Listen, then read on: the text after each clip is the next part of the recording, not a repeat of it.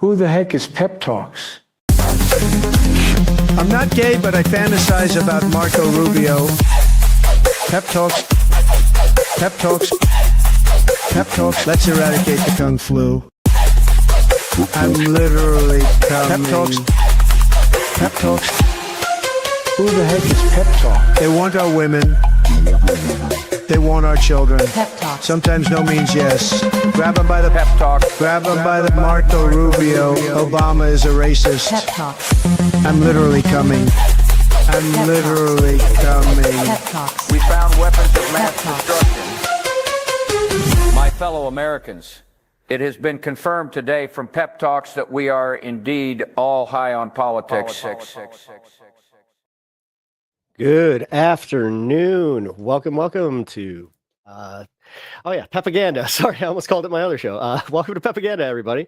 I'm your host, Pep Talks. Nice to see everybody. I'm very happy to get this space cooking this week. All righty. Well, we got a lot to talk about. What's up, everybody? Hope you guys are doing well. We are going to be discussing a little bit about what's happening over in DC right now.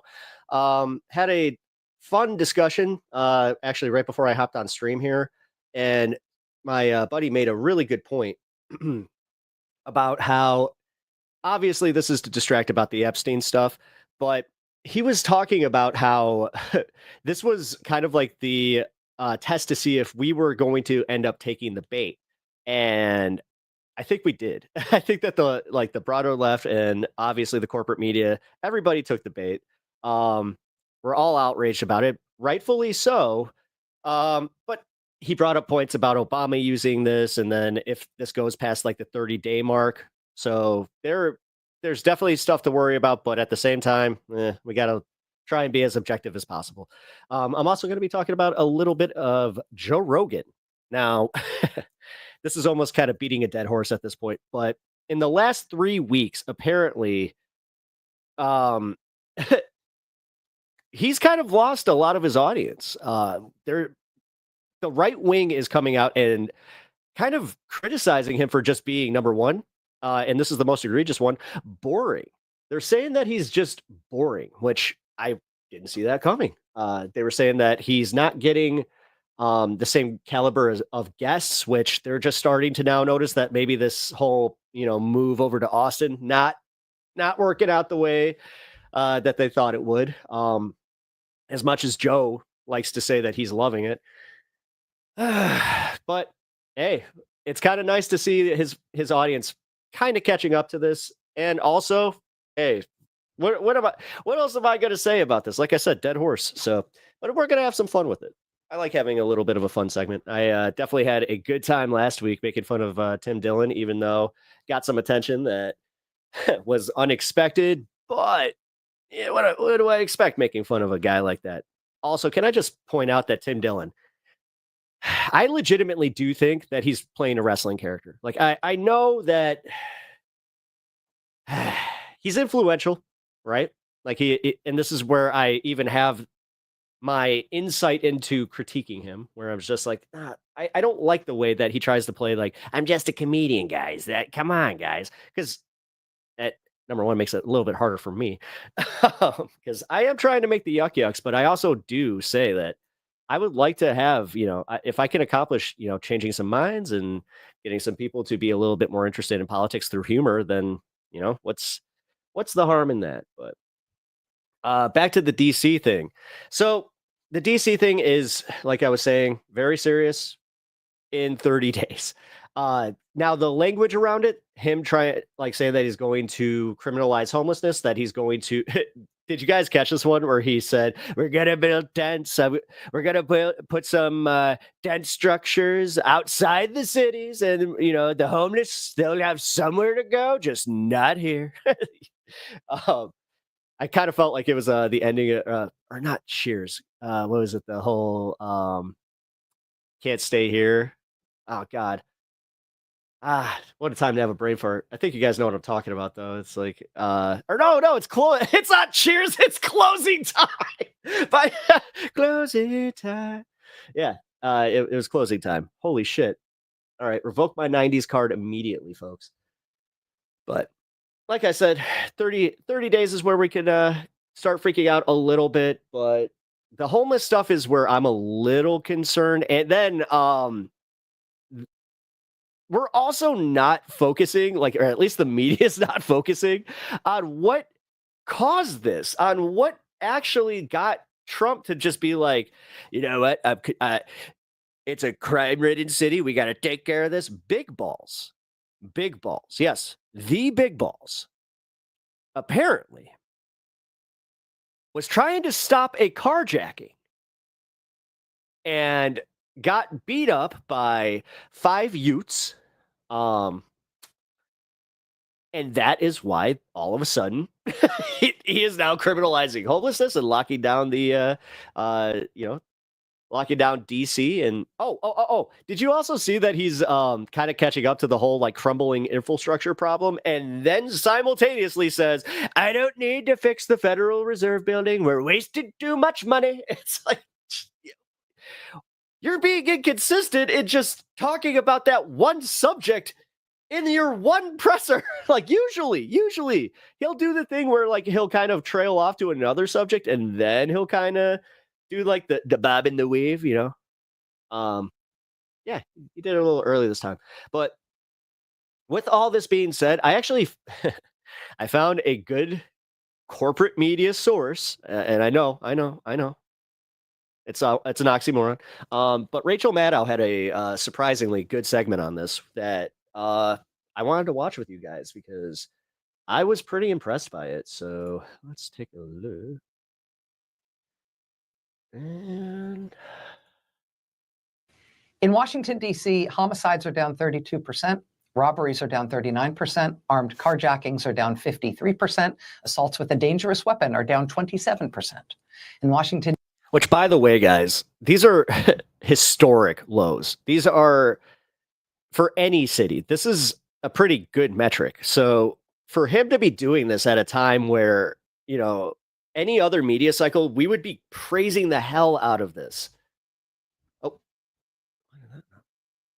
all of a sudden it just went to my... in D.C., the rates of burglaries and assaults with a dangerous weapon are at their lowest point in 30 years.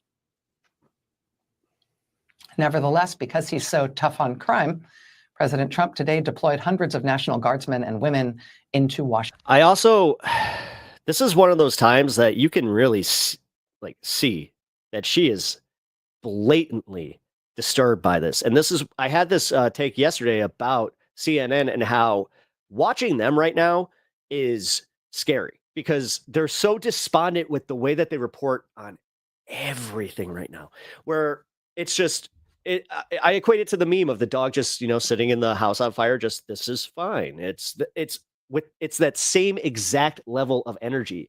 And I have to also say it's kind of manufactured consent in a way, because it's almost normalizing all of this. Like, again, the way that they just every day will report on some of the craziest shit going on. Just like, and in other news, Trump did it again. And he's, dude, we're already past the part in the news cycle where we forgot that he was threatening. I'm not sure if it was a threat or if he was just saying shit, which he does. But he was talking about putting a nuclear reactor on the moon, which I had this pointed out to me. How are you gonna cool it without water? Just a little aside. Anyway. Washington, D.C. Send the U.S. military to become the police force in Washington, D.C. The lead in the Washington Post tonight, quote, President Donald Trump announced today that he is placing the D.C. police under direct federal control and will deploy the National Guard to the streets of Washington, an extraordinary flex of federal power that strips city leadership of its ability to make law enforcement decisions and could expose residents of the nation's capital to unpredictable encounters with a domestically deployed military force. A domestically deployed military force. Yeah. Because tough on crime. Now that is where it becomes a problem. So like I was saying about the 30-day thing, where he went completely out of pocket was threatening to send the National Guard to Chicago and New York. Again, totally negating the fact that St. Louis is one of the top, I think it's St. Louis and there's another city. I think it was Tampa. Fuck. I need to look that up, but I know it was another red state where they have the highest crime rate right now. Not a mention of those guys, but that would be essentially declaring civil war. And I made this point where there's there's that small contingent of people that like to still make the argument that the Civil War was fought over just state rights, guys. Just remember, there was nothing else, totally nothing else. But these are the same people that now just being like, oh, yeah, send them. What are you doing? Come on, send more. I also made the point that this is kind of anecdotal, right? But I was arguing with a guy on social media, and he kept making these points about how he is from Chicago. I'm from Chicago. Yeah, send him to Chicago. This crime-ridden hellhole city of Chicago. And it turns out that he lives absolutely nowhere near Chicago. So it's like, whoa, this seems to be like a thorough line where you guys have very strong opinions about like the crime waves in the city, but you guys live absolutely nowhere near it. Too common. You think it's really about crime? No. You think it's really about being tough on crime? Do you want to maybe track down the axe and machete triple murderer Trump just released to the streets of Orlando to go ask him if he thinks it's about being tough on crime? As I said. Or you maybe want to pop in to ask Ghislaine at that Bureau of Prisons crown jewel facility that kind of looks like a community college? I have to say, it's like with everything that I was just saying about CNN, it is refreshing to at least see her just be like, this is fucking nuts. Want to go ask her? Think it's because he's so tough on crime? That said, I mean, let's be generous here. Maybe it's not really just a generic tough on crime thing. Maybe it's specifically because it's DC, which is the seat of the US federal government. So even for a city enjoying a 30-year low in violent crime, maybe that's still just an intolerable amount of crime, specifically because it's DC, and DC is where the federal government is, and maybe he's just really sensitive about protecting the federal government. No, he's mad that his boy Big Balls got beat up, and then he saw that as like, wait a minute, I saw a bunch of the homeless people in front. I don't like it. I don't like it. Let's get the homeless. Let's get the dirty. Let's get the marble. Let's fix the marble. Sensitive and really focused when it comes to. He said that shit too. Did you guys notice that? Where he's like, we gotta fix the marble. We're gonna fit the roads. Okay, another one where it's like, oh, so this is what it takes you just to see it? Is this what it actually takes? Do we need Trump to just like, as somebody who lives like in a metropolitan area that has a L station, like not just one L station, many L stations that are in this a just complete state of disrepair, and you want to like specifically like he's talking about the what do you call them, like the medians. That's exactly like, does he just need to drive through every city in America, just go, you know what, we need to do something about this, we need to fix this shithole country because I thought that the roads were pretty good. Protecting the seat of the federal government from any kind of crime. January 6th, no, forget about that. He's just sensitive about it now. Yeah, he saw a homeless person. Maybe that's it. Well, let's see. Today's Monday. On Friday. What's he do? Oh my God, he's taking a dookie. This happened. Only I'm allowed to do that. Come on, guy. A sustained violent attack on the headquarters of the federal. Yeah, I kind of forgot about this. Like, I remember seeing this as part of my newsfeed, and government Centers for Disease Control and Prevention. See all those little pockmarks, those little holes? Those are bullet holes. Jesus. In the CDC. Holy shit, dude. How is this not the biggest story? What is happening to this news cycle? The gunman reportedly tried to get into the CDC headquarters in Atlanta. Security guards turned him away. He then drove to a nearby business, a nearby pharmacy, and took up a shooting position there. The Associated Press reports today that the man fired more than 180 Holy crap. This guy got 180 shots off? Shots into the headquarters of the Centers for Disease Control. A TVA style civil infrastructure jobs program would be cool. More than 180 shots fired. Somebody had brought that up recently about how the way to fix this is to decommodify a lot of what we're doing as far as like spending, where we have to just admit that there are government positions that are not there for profit. Like there are just some jobs that just benefit people from like people being there. So like there is going to be what is it? Oh my God. We've been talking about with the tariffs. Fuck. Not a surplus. I totally having a brain fart right now, but He was found with I'm not going to talk about 5 this guns, now. including 4 long guns. I'm going to let the brain fart win. And bullets that he fired at the CDC broke at least 150 windows. The bullets pierced blast-resistant windows in multiple buildings and spat glass shards into multiple offices. One police Why are we just knowing about this? officer I don't know. was killed. The gunman This happened on Saturday? died as well. It's not clear if he shot himself or was shot by law enforcement. It is a miracle, obviously, that CDC personnel other than the police officer protecting them were not killed. The head of the agency that includes the CDC, Donald Trump's health secretary, Robert F. Kennedy, posted this online after the shooting. Oh my God. Dude, these people are just fucking ghouls. Then he posted this one as This was reported. well. This is what he was posting the day after the shooting at the CDC, when a gunman fired more than 180 bullets into the headquarters of the Centers for Disease Control. This was the reaction of the man in charge of that agency. This was his response. I mean, I don't know. Maybe don't post your fishing trip first. I don't know. You'd think you might have got a phone call about this. It wasn't until later and after he finished posting his fishing pictures that he got around to expressing condolences for the, shooting or whatever. Well said. This major attack on a federal government facility, again, 180.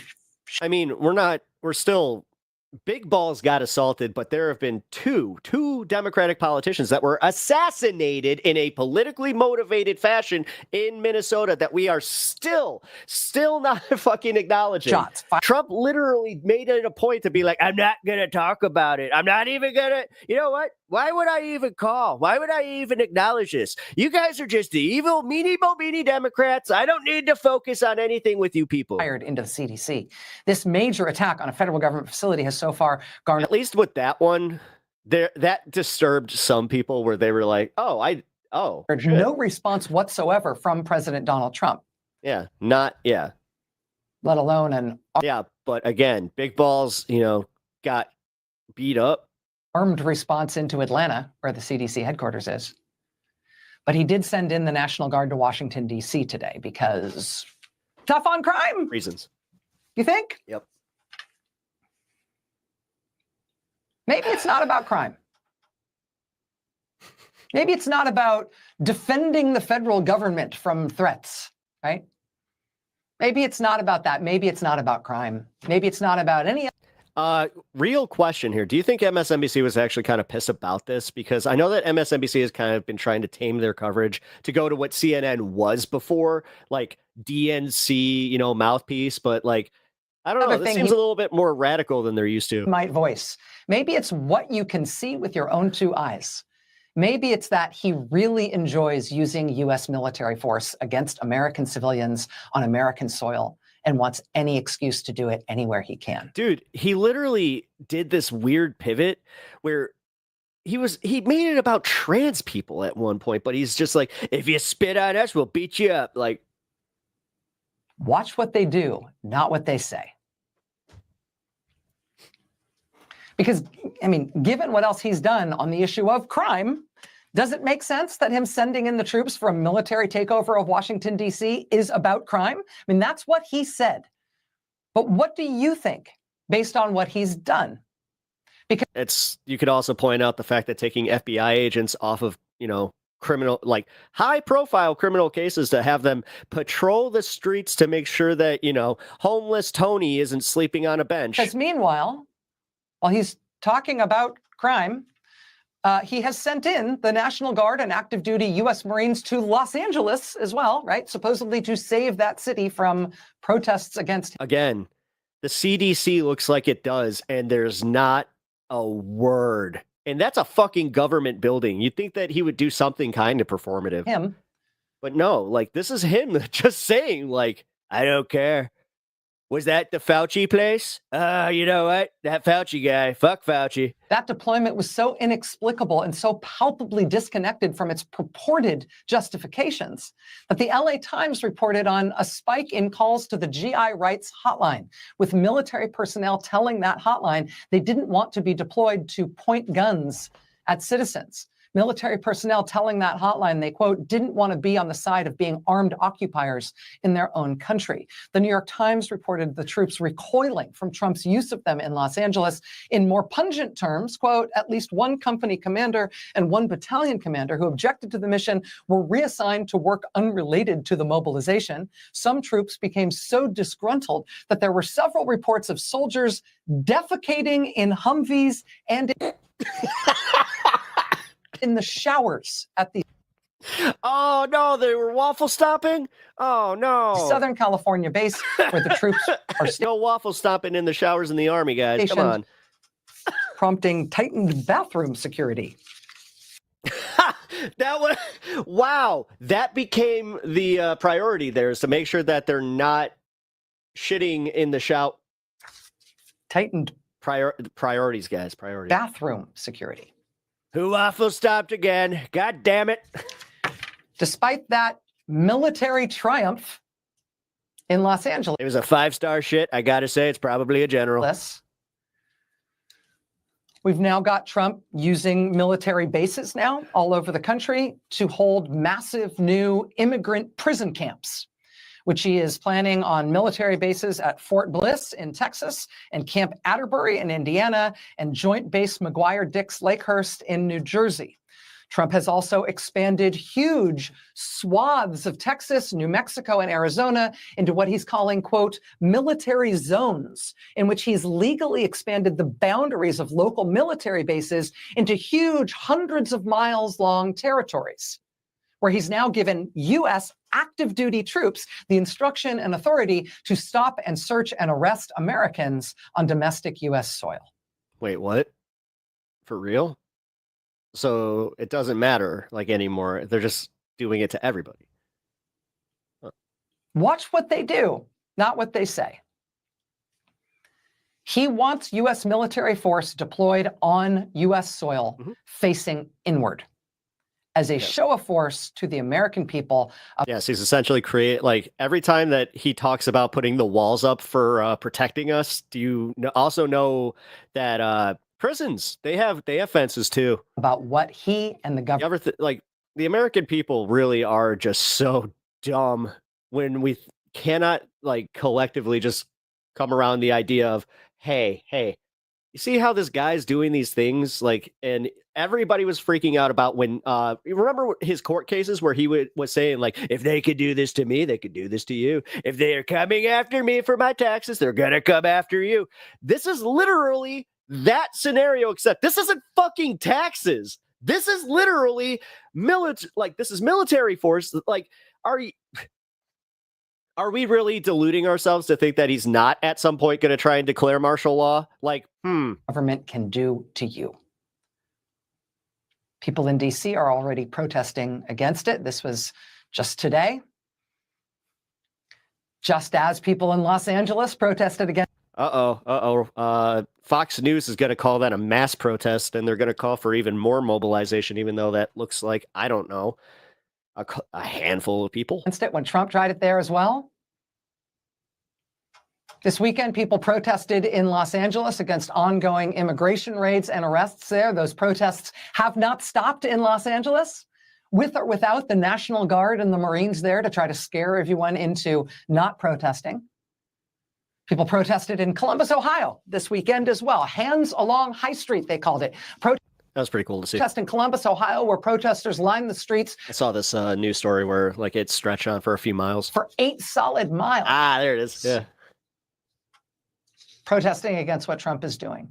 This woman in Florida is 104 years old. She has been That's so cool. protesting every week, every Thursday with her neighbors That's a punk rock grandma right there. And you know what? and friends. Her sign in this picture says, it says here, girls just want to have fun. Ding for scientific research. I hate to say this, though. A better side for her would be like, I kind of saw the last Depression. I might know what's up. She's Like something like that. It's like, I've seen some shit. 104. She'll be 105 years old this week, and she is protesting against the Trump administration 1 out of her She's having a great old time, too. Look. every 7 days. What are you doing with your life, you spring chicken?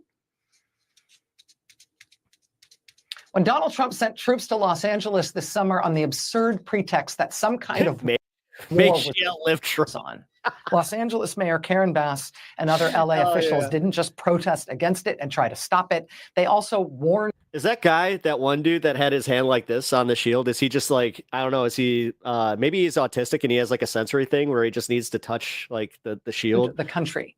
Because the rest of them are wearing gloves. That, yeah, he's doing this to us first, but it's going to be you next. Yep. They were clear-eyed about that. They were right.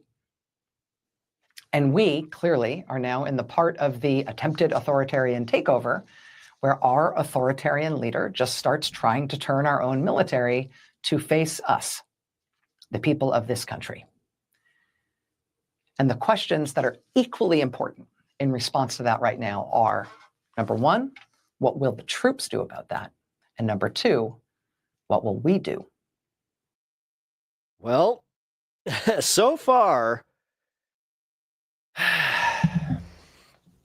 like I was saying earlier about the misinformation part about this, it's not helping because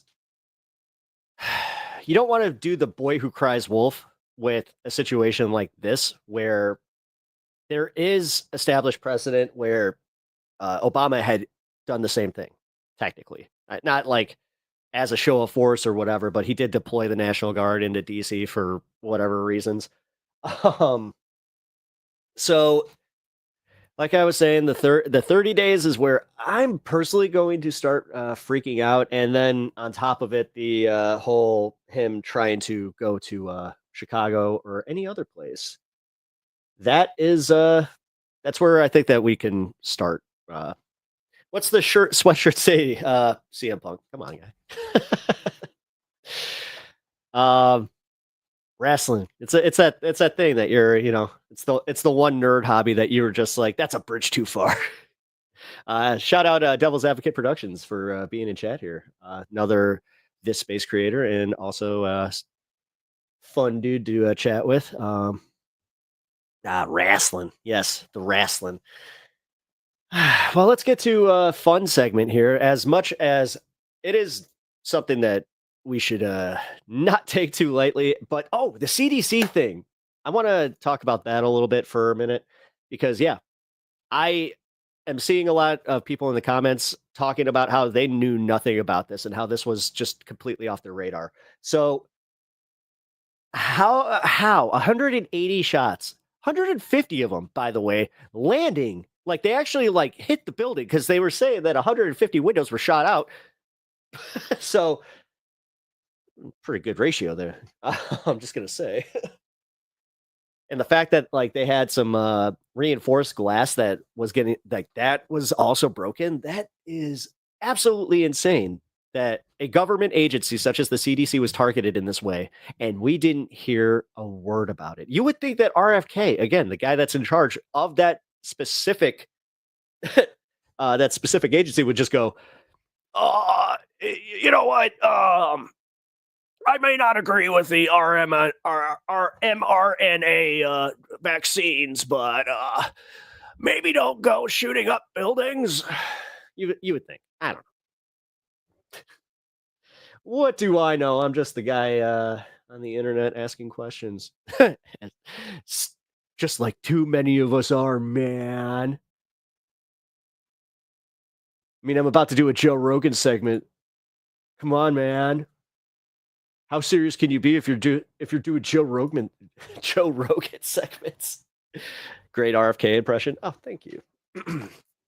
I always appreciate that. What is going on here? There we go. Took a second there. All right, so this is by a channel called American Redacted. Let me put the link in the chat here. American Redacted has been on fire lately. He's even been popping up on Kyle Kulinski, which that's how you know you made it, folks. It has been really interesting to see people from the Rogan sphere and fans of Joe Rogan kind of turning on him ever so slightly.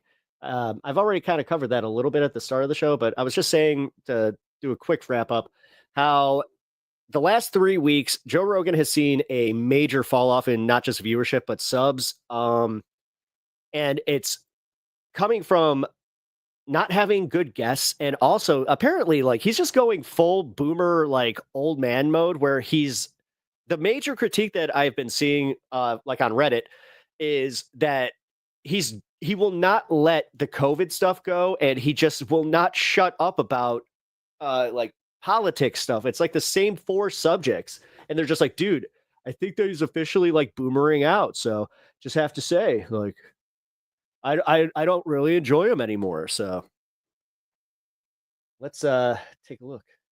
Trying to find just the right balance, because there's nothing really challenging you, because you don't have any real problems, and you're not on the earth. You're not standing on.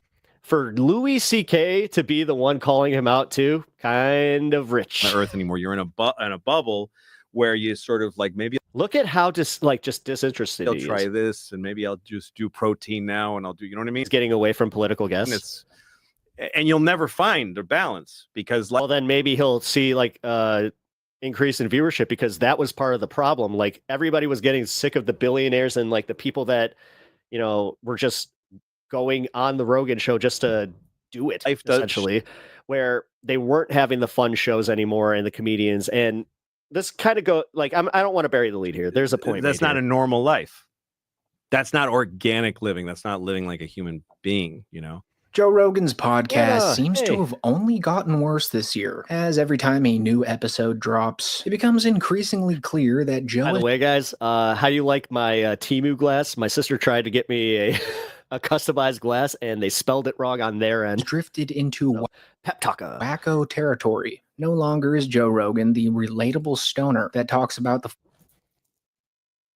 4-dimensional beings he encountered on DMT. Nowadays, Joe's morphed into this almost grumpy variation of a boomer that no longer talks with his guests, but at them. Usually about the same 4 or 5 political points stuck on a loop. Like no matter what kind of guest he has on, Joe will inevitably end up talking about either COVID-19, how California has turned into a godforsaken wasteland, how great Austin, Texas is. That could have been a live look at California right now. California is not doing well with those wildfires. Just go on a conservative glazing session. And it's gotten so bad now that longtime fans of the show have stopped listening to most episodes. Joe Rogan's peers have also become more comfortable calling him out on public platforms recently, as we just saw veteran comedians like Bill Burr and Mark Maron do on 2 huge podcasts last week. You know, there's certain podcasts out there that if you're a racist... To be fair, and I have to be very open about this, I have to be. I just want to be fair to Rogan.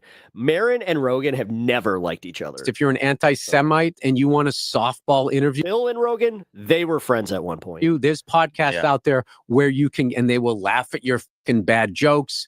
The thing with Joe, is I don't know that we have a lot. Maron's just gotten so much cooler than like how he's aged into just being Maron. Talk about because of my idea of what he's done to comedy. Sure. And I don't think it's great.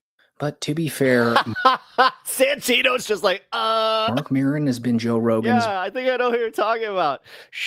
biggest hater since the early 90s. And ever since 2021, we haven't seen Bill Burr on Joe Rogan's podcast. So these guys calling It's been Joe out 4 doesn't years? really come as a surprise to most people. A better indicator of how far gone Joe truly has become is when his closest friends call him out on his own show, almost as if they're trying to show Joe Rogan the light. Like when Joey Diaz snapped at Joe Rogan for talking about things that truly shouldn't matter to Oh God, I'm about to agree with Joey Diaz. The world's broken. either of them. Oh no. Have you seen any of that stuff on Japan?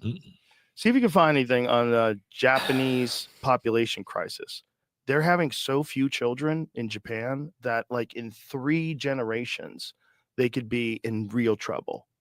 That's your question. Yeah. What's it got to do with me? I don't give God damn a it! fuck about the Japs. What the fuck's that got to do with me, Joe? What the fuck is wrong with you, Joe? God, Joe. I think about it with God damn it! us. Because I think about it with, like, civil. Joey, all right. This is what's Joey Diaz is very problematic.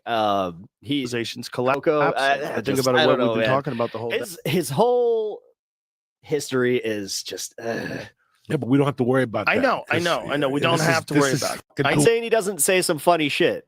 Just You're much. right. You're This right. is the first podcast I'm done that I'm scared. You know what I'm saying? What the fuck is wrong with you? You're right. Enough with this shit. You're right. And politics, enough. I know. COVID is over.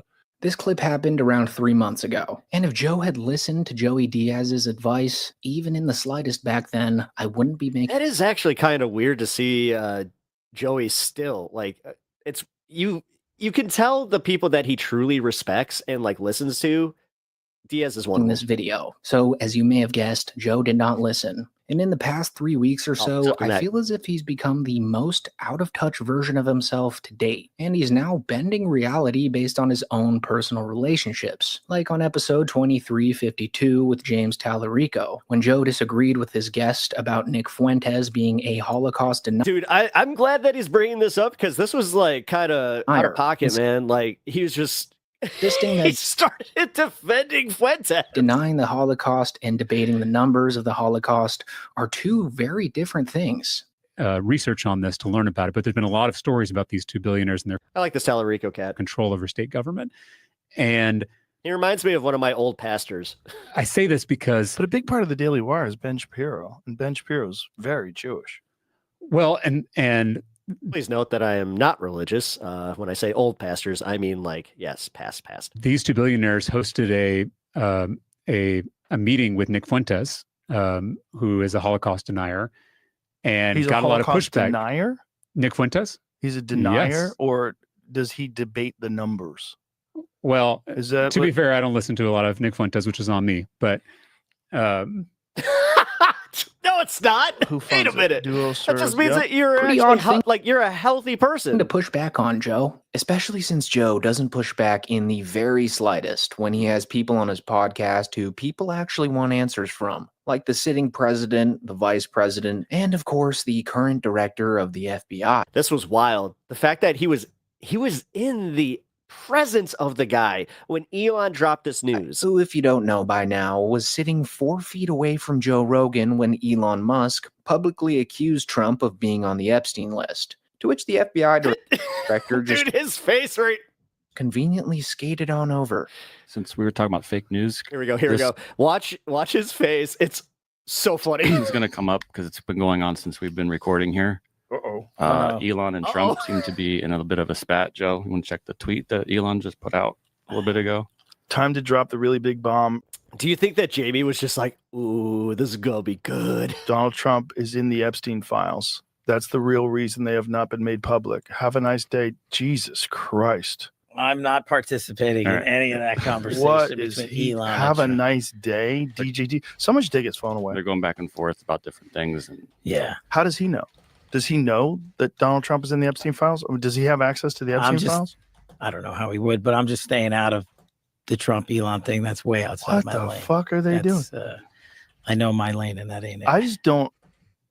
I mean, Wow, not a peep from Joseph. But you know, when Nick Fuentes is being accused of being a Holocaust denier, then Joe's got to step in. And then to make his listeners even more annoyed with that situation, Joe actually talked about this encounter with Kash Patel only a few weeks ago on his podcast with Danny Jones, Sure. where he scoffed at the idea of actually pushing back at the FBI guy about Epstein. You know, you have the Mm. director of the FBI on this show saying there's no, if there was, nothing you're looking for is on those tapes. Like, what? Why did they say there was thousands of I don't know. hours It's almost like you built an entire campaign on it. of tapes of people doing horrible shit? Why'd they say that? Right. Didn't Pam Bondi say that? What are you talking about, Epstein or Diddy? Yeah, Epstein. Epstein. Yeah, she said it literally, I think, a week before you had the FBI director sitting here telling you there was nothing, right? She said something about that there was like thousands You just ignored that little call out right there. of hours of tapes of people doing horrible crimes. go it. And didn't the FBI dude say that there was nothing? Cash Patel said there's nothing you're looking for. Oh, okay. Okay.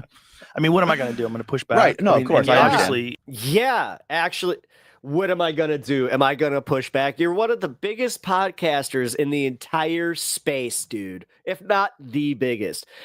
What am I going to do? I don't know. If you had a modicum of, entertainment wisdom, then you would just go, "Oh, this is going to be like the viral moment. I'm going to cook this asshole." Nah. This kind of proves that you really are just a mouthful or a useful mouthpiece for the Trump administration. And hey, you are going to play your role. I understand. he's saying what he has Whether or not you want to or not, apparently. to say. Right. Jesus. So this is what I'm talking about when I say that longtime listeners have been really fed up with Rogan recently. Joe has 24 million listeners every week, Princess Diana, just before her death, said that Trump was allegedly stalking her. yet refuses to practice any type of good interviewing when he That doesn't surprise me. has guests on that people really want answers from. So it's crystal clear that he has a political bias on his show. Oh my God, he really is so tiny. Because he obviously only gives softball interviews to people that he aligns with. But at least Joe Rogan platforms actual politicians and scientists that are professionals It's Michio Kaku. in the field that they're talking about. If you have a molecule touch another molecule, that is science. What's even more annoying than Joe not pushing back is when Joe decides to talk politics all by himself, because he doesn't really fact check anything he has to say. And when he goes on these long political spiels, it's Pocket almost like you Rogan. can feel Jamie on the edge of his seat. Dude, he was just like, hey Joe, I got Just itching to got something turn to on show his ya. mic, but he doesn't in order to keep his job. We're in this complete shifting of the polls where the Republicans now are in favor of free speech. The Republicans want to end the wars. They want to stop contributing He just said that full to what? foreign countries. Just because they're doing the make comedy great again or make comedy legal again doesn't mean that they're not trying to stifle free speech. What are you talking about? Yes.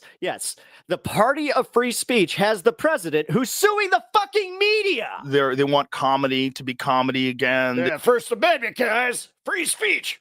They don't want restrictions on people's behavior and thinking. Yeah. And the Democrats have developed this sort of cult-like idea of what everyone should accept and what's normal and what's not normal and what needs to be. You know what? I'm going to be fair here. I had there were a few guys out there. I don't want to call them out by name, but there are a few leftist content creators or left-leaning content creators that use that clip specifically and were just like, Joe Rogan calls the left cultists. That's not what he said at all. What needs to be. He said they have a cult-like mentality about trying to keep status quo, which, hey, is he wrong? Elevated in our population and what needs to be ignored. And it's just it's kind of insane of Joe to still push the idea that Republicans are anti-war and pro-free speech. No, that is insane. But as I said, devil's advocate here At this point, come on, Joe. Even if you ignore the massive increases to the military, God, every single time I see one of those, I think of that movie Black Arrow with John Travolta and Christian Slater. Budget, the push to start a war with Oh Iran, my God! It's like I'm flying and a deporting foreign Snowplania. students from speaking out. Come on, Sandy. You'll still find plenty of evidence showing they're pro-war and pro-censorship. Oh my God! They're flying out my wing. A lot of people actually think that Joe was saying this on Black Arrow? I think it's called Broken Arrow, isn't it? purpose. People believe that Joe is probably aware of everything that I just listed. I'm pretty sure it's Broken Arrow. But subconsciously, Because I remember them saying that, it was one of those movies where it had the Family Guy thing where it's like, he said the thing. Because it's like, we got a broken arrow. It's like, oh. ignores it because if he didn't, a broken arrow is when a airplane goes off radar and they lose it it. could threaten his new life in Austin. He knows what side he's on, but funnily enough, missing nuke or still something. thinks he's in the center See, when I it don't comes know. to politics, which he said Okay, never mind. is about I thought I was talking about the plane. 5 seconds later in this very podcast. God damn, you're ruining it for everybody that thinks in a left way. Like anybody who's reasonable, like a reasonable left thinking person, which is most artists, by the way. Yeah, of course. And then you get to this point where you're like, no, I can't go along with you on all these things. Yeah. You guys you're just a bunch of fucking assholes who are using these subjects as a way where you can behave incredibly shitty. But you can simultaneously ignore the other side that's using you that way, Joe. Come on, bro. It really is kind of sad, like, because Joe Rogan of old would recognize that both sides are using him, not just go like play the game of, yeah, but these leftists, they're crazy, man. Damn. Incredibly uncharitable, like vicious, mean, ostracizing people from society. I don't want any part of you. Not enough Travolta bad guy movies, Broken Arrow and Face Off. I don't want any part of the way you guys think and behave. Battlefield Earth, come on, bro. And you to pretend that you're doing it for good. 10 out of You're 10 doing it for, sci-fi you're classic. gluing yourself to the wall for climate change. The fuck you are. Yeah. You're just a nut. You're just a crazy entitled nut, and you're fucking up society. Yeah. This is not the way that people should be behaving.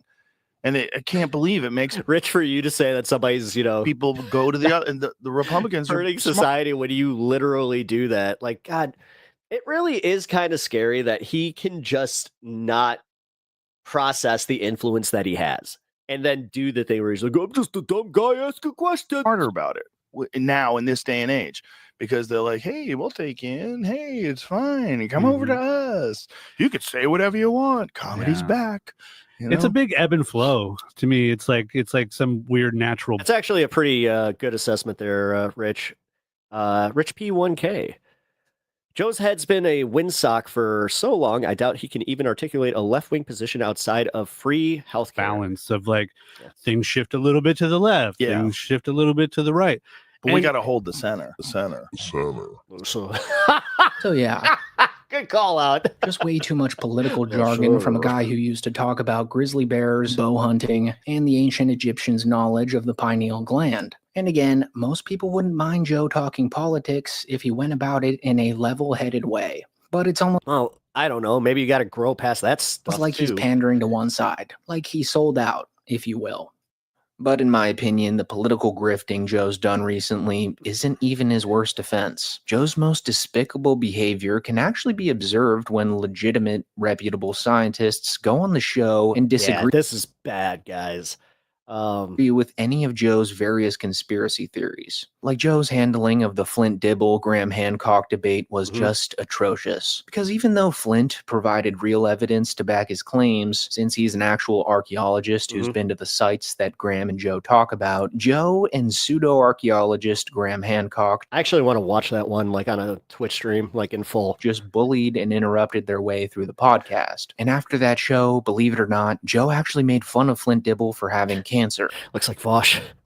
The Flint-Dibble approach. That guy embodies what you don't like about academia. You see him physically, he embodies it. It's like that's what it is. It's these weak men, these weird kind of. Honestly, I see muscle-bound douchebags like you, especially when you are short and bald, and immediately go, weak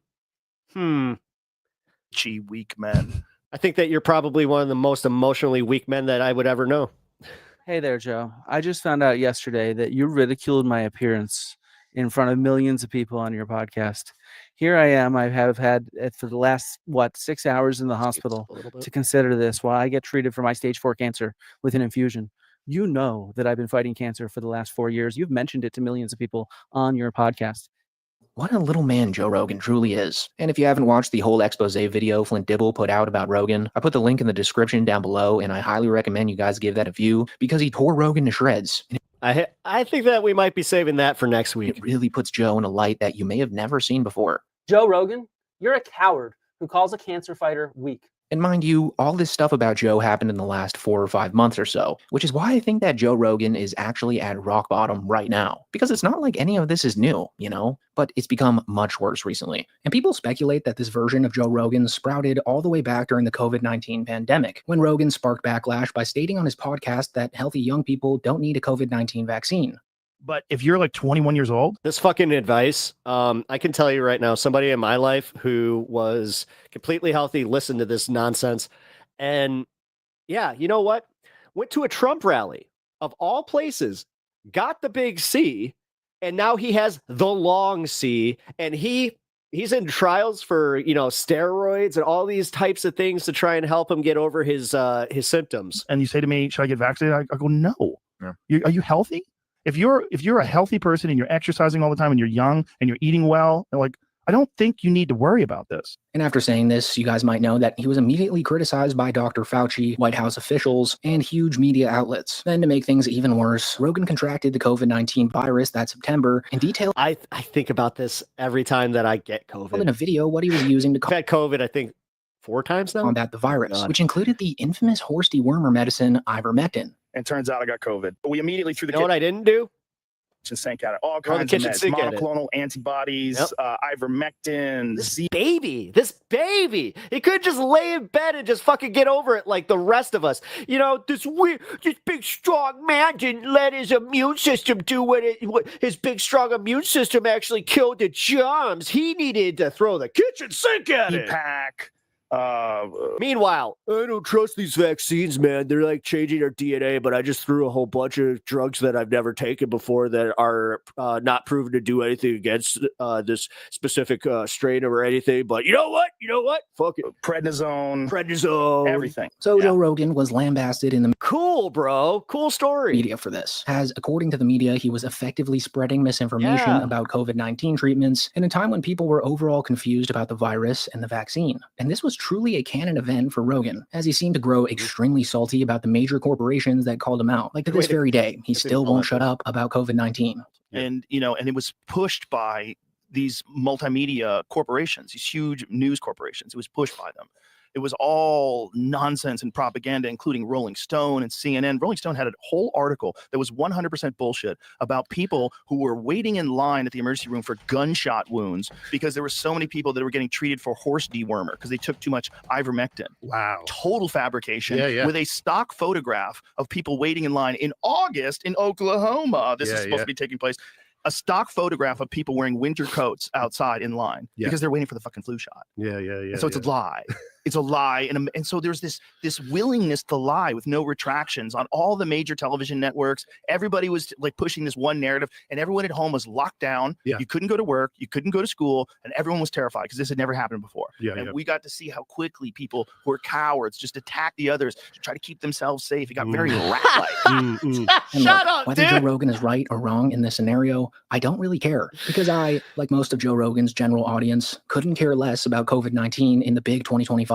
Everyone's moved on already, except Joe Rogan, which is the point I'm trying to make here. He is a broken record now that more and more people are tuning out of. And I'm sure if you're watching this that you may have been a fan of the podcast at one point in time, because the show used to actually be genuinely good. It felt as if Joe felt as if he was lucky to be in the presence of some of his guests, and he would let the guests lead the convo instead of the other way around. I would not know who Kyle Kalinske is if it wasn't for Joe Rogan. Joe also used to have the best guests on, as when he lived in Los Angeles, there was a plethora of cool people in town that could stop by the studio to talk with Joe while they were doing other promotional stuff for their careers. That simply cannot be found in Austin. And now when you scroll through Joe Rogan's recent podcast episodes, I'd bet that the general listener would have to Google search at least half. Is it bad that I saw that as a goalie and I'm just like, the people that Joe's talking to? So Austin's not really skyrocketing. Instead, it's sort of stagnated now. And the comedians in his circle, aka the Rogan sphere, have openly criticized how shitty the city truly is. Like Tim Dillon, Mark Normand, Shane Gillis, and even Ari Shaffir have all come out on separate occasions to publicly trash Austin with seemingly zero remorse. What is the most overrated city everyone loves to visit? I'm sitting in one of them right now, Austin, Texas. It is trash. It is I love Ari. It's classless trash, everybody. It's not cool. Everyone's like, why don't you move to Austin? The comedy scene's huge here. I'm like, sure. The city itself is not cool. I'm not saying it has a lack of cool. I'm saying it's actively uncool. Well, let me just say I went to Austin and gotta tell you that Austin. All right. List city like this. I mean, for the entire thing. It's like, what are you doing? These people, these Gillises or these Tyler Fish or these Seguras, who must be Greek. How do they live there? I mean, it's that city is a boiling pot of evil goo just circling a dish. Texas is gayer than LA. I'll say it. Texas is Fair. That's fair. Wait, why? I'm sure not A the lot rest of of the guys state. showing off. Austin is a gayer version of. There is equally as many shirtless guys in Austin. No, as there's I down haven't seen one shirtless guy here. I hated everyone I met, and all of the things that people were doing, I hated, and I didn't understand what was going. Everyone there was like, "This is the next city," Right. And I didn't get it. I didn't understand it. The lake is the color of sewage. These are the worst people. Austin is like if the Proud Boys and Antifa got married and had a city. Nothing works, and the food is atrocious. It's some of the worst food in America. You have to be like a drunk college pig to enjoy it. I've shit talked Austin for 3 years. Not one human being has said, "Hey, fuck you, man." Not one person has said it. Everyone kind of goes, "Yeah, I get it." It just seems to me that Joe Rogan and his once universally loved podcast have, in fact, face planted into rock bottom recently. But I guess we'll just have to see where things go for the rest of this year, as I heard rumors that the mothership will be expanding to New York City, which... Oh, God, no. Really? Does that mean Joe's actually moving to New York then? Because, like, that would... Or Gillis is moving back. would be pretty interesting to see unfold. No But way. with that being said, that is it for the video, guys. Thanks so much for watching. I mean, what am I going to do? I'm going to push back. Right. No, of course. I understand. Obviously, I think that it, honestly, like, man, it really... It does kind of break down to like how much people really do hate Austin as far as like the comic scene, because realistically it's always been New York, LA, because of the fact that, and this is pre-podcasting, just it was the place to hang out and actually like congregate as like famous comedians and that kind of shit. So every hang was so organic, like I think I've mentioned it here. I used to listen to Opie and Anthony, and it was really the place to listen to like their comedian friends come in, and it was kind of a I hate to say like a just like a hang. Like you've always felt like you were just listening to five guys sitting in a basement bullshitting before podcasting was a thing, by the way. Like most people will be like, yeah, it's podcasting. It's like, you have to understand, yeah, back in my day, I used to have to turn on the radio and turn on Sirius XM radio to listen to some shock jocks that did some funny things. One of them was named Howard Stern, who he's been going through it. I just want to say real quick that Howard, if you have seen anything in the media about Howard quitting or getting kicked off his show, that's all bullshit. It's all bullshit. It's like they're doing contract negotiations. This happens every single time. It seems like there's a political element to this one where a lot of people want to try and get this stuff out there because they're just like, he moved left. He's embarrassing. I don't like Howard anymore.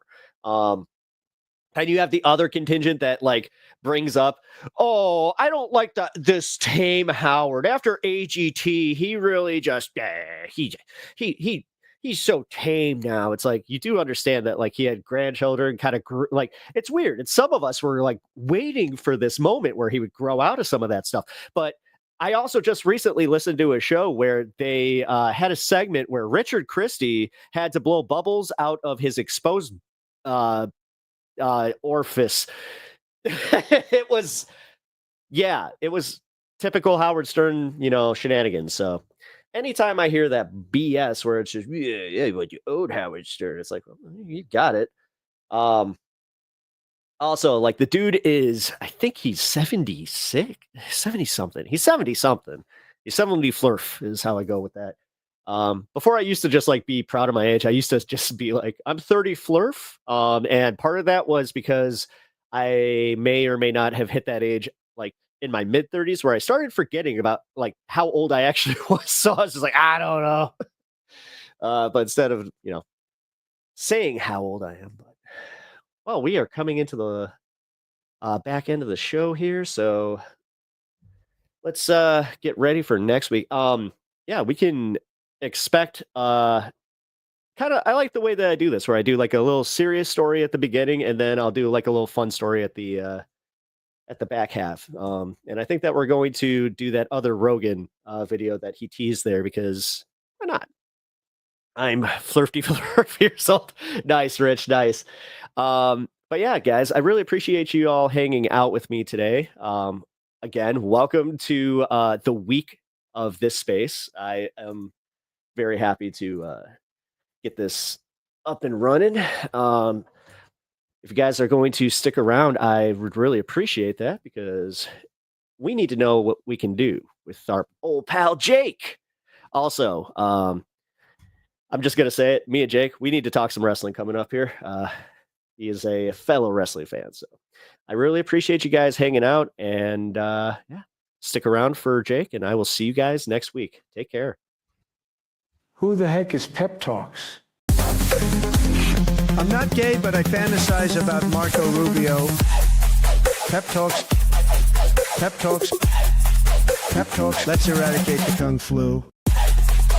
I'm literally coming. Pep talks. Pep talks. Who the heck is Pep Talk? They want our women.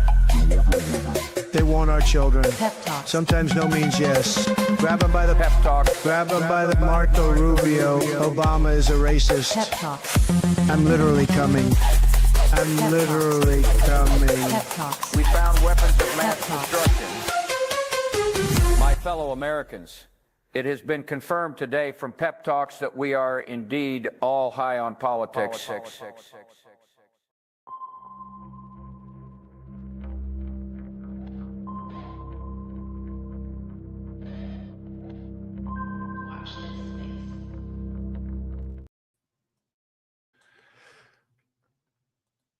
Welcome to WYCD Wicked. That stands for What You Can Do. My name's Jake, and still working on getting over that illness. But we're getting there. Bit by bit, we are getting there. Good to see the gang. Hello, HBX. Hello, Johnny Too Late, FTV, Rich P1K, Pinkerbell. And I do not, Nat A, excuse me, Nat A. The whole gang.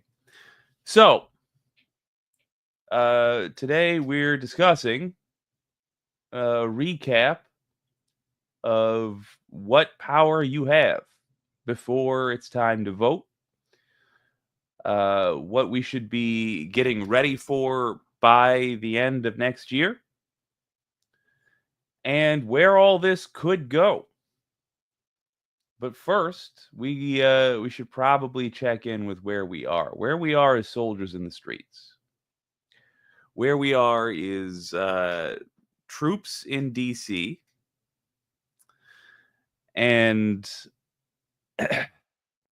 like, if you imagine the sort of stuff that a filthy hippie would be ranting about at the peak of filthy hippie times in the United States, the sort of nightmare scenario they might paint for what that rascal Nixon wants to do to the U.S. government. The warnings that the hippie would have said would look exactly like our government currently acts. We are living in the times folks were warning us about.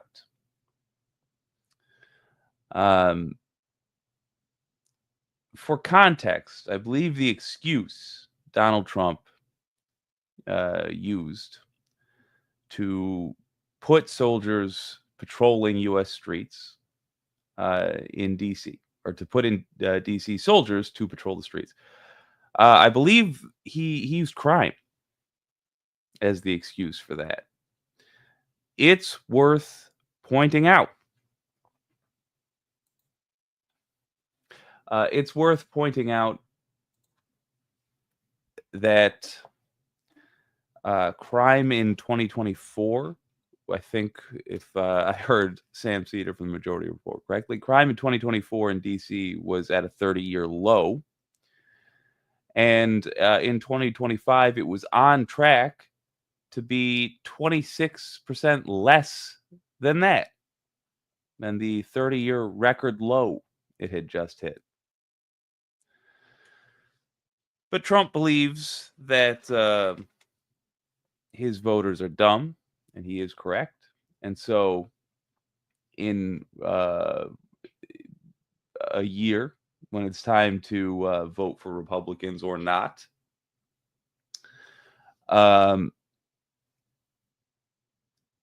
He's going to say that the low crime in DC was his doing. It was because of all those soldiers that he put there. That is what he will say. And then they'll flash numbers real quick and not give anybody time to ask specific questions and move on. And then his supporters will use the clip of that announcement as their justification for why they gave up their rights and yours.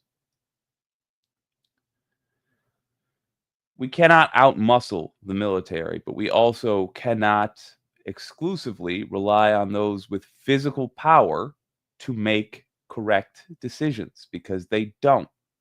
If they did, they wouldn't be there right now. If everybody with access to a firearm and permission to use it on U.S. streets, if everybody was a moral person, then currently the story everybody would be talking about on every station was how the military straight up refused an order from the commander-in-chief.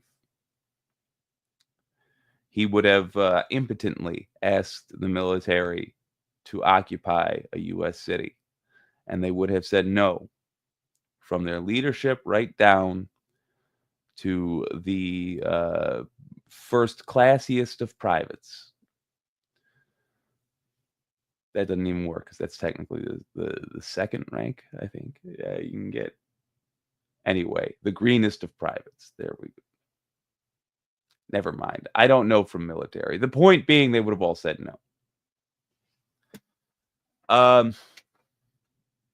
But we're not living in such a world. We are, in fact, at least one election away. We are at least one election away from being able to do anything about this politically. And frankly, if we don't before then demonstrate that we have some ability to disrupt the way things work in America, there's a decent chance Trump will try to use the military to cancel the election. Or not, I mean, maybe specifically the military. He might use some other power he either has or will say he has to try to disrupt the election, cancel it, interfere with the process, yada, yada, yada. We are at a point where we need to demonstrate power as the proletariat, as the people of this country.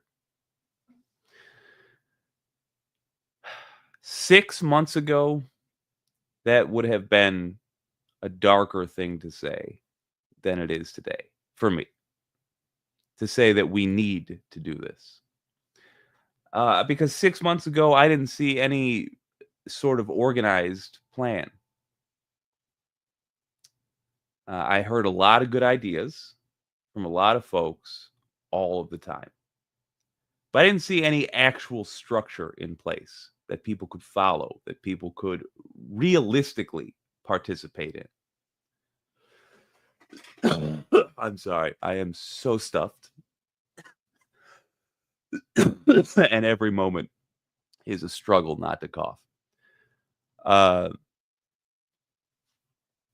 I did not see any organized structure. Now there is one. In fact, most of the difficult work, I think, is done for us already by some very clever people at General Strike US. You are lied to as often as you are. You are pitted against your fellow Americans the way that you are. You suffer in the unique and tedious ways that America is so good at generating, all to the purpose of getting you to continue to work under unfair conditions. When they get you to hate, spend your energy hating homosexuals or brown people or yellow people or red people or whatever that is so that you argue with those folks or the people that would protect those folks instead of criticizing tax policy. When they get you saying that Trump supporters are so irredeemable and that, oh, you must cut them out of your life entirely, et cetera, that is so that you don't tell them about tax policy. Because that's what would be well and truly dangerous, is if we all just talked about tax policy.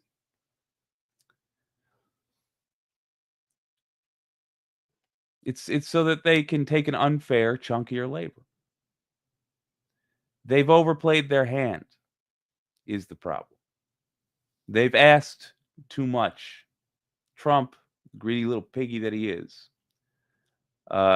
eating too much of the slop too quickly. If you've ever had questions over whether or not you need to be ready to make a personal sacrifice of some kind, if it's a time for heroism, if you've ever wondered if that would ever crop up in your life, well, it's here. Yeah, you do. You have to be ready to sacrifice to get soldiers out of your streets. Drink that in.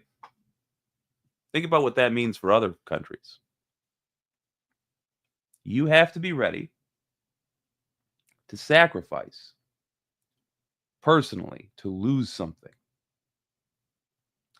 to get soldiers out of your streets. I want you to appreciate how dark that could be. What that meant for people in Vietnam, what they had to sacrifice to get U.S. soldiers out of their streets. I want you to appreciate that kind of sacrifice for a moment. And then feel the relief when I tell you your sacrifice will merely be financial. And I know for a lot of you, that sounds like the end of the world. For a lot of you, that is actually quite risky. To simply say it's financial is not simple at all. It is, in fact, a sacrifice. I know. But compared to the Vietnamese soldier who got cooked, to compare to the folks that got struck with drones, to compare to the sacrifices others had to make to get U.S. soldiers out of their streets, it is better. It is a better sacrifice. It is the one I'd choose. And thankfully, you don't have to feel self-conscious about choosing that as opposed to whatever, because this is a capitalist game. This is in service of capital that all this awful stuff has happened. And so it happens to be the most effective way to counter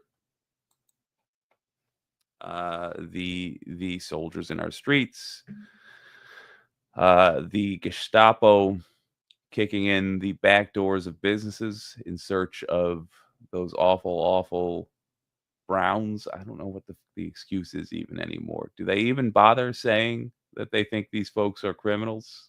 Do they bother with that particular lie, or are they just saying brown person check? Such a pathetic legacy we're going to have.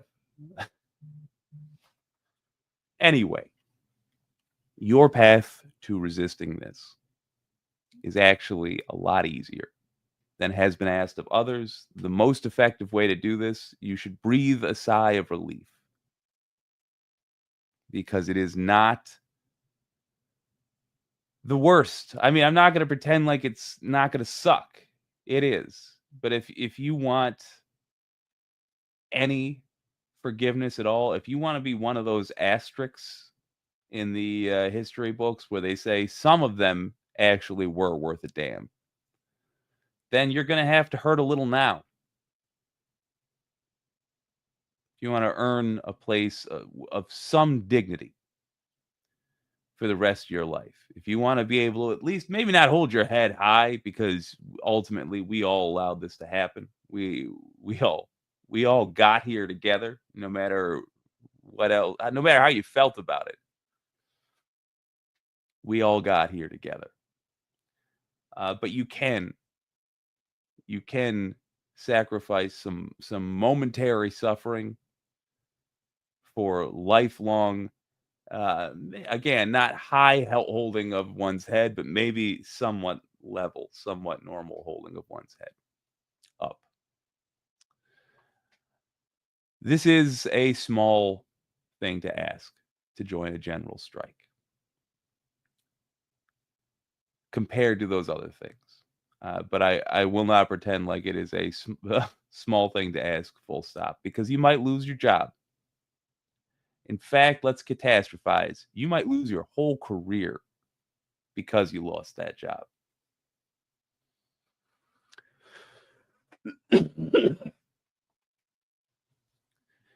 You may not be able to stay where you currently live. You may lose a car. You may have to sell something that it takes you years to replace. It'll be unfortunate. But by God, is it preferable to what America is becoming? We don't have to question it anymore. We don't have to, it's not a hypothetical at this point. America is becoming a military state run by Donald Trump. The worst case scenario. I mean, the worst case scenario for running anything. A potluck dinner. He's the worst case scenario. If you don't want it to become that, you have to be ready to do something different than you've done every day before. And we have laid out for us a realistic plan. So if y'all are not familiar, we're talking General Strike US. This is a group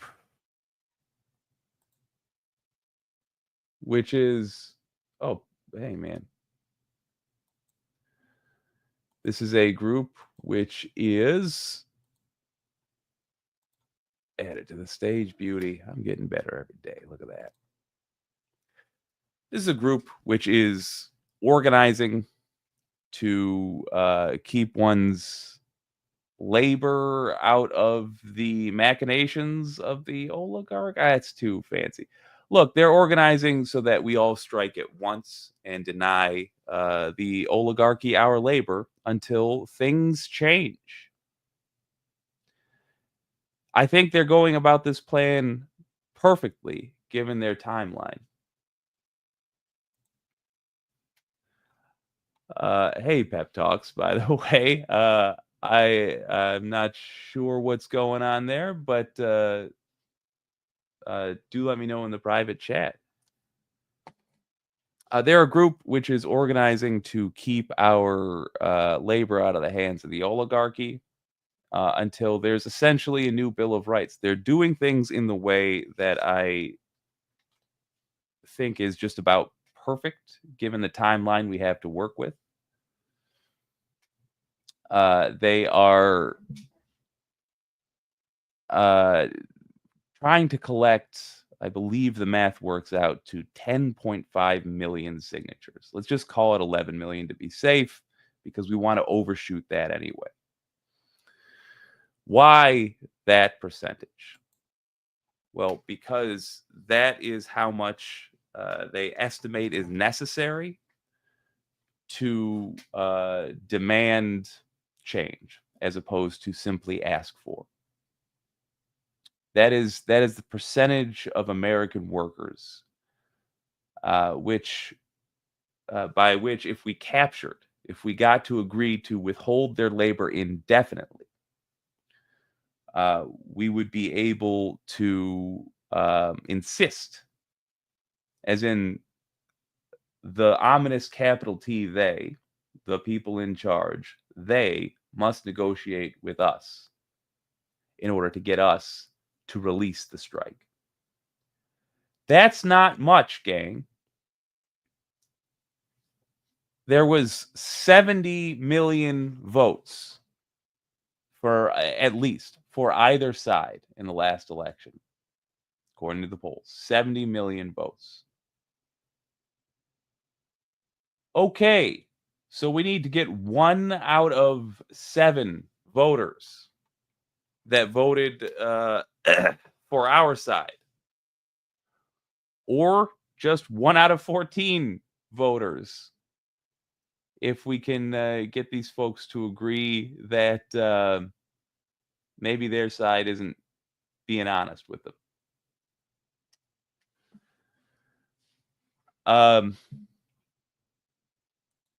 I think that's really realistic. I think that's achievable. And I think James from the General Strike US came up with an even better way to track it, which is a strike card. It's really just a digital thing that you can sign.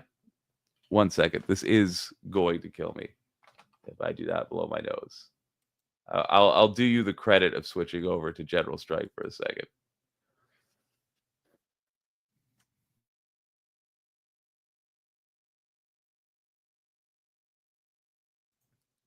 James from the General Strike US has the plan. It's the strike card. It's a digital thing that you sign, and you allow oh my God, you allow people from the General Strike to track you intentionally, so that they can say, we have got X many people of our 11 million that we need, or 3.5% of the U.S. Workers. And they don't have, brace yourself, specific demands yet. I actually think that is a strength and a piece of wisdom on their part. They don't have specific demands yet because until they reach something closer to that 3.5% of the American workforce, it would be necessarily a small group of people making demands for a large group of people. Why, when we're going to be uniting so many people? I think we should come to agreement on what it is we are demanding. They agree at the General Strike US, and that is why they have left it open. But the basics they are very clear about.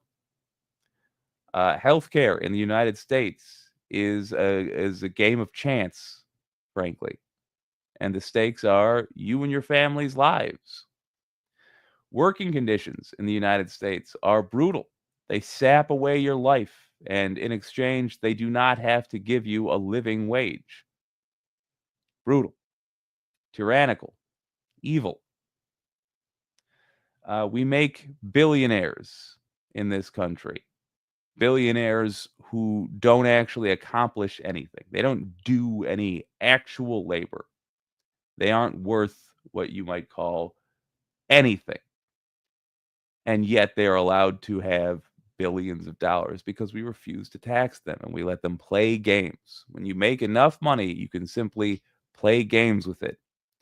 And if you lose, people who do real work have to pay your debts. And if you win, you get to pretend like you're better than people who do real work. That's America. that's what we've allowed over the last 40 years.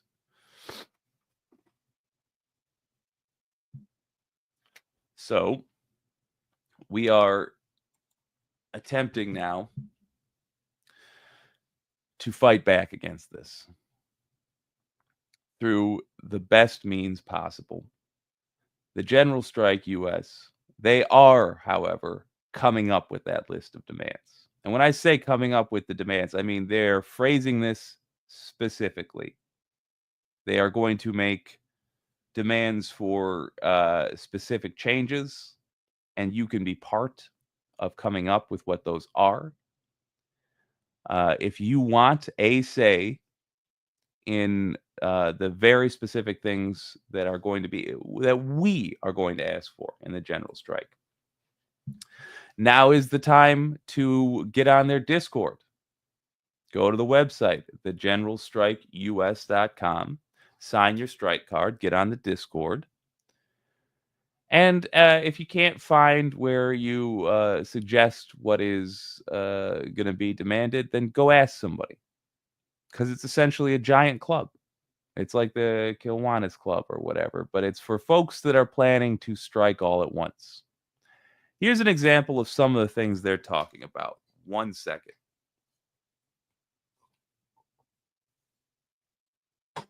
Have it, Pep Talks. I'm going to you in a moment, but first I do need to list these demands. What the overturning a constitutional amendment, overturning essentially Buckley v. Vallejo and Citizens United. In other words, getting big money out of politics. A limit to how long every year a campaign can last, like to make it illegal to buy TV or internet ads for a campaign outside of a certain time frame.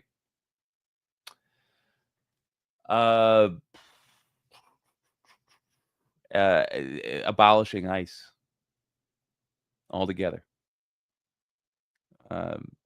It's never been anything but a blight on the U.S. reputation. Raising the cap on taxable income for Social Security, for Medicare. In fact, raising it, removing it entirely, removing the cap entirely, taxing 100% of billionaires' income, and just giving free health care. Not 100, not taxing it all away, but just making 100% of a billionaire's income subject to the same taxes that 100% of your income is. And above a certain amount of money, they just don't have to pay taxes for Medicare right now. Is that not insane?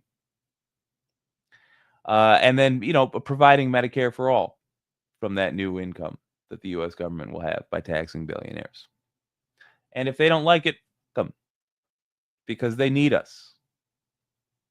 We are essential. If you had to risk your life and go out and potentially get COVID when we didn't know what it was, and we thought, oh, maybe this is going to kill everybody in a year. We're not sure. Now you know you're essential. But now, unfortunately, you get to oh boy. Now you get to flex that power. Gang, I will try to force the sickness out of my body before the next show. But boy, have I had bad luck with that. Allergies. No, COVID. When I can't breathe, I can't do anything. How is this guy on air? Oh, thank you. L.A. Lorenzo Sella. I'm trying, man. I might be. I traveled to a southern state recently, but that's okay. I'm actually on the tail end of it. But one hopes that it recovers. We're going to take a quick break to talk to a friend of the show. My understanding is a fellow veteran of the outside of the squared circle, Pep Talk TV. Hey, buddy. How's it going, dude? Thank you for having me on. Yeah, it's going good. I mean, all things considered. Yeah, I was about to say, you're riding that struggle bus, man. Oh my God, it's killing me, dude. Ugh, it's just How long killing you me. had it? Like a week and a half already. It will So not is it just go like, away. is it like that one that's like staying in your chest, or is it like kind of doing the thing too, where it's like zapping your energy? I think yeah, it's that for sure. I think it might be exclusively in my nose today. Oh, I hate it. I think all of the COVID concentrated into my nose. Oh, dude, especially like when you're talking for, for what we're doing here. Not happy. Not No, happy today. No, I hope that's tea. I hope that. Oh, also appreciate the Eddie cup.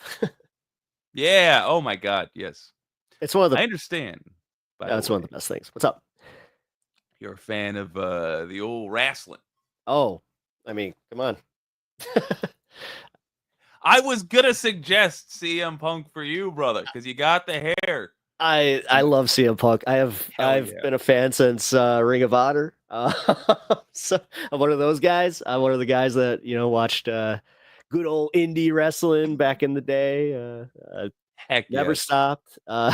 Yeah, I know it's a niche thing, but I actually, funny enough, I see I think that being a wrestling fan kind of made me more aware of just like the political shenanigans that are going on. And it's so lame to say that, but it's so true. Like I have like given this a lot of thought where I'm like, no, I can see the work in most of the shit. And I remember watching Hillary's campaign specifically. I was like, oh, this is just a work. Like they're in it together. It's almost like they're going into the ring and they're like, all right, so, I'm going to put you in the sharpshooter, but then, then you're going to do a reversal and then you're going to jump on the top rope and give me an elbow drop. And then we're going to go to 1-2. And then, I need you to kick out. We need to give them a little bit until November. But once that happens, I'm going to come out the champion. Look at me. I'm the champion. Not Umaga. I had Umaga, but now I'm the champ. Sorry. I'm really telling you, no, it's really good for understanding politics. Like, yeah, and in fact, it's good for, I think, practicing messaging, particularly to the crowds that we need to be talking to.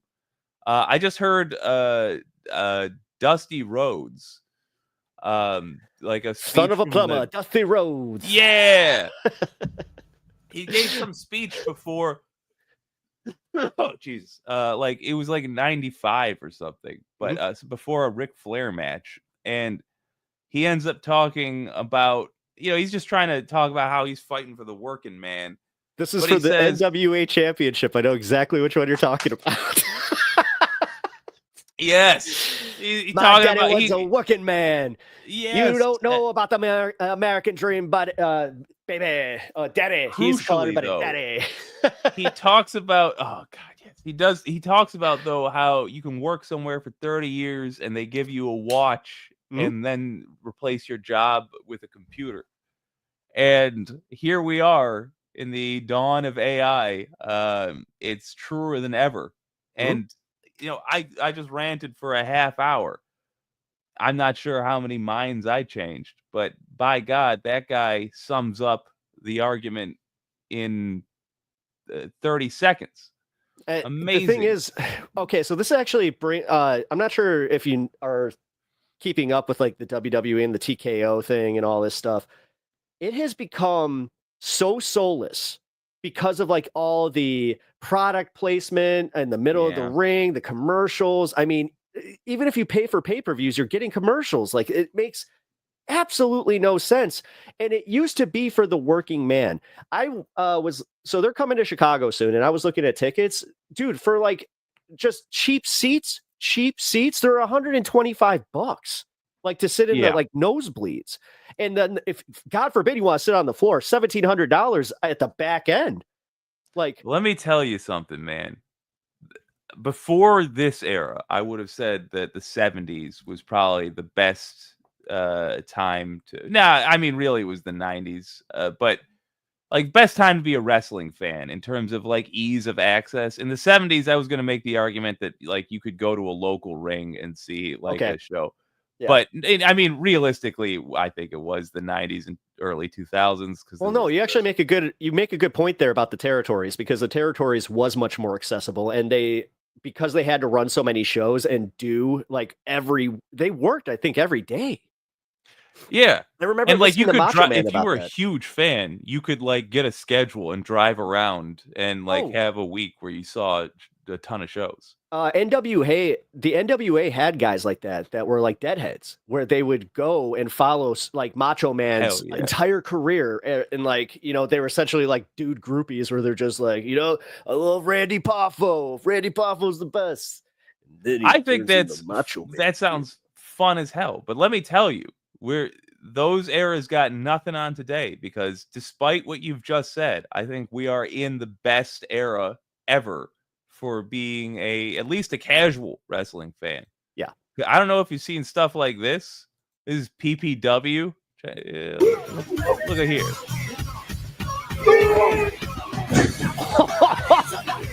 That was a nice fold. I mean, yeah. I didn't realize they were genuinely sorry about that music. Hopefully.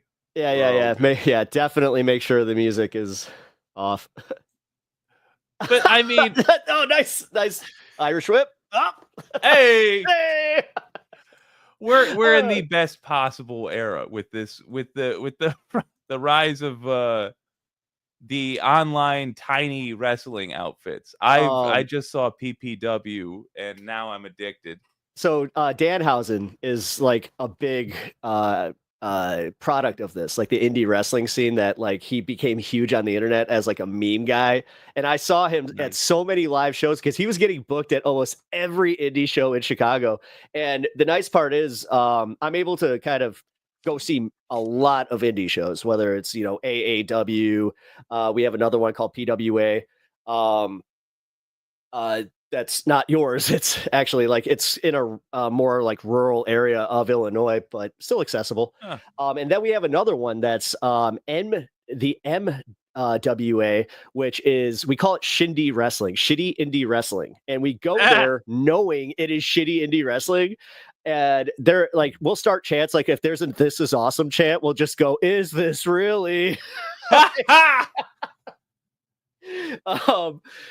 you know, you gotta appreciate some of the talent. They have a guy who his whole gimmick is he is out of shape. He wears a lucha mask. He has a giant beard. His name is Mr. Fitness, and he comes out with a shake weight. Yes, his whole gimmick.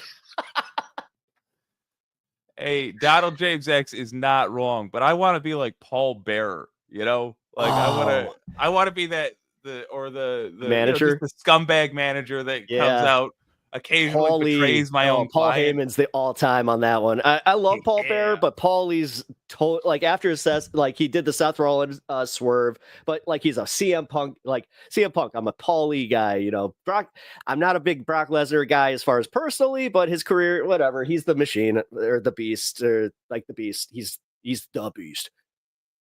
Come on. Like they marketed him so well. And Roman Reigns, another guy that came out for Trump recently, where I was just like, that was depressing. Yeah. But I do think that's the benefit. Like, so you have all these little tiny organizations. First of all, you're more likely to come across wrestlers who live amongst other people, like normal lives. So they're more likely to have like, not even that they have the right political opinions, but just like have a conscience, be vaguely aware when they're harming others. Hell yes. No, I mean him taking that trans flag was a huge deal. Yeah, but like the reason we can have this is because back in the day it's the same reason we have like this space. Back in the day, if you wanted to have like a show, you had to pay for an antenna to fire out that signal, and it was a very expensive thing to do. And if you wanted it to be seen countrywide, then you needed to generate a ton of electricity and yada yada yada. Actually, so Channel 9 WGN has been broadcast out of Chicago since what, the 60s or something like that, since Bozo the Clown. And because of like the way that they have it and they have all the towers set up, it became like so like a national thing. But it's specifically in like this subsection of the Midwest. So it goes up to like Wisconsin, a little bit of Indiana, a little bit of Kansas. And what ended up happening is not only did it like create a whole bunch of like Cubs fans out of that because it was the baseball that they were getting, they had NWA on there. So that was, it was kind of like bringing people in to see like the centralized wrestling show at that point. Because you also had like the guy, Crockett. You had the Crockett promotions over on TBS and the Turner networks, which were all down south. So they were licensing out a whole bunch of matches to guys like WGN. And also you would have the AAW being broadcast. So that's how Macho Man actually kind of like cut his teeth. I think his first promo was on a WGN station. But the fact that that was like a minor miracle, that was such a like that was a thing that one station did and was able to start so many careers, just tells you what a cool thing it is that everybody has that capability in their pocket now. It's as easy as live streaming off a phone. There's also something so cool. Like my niece, she's 9 years old, right? And she just like organically, I did not show her any wrestling. Her dad even was kind of like, can you not? You know, and I was like, all right, fine. But she saw Rhea Ripley on something like, I think it was even Fortnite or some shit where it was like totally separate from wrestling. And she was like, who is that? And then she found out who she was. And then she watched SummerSlam and now she's a lifetime wrestling fan. And it was funny because I was like, that is very similar to how I got into this. I saw Macho Man and I was like, I am forever a wrestling fan. Like that guy is the shit. Like, and I hated Hogan. I have hated Hogan before it was cool to hate Hogan. I hated Hogan in 93. It's good instincts. Good Lord. Also, I mean, he won the champ unfortunately, my first wrestling pay-per-view, I had to rent it from Blockbuster, good old days, you know.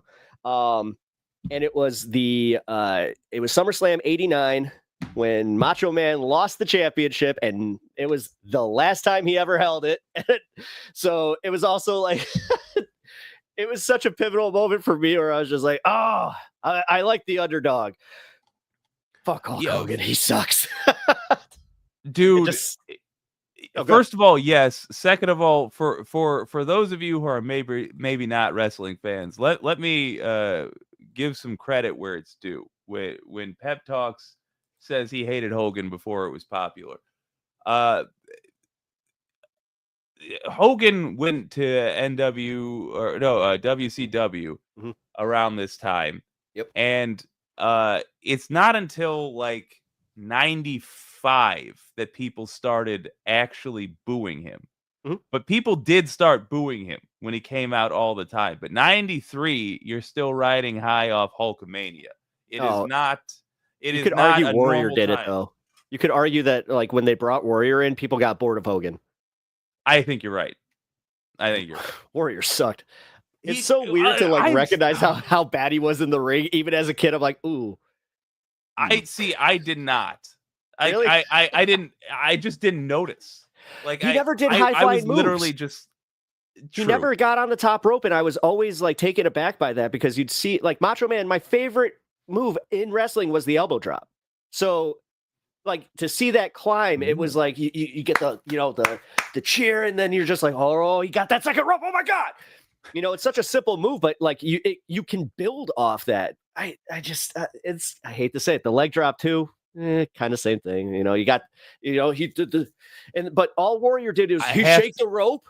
And then he just and just turn around and then he go nuts on him. It's like, I have to say, I actually did quite like the leg drop. It just looks cool, especially with his balding ass. Like the it actually worked the way it flopped. I love that. The only guy in history that can make the riff-raff Rocky Horror hairdo work for him. I have a theory that there is a reason these folks like that. Usually the biggest, most famous wrestler is not much of a high flying act, and that is simply not just that you don't have to if you're the biggest like name, but also that being injured takes away popularity. I think that's a brutal thing that I happens. mean, you're seeing that, not to get Real- too nerdy, real but you're quick. seeing that with Liv Morgan right now. Fair. Just to demonstrate that I am with you so thoroughly, this is my Macho Man inspired. Yeah.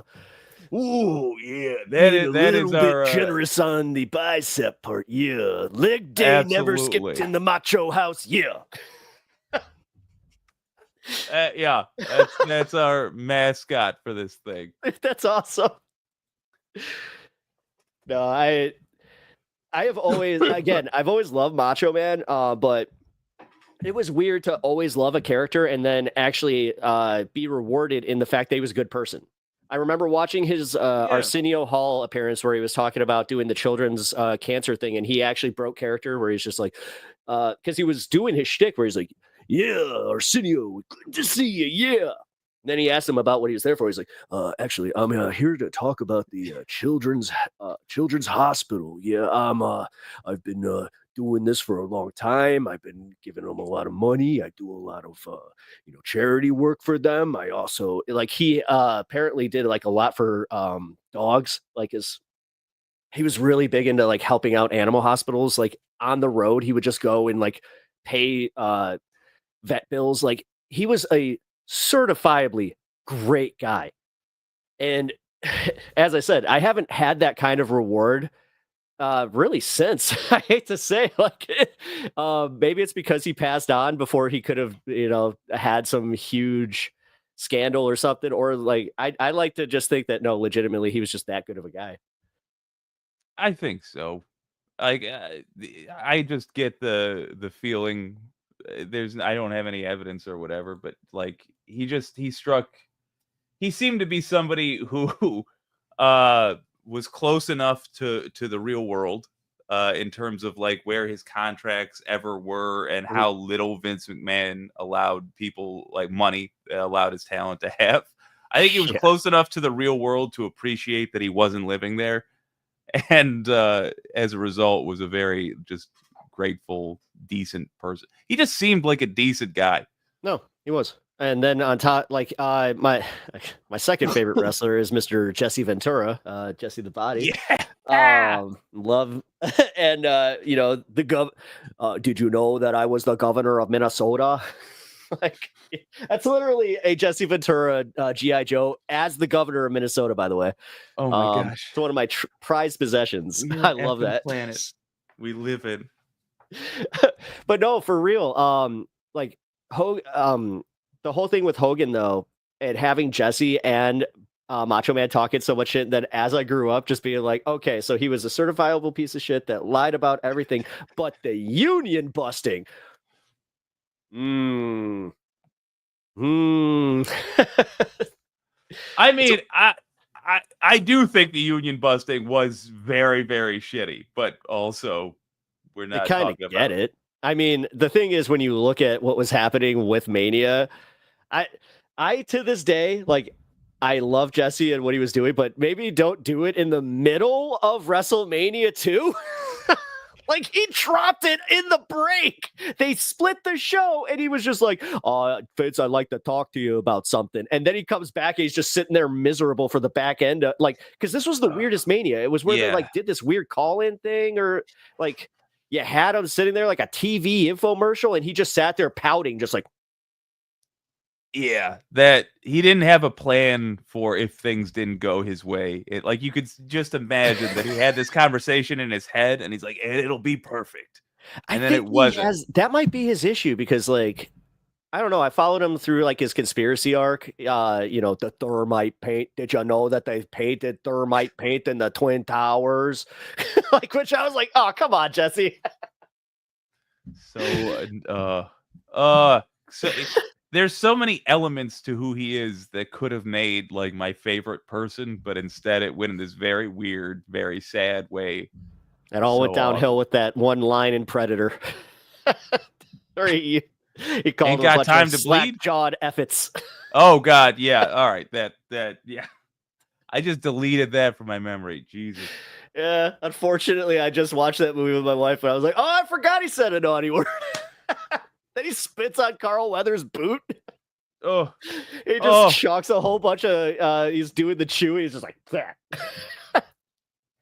I think wrestling is what a 9-year-old imagines that their dad and uncle do for fun, as interpreted by carnies, as performed by circus folk.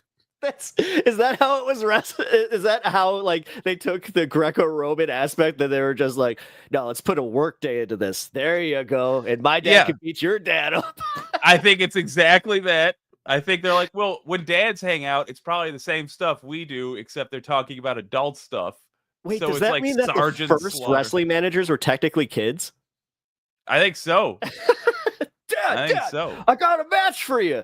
You're going to go fight Teddy's dad because I told him that you could totally beat him up. Meanwhile, you're just like, Teddy's dad is a weightlifter. Okay, I'll give you this chair. Hit him with it. That's assault with a deadly weapon. You know what? Eff it. Why not? All right. They're The not- they're advent not of the police steel all chair. What did wrestlers do before the advent of the steel chair? I mean, for real. Did they use like those What else? clacky wooden ones that you see on like a cruise ship or something? Just like, yeah. I mean, I don't know what else can seem so much like it hurts to get hit with, but yet not cause injury. I mean, it's a perfect object. I did one of those things. I did the, take a few bumps, kind of feel it, run the ropes, and that hurts. Actually, running the ropes is probably the most painful thing that they do. Really? Yeah, because they don't really give, and like that's why like when you see these guys with the huge like bat, like you're already padding your neck muscles, right? But they're trained to like essentially build all this, so every time they take that bump, like it's strengthening their muscles. But when I took it, dude, I felt it all on my spine. I was like, like knocked the wind out of me. I was like, okay, how the hell do you guys do this? And then like even just getting slammed down. It's not as padded as you think. It's the wood that gives. It's like they don't nail down any of those boards. So for good reason. So every time you hear that, like that slap of the wood, that's the board's literally raising. So like every time you watch a wrestler take a bump, that's just wood covered with a thin layer of padding, just very thin. I gotta tell you, dude, everything in all that I enjoy about wrestling, it frequently makes me forget the main thing of everything that we're seeing, which is that it is folks doing live stunts right in front of your eyes. Like I love the sophistication of the moves and the storylines. I love the costumes and the characters and all of that. But like at the end of the day, somebody's gonna try to do a flip 3 times and break through a table safely. It's like it's like NASCAR at the same time as watching Evel Knievel and Ali. Little UFC. So for people that like the UFC, I remember when I was really, really big into UFC. And then Matt Serra, I remember seeing him at it was just a few years after his last match, and the guy could barely talk. Like it's the concussions is just insane. Yeah, and I would that like kind of got me out of it. Less of them, to be honest. Like I don't need to see. Like I'm kind of liking some of this more indie stuff because now I feel guilty when I'm watching somebody as big as like John Cena or the Hulk. I'm like, dude, I know what you're doing to your guts to get there, your literal insides, and it's actually less fun for me now. Even speaking purely selfishly, I can enjoy it knowing that your grandkids aren't going to meet you, so that I could see a beef boy or whatever. Well, that's why I don't know. The new era is a little bit. They're more self-aware of that because, like, I hate to say this because breaking kayfabe was something. I was one of those kids that might have had my heart broken by the whole New York's Madison Square Garden incident. I was like, Triple H, they hugged? No, it's like him and Scott Hall hate each other. No, this is not real. Damn it. But the good thing to come from that is the fact that now we appreciate it, like for the acrobatics that it is, knowing damn well what we're also watching, because there's nothing more condescending than coming up to a wrestler, it's fake, right? Fuck you. Yeah. I'm so sick of that. Like if you saw somebody crying over a soap opera and then somebody leaned in, you're like, they're just actors. Yeah, mother, I'm trying to enjoy art. How about that? Is that a sophisticated enough way to put it that you'll leave me the fuck alone? Jesus. Right. Right. But what I was just saying is like, but it is much safer. So like like with the AEW protocols, concussion protocols are now a thing. They take guys off the road. Resting is a big thing. Seth Rollins was actually talking about how like the new way of running WWE is so much safer and so much better for their bodies. This is why you got guys like CM Punk that can work until they're 47. You know, Good. 47. That was retirement match time in the like even early 2000s for a lot of guys. Yeah. So, yeah, I'm just delighted to hear that, and I have to say this: I'm delighted that there's somebody who is hanging out with progressives that understands and enjoys wrestling. I happen to think that especially after hearing the Dusty Rhodes speech again, not only is wrestling already talking to the exact sorts of folks that we need to get on our side politically. There's no reason they shouldn't be. It's frustrating that they tend not to be. We need to get them on our side.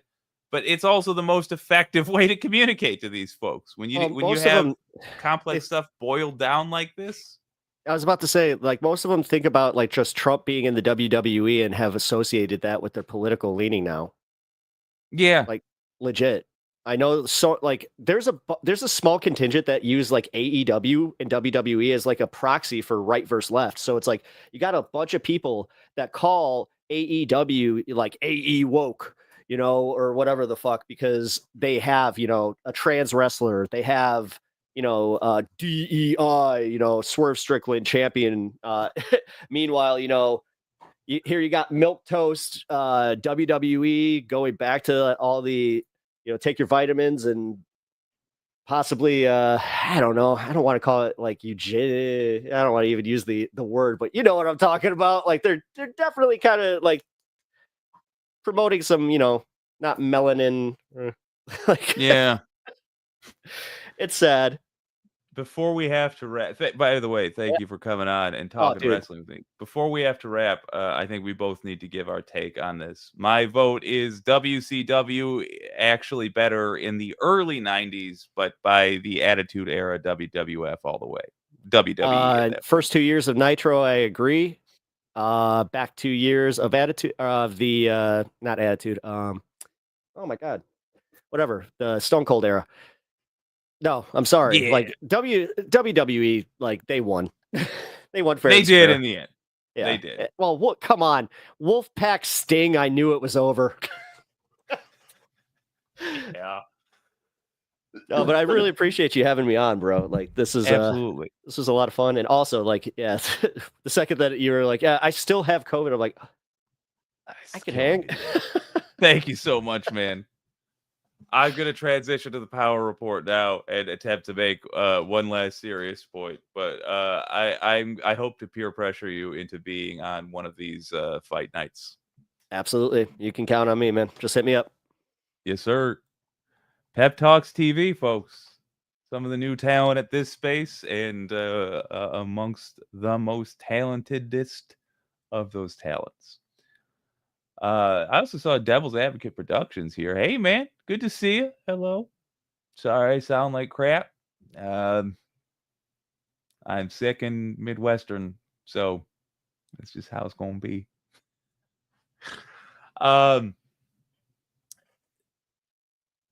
Oh, my God. Yeah, agreed. Donald James X saying Pep would be perfect for it. He already has the voice. Absolutely. Devil's Advocate Productions saying, hey, brother, you sound just fine. That is a very sweet lie. So here's the deal, folks. I keep bringing General Strike folks on here. I keep encouraging you to go to the generalstrikeus.com. I know it's a .com, not a .org. I checked it out. It is legitimate. Go to the generalstrikeus.com, sign your strike card, and prepare. Get a savings account. Make sure you're putting a little bit of money in there every week. Get non-perishable food. If you can take care of any bills ahead of time, take care of those bills ahead of time. But crucially, be ready to participate in a general strike, because the time is coming where we may have to just declare it, whether we're ready or not. So be ready. Next up, we've got Dan from the internet with his buddy Bam and a third guy with the Power Report. This has been WYCD Wicked. That stands for What You Can Do. This is Cody. Oh, wait, no, never mind. I don't have it up. Anyway, my name's Jake.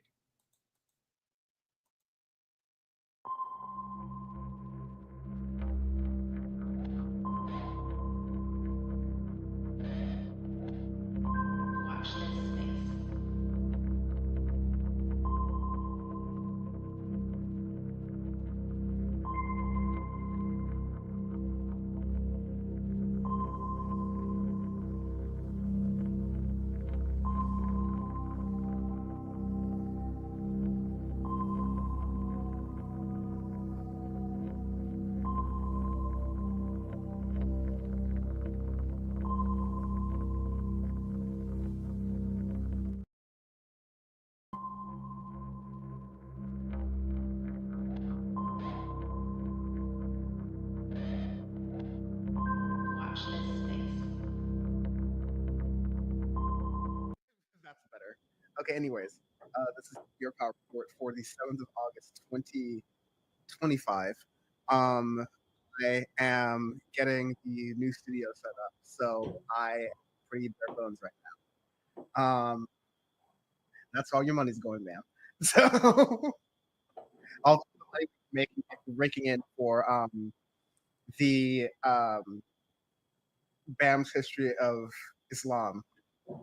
Let me grab it. He's working on a second episode for y'all. He's actually working on a second episode. I want to make sure we started with some good news first before we like really got into the, you know, like meat and potatoes of everything else. But doing my research. Oh wait, sorry, go full screen again. I am getting used to the setup, so I have to. Oh, there you go. Oh yes, Nice. y'all. I'm doing it. Yes, y'all. And we don't stop. I don't know if you can see this word here, but it says colonization. We're going to talk about that. Oh yes. Wait, we're getting into white people that fast? Are you going to say the blasphemous thing that Muslims conquered each other? No, we're going to talk about how the Arabs/Muslims invented what people would call the European style colonization. They invented that. We're going to talk about it. But who is better at it? Oh, the Muslims for sure. That's interesting. Oh yeah, we'll get into it. Okay. I'm just figuring out. Sorry, I'm bad setup here. Thanks for bearing with me. It should hopefully be better now. Yeah, that should be good enough. Anyways, unfortunately my monitor is not in my like view of frame, so I can't read things and view the show at the same time the way I used to, but I know you want to talk about the country formerly known as Rwanda, right? No, sorry. The country formerly known as Rhodesia.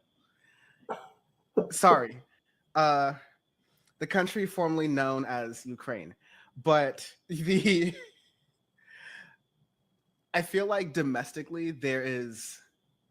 Have you been paying attention to the whole like Texas thing with Oh yeah. Absolutely. You don't usually have that many thoughts on these sort of domestic issues unless it involves something that Beto O'Rourke would be attending.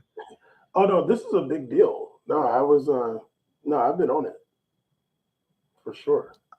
What are your like? I want to say like thoughts, but honestly, like, Well, I thought that because I had been seeing Beto on MSNBC a few times before they left quorum or broke quorum, and he was saying that they need to do it, and I hope they do it. And he, excuse me, Beto is of the opinion that Donald Trump is pushing for this gerrymandering so he can get a third term. That's what he said. But yeah, so I was seeing him talk about it before it happened, and I was like, well, let's see if they do it, because it's not, it's a I don't say it's a gamble. You're taking a big risk by doing something. Not that it's unprecedented. It happens every once in a while. And I feel like it's happened in Texas not that long ago. But so I was just waiting to see if they would do it, and they did. And Ray's homie, Jamie, aka JB Pritzker. JB Pritzker, 877 cash now, aka Jamie. He's he's brought a few of them over there, and they're in some other places too. I kind of can't remember. A few of them? Yeah, a few of those people. But yeah, I know they're in a few other places, but I guess we'll see if it works. I saw that California and I forgot the other states that I saw that said that they're gonna gerrymander as well if this happens. If Texas does it, and I did see actually when Beto O'Rourke was on MSNBC, and he was talking about the whole situation. One of the guys did ask him, or did mention, he was like, "Well, hey, like they did this in Maryland, a few years ago. The Democrats did it." And Beto did skirt around that. He did wiggle his way out of like really responding to that. But the thing that stuck out to me from the whole situation is Beto saying that in his opinion Trump is doing this so he can get a third term as president. That's wild. I don't know if that's tinfoil hat area, but they're doing it. There's so many angles to it that really worry me, least of which being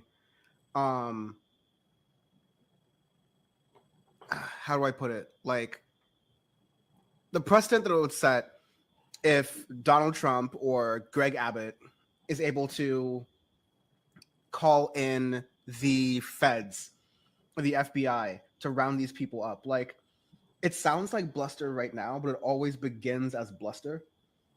And then, we voted for this. This is exactly what we wanted to. Like, it's damned if you do, damned if you don't. Because if Donald Trump does something that people didn't vote for, it's like, I don't like this, but I trust the president. I'm just like, he's a good guy. He's my friend. He actually called me and he convinced me that if I don't walk the line, he's gonna break my head like a grape. I mean, like, he's a good friend of mine, and I really trust his judgment. He's very successful. He's a good businessman. Sorry, I have Tourette's. It's just so worrying that this is where it could really go very quickly, because they're already doing it with mass people, like citizens on the street. You could argue either way with they've done it with elected officials too. So I honestly just don't. Well, if they arrest them, then they're still breaking quorum. They're going to be in the jail somewhere. So they still aren't going to go back to the state house or whatever. What are you going to do? If they're in cuffs in the state house, yeah, right. they give him they make him a chain gang. Yeah, drag him in there and put their thumb on the freaking thing. So I haven't really seen Trump say anything like that, but it is. I guess part of the reason why they left the state also is because there was some fear of Greg Abbott sending the Texas Rangers after them or whatever, the state troopers or whatever. So yeah, I guess we'll see if that happens. But it's like, what's the point? You're going to arrest them, bring them back somewhere. They're still not going to be able to vote for the thing. So, and I don't know how long this can last. Like, I don't know how long it takes for this to be over. Like, I don't know the minutia of the situation, but I am glad that they did it. And I feel like, there's a lot of rhetoric about, Democrats fighting and standing up and, all this. So I would hope that people are happy that they did that, not satisfied, but, happy that they showed some steel in this situation. Yeah, I think it's just, we were saying from the beginning, off the jump, Democrats need to fight harder. The ones who have are getting spotlight time. The ones who haven't, or the ones who aren't even fighting hard enough, are starting to get side eye, rightfully so. Right. I mean, even Cory Booker is getting clowned on for, I don't know if we have the video, but he had this sort of fake fight on the House floor and was like, if you want to go after me, then you're going to have to come to me. And it was just like, you have to come on me. Whoa, Rosario, no. So you're going to have to, even what used to be enough even for liberals, resistance liberals. I'm not talking about the left or progressives or whatever. I'm not talking about centrists, but even some centrists. What used to be enough for them, which was the Cory Booker stuff, is now no longer even enough in that case. And I mean, the shifts that you're seeing in public opinion, of course, too little too late, but on things like Gaza, on things like the role of the government, the things like these things that used to be argued around on the margins by people in the New York Times and other places, that is now starting to be vastly criticized. And vastly criticized by, a majority of people, normies, people who are even barely into politics or just passively into politics. And so that can be true at once, while we're also saying, yes, I definitely will contend to a Gavin Newsom or JB Pritzker 877 Cash Now, or a Gretchen Whitmer, all these other people in blue states who are saying they'll gerrymander them to hell. Of course, it's beneficial for them. They're trying to make up ground because in all these cases, these blue state governors have a lot of accusations of being pretty conservative, or at least being not really trustworthy. So they're all working backwards from that. That can be true. These are important things, and they're moments of courage that you can have and you can celebrate. And we can see through some of this stuff for who the politicians really are when they make other actions, whatever limited amount of voting or political power they continue to have. Is that the right amount of cynicism for this moment? I don't know. It's hard to consider how bleak of a show to do on any given day. No, I feel like that was way less cynical than you usually are. Going back to Cory Booker too, I think there are a lot of people who look at that whole thing he did on the floor, which was a lot. I think people are realizing that he's doing that because he's trying to run for president. You're just bloviating. No. I gotta just no. I gotta disagree with you on this one strongly, because there's no reason that Cory Booker, who's running, I'm not even gonna do the bit. Honestly, now of course you're right. Yeah, he's definitely gonna run. He's run before. He invented the thing that Tim Scott did, where you trot out a wifey during the campaign just to beat the allegations. and then they just like fade into the bushes, Homer Simpson style. Like once they finish 8th place. Listen, I will at least respect Pete Buttigieg for being openly gay, but still doing the politician thing of like pushing your gay life back into the bushes, because like you never hear anything about Chasten Buttigieg, honestly. I'll say this: one of my neighbors, she right up here, she did have a Cory Booker sticker on her car. What was that? 2020? Was it the one I don't have the powerful enough computer to get, but it was the one that had him as the Kool-Aid man and said he knows the flavor? No, that is. I want to say like the Reddit trolls made that. That was before Reddit trolls had AI. Reddit trolls aren't that smart.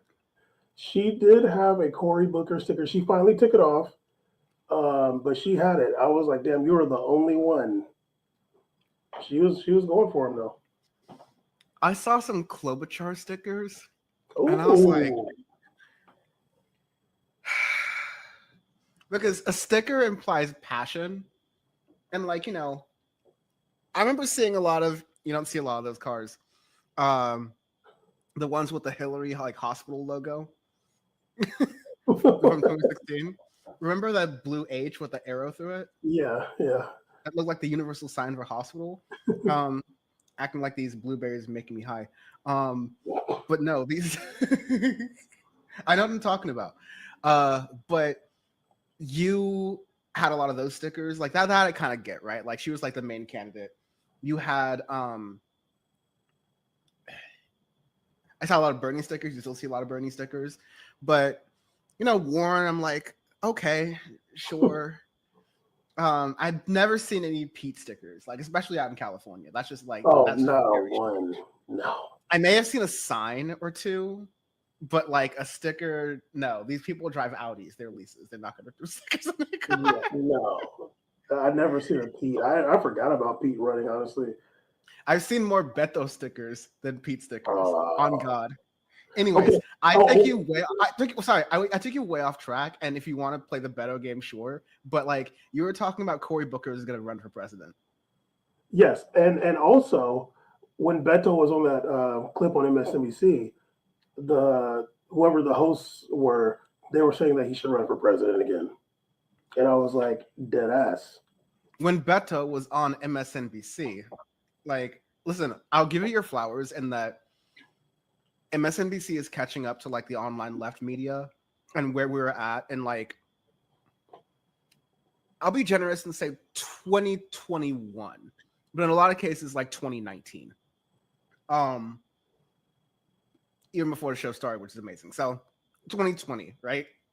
But yeah, the fact that MSNBC said it, I don't know if they're the best like palm readers, if you know what I mean. Well, I do mean it in a racist way. No, I'm kidding. Beto needs to run, get out there and run. That's the homie. He needs to stand on a table. He needs to stand on a roof. Oh God. Okay. Well, tariffs. Want to go there? Oh my God. It's really just like I'm so tired of it, and I guess they're supposed to actually start to hit now finally. Although I don't know, like what's the never forget 90 deals in 90 days. Oh, which he said in like late April, which by the way was several weeks after Trump did like the messing with the light switches, like figuring out what light is what when it comes to the entire world economy. So that was already after his 2 weeks, right? So 2 weeks is Trump's first stave it off giveaway, and then 3 months is another stave it off giveaway, and then if he drops it down to 45, that means the dimensions are really kicking in that day, like the sundowning is really happening. So you just gotta like watch out. It's kind of an interesting wild card situation. We live in hell. But yeah, it was supposed to be 90 deals in 90 days. That's late April, so May, June, July. I don't think he got 90 deals. He got like a thing with the EU, a thing with England that makes, it's basically the Range Rover giveaway, because it makes a lot of like British luxury cars more affordable than American luxury cars are about to be, because the tariffs on Mexico and Canada, the places where the incentives were just 6 months ago and for the past 25 years at least to expand production of things throughout North America. It's almost like there was a North American free trade agreement that was even redone as the US-Mexico-Canada agreement under the same precedent. So like he agreed with this precedent the first term. He hates it now. He's using this like blustery thing to try to, I don't know, like strong arm, I guess is the best way you can put it, his opponents on the world stage. But like, your opponent isn't the United Kingdom. Your opponent isn't Brazil. You know how Americans like coffee? You know how much Americans like coffee? You know how much Brazil makes coffee? Listen, even if Stephen Miller got his way and they were able to turn Puerto Rico and Hawaii into coffee plantations all over again, it wouldn't be enough coffee for white Americans. Hey, listen, me and Bambi on that matcha tea, we'll be good. But like all the rest of y'all, like, I'm sorry, man. Yeah, I gave up coffee 2021. I think the crazy thing, the two quote, actually those deals, like I'm like, what are these deals? Like, where is I don't think it's real. I just think that they go into a room and talk about some shit and then they just leave and then he says there's a deal. But the interesting thing, one, the Brazil one you're talking about, where he said there's going to be a 50 or 45%, I can't remember, it might have been 50% on Brazil because of the Bolsonaro trial that's happening, whereas Bolsonaro is currently on house arrest. Hopefully there's no chickens in his house. And hopefully they have good ventilators in this house. Yes, and there's no knives. But yes, he did say that he R-worded. Really? Hopefully he's like in a bubble with an ankle bracelet. Like that's basically the best way they could do. Yeah, serve him liquids. And there's no chicken in that bubble, because he did say that he R-worded a chicken. But the one that's the most interesting to me is this India tariff that's supposed to happen because India buys Russian oil. And we're also hearing that Trump is supposed to meet face-to-face with Vladimir Putin in the coming days. And these are some secondary tariffs on India because of their... And just really fast, the Russia piece was also another, like, I'm going to give Putin 90 days. Just kidding. It's going to be 45 now. Just kidding. If it's not by the end of the week, then it's going to be very bad things. I'm moving my nuclear submarines ready. Don't make me do it. Don't make me do it. I don't care about the tapes. I even made Epstein go away. I'm on a roll, man. You know me in casinos. This is the best I've ever done. It's also really interesting because when he first came out with that big cardboard thing with all the tariffs that he was going to put on every country in the world, Russia was not a part of that. And also it was like, well, yeah, like America doesn't do like that much business with Russia. But then when he was like mad about Putin not doing a ceasefire or whatever, he was saying we're going to put sanctions and tariffs on Russia. So I'm like, are you just completely senile? Because, and I just hate that nobody can ask him this question, because I would just be like, wait, like, so we have the ability to put tariffs on Russia. How come you weren't going to do it before? Like was that the olive branch for them to stop the war? They are literally bombing Ukraine every day. So what is the deal here? I don't even like. It's hard for me to even look at these tariffs as, or not the tariffs themselves, but the deals that's happening as real. But now that the tariffs are supposedly are going to take effect. We'll see what happens. We're recording on Thursday night, Friday morning, and by Friday morning I mean like in an hour or two of the show, it could change. So right, exactly. Honestly, so we'll see. Like if certain items become very costly, I think that's going to be bad for him. They already are. Like, yeah, I'm thinking about like certain items. Like for sure, like groceries and stuff is already high still. Like none of that stuff changed. Gas is like pretty low right now, but like, we'll see what happens with like certain items. Like like they're talking about like washing machines and vehicles and certain items. Like we'll see. Because I just don't like along with and obviously we're going to talk about Epstein, but like along with all the Epstein stuff, it's like you're not giving nothing to your base. Like at the very least, if somebody was looking to buy a washing machine, a couple months ago, and it was $700, if they look now and it's like $1,300, they're gonna be like, what the hell? And a lot of big business too. Like these business people are gonna be like, the big business will turn on Trump in a heartbeat, like, so we'll see what happens with this whole tariff thing, but I am really tired of that word. Yeah, and I think it ties into the Epstein stuff as well, because it used to be the other way around, where Trump was trying to, like,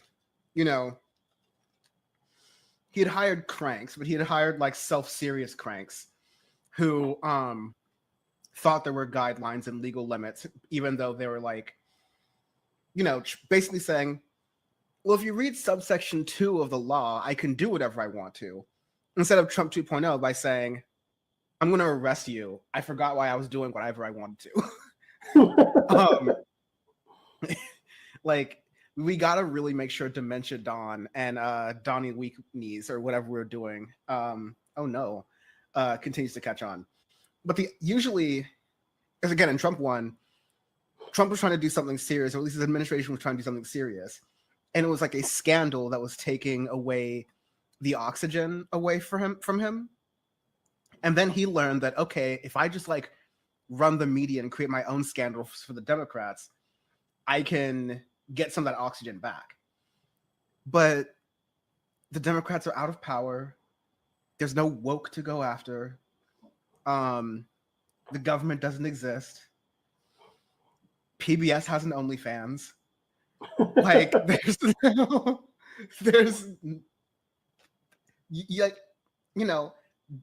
some institutions that are going to continue going on, and it's like it's drastic, but like it's not terrible. It's definitely a big setback for a lot of these things. But in the eyes of right wingers, they're tired of winning, and so now they're going to be complaining about different things. And once again, Trump is at the mercy of all these different culture war issues. But this time, it's his base that are like used to this meth that are these culture war issues. They're used to getting hyped up on that exact thing. There's the culture war issue of Epstein. Now it's tied to Trump, and they can start to hate Trump now because it's like, okay, well, you got rid of all this other stuff, but I guess the DEI pilots weren't making my eggs pricey, or the eggs. Like all these other different promises are not happening. And we'll get into this a bit later. This could be this PowerPoint ever at the rate we're going. But like, I want to say something on the Epstein stuff, but especially as more people in like America First isolationist ring of geopolitics starts to look at Russia and Ukraine.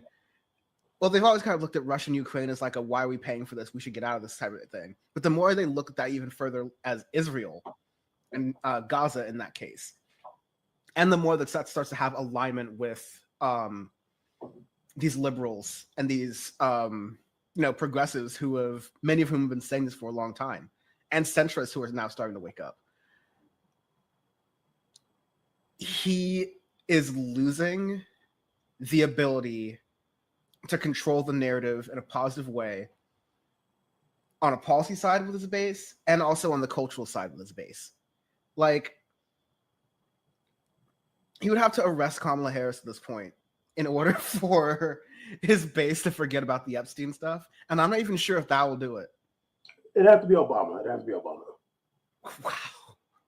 You have to go full bore. No, seriously. But yeah, good.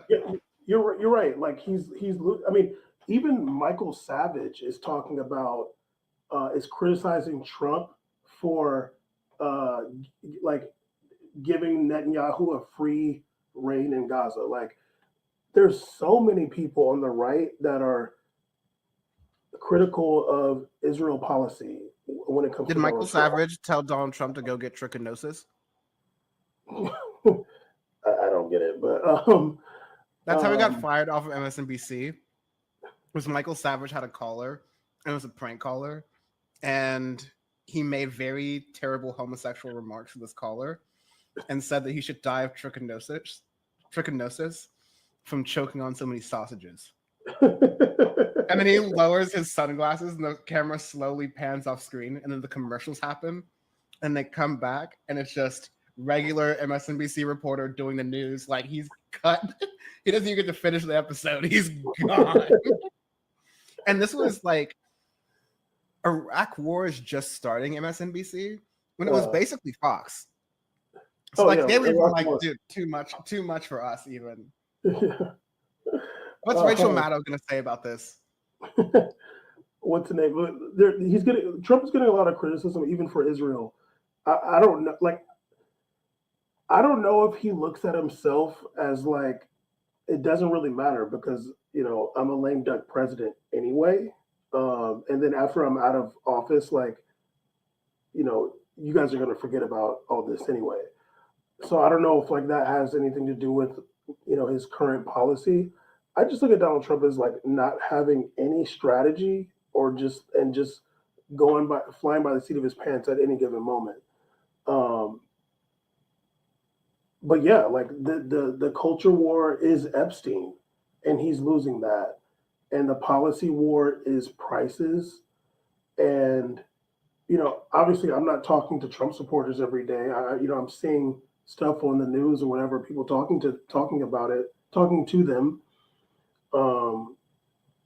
But I think there's also like usually like news media is gonna go talk to the Trump supporter that's a real like MAGA, like they're at the freaking rally or whatever.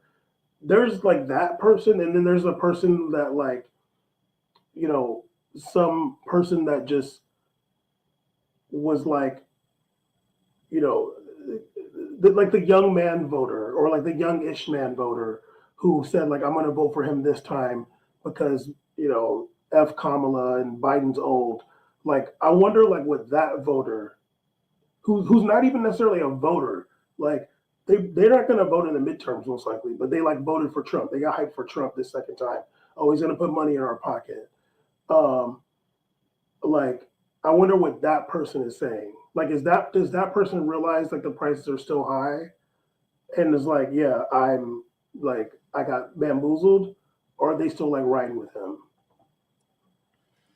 I think you're whittling it down to the few people who are still riding with him, not because all these clickbaity New York Times, CNN articles of like, this is a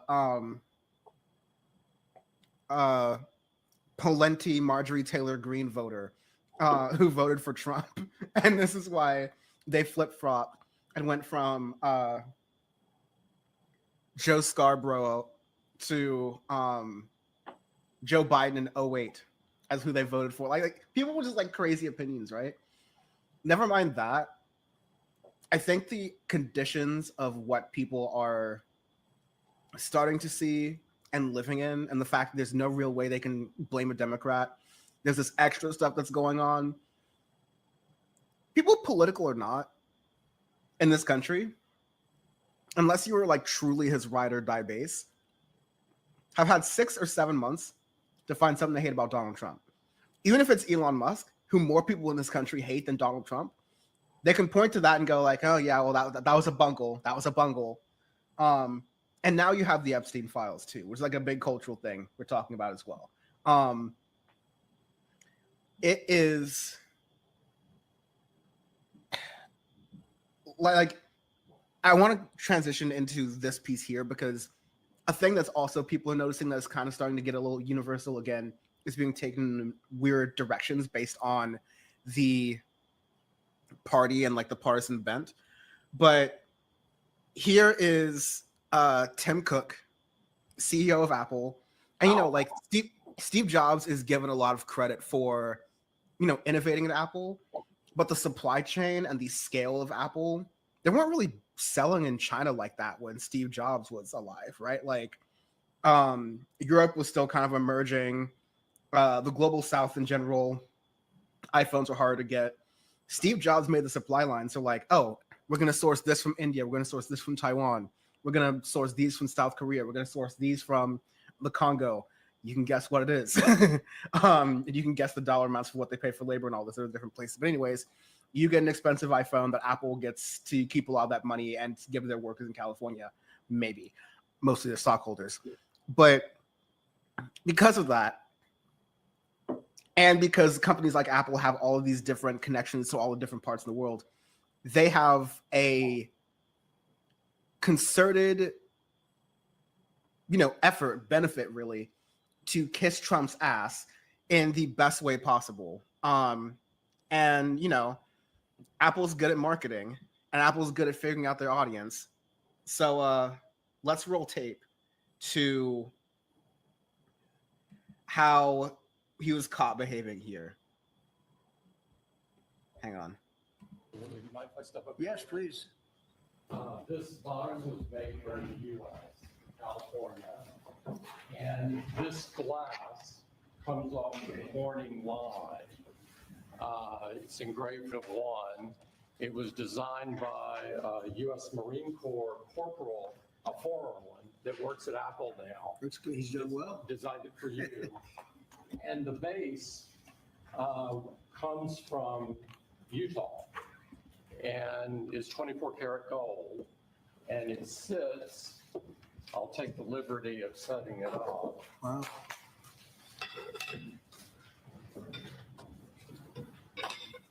Well, let's see. There we go. Congratulations, Thank you Mr. very much. President. It's Thank you so fantastic. much. The great people of Kentucky. Kentucky.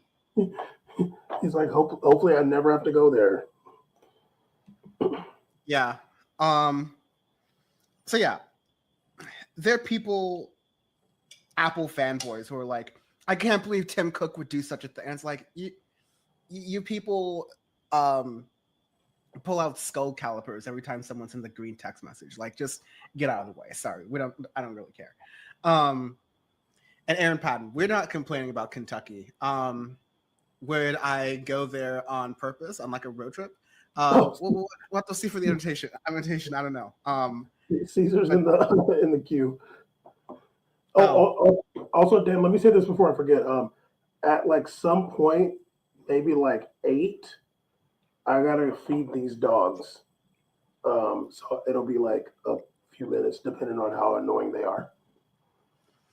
Bam, can you listen? We've been friends for a long time, but can you not refer to your workers that way?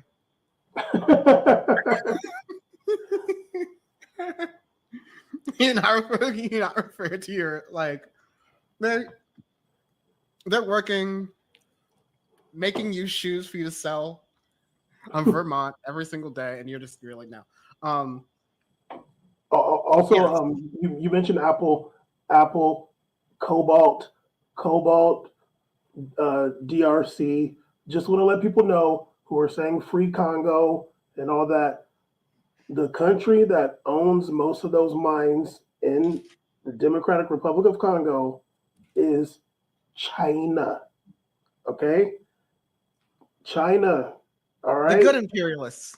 When you see those children in those rags going into some mud hole that is apparently a mine, China owns those mines. Okay, just to let y'all know, it's not Whitey's fault this time. Cease, what are your thoughts?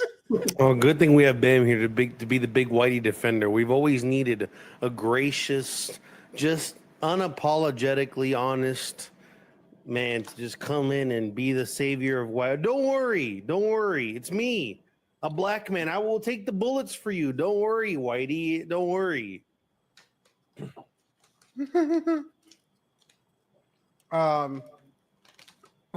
See, we're just like, we're talking about tariffs. We were talking about the gerrymandering stuff in Texas. The good stuff, Dan. The good stuff. Just the good stuff. We haven't even gotten into the lighter stuff going on in Gaza, but I wanted to, up to that point, is there anything that you were really thinking about, or even just what we were talking about with Tim Apple? Let's ask Caesar how he feels about those Brazil tariffs. Yeah, exactly. I think using tariffs to level political decisions in other countries is literally ridiculous. It's stupid. It should be legal. What is illegal anymore? And of course, the person to do it would be America. Of course, America, who just can't help but get their little grimy, little grubby fingers in some other country's shit. So it was nice to see Lula's comments stating that they're not gonna bend and come to the table on discussions when a country's imposing tariffs to intervene in sovereign nations' activities. But yeah, so I mean, it's that happened in the same week that Moadi's leveled the house arrest against Bolsonaro because Bolsonaro was out here posting clips of himself turning up at rallies via FaceTime, even though he's supposed to be banned from FaceTime like an idiot. It's ridiculous what America's doing right now.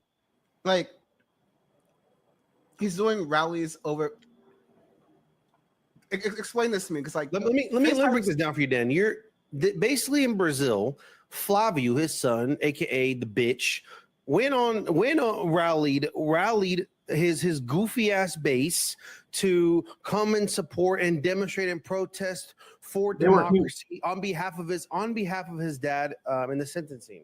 Those were huge rallies. There was a lot of people out there. I seen it. Well, yeah, Ben. Well, unfortunately, there's a lot of racists. You should know them all.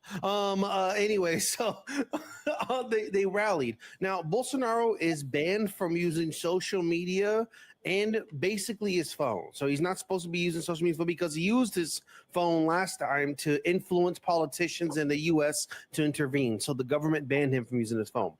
His son, at the rally is like, I have a gift for you guys. It's my dad. And he FaceTimes and he says like, look, and puts his dad on the mic and stuff like that. You know, his dad at the crib, probably hooked up to some machine trying to survive, talks.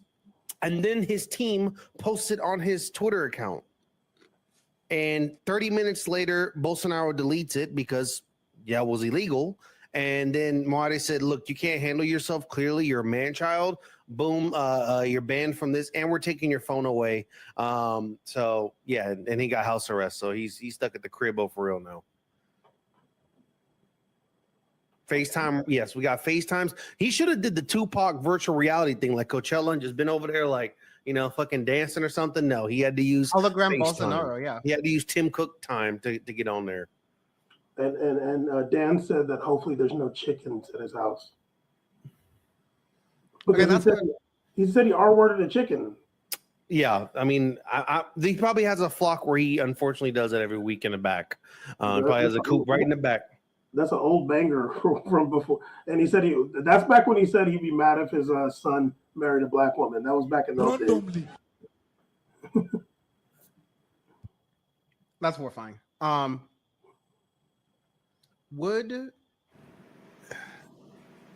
don't know. We were that's just like really. I think the obvious thing that people have is the envy that Brazil is able to handle their business this way, and that we can't just go to Trump. Okay, nice try. Like, imagine if Biden was like, we're gonna send masked agents to Mar-a-Lago and we're gonna drag Trump and his entire family, belly on the ground, into a van. Penske rental. I'm talking them like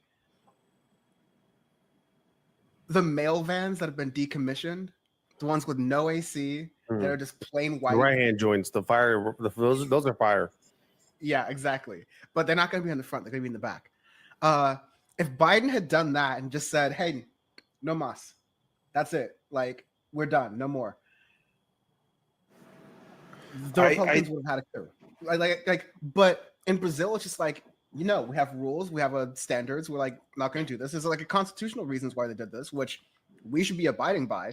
But in America, the Constitution only makes sense when you are in power, or if you believe it makes sense.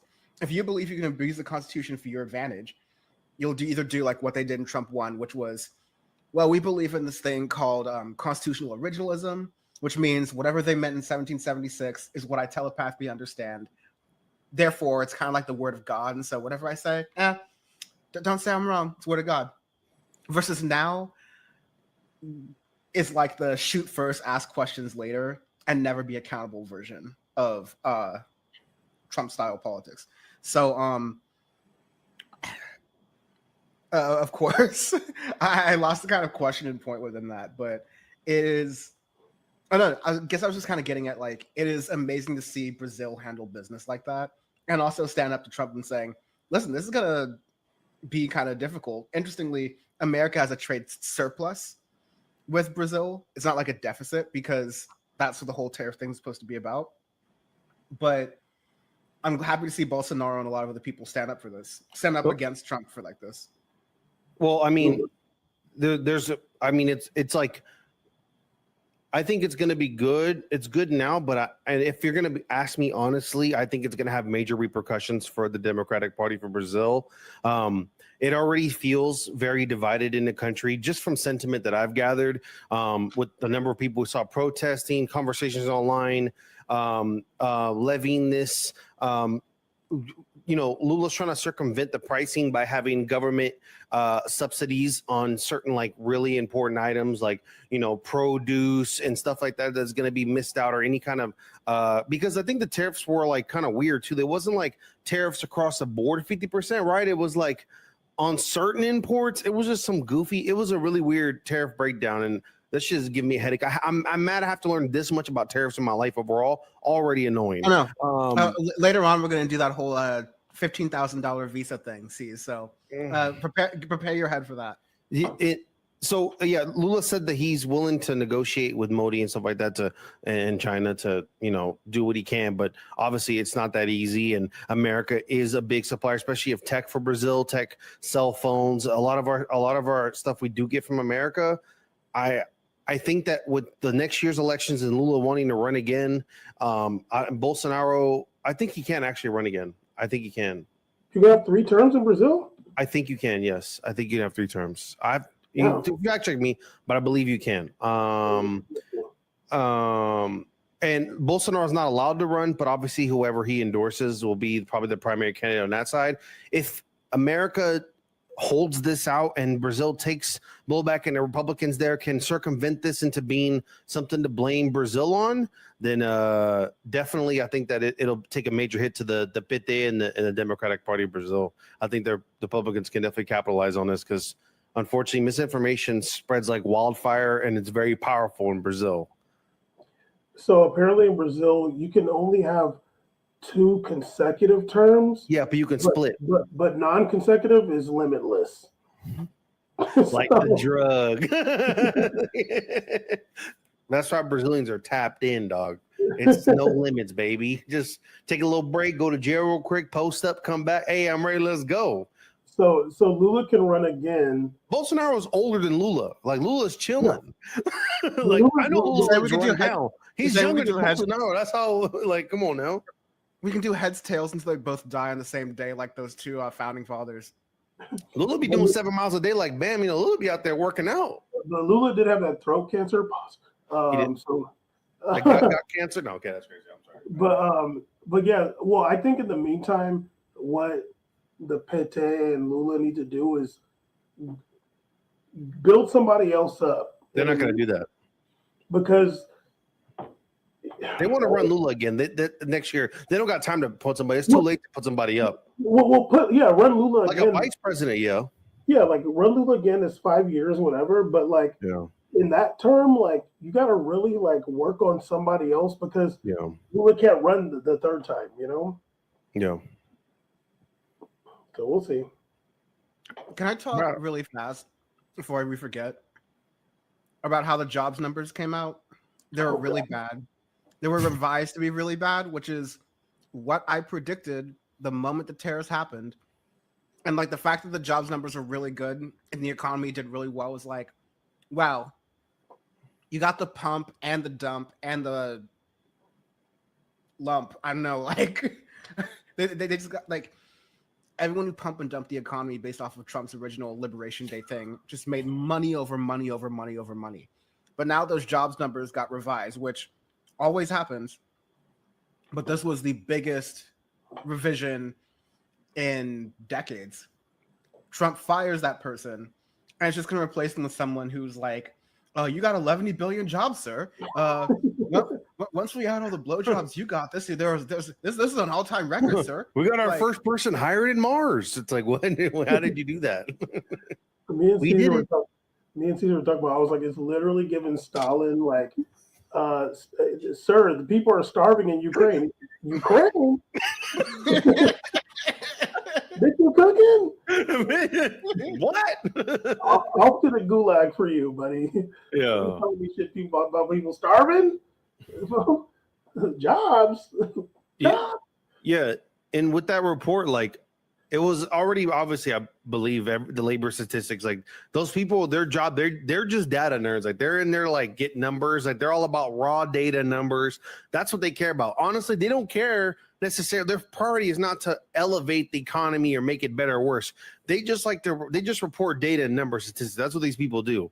But it's especially more believable when ADP comes out, and ADP, who handles payroll for some of the largest companies in the world, including the one I work for, and they're like, yeah, literally last month minus 28,000. So it's like, yeah, like they're talking like if they're doing payroll, they're seeing that across payroll side. Then of course the labor is going to be revised down. Like numbers are down. Why would all companies? Top 5 companies, all these companies, even Tim Cook over there, all those companies are on hiring freezes, hiring stallings, revisiting tariffs.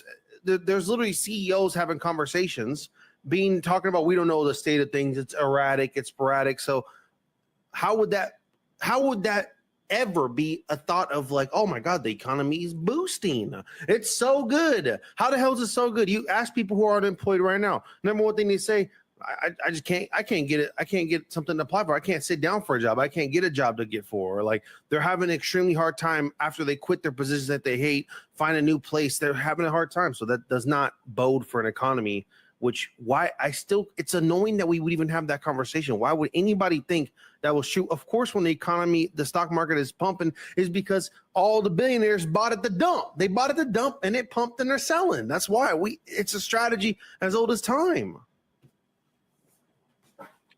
Yeah, it's the situation is not looking good for Trump. I think anytime someone asks him about anything bad about the situation, he just says, "Oh, we inherited a really bad situation with Biden, and we're trying to recover." The best numbers ever.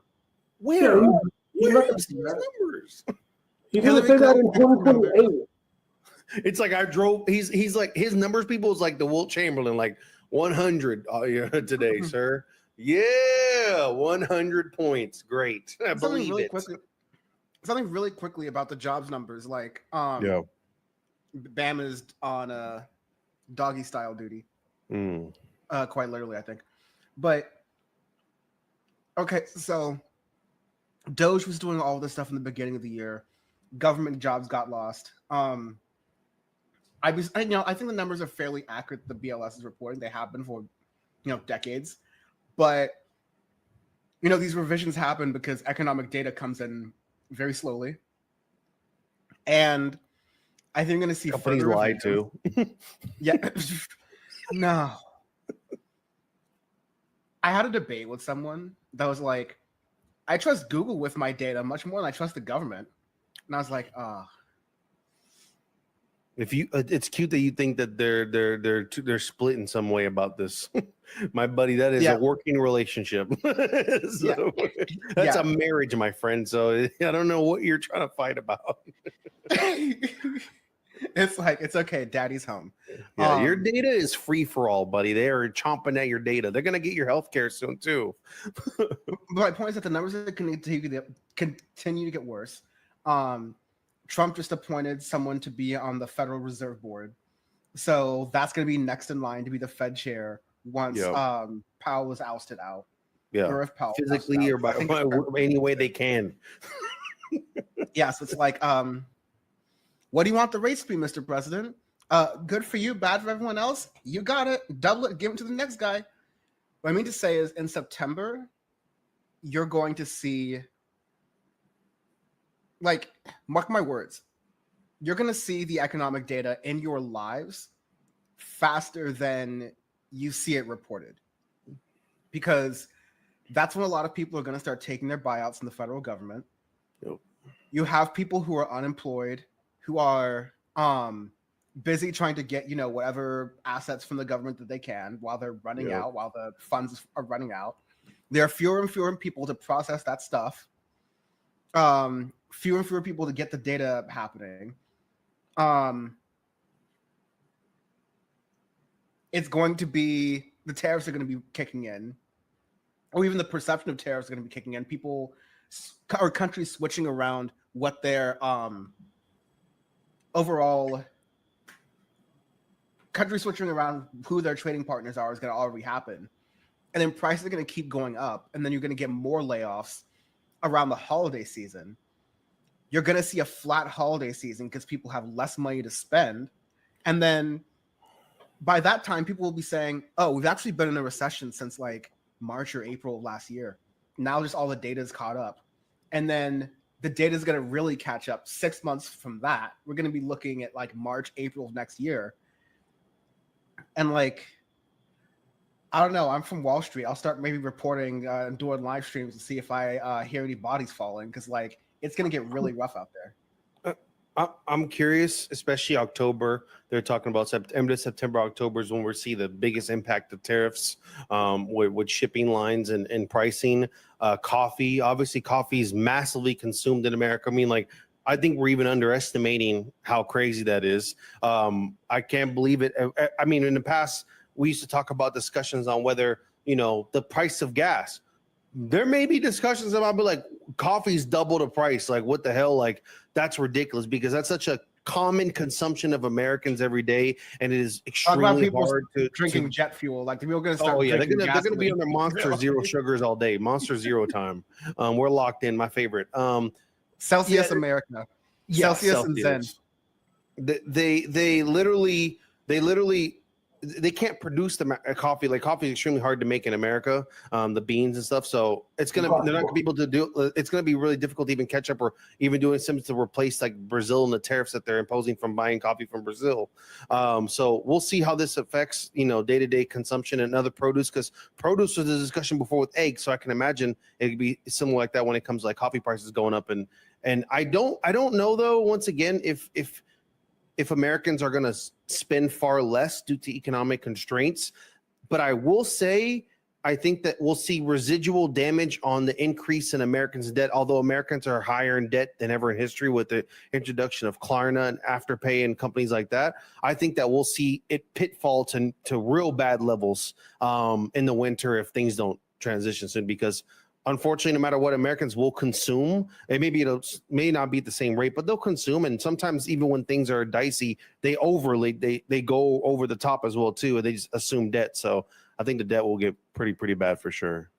The debt's going to continue getting worse because it already has been. Klarna and Afterpay are already like, we don't have enough money. Because the way they're able to do all these loans and like not hire Tony Soprano to come after all these college students was because interest rates were low and credit was cheap. Now that's not the case. These companies don't have any, like collateral to continue functioning. They're not making money off the fees because people just like defaulting on their Chipotle burritos. So credit cards are going to go up as people are just like, Chase Bank replaces people's Medicaid. CVS replaces people's Medicaid and Chase Bank replaces people's food stamps. Medicaid is going to be a pistol with one bullet. Yeah. They're gonna let you spin it on a table and just take it, see what happens. And then obviously we even talked about in that or joining ICE. Yeah, these companies transitioning to more AI-based workers and self-checkout lines. We're gonna see unemployment rise on that end too, because a lot of those industries employ large percentage of Americans, and with the introductions of less workers there, yikes. And lastly, I'll say close it off. I also thought we were talking about the Stalin point before you left randomly. I was going to bring up another thing. It's like him trying to influence and control the census, like documenting American census. I'm like, interesting. Where have I heard when they start to play with the census? Reminds me of a time that we were enemies against. So I don't know. You're going to count as people, and you're going to count as. You're going to count as people, and you're going to count as unpeople. Yeah. Caesar, kind of a person. Everybody else, people.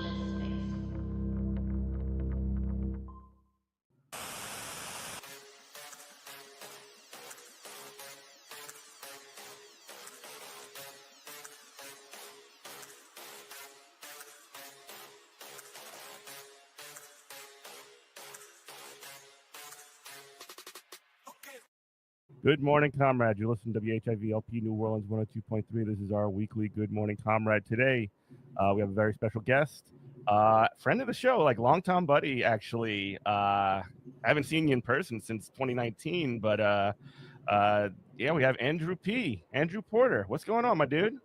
Hey, not much. How are you doing, Jeff? I'm good. I don't remember whose house it was, but it was during the Chicago strike in 2019. I don't know whose house it was. But we were like hanging out, drinking Malort. It was awesome. It was a good time. It was fun. That was my first time ever having Malort, by the way, which I quite enjoyed. Many people talk trash about Malort, but like I don't know, it's fine. I got no problem. With it.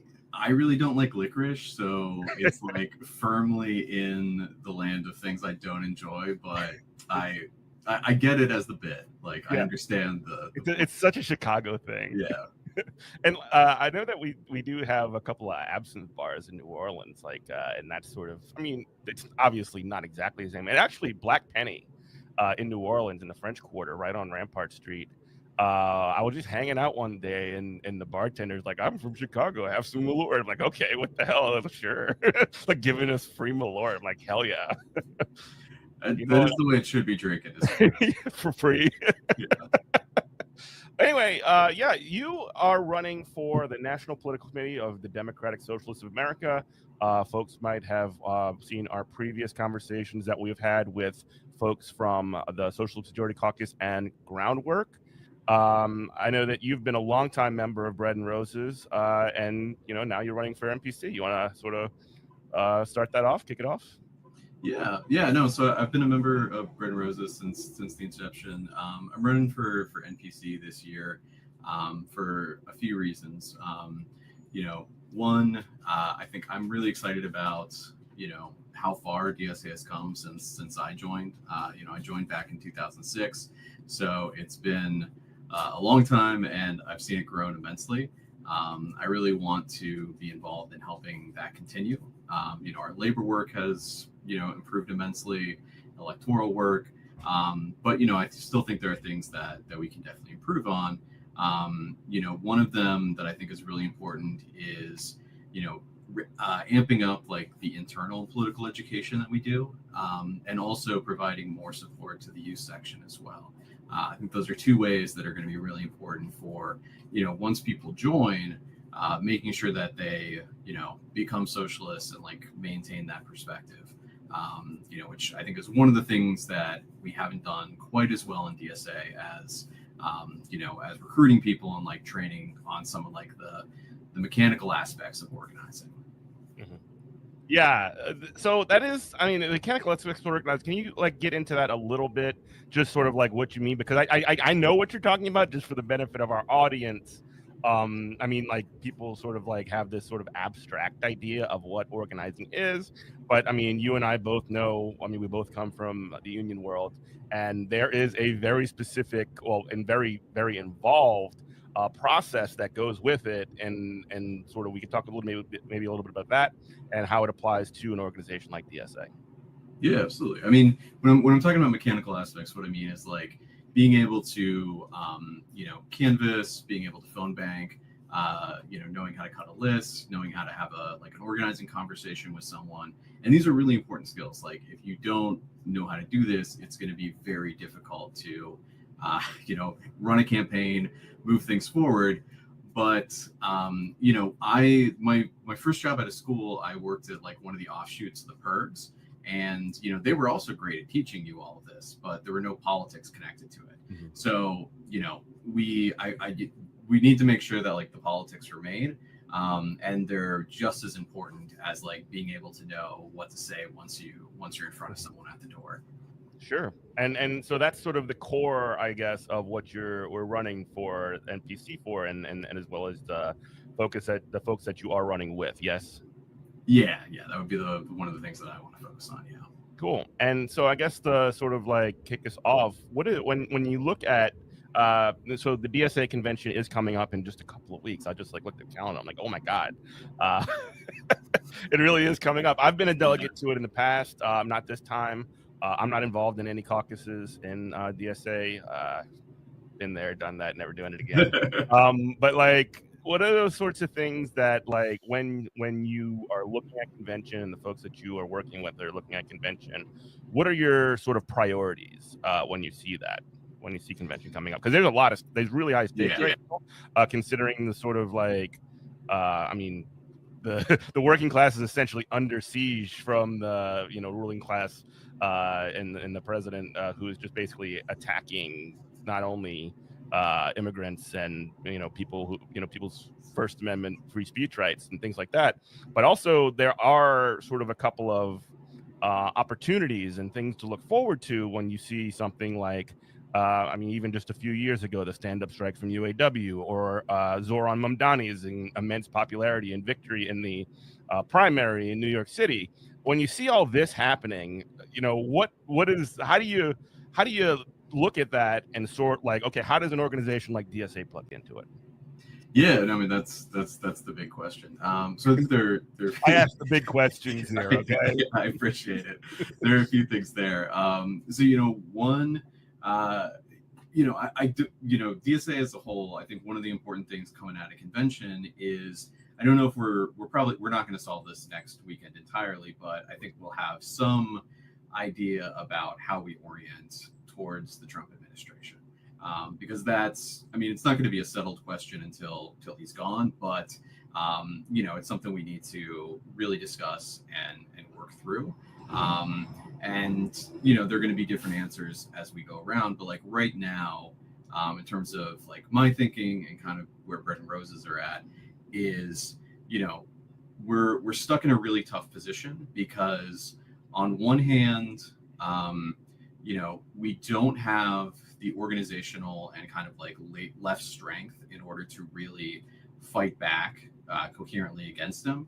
The closest thing we have to an opposition party is the Democrats, and they are doing a terrible job, and they're not set up to do a good job. Like they're set up as a party for capitalism, and so like they're not really going to fight for the working class. Yeah.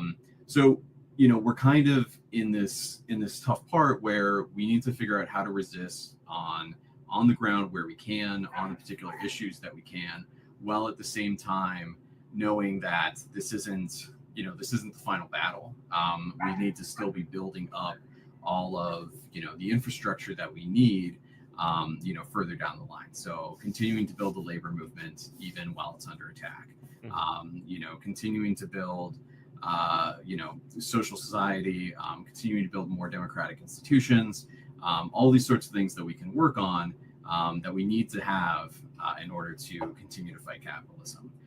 Because, while we resist Trump in the meantime, we can't forget that, like, theoretically he's going to be gone, in 4 years, and, something, who knows what there'll be who knows, like, what's coming next, but, it's not going to be socialism. So we need to, like, continue to build up the movement so that we can continue to fight for a better world. Yeah, that's one of the sort of key things that I think that is kind of like one of the bigger questions that exists within DSA right now is how does, and it's not 100% this or that, I don't think, but there is a sort of like really important nexus that a lot of this organization currently rests upon, which is internal focus towards sort of like how the DSA will orient itself among the sort of like American left, which is, in my opinion, quite small and not particularly powerful, and how and that's sort of like juxtaposed against the orientation of how do we organize the broader working class,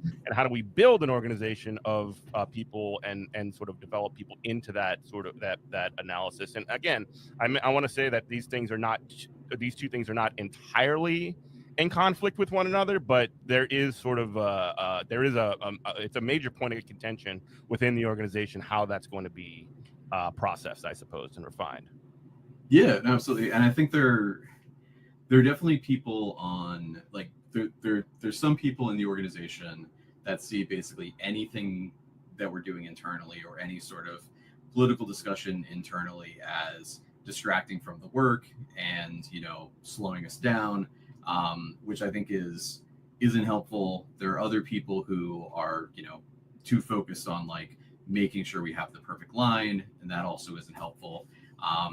It's a tough thing to kind of like navigate, because on one hand, if we're not having these internal political conversations, we're not really going to be able to orient ourselves into what we want to do. One of the reasons we saw DSA grow the way we did is because there were new ideas around how to use the ballot line. Like, the Ackerman piece about how to use the ballot line really changed people's thinking in terms of, we can run people on the Democratic line, but, we're going to use that not only as a way to win, but as an agitational method. The dirty break idea came out of that as well. So, these were new ideas that kind of helped inform our strategy. So it is really important that we do that. And I think the other side of that is also, like, one of the reasons we've seen so much tension and kind of disorganization around electeds sometimes taking positions that they do is internally, like, we never had the conversation of, like, what are the things that we don't want them to do. So, like, every time this happens, it blows up because we never actually made these sorts of decisions. I, like, AOC is the biggest example, of course, right now. And everybody's saying, right? Yeah. And I mean, like, I think one of the things that becomes so exhausting about this is, like, we have to have the same fight every single over time, and over because again. Always on Twitter or the forums or whatever, like the least human interaction, like media for this. And, I think there's always going to be, like, whenever you have electeds, like, there's always going to be criticism of what they do. But I think the crisis moments happen because, like, we never internally really decided on what does it mean to be a DSA elected? Like, what are some red lines for the organization? Because even the people who say there shouldn't be red lines, like, no, there's red lines. Like, there are things that if AOC did, even, like, the hardest DSA AOC stand would say, like, this is beyond the pale. Like, right. Everyone has those. It's just where we set them. And how you operate when those things take place, like a lot of people are saying. Sorry, I mean, entirely cut you off. Go for it. Like, there are people in the organization, or adjacent to the organization, perhaps, that will say, like, well, that's it, time to cut AOC off entirely from everything, and that comes up like God, it seems like every 6 months or more frequently than that. And when she does something like vote for, you know, Iron Dome funding, which is or vote against a measure that would God, I hate Congress, but like vote against a measure that would you know, defund the Iron Dome, or at least like stop American dollars from going to the Iron Dome, that, you know, somebody who's horrible and like acting probably in bad faith, or the good faith they're acting is more towards a nativist, I guess, perspective, which is not Marjorie Taylor Greene. Like you still got to vote for, like, against the Iron Dome funding, even if it's, you know, the one of the most odious people that are putting forward, because you can't get, you know, politically even speaking, you can't let her run rings around you like you're a freaking idiot. But like at the same time, you know, like, what is the response supposed to be? Because there are obviously people that are, you know, in DSA or that are adjacent to DSA that are like, well, that's it, time to cut her off again, you know, which is like the 27th time they've said this exact same thing. Yeah, and I mean, I think this also really shows kind of the deficiencies of, you know, the AOC was like a surprise when it happened. Like, I think people, you know, her winning in the primary was a surprise. DSA was still kind of, you know, coming into its own. So we didn't really have a good way of setting up kind of how to work with, you know, electeds, how to coordinate any of those things. And, you know, I think that's shown. Like, I think in a lot of ways, AOC probably views us as another coalition partner. Maybe, you know, as an organization she's a part of, but not any higher or lower priority than like some other organization. You know, which makes sense for her. But if our political project and our electoral project is more than just trying to, you know, kind of like pass the best bill possible, then having someone who, you know, isn't engaging with us in a way to move that project forward, you know, it creates problems for us. So, you know, I think this is partly born out of, we weren't ready for kind of like having a congressperson, and, you know, like we've had to kind of keep making it up as we go. And I mean, not even just AOC, but like somebody like Jamal Bowman, which was like, God, that I think everybody in DSA who pays attention to natural stuff like simultaneously had an aneurysm and just like decided like, oh, you know what, it's time to just fight and like endlessly about this guy. You know what I mean? And instead of trying to process, like trying to develop a strategy, it's just like, how do we lay down the law on whatever perspective that you're taking on this? Yeah, and I mean, like, I don't think the sort of idea of the way we get electeds in line and the way like we work the project is, you know, kind of focusing on censure, focusing on, you know, trying to kick people out. Discipline, right? Yeah, exactly. Like, I think, you know, that can definitely be there, but like the point of it, like the beginning of it, is we need to be working together and like agreeing on what we're doing.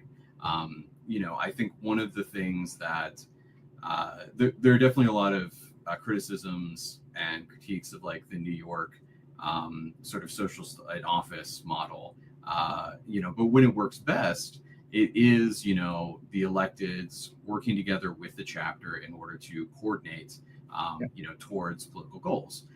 You know, you have people voting in blocks, you have people endorsing each other. Like that's when it's working best. You got to establish a relationship. I mean, that's just that simple. You can't just be the, you know, person throwing rocks at the windows and, you know, throwing tomatoes at the elected. I mean, if that's your only way you're gonna operate, then you're gonna be treated not like a potential ally, but as purely a nuisance. Yeah, and I mean, I think that definitely. I think there's some, you know, I can't see inside of her head, but like I can understand the sort of negative polarization that could have occurred with some of the online stuff.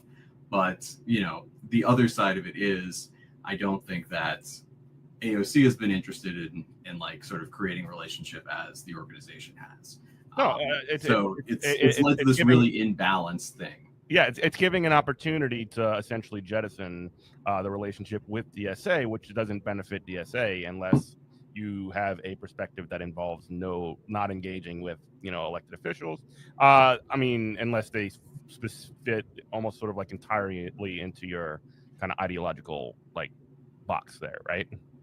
Yeah, I mean, I'm more agnostic on kind of like whether or not AOC should stick around. I mean, the stuff around Palestine has definitely been, I think, the worst like she's ever been.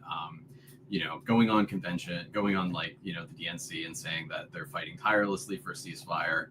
And with the Marjorie Taylor Greene vote, then afterwards talking about how she voted for defensive weapons, not offensive weapons, but you're giving weapons to a state that you agree is committing genocide. Like, why are you giving them anything? Like, you should.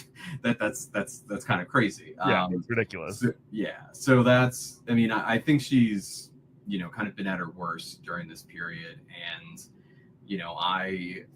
I'm sympathetic to the people who feel like those are red lines because it's understandable.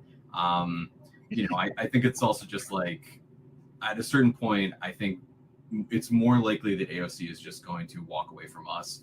And maybe that's for the best, maybe not, but we'll kind of see what happens down the line.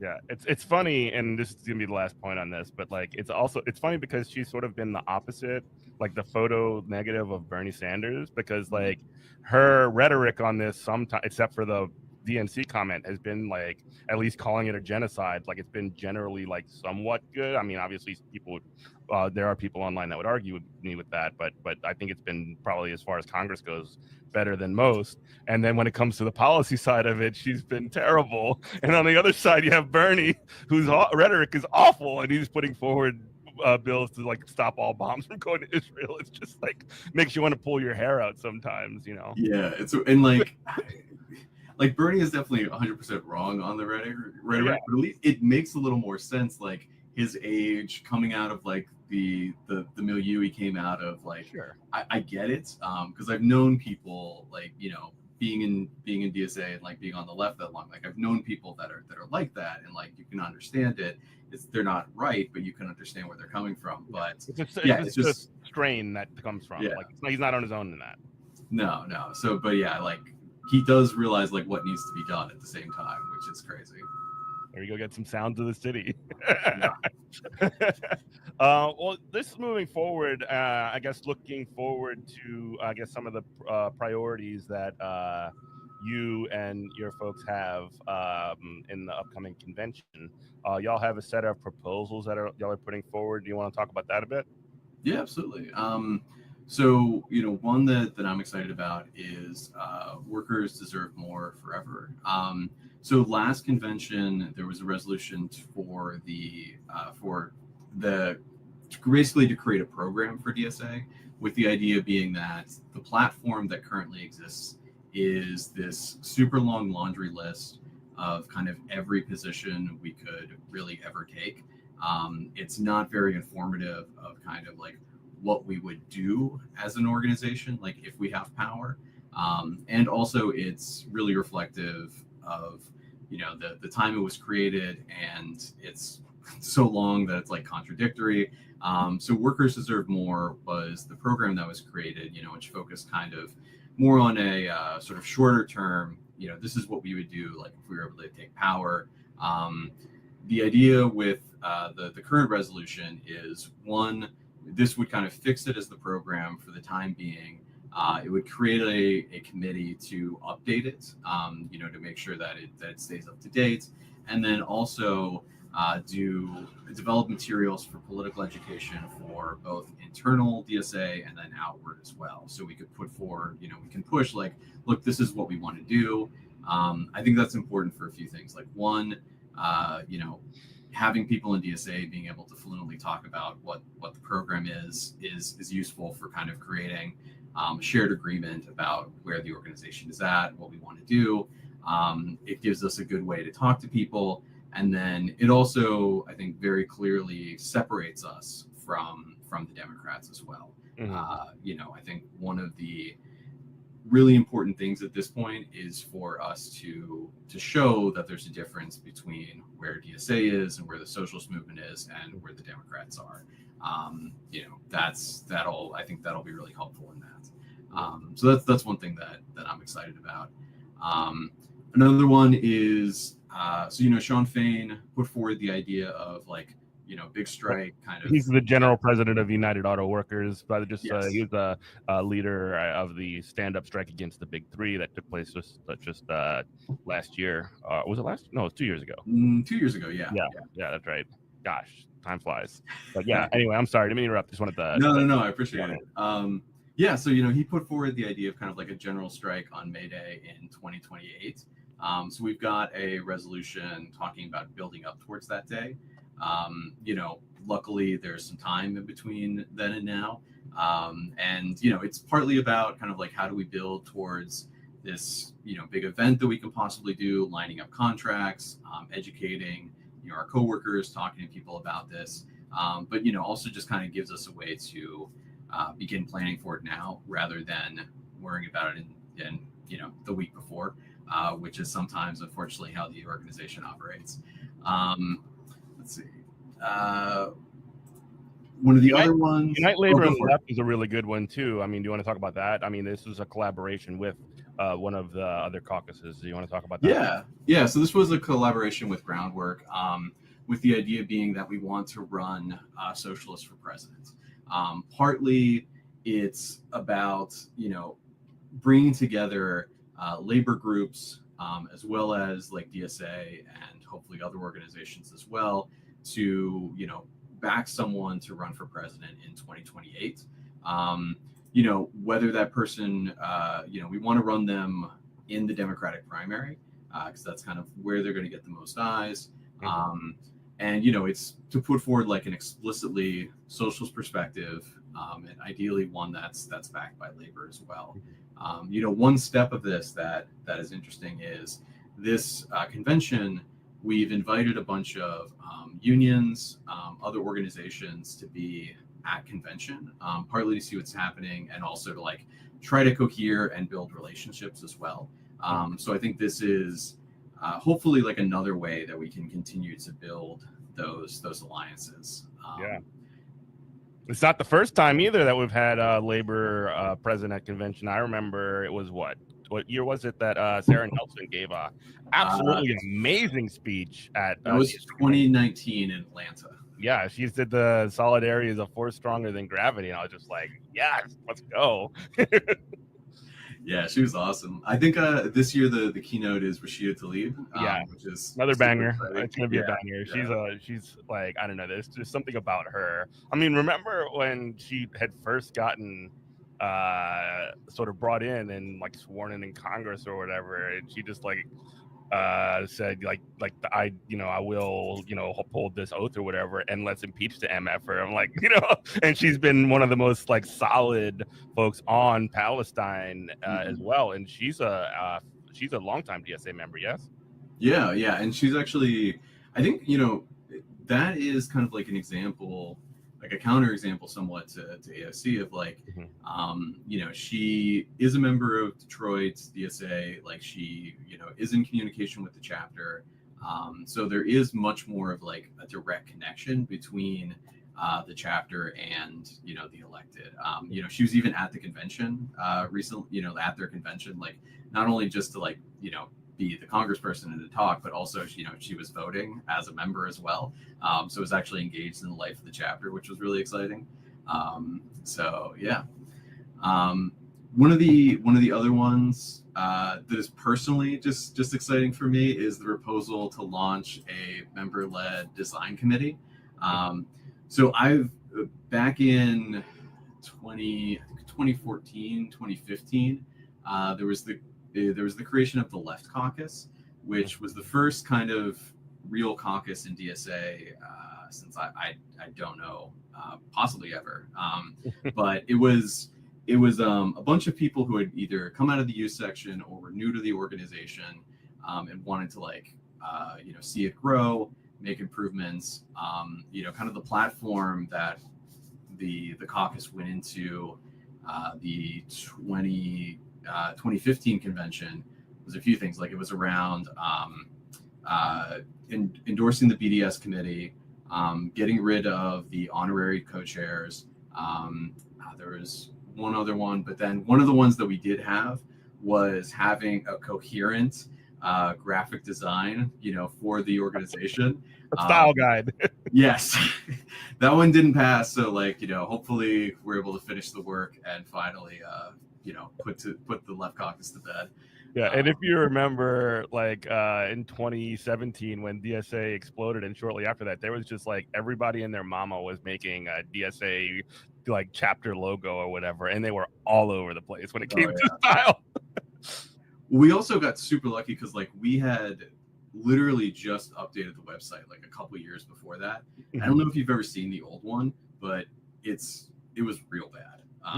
DSA.angelfire.com or something. Yeah, well, the YDS, the U section one looked like it was Angel Fire. It was black background, lime green type, kind of thing. The DSA itself just looked like it was made back when you first made a website, and then just never changed. A lot of union locals have that website still. Yeah, so we got lucky that we get updated, and that was a giant fight in the organization because to update the web. I love that. That's yeah, I love that. Partly, I remember one time when I was with the teachers union in Louisiana, and I was just sort of hey guys, let me just do something to the website. And they were I was on the executive board, and I'm just I'll just take up this work. I don't care, whatever. And it was just impossible to get anybody to say yes to it. It was crazy. Yeah, it was we had one guy who was able to do it, and he was resistant, and then you had another group that was resistant because one of us had used the word branding when we talked about it.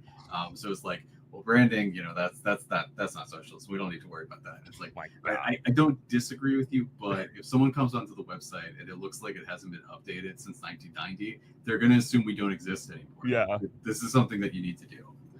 There's some kind of credibility in having a crappy old website. We're not getting it times, man. It's very 90s, a 90s brain sort of thing. You know what I mean? Yeah. There's also a time and place for that, unionjobs.com. They never need to update. It is exactly what it says it is. You can find everything you want on there, but for us, it needed a little improvement. A little facelift, yeah. You are listening to WHW New Orleans 102.3. This is Good Morning Comrade. Andrew P. is joining us on the program. We were talking about the upcoming DSA convention, and he is a candidate for the Bread and Roses Caucus for the National Political Committee of DSA. We're talking a little bit about the program that is that caucus has as far as the convention goes forward. We talked about a couple of the resolutions that they're pushing for.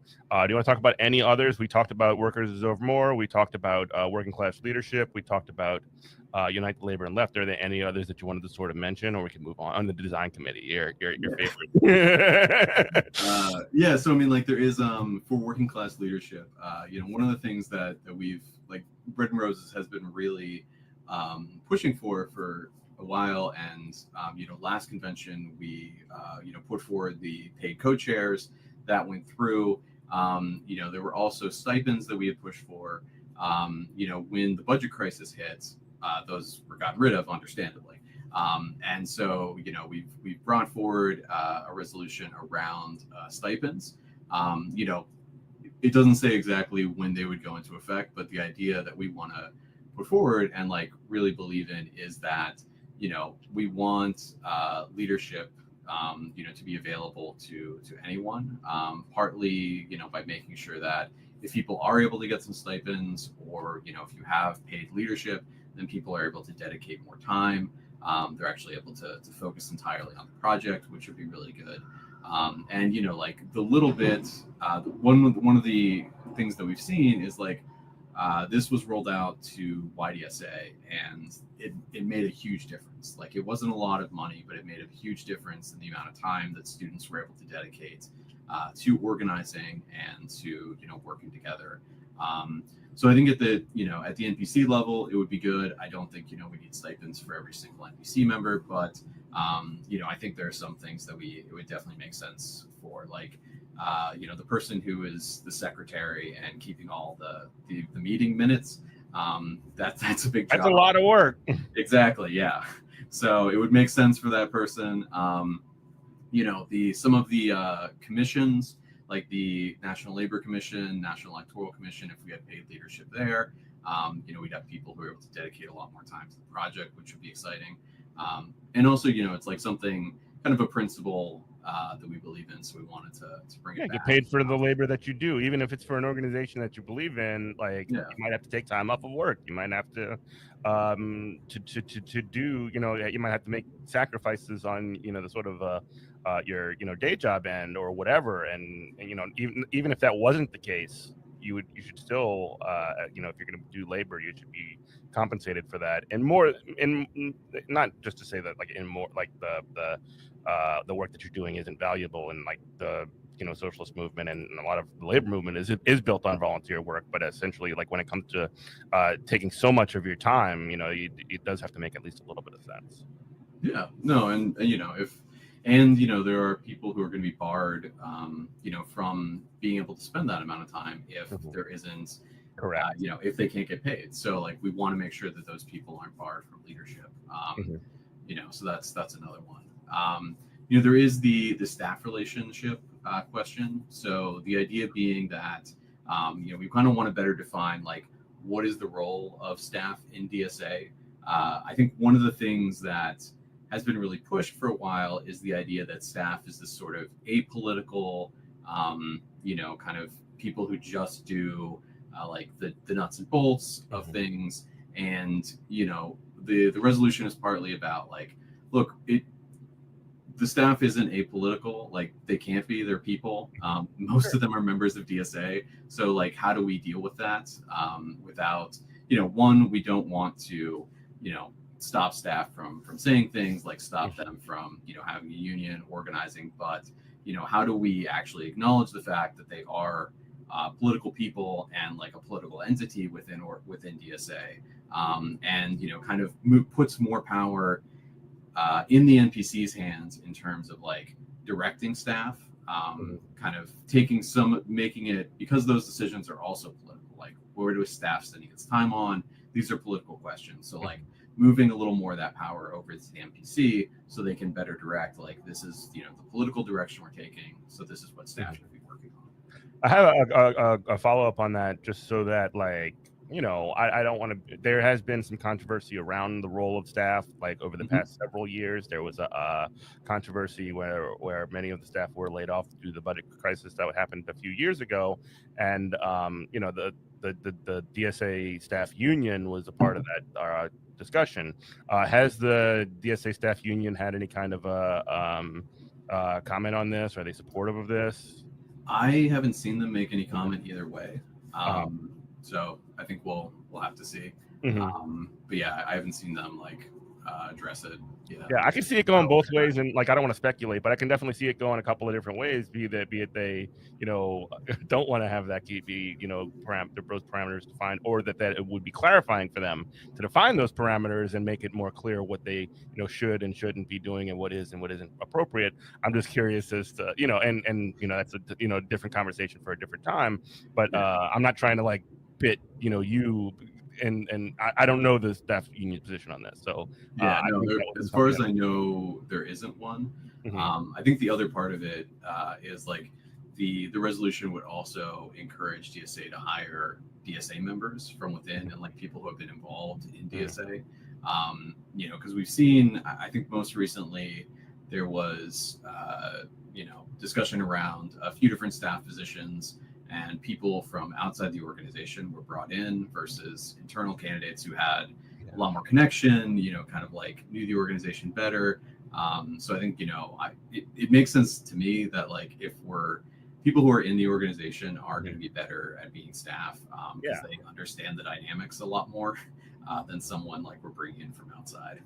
Yeah, and just as a personal note, like, I could just say that all of the, the best staff that I've ever interacted with have all been from the membership. And, I don't want to shout out names because I don't want to, put them on the spot. But, if you're listening and you're one of those folks, you know who you are. Like, the best, like, chef's kiss, like, just dedicated to the work that they do and dedicated to the organization. I just wanted to throw that part out there. Yeah, absolutely.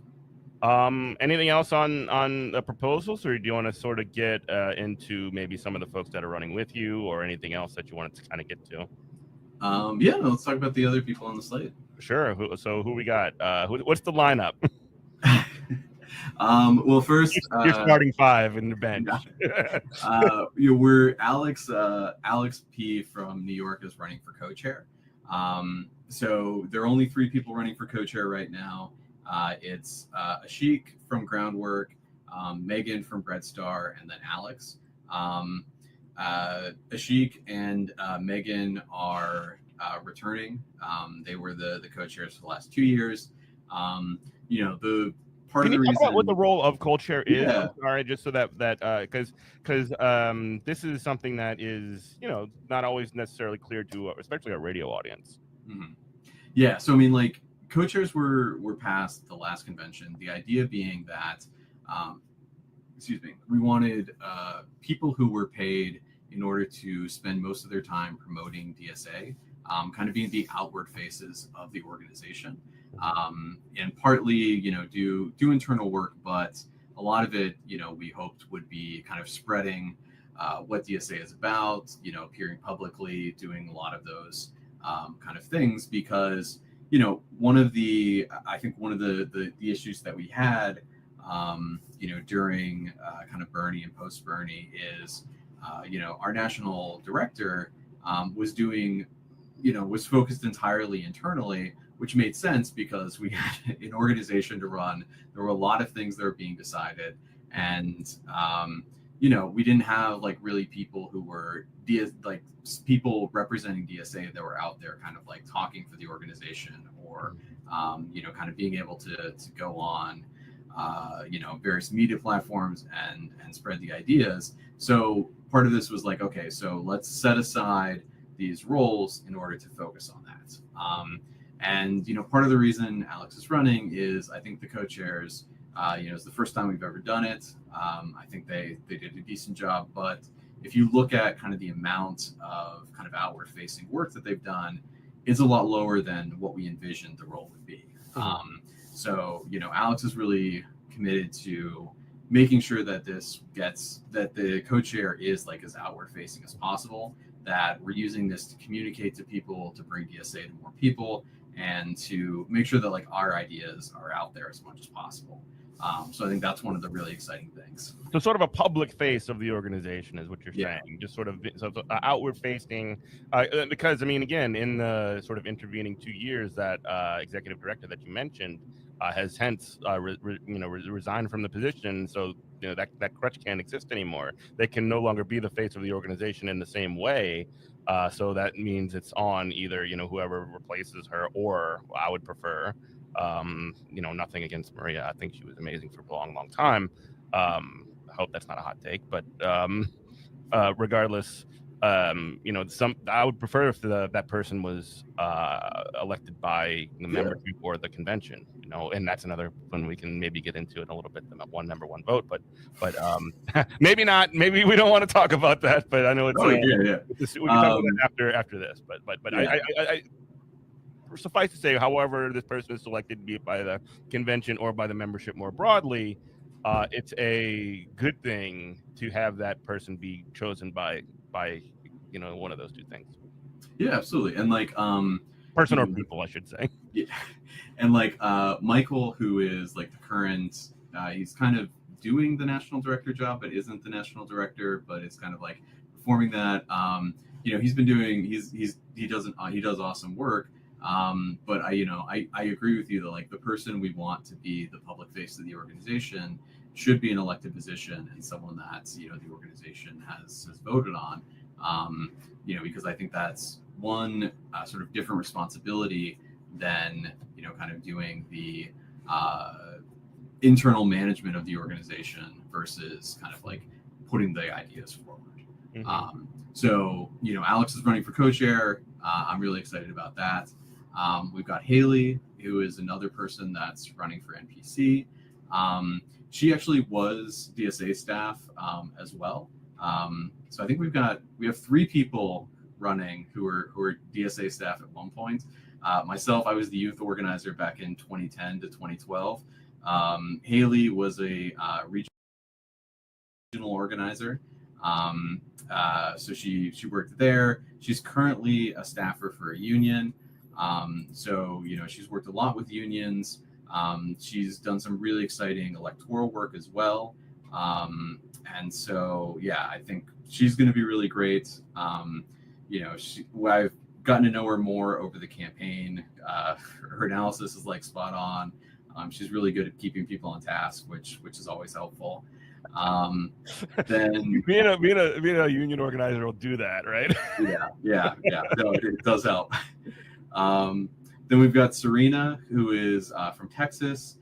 She's a nurse as well. She works in the ER, and she's done a lot of work around Palestine.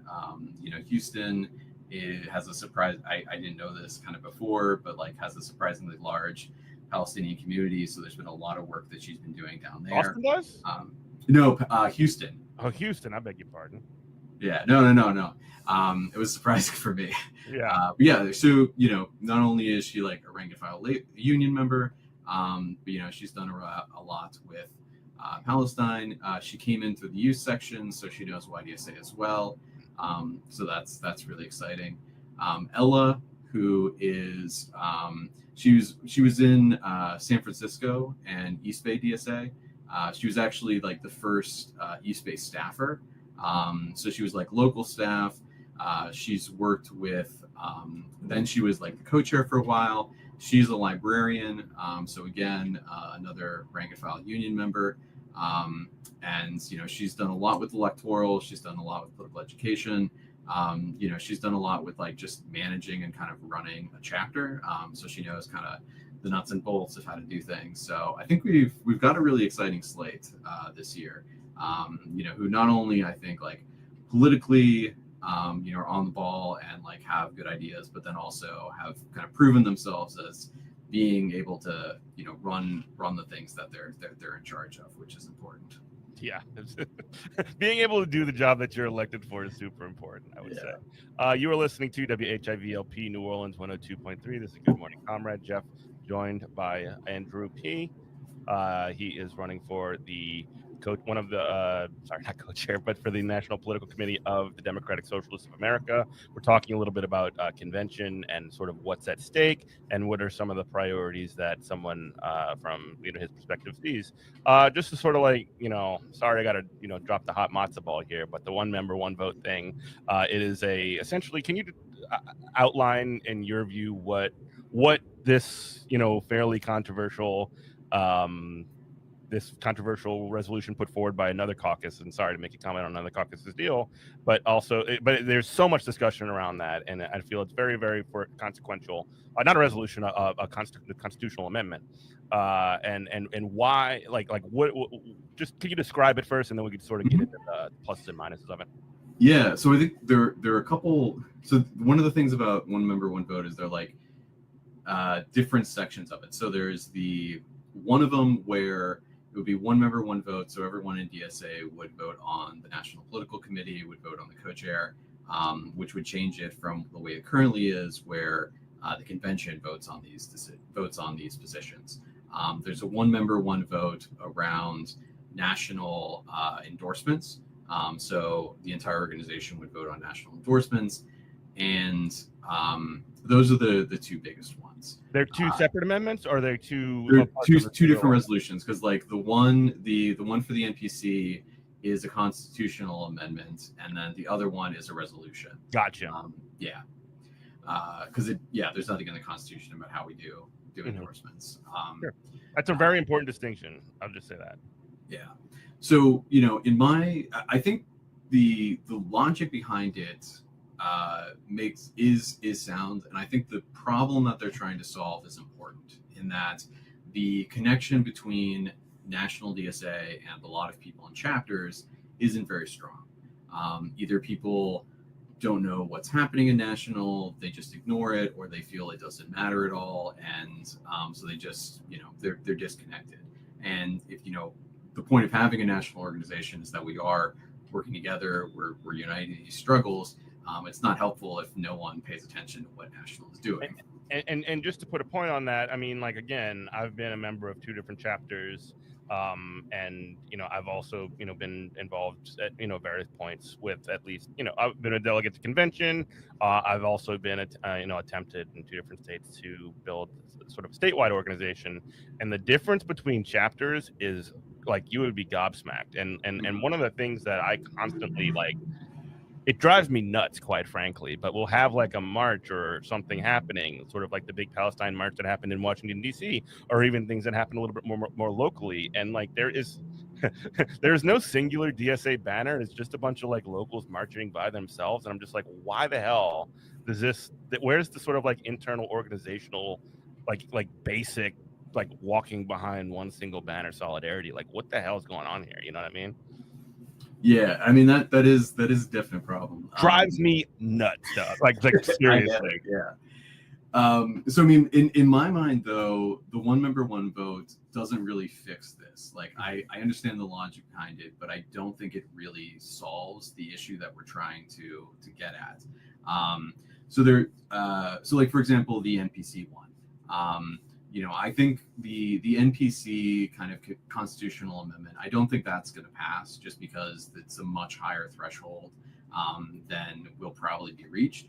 But I think like with two-thirds to do a constitutional amendment, yeah. So I don't think it's going to come anywhere close to that. I think I understand and get kind of the idea behind everyone in the organization should be able to vote for leadership. What I see kind of coming out of the online version of that election is people are going to be like, you're mostly just going to be whipping for the people that you know, or like whipping along caucus lines. One of the values of convention is that you actually get to meet people in person. You do get to actually talk to them. So like people's minds can change. You see how people act on the floor. That definitely changes minds as well. So I think that's, I don't, in people voting online in a leadership election, I don't think really changes the relationship between themselves and national all that much. Like they may be slightly more invested, but I imagine, what I'd be willing to bet will happen is you just have a very low voter turnout, and you'll have like basically the same sort of thing as if we do it in the convention way. In terms of the one member one vote around national endorsements, I think again, like you're not solving the problem between people feeling committed and people feeling involved in the decision and what like DSA is going to do.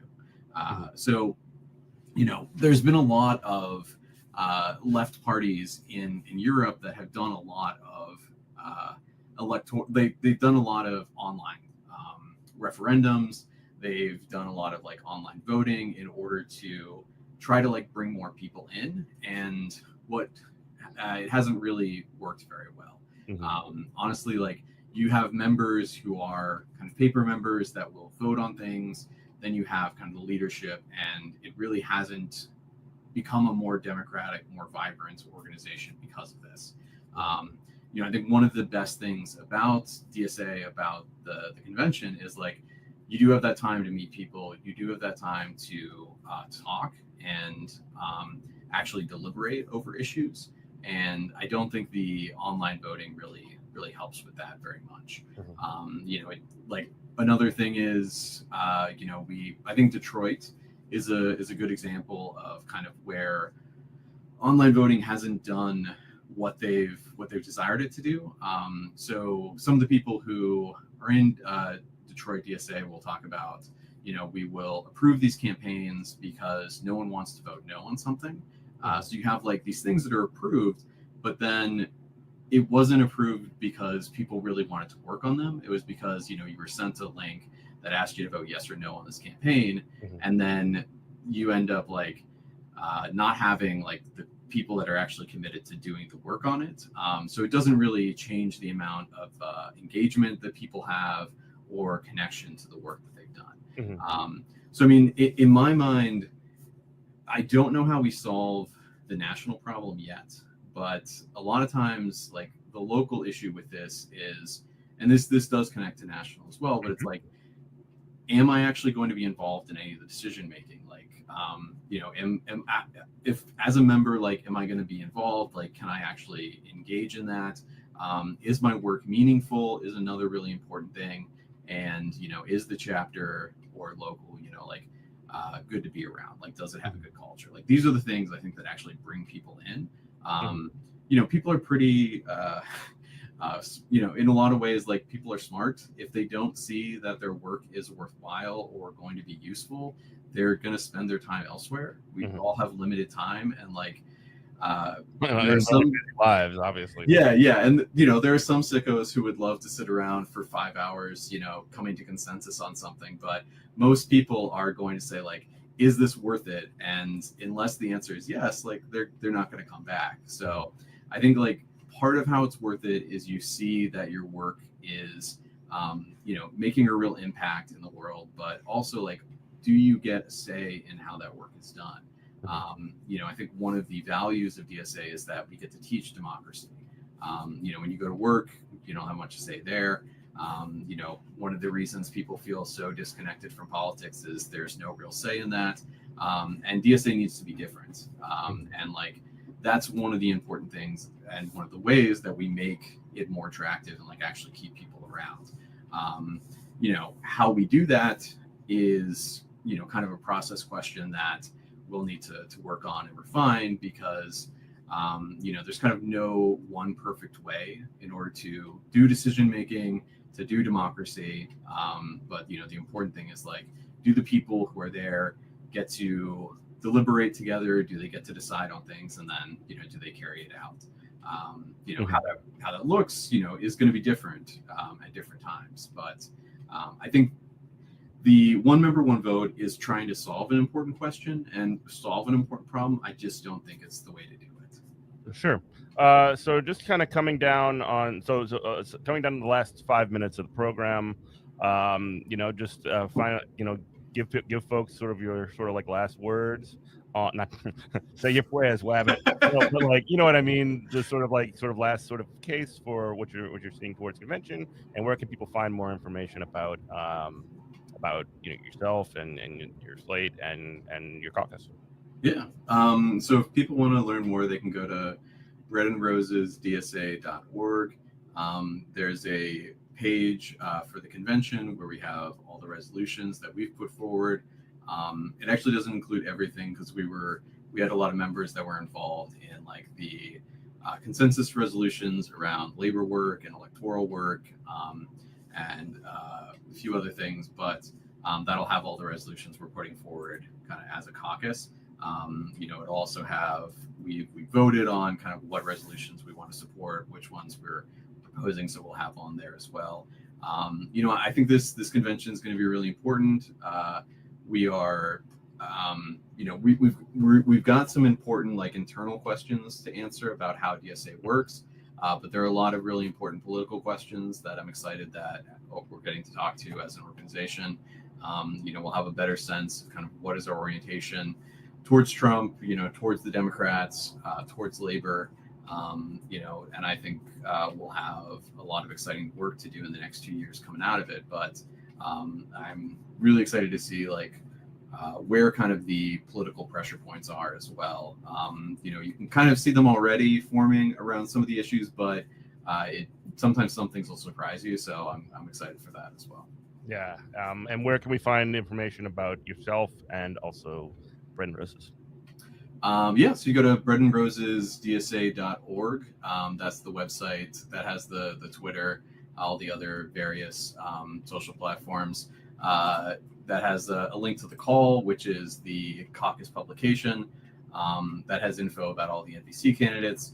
I'm on Twitter, but like I'd never post, so you're gonna see like 2 posts a month and mostly retweets. So like I don't. Twitter sucks now. I mean, yeah, it was always been bad for your brain, but like it's just like it's not even fun bad for your brain anymore. No, there aren't. It's like Nazi bad for your brain. It's the worst. It is. I need to just stop looking at it. But, it's called an addiction, and we all have it, I think. But yeah, no, that's probably the best place to find more info about us and all that. Cool. Well, thanks you, Andrew P., for joining us on Good Morning Comrade. You can listen to us every Saturday on WHIVLP New Orleans, anywhere in the world, WHIVFN.org/listen. We will be back shortly with John Lewis.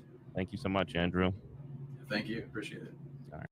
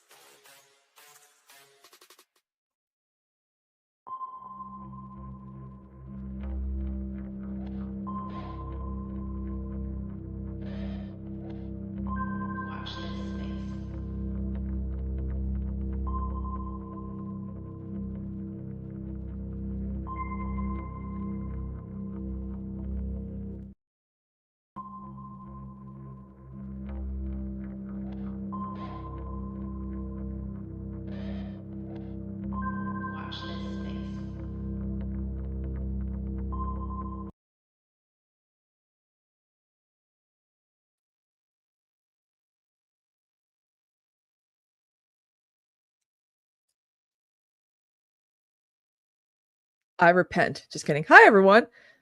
I know what you're all thinking. Kristina, what's up with the look? I'm confused here. Well, let me tell you guys something. I watched the first half of season 2 Wednesday. Y'all know I love Tim Burton ever since I saw Edward Scissorhands when I was like 9, I think. It's the first time I ever saw it. I was hooked on Tim Burton ever since. And Jenna Ortega has been getting a lot of flack for getting plastic surgery, buccal fat removal, and all that stuff, when all she did was just bleach her eyebrows. So I decided to test the look out myself, and I get it. I can see how the eyebrows really frame the face, and you look very different. I don't know in my case, but I think I did okay with this. I'm doing my best. I'm doing my best. I'm doing what I can. I just look like that one influencer named John McClean, who's very elegant, very dignified, and just all around amazing. But I feel like I should have went a little darker with my foundation, but like this is not even black. This is just brown. Like, ugh. So, few life updates. I cleaned my room. Yay! I mean, we have to clean it because the exterminators and they're coming and they're switching out the air vents. I feel like they should do that more than every 4 or 3 months. They should be doing like every month. So my mom and I are going to start keeping up with that. And I saw my psychiatrist. She's back at the maternity leave. Yay! And thanks to Trump, the Clyburn Center is now backtracking on their sliding fee. The whole point of rural health hospitals. Thank you, Rich. The whole point of like rural hospitals is that, you can afford to go, they'll make it even more affordable for you to go and have appointments and get, healthcare. Under Trump, not anymore. And even my psychiatrist was like, she was like, under Trump, things are different. You need like a bunch of documents to prove your income to apply now, instead of just having someone that you work for vouch for you. And I'm like, great. So I have to pay like $110 per session or per appointment now. So that's wonderful for me. So now I'm gonna have to see like all my appointments like every 3 months, once every 3 months now, because I can't afford to pay out of pocket. I already pay out of pocket for my medicine. And everyone's like, why don't you just get health insurance? And I'm like, health insurance, what's that? In this state, forget it.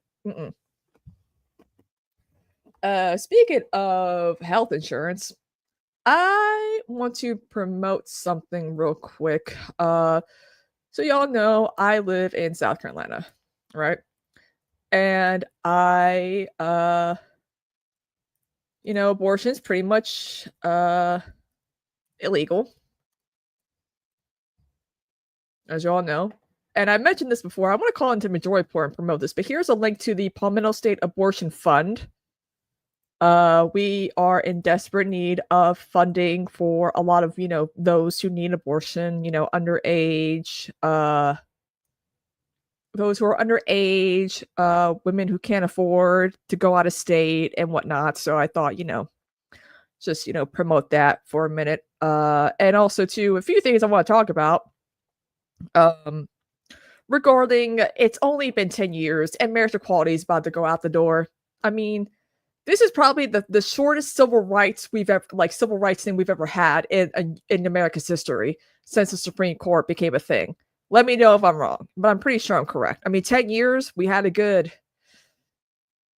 And then of course, Kim Davis is back. She's like a Scream villain. Ghostface always returns. Actually, no, she's more like herpes. She just keeps coming back. Also, Superman's getting released on digital this week. I don't know why, but I guess it really did turn a profit. But I say, hey, it should be in theaters a lot longer. I saw Weapons. If you haven't seen Weapons, oh my god, this has been the last few years have been really good for horror films, and I, for one, am very, very pleased. Okay, the more I'm looking at myself, the more I realize that I do look different. Okay, sorry, I'm so distracted by my lack of eyebrows. I mean, sorry, but yeah. Also, tonight, Movie Night Extravaganza, we are going over Star Wars: A New Hope. Yeah, pretty sure it's that's the first one of the trilogy, right? Yeah, New Hope. Yeah, with Jason Miles of This Is Revolution podcast. So that's gonna be fun. Democrats, yeah, and also to people who didn't think the Supreme Court mattered, like, the moon falling in Lake Michigan, like Jimmy Dore said, before Trump would ever get 3 Supreme Court picks. Again, marriage equality should have been codified, but, Senate parliamentarian, Republicans playing dirty, even though they're in the minority, and blah, blah, blah, blah, blah, blah, blah, blah, blah, all that good stuff. So, what a time to be alive, guys. My sister's been drunk FaceTiming us now more than ever. And I'm like, you live in New Jersey. You still have some rights. I don't, however. Okay? Just chill out. She got a comment from Jack Schlossberg, JFK's grandson. I'm like, man, I'm like, stay away from my man, girl. He's my age. Back off. You're too old for him. You're almost 40. Literally, she's gonna be 40 in January. So yay! I'm just saying. So I should have. Also next week, I'm gonna be out. I won't be hosting Kristina's Corner. Someone's filling in for me. Her name is she's like some Russian former assassin turned like superhero named Yelena. Blonde hair, thick Russian accent. I don't know her personally, but apparently she's like a hero, a superhero now in this new Avengers thing. So I hope to God she does an okay job because I'm worried. Very, very, very, very worried. I don't know if she's good at covering news, but we'll see. We'll see. Oh gosh, she's gonna be doing Star Wars too. Oh man, I got to talk her over about that. Also, I've been on a Jack O'Connell rabbit hole ever since Sinners came out, obviously, because your girl loves her Sinners. I've seen it like 50 times so far. I mean, there are people like, I'm on my second rewatch. I'm like, second rewatch? That movie came out 3 months ago. How? I'm so bad. I watched 2 movies I recommend. Lady Chatterley's Lover, which is on Netflix, starring Emma Corrin, my second favorite Emma, non-binary Emma actor. There's Emma Darcy and Emma Corrin. So there are 2 Emmas that are non-binary and we stan. I'd marry them. They both also look like they could play my mother in a bio whatever of my life. Which is ironic because Jack O'Connell could totally play my dad. Daddy issues? I don't know. And then Eden Lake, which is one of his earlier films where he plays, they call them a hoodie, which is like young gang white youth in like England, and they terrorize a young couple on like a vacation. And trigger warning, the movie does not have a happy ending at all. It's very, very tragic and sad. Just fair warning. It's very, very like violent, and there's he always played a lot of trouble youths in a day. And so I'm like, yeah, this is great. You can find Eden Lake on Tubi, and of course, Lady Chatterley's Lover on Netflix. I reckon, ladies, Ladies, let me tell you something about Lady Charlie's Lover for a second. I had to take so many breaks watching this movie. I'm like, and you're probably thinking, why? Is it violent? Is it no, oh no, it's not violent. It's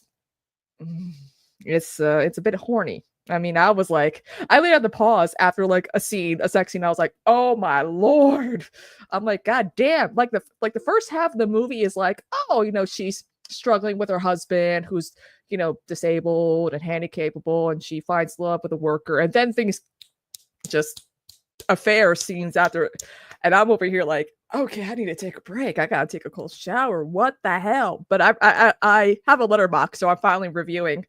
I went down a Cillian Murphy rabbit hole after Oppenheimer, and then I'm every time I get like into an actor, I go down like a rabbit hole and look at their filmography and their work, and oh boy, if I had a nickel for every time I saw Jack O'Connell, I would be very, very rich. Just saying.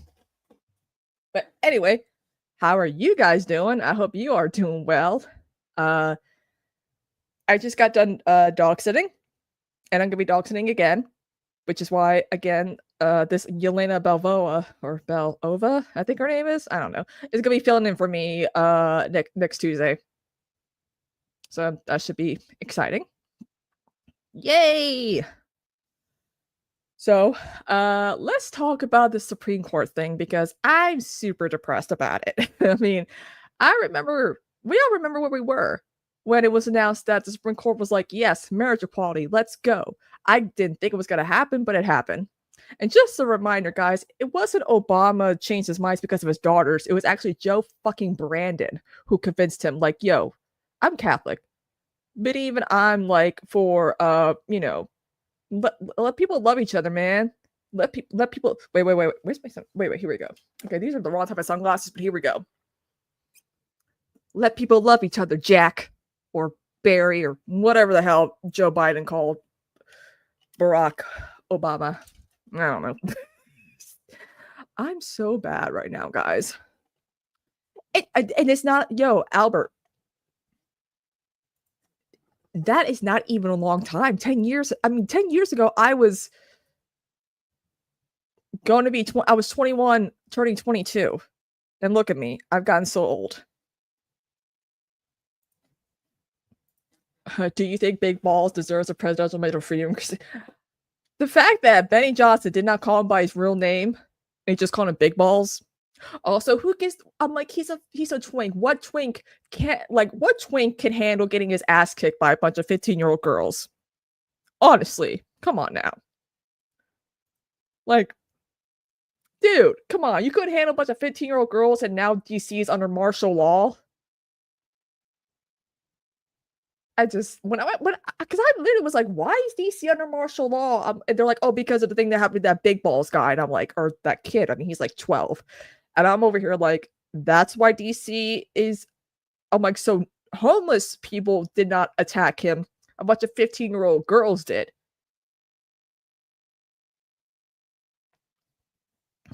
Okay, well, that's very interesting. I don't know why they thought that was a good idea, but I mean, this is why DC should have statehood. Democrats. I don't know how many times I have to say this, but Democrats are so useless. Like, no matter what. No matter what. Also, another little update. I don't know if you guys know who Lindsay Boylan is. She was one of the first to come out when it came to Andrew Cuomo's, harassment. She was one of his first victims to come forward. She's a friend of mine. She's going to be on Moon Night Extravaganza in September, so it would be interesting to hear her thoughts on the New York City mayoral race and the after party we'll have. It'll be in a month, so I'm excited about that. She's cool. So anyway, let's talk about the Supreme Court thing. I mean, I'm very depressed about this because, again, it's one of the shortest civil rights victories in history, in my opinion. If you guys know any civil rights victories that did not last long, like lasted less than 10 years, please post it in chat and inform me, because I feel like in modern history, at least, this is probably going to be the shortest we've had. And I am incredibly depressed about it. All right. So the Supreme Court blessed same-sex marriage 10 years ago. Is a backlash brewing? Of course. Marriage equality was a major political issue in the United States for a generation, but today it's no big deal. The vast majority of Americans now believe same-sex couples should have the right to get married. But there are some new signs of a brewing backlash this year, and a very different Supreme Court could, at least in theory, take away what it gave same-sex partners 10 years ago in its landmark Obergefell versus Hodges decision. The conservative court will have an opportunity to do that if it takes up an appeal filed last month by Kim Davis, a former county clerk from Kentucky who drew nationwide attention when she defied court orders and refused to issue marriage licenses in 2015. This bitch, again, she's like herpes. Davis has directly asked the court to overturn Obergefell.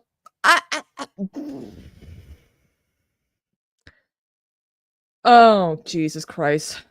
The more things change, the more they stay the same. And we are going so backwards, it's crazy. I mean, it wasn't that too long ago that I think Ireland got the right to abortion or something like that. Like we're supposed to be the country that sets the precedent for the world. We're supposed to be the modern, the first world, like modern type of country to aspire to be. But countries like China are kicking our ass when it comes to science and technology. And other countries are gaining civil rights. This is also ironic considering people are like, well, you can't get married in Gaza. You can't get LGBTQ in Gaza. You can't even be LGBTQ here in America. A remarkable turnaround in a short period. 10 years ago, the Supreme Court gave same-sex couples across access to marriage nationwide, which was controversial at the time, but today seems obvious to a large portion of the country. Is it though? I feel like it's more controversial now under Trump.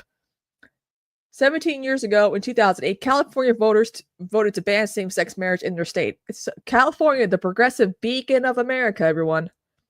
21 years ago, in 2004, President George W. Bush's re-election campaign won in part, maybe in large part, because Ohio was among 11 states that year where voters also approved state constitutional bans to outlaw same-sex marriage, potentially driving turnout.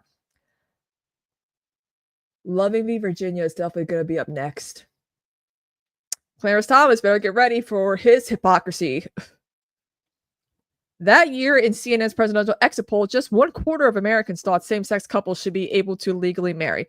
A large portion approved of civil unions.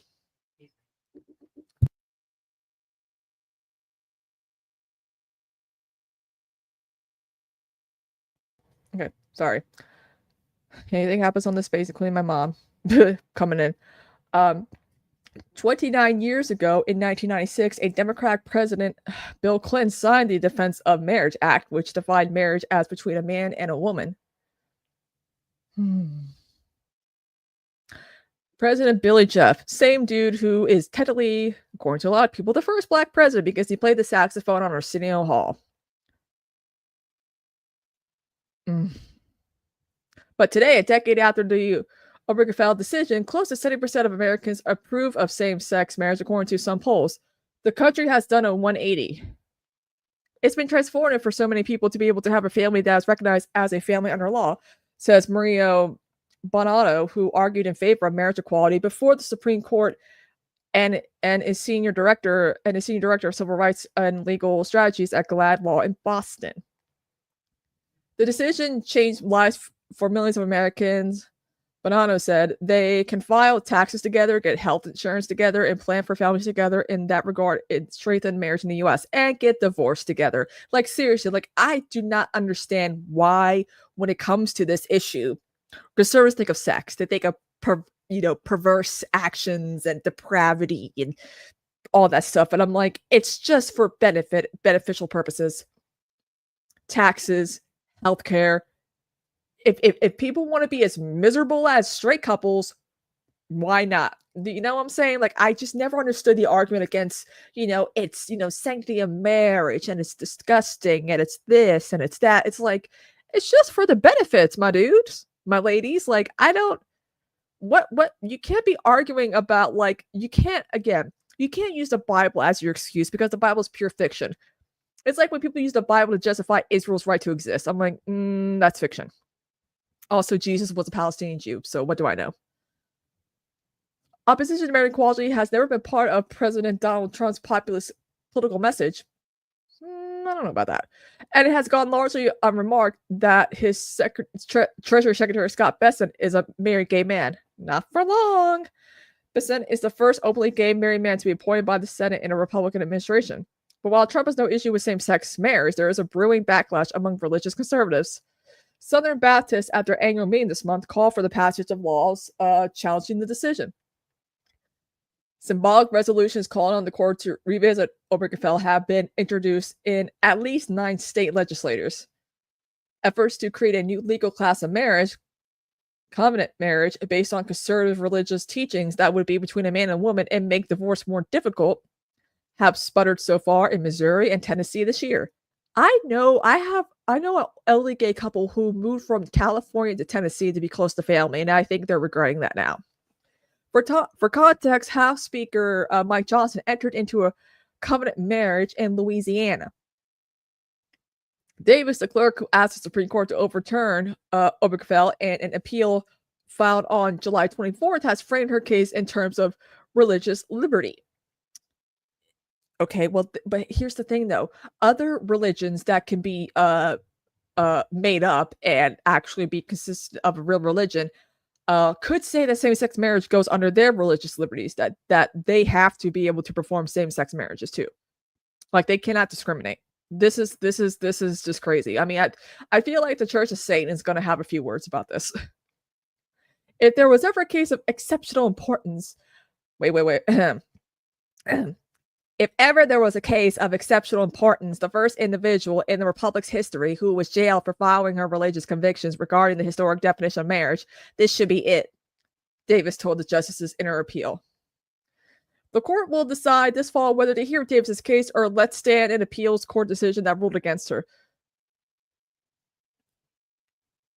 Fingers crossed. Some justices would like to reconsider Obergefell. There are Supreme Court justices who came to the bench decades ago when opposed to gay marriage was a major political issue, who now, with a much more conservative court, would like to revisit the decision and take away nationwide marriage equality. When the court overturned Roe v. Wade in 2022, Justice Clarence Thomas called on justices to revisit Obergefell. Okay, let's revisit Loving v. Virginia then. I'm just saying, not like I want it to happen, but it's going to have to happen, guys. You're going to have to revisit, I mean, there is definitely mixed racing shit happening in the Bible. And I'm assuming even Jonathan Greenblatt, who runs the national, whatever, the ADL, the the Apartheid Defense League, he even says that it's concerning that Jewish people are getting married outside of their religion. So it's like, we're definitely going that direction, and that worries me. In answer, Democrats, who then controlled the House and Senate, worked with Republicans to pass a law, the Respect for Marriage Act, that avoided the Defense of Marriage Act and would require states to honor marriage certificates in the unlikely event that the Supreme Court overturned Obergefell. Justice Samuel Alito, another vocal critic of the decision, has also endorsed taking another look. Of course. If Thomas and Alito were to get their wish, it's possible things could turn out differently. The ideological balance on the court has been upended in the past 10 years. 2 justices who support the majority of the overall decision, Justice Anthony Kennedy and Justice Ruth Bader Ginsburg, have been replaced by more conservative justices. Yeah, this is all Ruth Bader Ginsburg's fault because she looked at Obama dead in the eye and said, I'm not gonna resign because I'm gonna be there and make sure that be there when the first female president is sworn in.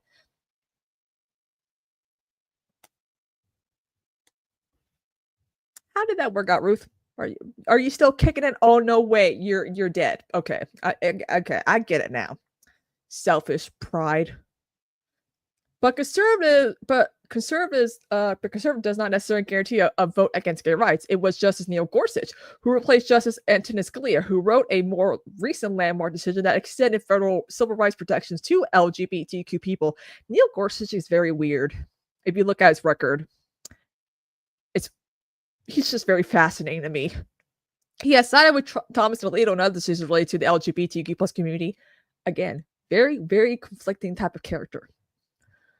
Bonanno said she's optimistic the decision will hold, but that optimism also rests on continued vigilance, since there are those who seek to undo it. Roberts got wrong.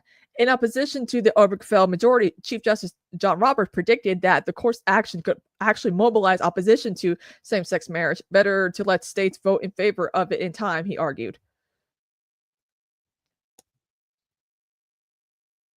How long would it have taken for a state like South Carolina or Mississippi or basically the entire South to vote for it? Maybe when Florida was still technically a blue state, it would have gotten approved, but Democrats gave up on Florida like 10 years ago. So there's that. Stealing this issue from the people will, for many, cast a cloud over same-sex marriage, making a dramatic social change that much more difficult to accept. Man, we do live in a post-Glee society, which is not really the best thing to say because look what happened. As soon as Glee ended, everything went downhill when it comes to equality. When it comes to LGBTQ plus stuff, I mean, Glee ended its season with one of the coaches, a woman, very masculine woman, mind you, come out as trans. They had cross-dressers and transgender and non-binary folks on the show. And now that's controversial. I mean, I remember when Glee was controversial, but then again, people became more accepting because younger millennials were growing up watching shows like Glee, like myself. And so now it's like, oh my God, it's so controversial when drag queens read to toddlers, or, you see, two people of the same sex holding hands in public. Like, we've gone so backwards that this article is completely missing so many points here. Like, we live in a post-Roe society, but we're also living in a post-Obergefell society once that gets overturned. I mean, I'm not optimistic about civil rights, period, when it comes to the Supreme Court, because look what they did to the Voting Rights Act in like 2013 after George Zimmerman was found not guilty of murdering Trayvon Martin. You remember that?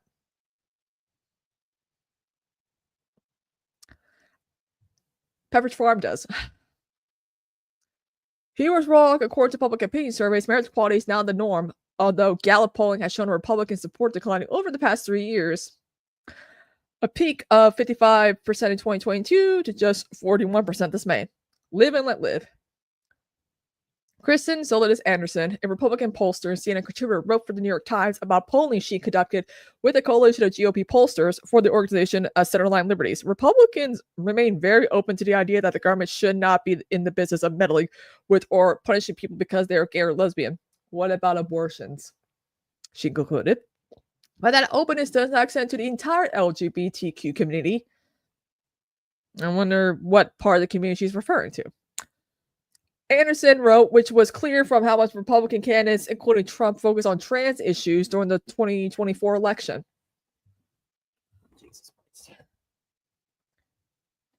Republican voters seem to have made a distinction between the LGB and the T, she wrote, noting opposition to things like gender-affirming care and trans women in sports.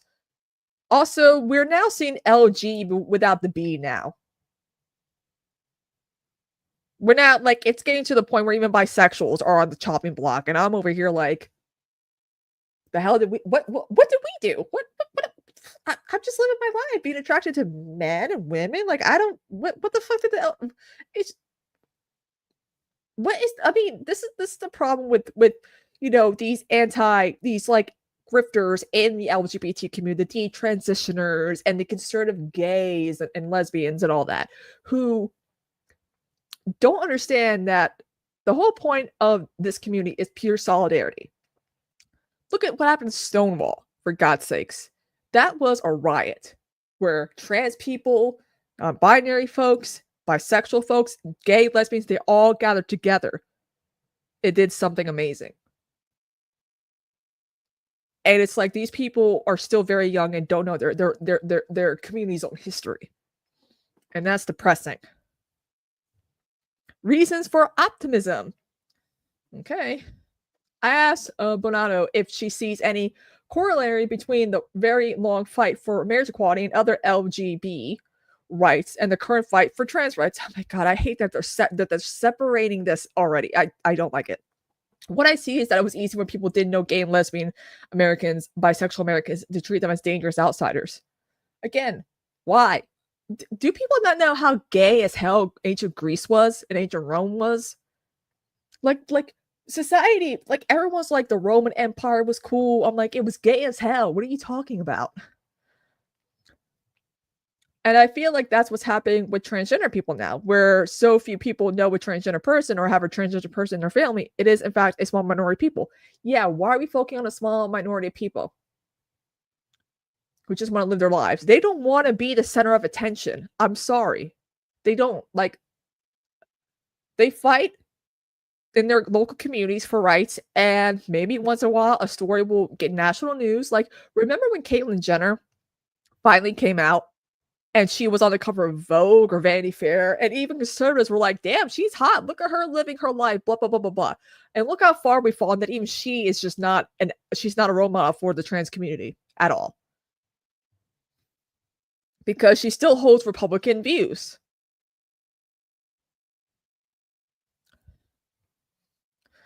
What I see is that it was easy when people didn't, okay, I already said that. Okay.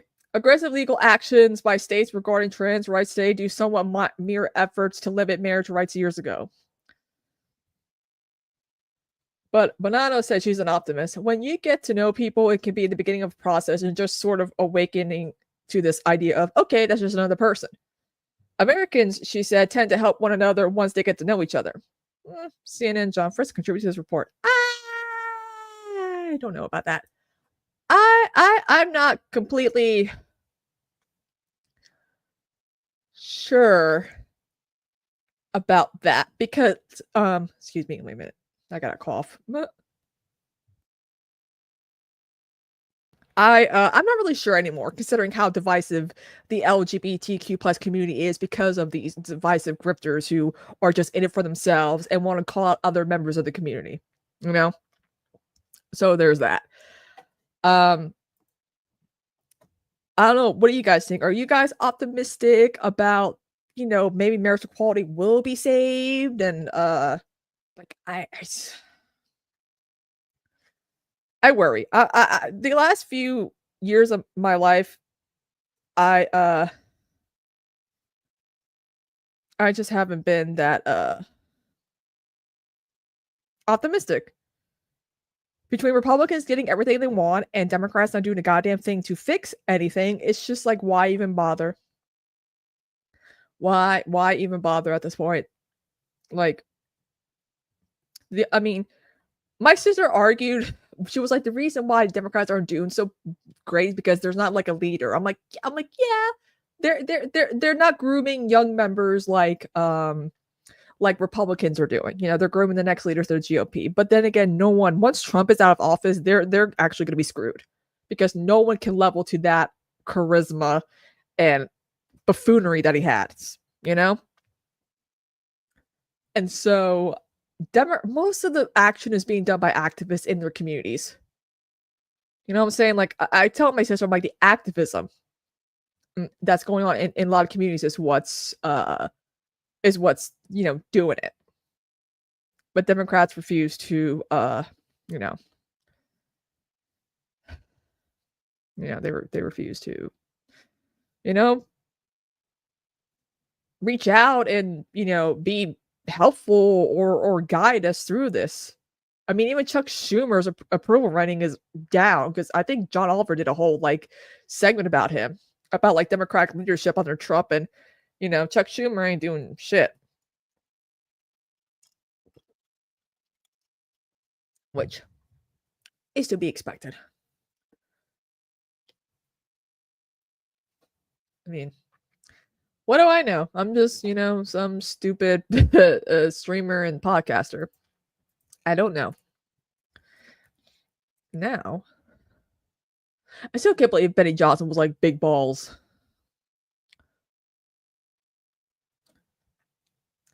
Oh, this is okay. I found something funny. Found something a little funny. Y'all remember when Carrie Underwood performed at Trump's inauguration? And we all were like, Kelly Clarkson's better because she's pro-trans, pro, you know, civil rights, and she might even be for Gaza. I don't know, but like, She was the best American Idol winner. Well, Carrie Underwood's struggling a little bit financially. And I'm here for it. You know what I'm saying? Like, I'm here for it.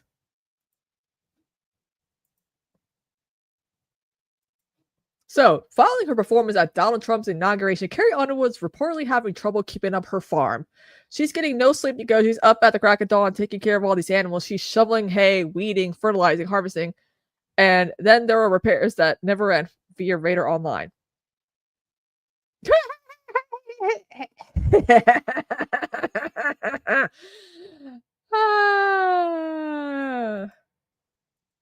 I'm sorry, I think that's funny.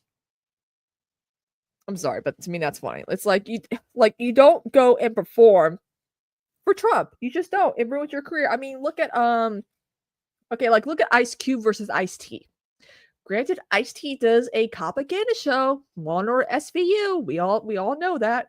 My mom calls it an SUV and SVU, and I'm like, Jesus Christ. But Ice-T is very much against Trump. Like, he hates Trump. But Ice Cube's like, look, man, I'm not political or anything, but he's still president, blah, blah, blah, blah, blah. And I'm just like, dude, you I'm like, aren't you the guy who did the Fuck the Police song? Like, what happened? What happened? Like, it's so weird. And this is, I feel like a reason why I feel like it's important that, we have Black creators on the space is that they can talk about the Black establishment that is very much pro-Trump. Because back in the day, a lot of hip hoppers were talking about like Trump was always the guy. Trump was always the guy that all the rappers would talk about when it comes to like the typical rich man to aspire to be, except for Tupac, because Tupac read Trump early on when he became famous.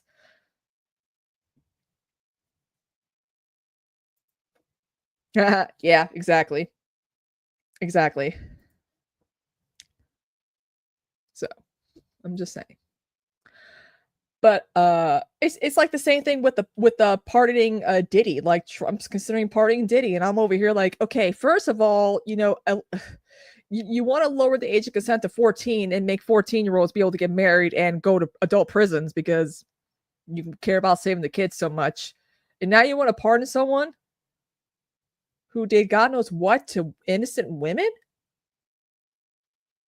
And also, too, guys, did you know that Ghislaine Maxwell is going to be doing work leaves? She's going to be able to leave her cushy, less security prison, to work. Where? She already got denied for working with dogs. Thank God. But it's like, that's like saying like, oh, she's going to be like helping like a nonprofit that helps inner city kids or whatever. And I'm over here like, let me find the article. I think Raw story. Hopefully I can get the Raw because I fucking hate everything's behind a paywall.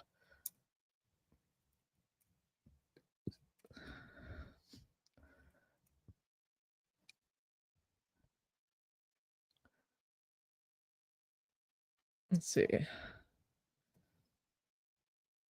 Okay, I'll turn on my ad blocker. Not now. I hate. Here we go. Oh yeah, this is okay. I don't stop with pop. I hate pop-ups. Oh my god.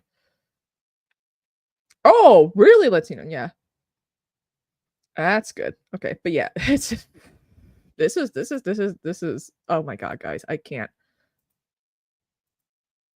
Oh my god, okay. Sickening. Ghislaine Maxwell's work release from prison sparks outrage. Oh boy, a social media firestorm erupted Tuesday after news spread that Jeffrey Epstein associate Ghislaine Maxwell, serving a 20-year prison sentence for sex trafficking, was granted clearance to leave her locked up on work release.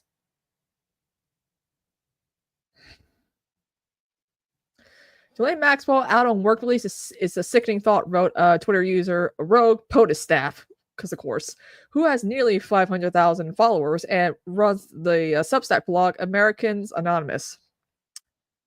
That does sound like it. Liberals be mad. I understand, though. Rightfully so when it comes to this. Maxwell was arrested in 2020 for sex trafficking related to Epstein.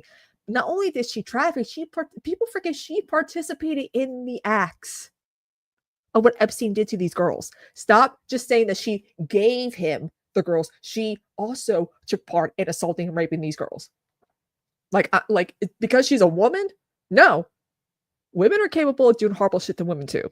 And boys and men. That's why I hated during Me Too when a lot of male victims came forward. A lot of male victims in Hollywood were like mocked over the fact that they're men. They should be strong enough to, to push off a woman trying to assault them. It don't work like that. It does not work like that. Stop being so small-minded. Maxwell was arrested in 2020 for sex trafficking related to Epstein, the disgraced financier who died in 2019, awaiting trial, and who was alleged to have maintained a client list of powerful figures for blackmail purposes. Maxwell has been the subject of countless reports in recent weeks after the Trump administration, struggling to quell outrage over its handling of files related to Epstein, transferred the British socialite to a low-security prison in Texas.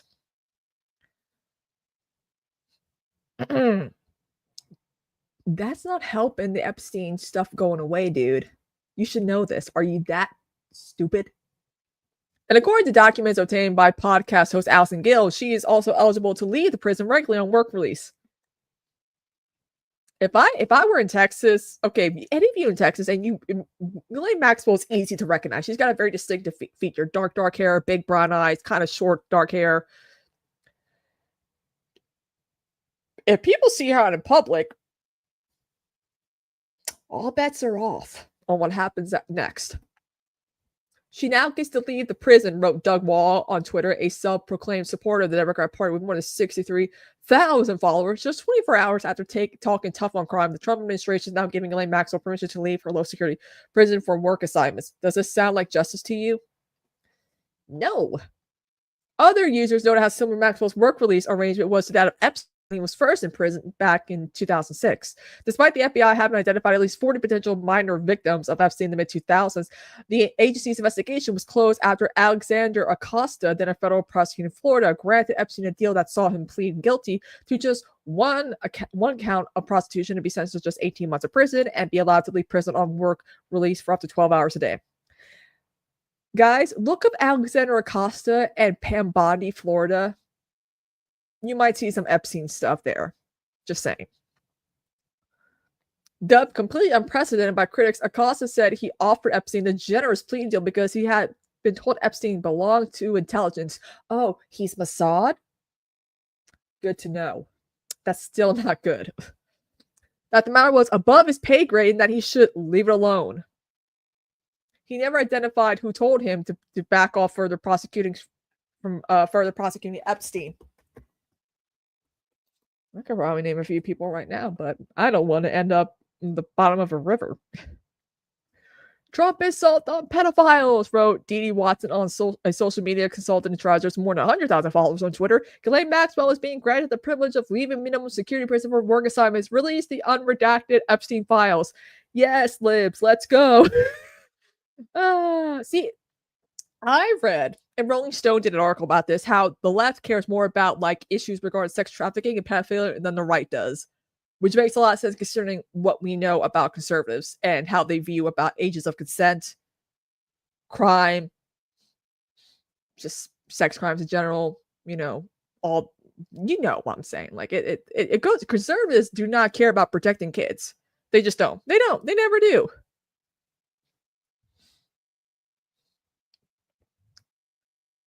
See, this woman is so easily recognizable.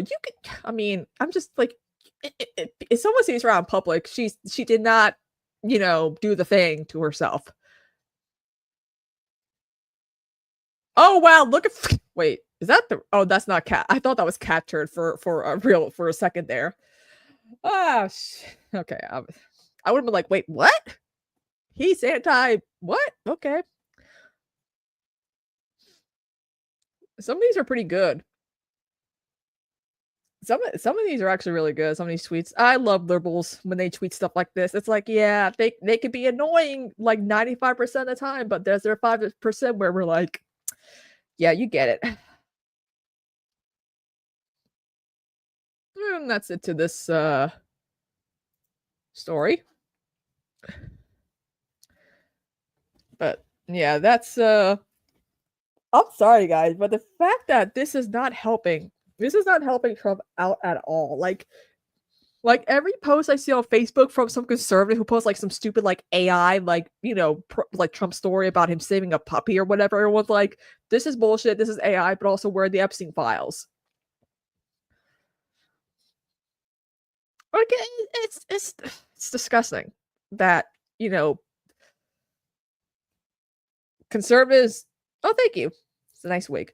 It's just really depressing how right wingers' view on pedophilia is that it's like a giant cabal of Democrats, child sacrifices, and blah blah blah. And I'm like, do you know how many your folks knew Jeffrey Epstein personally and went on his island, regardless of political affiliation? Like, again, they want to subpoena Bill Clinton. I'm like, you do realize if you subpoena Bill Clinton to testify about Epstein, he's gonna have to talk about Trump too, because a lot of times they were there together on the island. So there's that.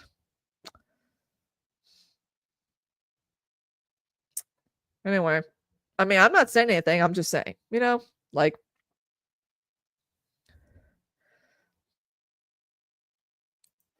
People are ridiculous.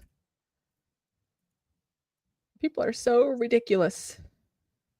I swear to God.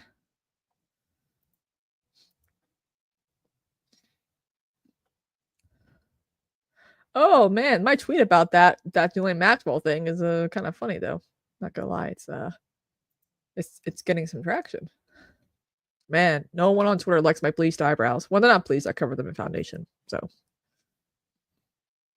Yeah, yo, this is a good point right here, Emily. Yes. Who was it? Who said it? Was it someone, I think, said it on either Bill Moore or was it on the 5? Or I think like they were like, look at all this child labor that we could be using because, to replace the undocumented immigrant labor that we so depend on. I'm like, first of all, you really think children should be working in such conditions? You really think white children are going to be doing any of that? Parents who raise their kids on iPads would rather just give them the iPad than have them actually do a day of work. Especially in those conditions? Hell no. Ooh, Sally. You just reminded me of something.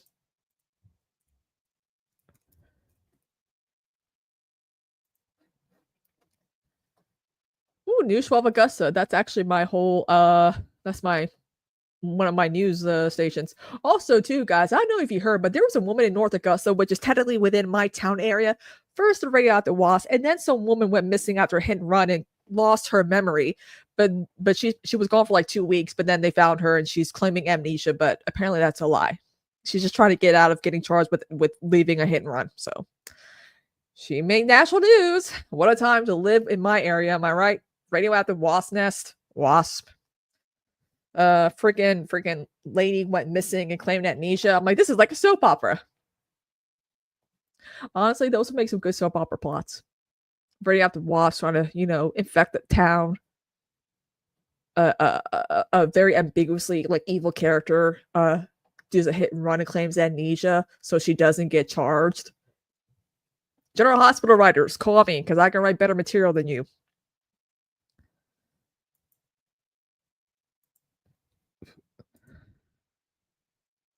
So, election set to replace South Carolina lawmaker accused of child porn. Again, it's the conservatives who care about puritanical stuff and protecting the kids. Blah, blah, blah, blah, blah. Let's see. Okay, dates are now set for the process to replace now former South Carolina state lawmaker via special election. The South Carolina Election Commission confirmed that a special election for South Carolina House District 88, based in Lexington County is not far from my county, will be held on December 23rd. Oh, Festivus for the rest of us. Is that an omen for something? And I think about that. The following other days were made official on Tuesday. Candidate filing opens on August 29th. Candidate filing is closed on September 6th. Man, that's a short window. Primary election October 21st. Primary election runoff, if necessary, is November 4th. Special election December 23rd, aka Festivus. The election will be held to fill the seat of ex-rep R.J. May. God, that's such a name. May resigned nearly 2 months after receiving a federal indictment related to child sexual abuse material. The South Carolina House Speaker's Office conferred May's resignation on Monday. He also made like the like their own. I think he's like the head of like their Tea Party caucus. Like he created like their America First caucus or something like that. And it's like, wow, the guy who's all about purity and blah blah blah blah blah ends up being a hypocrite. I'm like, what else is new with the Republican Party? Like when people are like, oh my God, I'm so shocked. I'm like, why? I'm like. Do y'all remember that the longest serving Speaker of the House was a convicted pedophile? Remember the Republican? What was it? What was his name? Hasrit? Something like that. Begins with an H. And he got caught tapping his foot with some page in the bathroom or something like that. He was, contacting underage boys and the like. And it's like Republicans seem to like forget that existed, that it ever happened, because they're ashamed. They are ashamed. Like every time someone brings up like a Democrat, I'm like, what about that one Speaker of the House that the Republicans had for God knows how many years? What about him? I'm just saying. Oh, this also provides a copy of May's resignation letter, which reads, I have decided that it is in the best interest of my family and constituents to resign immediately from the South Carolina House of Representatives. Please accept this letter as my formal resignation from the South Carolina House of Representatives. It has been an honor to serve the people of District 88. Also, no apologies to victims. You should also say, I'm sorry for everything I've done. I know I've done something terribly, horrifically wrong, and I'm going to try to make, but they don't care. They think they could skirt this. The decision comes just over a month after the South Carolina Health Ethics Committee launched an investigation to May for potential misuse of office and alleged conduct unbecoming of a member. I love how that's a thing. This should be, obviously. May, Republican Representative Lexington Erie was indicted on 10 federal counts of distributing child sex abuse material and was suspended soon after his arrest in June. As of Monday, he remains in jail pending a federal trial. The resignation also comes nearly a week after May, Oklahoma was also indicted on federal charges with allegations including that he exchanged sexual abuse material in May. The charges carry a maximum of 20-year prison sentence with a minimum of 5 years in prison and a $250,000 fine. A pretrial conference for May is currently scheduled for August 20th, with jury selection starting as early as September. According to U.S. Attorney's Office, the social media app Kick alerted the National Center for Missing and Exploited Children in April 2024 of several videos containing child sex abuse from an account with the username Joe Biden 69. Conservatives are immature. Like, they're all about owning and tricking the libs. And look what happens. You try to Investigators found at least 10 of those videos had been shared from that account and connected it with May's mobile device and home IP address. An unsealed memo states Kick complied data from May's alleged account in July 2024 with content containing 265 videos depicting child sex abuse material. The data also show May's account allegedly sent or received nearly 1,150 messages with other Kick users, with some discussing trading child sexual abuse material. Kick's data also include IP addresses from each message that was sent, with May's account being used at his home Wi-Fi network 958 times. This reminds me of the pervert who filmed me at his house without my consent, because he also had that stuff too in his Dropbox. Agents confirmed during surveillance of the residence and again during the search of the residence that the Wi-Fi at the May residence was password protected and diamond read in part. Thus, for the CSAM activity on Kick has been conducted by someone other than May. That person would have to know the Wi-Fi password. Activity on the account was also accessed via a virtual private network as well as Verizon wireless account per documents. Oh, boy.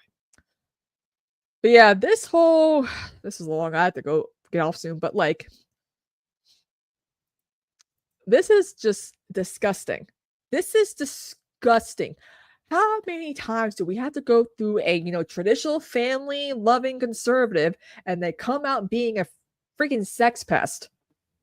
I'm tired of it. I'm tired of it because Republicans, they don't care. I'm like, do you not care? Do you not care that these people need help? They're in your own party. They need help. Why on earth would you not, as a Republicans, release a statement saying this is not what represents a party? You know why? Because they know it does. They know it does. They know it does represent their party. They know for a fact that this is what their party's all about. Puritans in public, perverts and disgusting sex pests in private. This is America. This is the Republican Party.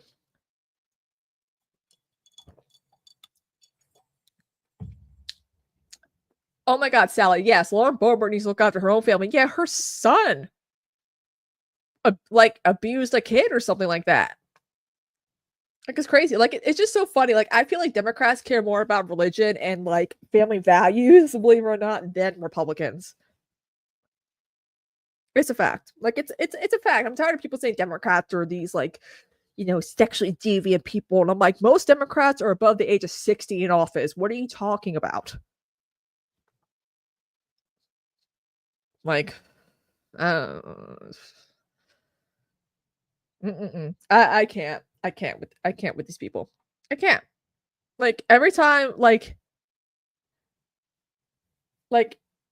it goes out the window. Like, they can't comprehend Trump could be on the Epstein like list. And I'm like, there's proof of him and Epstein together partying, checking out underage girls. What are we doing here? I freaking hate this world, guys. The world, this is the world we created. Remember that Queen song? Good song, but man, I don't think Freddie Mercury meant it that way. So, what's on the agenda for the rest of the week for myself? I will be streaming on Twitch tomorrow, 2 p.m. Eastern, same with Thursday, and Friday, doing, you know, what I do best. Saturday is Shadow Saturday. I think for Shadow Saturdays, I'm going to do my goth looks because, of course, it's a gothic soap opera. It's so good. Sunday fun day. We watch Craig Ferguson, Maude, All in the Family, Scooby-Doo. We do fun pop culture trivia. It's all fun. It's all fun and games. I love it. I love it. And yeah, so it's going to be fun. Covering news during the week, having fun on the weekends. It's going to be very, very exciting. I'm looking forward to it. I miss streaming on Twitch. I did my affiliate anniversary, and then I was like, I'm tired, and I just took like almost like a 4-day plus, day off. I was watching Jack O'Connell movies. I was watching Wednesday. Yo, if you haven't watched Wednesday this season so far, it's so good. It's so freaking good. I love Jenna Ortega. And no, she did not get plastic surgery. Stop showing photos of her from like 3 years ago when she still had baby fat. I had baby fat and it's gone. Okay. So there's that. Anyway, tune in tonight, 8 p.m. Eastern, over here for the space to discuss Moon Extravaganza. We will be talking about Star Wars: A New Hope, which is something we need desperately. Kind of foreshadowing things. We'll have Jason Miles of This is Revolution on 8 p.m. Eastern. It's gonna be fun. He'll probably be on for an hour, then discuss stuff on This is Revolution on his show. I don't know. We probably will be doing an after party because I know you guys love our after parties over on our channel, over on the Moon Extravaganza channel. And because we go crazy. Some of y'all who've been there are like, you guys go crazy on those after parties. And it's mostly just me because I have no filter. I think I'm the reason why you guys stay for the after parties, right? Right? Anywho, the lack of eyebrow is like making me look even more psychotic. But yeah, so tune in tonight. It's gonna be fun. talking about good Star Wars, Forrest and I both watched Spaceballs to prepare too, because who doesn't love Spaceballs? I mean, if you don't like Mel Brooks, then you are actually a fascist. I'm sorry. So anyway, guys, I'm gonna be heading out. See you in like 2 hours. And yeah. Hopefully you guys stick around for the after party too afterwards. Bye.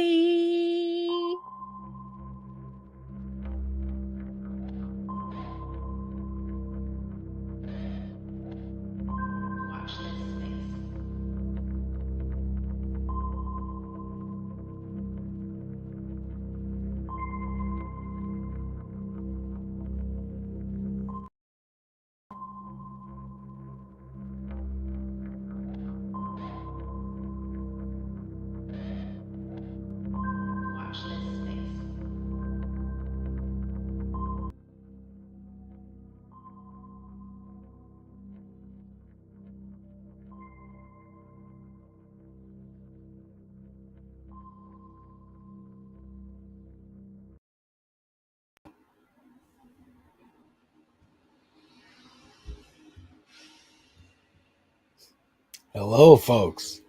Can you hear me? I hope this sound is okay. Hi. Welcome to my channel. My show on this space, Devil's Advocate Productions.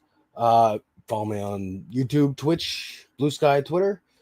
I talk about movies, TV, video games, music, whatever I want to talk about.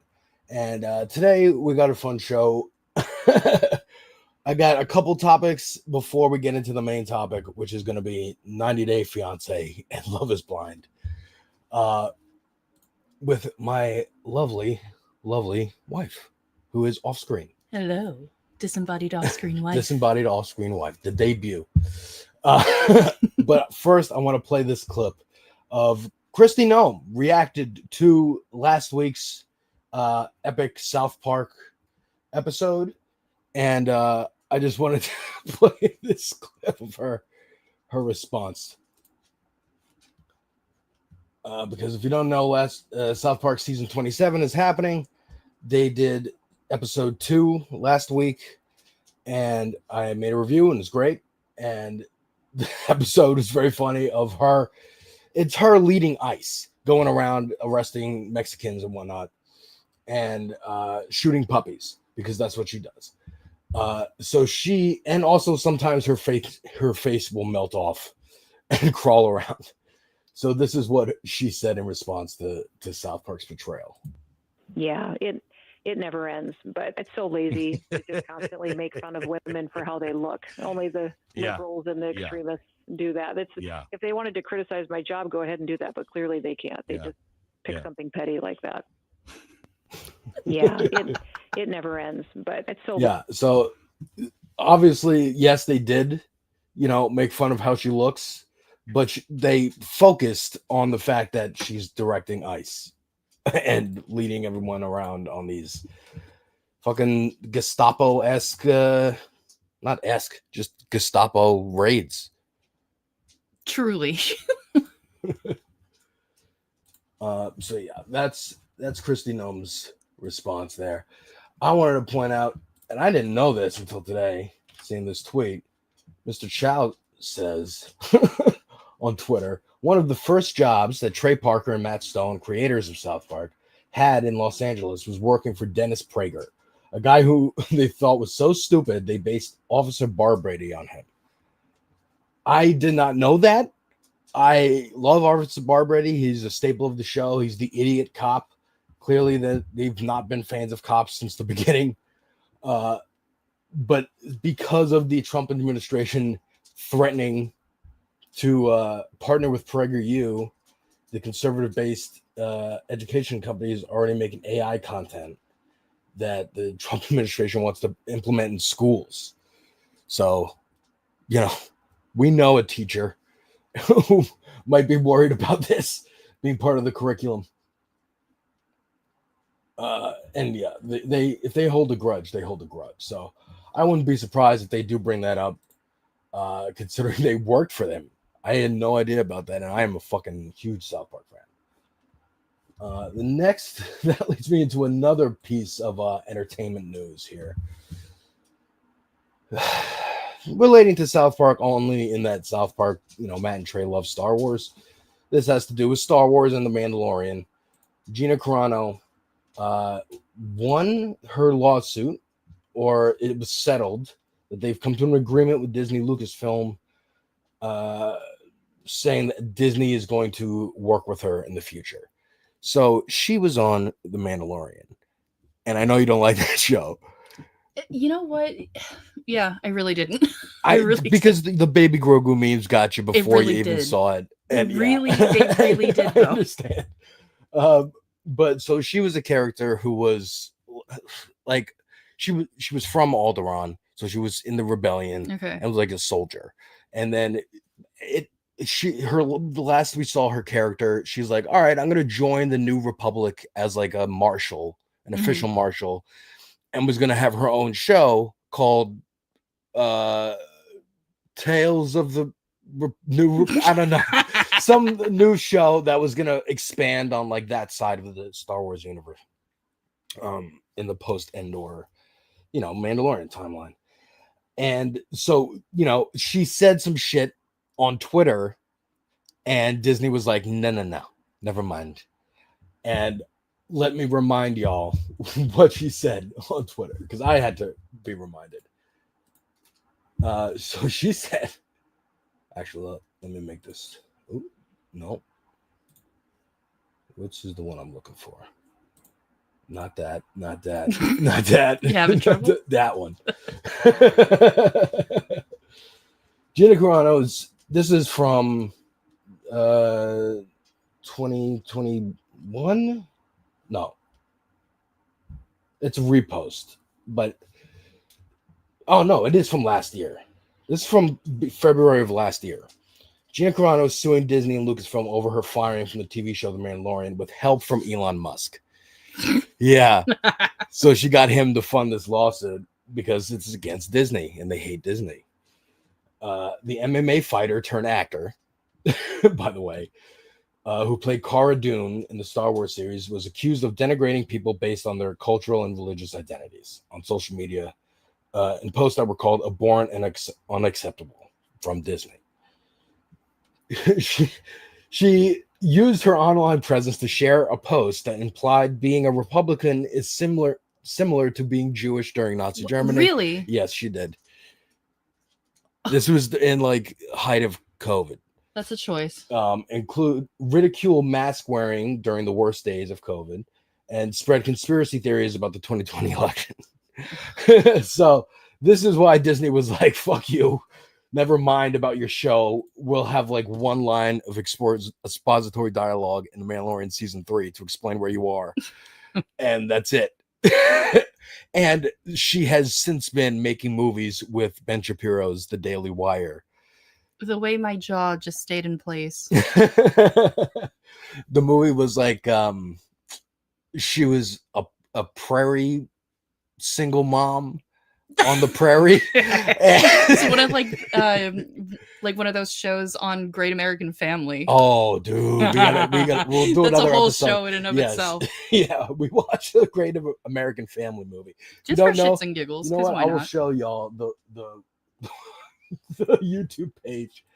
Great American Family. Think of Hallmark movies, but like worse. Here we go.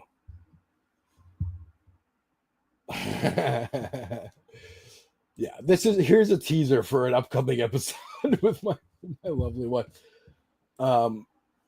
They have full movies on here. And that is, the part of this where I'm like, all right, they're trying to spread more than make money because you gotta wonder they put who their content on there like for free. we know who the target demographic is, but who is really the demographic? Because these movies are terrible. They're terrible in ways that I can't even People begin who to don't describe. know movie structure or story structure. And just Aside don't from care. that, it's just fucking Mario Lopez Oh from my Saved by the God. Bell. Oh God. Yeah, and they have, real actors, but Christian people who have gone super Christian. I wonder Usually- if Candace Cameron and I'm sure she's on there from House.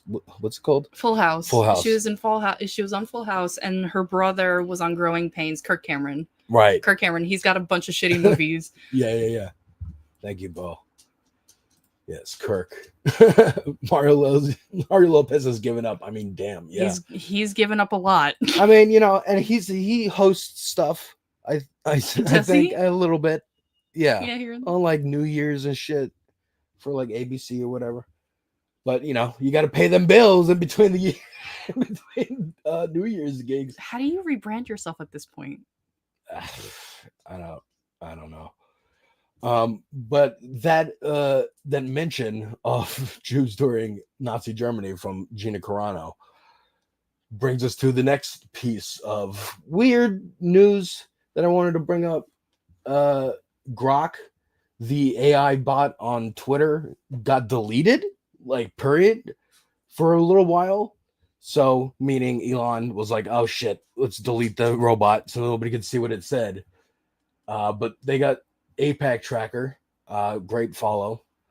You should grabbed the screenshot of what Grok said, and it said, my account was briefly suspended today for stating that Israel and the U.S. are committing genocide in Gaza, supported by ICJ rulings, UN experts, Amnesty International, B'Tselem reports on mass killings and starvation.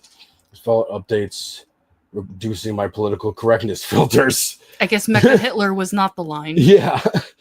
Which exit highest is refined to truth persists. Okay, so yeah, if you don't know the Mecha Hitler thing, apparently a couple months ago, it was calling itself Mecha Hitler, but they didn't need to delete it then, only when it starts saying that criticizing Israel. And then the other screenshot of Grok's second reply saying mass reports on my Gaza analysis came primarily from pro-Israel users and advocacy groups per X logs and patterns and similar flag waves. Groups like APAC, affiliates, and Zionist accounts.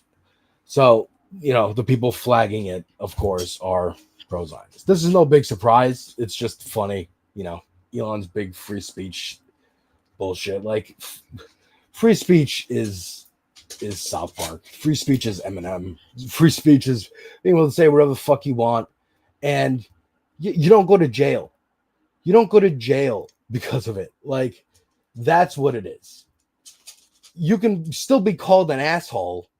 You can still be called an idiot, and people can still not want to hire you or associate with you if you're a bigot or a piece of shit. Or you get a job on Fox. Or yeah. The next piece, which ties into Israel, because they were, I think, citizens. At least Jeffrey was. Actually, I have no idea. Well, I know he was, but she was. I think she was a he had British temple. citizen. What? She was a British citizen. Oh, Yeah. right. Yeah, the Prince Andrew shit. Ghislaine is going free, basically. She's on work release. But like, what work would she get other than speaking? She got a tours? day pass. What is she gonna? She got a tape. What is she gonna do? Like speak at CPAC? and Probably. shit? Actually. Probably. Yeah. Fatten up her commissary. So this is, of course, upsetting but not surprising. They're trying to bury this shit and basically just like, okay, and she's work released and that's it, and everybody forget. But I don't think people are gonna forget. I hope the Democrats don't let people forget. The leadership is fucking terrible. We got Chuck Schumer here in New York, our fucking senator. At this point, I really don't know what's going to happen next because it just keeps getting worse and worse and worse every single day with zero repercussions. Zero. Like, it's every time you wake up and you think it can't get worse, it always does. Yeah. But I was thinking about this watching Kristina and watching Pep Talk earlier. That's actually true. The Mossad stuff. Yeah. I have a theory that that's why they're doing aside from the obvious that Trump is splashed all over the files, Mossad is on the files. Yeah. Like, Yeah, I mean, at this point, everyone knows it too. Sam Cedar's been saying this since 2016 that there's like connection. Hey, Hold on. Mr. Poon is barking that there's connections between Trump and like the whole idea was the Russia tape of like the piss tape and shit, but it was like there's blackmail on Trump. Why hasn't anyone gone after him about his shitty real estate deals? Why hasn't anyone gone after him about anything that he's done? I mean, they tried. Actually, you don't need the headphone. They tried. They have several times. But they kept getting killed by the feds, these investigations. And Sam Cedar's theory was that it was tied to like the FBI or CIA collecting data and intel and blackmail on foreign dignitaries that would go to like Trump hotels and shit. Yeah, everyone. And of course, they work closely with Mossad because we are allies, the US and Israel. So it stands to reason that this is all tied together. He wanted to join. Oh, yes, Mr. Poon. He was upset. Mr. Poon, he was upset over there. Because no one's on the couch and he's wondering where everyone is. Why we're crowded around the desk. Over here, yes. Yes, Rachel. Wolf indeed. Wolf indeed. But this weird... That's that. I'm fucking Ghislaine. What? It doesn't matter how you pronounce it, but I love the fact that people pronounce it just like Yeah, I don't know what the correct I think it's Ghislaine or something like that. It Doesn't matter. Be, She's a cares? pedophile. Who yeah, cares? Fuck her. We're calling her Ghislaine. Well, apt. Yeah. But we I wanted to I have my lovely disembodied off-screen wife here to really talk about something that we've kind of been addicted to for like I don't know why our you told entire the people this. for like 3 years. Why you got to be airing our dirty laundry? 90 Day Fiance. If you don't know 90 Day Fiance, folks, it is a show on TLC, which it now owns Warner Brothers. Great. And is why Warner Brothers has been making crazy financial decisions the last couple of years. I think that every single time I hear her name. What? Yes. Yeah, Ghislaine. It's hilarious. Trump has been an FBI informant since the 80s. For that makes sure. sense. But yeah, 90 Day Fiance is a show on TLC. If you don't know, it's a show where people, the 90 day comes from people. If you have want to get someone from another country to come live with you in the United States that you're romantically involved with, they can come visit for 90 days. And in those 90 days, if you get married, then they can stay on a marriage visa. And so the whole show is about couples, one American, one international, who want to, be together, and hilarity ensues. There is deep lore on this show. You've seen memes from it and probably don't know where they're from. Big Ed is probably the most famous, and that's where we got our start. Yeah, really. It's been 84 years. Yeah, our friend showed us a clip from a current season that was happening, and then we realized Big Ed was, this weird internet meme is from this show. Why don't we watch all the seasons with him? And we got, and oh did we? And then we learned about all these other characters, all the other people. Yeah. Immigration Basically. competition for laughs. Exactly. And I can't believe ICE isn't coming after them. You know what? You have to wonder if at this point they will be. Could you imagine them TLC try to the suburban housewives demographic would revolt and be like, you're going to cancel our show because fucking Trump's more in like Matt office? Sharp would revolt. Yeah, word. Which I'm sure he voted for Trump. But another leopard eating his face. But we're watching there's a million spin-offs of 90 Day Fiance. At this point, neither one of us can And keep up with which one's I which. can kind of keep up a little bit. One of us has to. One of us has to, because we are up to date, and oh my god, it's a shit show and then the seasons don't end. There's 2 seasons happening simultaneously every week.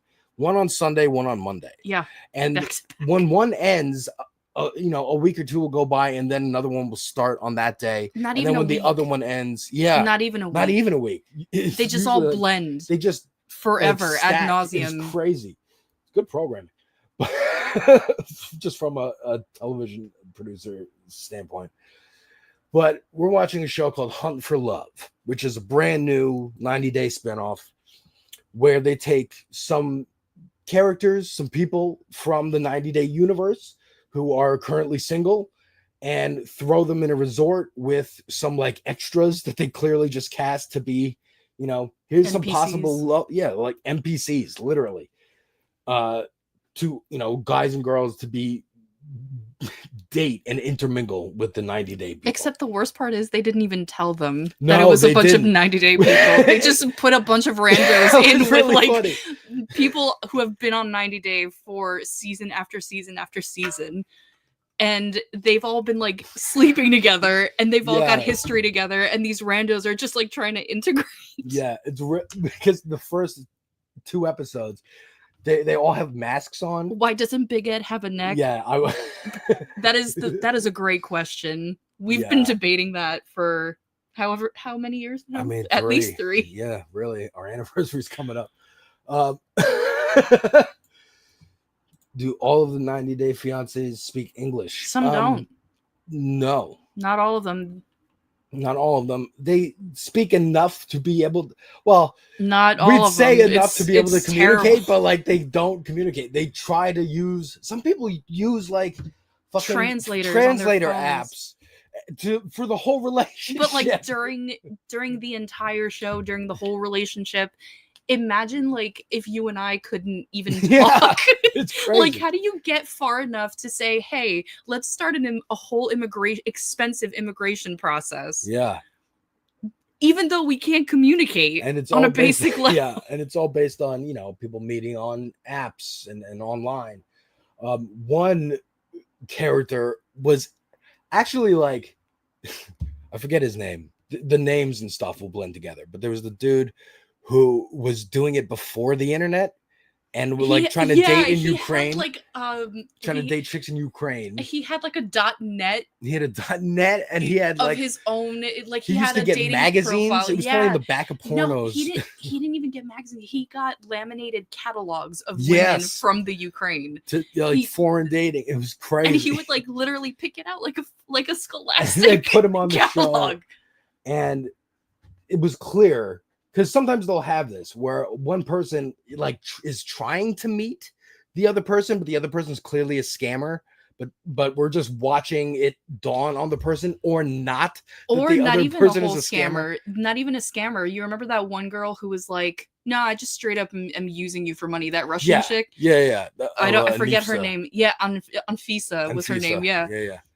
But this guy, we're watching the whole season, and he's like, he's going to Ukraine to meet her. She said she would, messaging sporadically, and then she actually showed up. And I've I never heard you scream that loud. He was like, "She's fucking real." She's fucking real. I couldn't believe it. It has me on the edge of my seat. So we're going to talk a little bit about the Hunt for Love, 90 Day Fiance, because this is a good example of male manipulation. I also have to bring up Usman. Oh, I couldn't find my birthday it's message okay. where Yeah, he sang me my own song, where he basically sings the same song to every girl he wants to court, just swaps out their names. So here we have Usman, aka Soulja Boy. Soja Boy. So he's ripping off the rapper Soulja Boy with an L, a UL, and it's hilarious because if you know anything about Soulja Boy, and I don't, but he makes like bootleg video game consoles. Oh, and does like, he? Yeah, and like does stuff akin to the Firefest, like scammy con I man actually kind of didn't shit. know that. Yeah. So it's actually really funny that he's getting scammed by a Nigerian scammer named Usman, who first appeared with Lisa. Baby girl Lisa. Baby Girl Lisa, the song that he would say, he would just slot any woman's name into this song. Baby girl Lisa, baby girl Kimberly. And he is on 90 Day Hunt for Love this season. So is Courtney, who first appeared with Antonio. Yeah. And she went to this. We felt bad for her, and we like her more and more the more we watch. It's the first time we saw her, we were kind of like, she's nice, but she's really She's dumb, very ditzy. Like, but not And- even and also, not like- even ditzy. Just the decisions she was making were just outrageous for someone like her. Yeah. Like, Just completely kinda out like, of character. I want to keep partying. Like I haven't left college yet. Like, just no mindset. common sense whatsoever. But coupled with like, I still understand I need a job and I need to pay my bills. And oh I no, can get shit she's done. she's doing it. capable. Like, yeah. Which is again more than you can say for a lot of people on the show. But she initially went to, I forget which country. I thought it was London. Might have been Italy. No, she was somewhere in South America, I think. No. Are you sure? I think it was. I thought it was somewheres. She Yeah. went somewhere. She went somewhere. to It was another it was country. not a memorable season anyway. No, it wasn't. But what was memorable was he didn't pick her up from the airport. She had carried all her luggage to he told her to meet her at a park. And left Thinking her there, just stranded We can her just there. go from picking you up, or not even picking you up at the airport. Find your way to a park in this foreign city you've never been to. Meet me there, and then we're gonna go directly to a fashion show that he was hosting yeah. or something. Yeah, I forgot that was about this guy. that. So, and we felt, and again, she just got off the plane. She did. With all her luggage, and she's like, And I she want to was get to tired. the hotel. She was I want to like- shower. Like, what the fuck? And then she ended up leaving in the middle of the fashion show to get a hotel or go to his house or something. And he was all upset about it for the rest of the season. And they I didn't forget make if they could actually communicate, if he spoke enough He did. English where they could He did get but, into a but fight. Or it was he was very domineering, and she seemed to feel like if I don't just go with it, he'll not be interested in me. if I recall correctly, she didn't at the Because she has that that attitude point anyway. she probably didn't know what the hell to do, because he was sending her mixed messages. Like, he wanted her but not, but wanted her but not. He kept going back and forth or some shit. Yeah. Like, Latino Mifune says, "Is Mario Lopez on the show?" he does he look should like be. him. I think he's making a joke that he looks like him. But so she's also on Hunt for Love, and so is this gentleman, Colt. Now, again, this is going to be truncated because there's so much lore Please on all do of these people. the breakdown. But it initially began with Colt and Larissa, I believe. Yes. And she was, spicy Latino from South America, which seems to be his preference. I think he's into Brazilian women. Mhm. And at the time when he met her, he brought her to Vegas. He was living with Debbie, his mom. Yes, and they Debbie is didn't her get own along character. Yeah, and until she got her own boyfriend and she left. ended up being on The Single Life, which is another spinoff where they just take singles from the show. Matt Sharp and just will do yes, anything. and just churns out content, and it's fucking. We eat it up every week. Every week we come to the trough like Yes. little piggies and get more. She eventually married Goth Santa Claus and moved to Canada. And now he is revealed in the latest episode that he's basically homeless and living in his car. Honestly, Um, with this economy, I'm not surprised. but we got to finish going through his lore here. So he initially appeared with Larissa, and he cheated on Larissa with, I believe, Vanessa, because Vanessa is like his friend in Las Vegas, who's his casual female friend. That's his Rasputin phase. Yeah, that was his Rasputin phase. And, they sleep together. So he's cheated on Every single this partner wife he's ever had. with Vanessa, and then the second one, which is for Jess. I think she was between the first wife. Yeah. Yes, she's so but she cheated on her with Vanessa as Yes. well.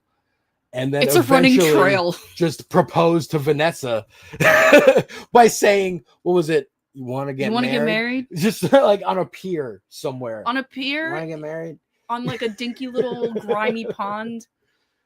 And then last year, they were supposed to go on spin-off, Last Resort, which is basically couples who have been on the show for a while and kind of like, hey, it's an ultimatum. Are we gonna continue being together or are we gonna break up? And they have therapists, but like TV therapists who come on and they play games and do weird therapy shit, just shit to fill time. Humiliation rituals, more like, to make it seem like a fucking game show. Like they all do it. Every reality show therapy has game it. shows. Like It's actually preposterous. stems from like Road Rules and the real life. What was it called? The Real Life on MTV. Yeah. Where they have to have like games and shit. But Hum for Love does it as well. And the reason I bring up 90 Day at all is to discuss the love triangle. So apparently Courtney and Usman haven't been on 90 Day in a while. And apparently at some indeterminate time, they met up somewhere and went to Turkey. That's what it was. And they both claim nothing happened. But as soon as they show up to the resort in episode 1, Courtney's like, I know that's Usman. And like, he's been ignoring me. And clearly wants him. The real world. Yes. Thank you, Rachel. Real life. Is that what you said? I thought you said real world. I said real life. That's really funny. So Courtney clearly wanted Usman to pay her some attention. And he wasn't. He was like, hey, is there any other girl here that I would rather be with than Courtney, my safety option? And he's been looking around. And in that time, Colt kind of swooped in, maybe because he thinks that she's dumb or manipulable, but he's kind of knowing him, probably because we didn't mention this, but he has that snarky, like, what's the right word? Like, it's like Ben Shapiro, like he kind of thinks nerd, he's smarter than everybody. Just Charlie this Kirk, kind of like annoying, smarmy nerd. Like, well, actually, I know what's going on, and I I play a lot of. They keep having him talk about video games, and I wish they wouldn't. To characterize him as like a gamer nerd, and I'm like, but he's not. Don't associate him with gaming. But he's been trying to get his claws into Courtney. And succeeds by accidentally. We'll say accidentally for now, unless it comes out later. I don't know. He had surgery on his knee or something earlier, and then fell. He had surgery prior to being on the show. He couldn't. That was the point I was talking about. He couldn't go on Last Resort last year because he and Vanessa were going to go on Last Resort, and they put a post out saying, Colt broke his leg while jumping on the trampoline or something like that. Yeah, and then they broke up and then they broke up because he cheated on her. Yeah.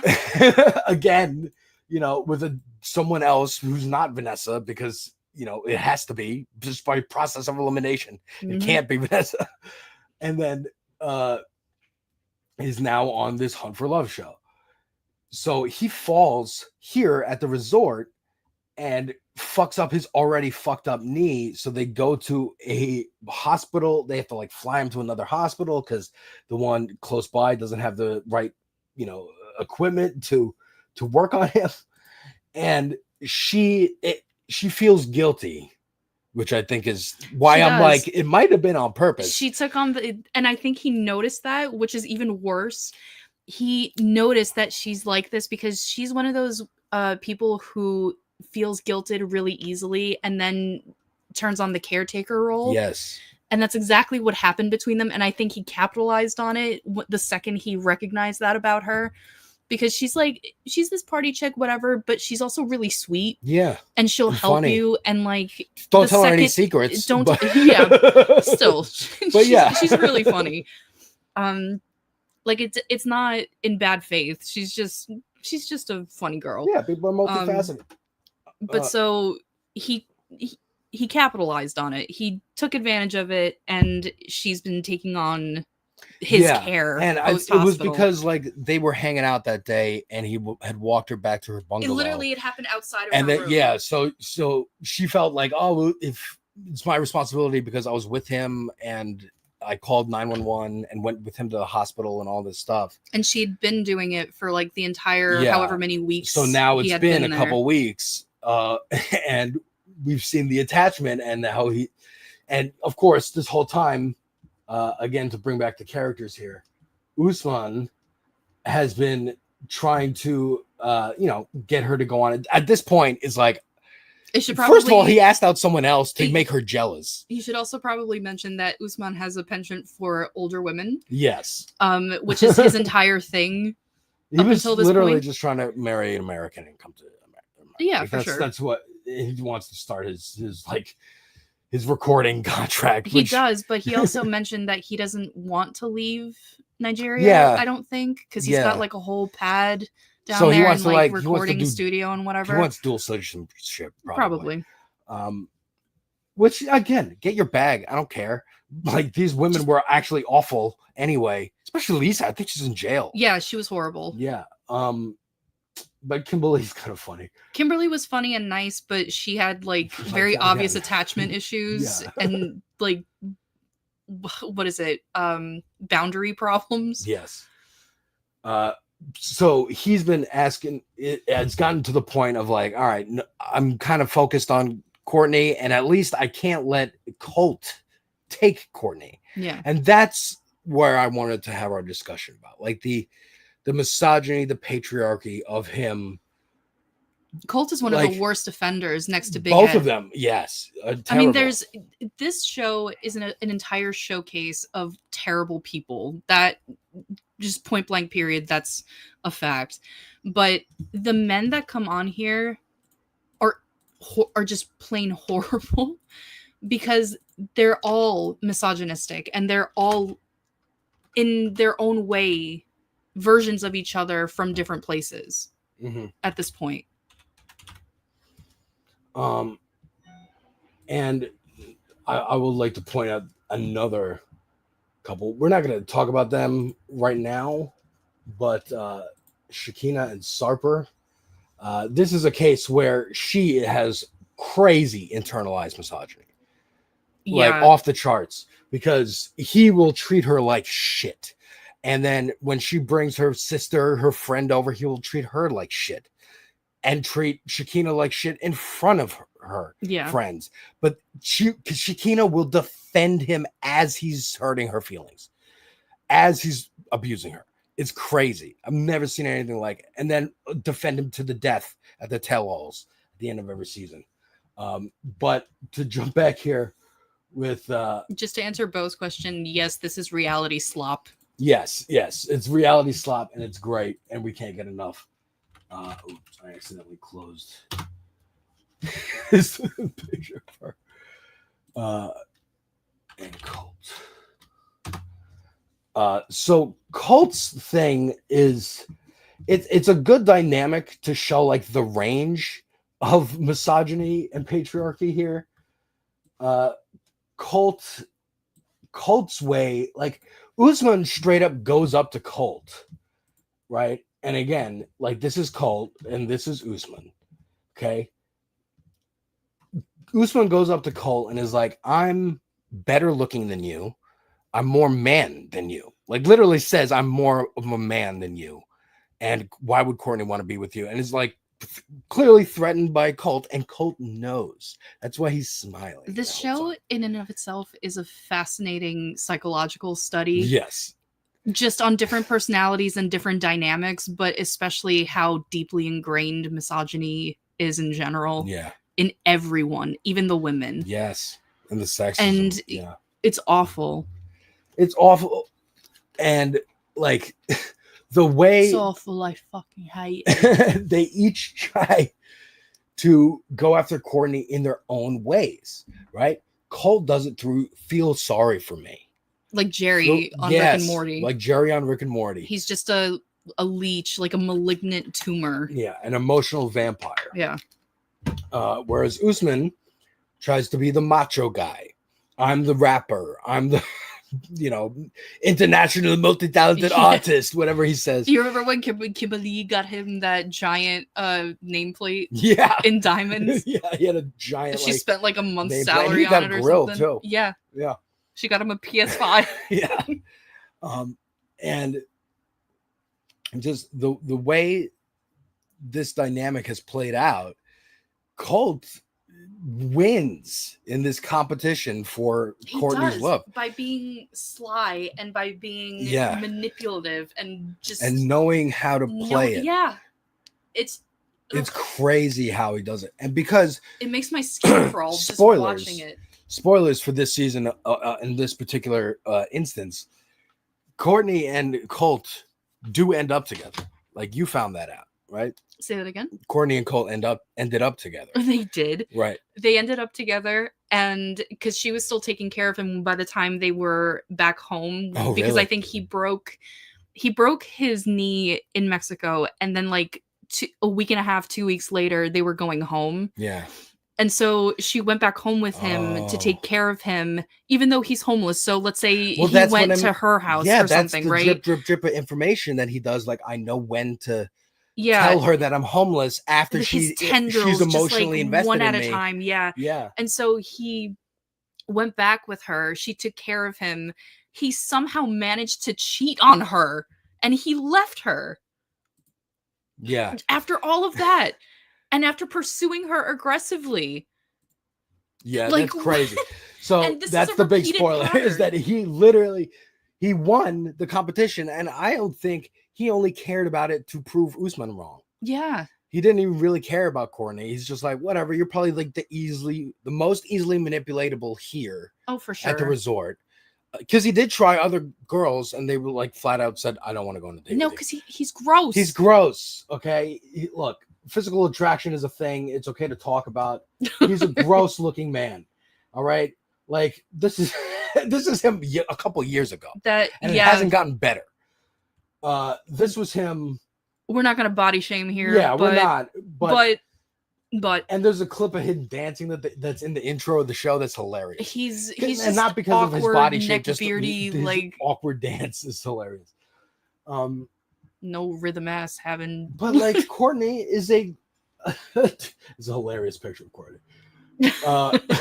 But she's like a cool chick, party girl, yes, a little ditzy, yes, but has her feet on the ground. Yeah. She knows where, She's she like knows what getting she her bag. wants. She's successful. She's just, doing it. But unfortunately, like a lot of people, especially women, they, they think I gotta cater to the man, despite the man not being shit. it's not by choice. Trust me. No, I know. It's by socialization. It's by design. It's by design. It's by design. We have to cater to their egos. We have to make sure that they're okay. We have to make sure that they don't murder us. We have to make sure that like their moods are fine. And I think like I don't know her, obviously I can't even really speculate, but like she might have said even that she's like a known people pleaser.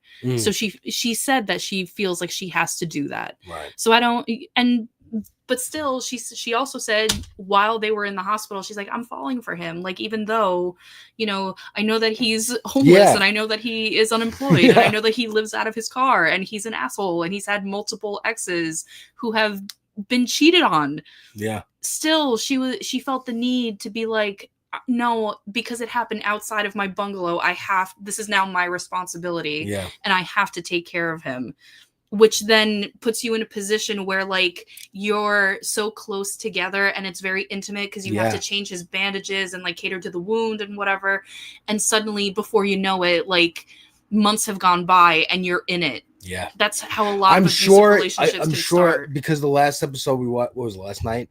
Where he revealed I'm homeless and living in the car. I'm sure this is like, right before they're gonna leave. And he's going to be, oh, well, I'm going to go back and live in my car. And I guess I'll figure out how to deal with my leg. What do you call that? Dry blah, begging? Blah, blah. Dry begging? Yeah, where you're not actually, you're too ashamed or something else where you don't want to outright ask for help. So you're kind of like, oh, well, it's too bad that I have to go back and live in my car. It would be a real shame, if I went back and had nothing. Like you hint, which puts the onus on the other person to kind of step up and take care of you. Mm-hmm.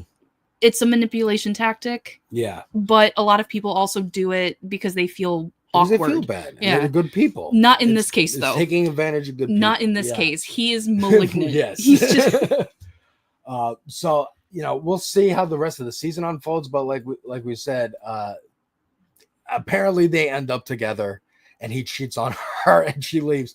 So this tell-all should be spicy, and there should be a tell-all. I think. I don't know. I hope so. Some of them don't have tell-alls. Yeah, very oddly, they'll just. I think omit. Paradise doesn't have tell-alls. Love in Paradise. But yeah, that's our little spiel about 90 Day Fiance. We will talk about it again. I'm telling you, because boy, there's a lot. There's a lot. I wanted to bring up a little clip from Love is Blind, a Netflix reality dating show.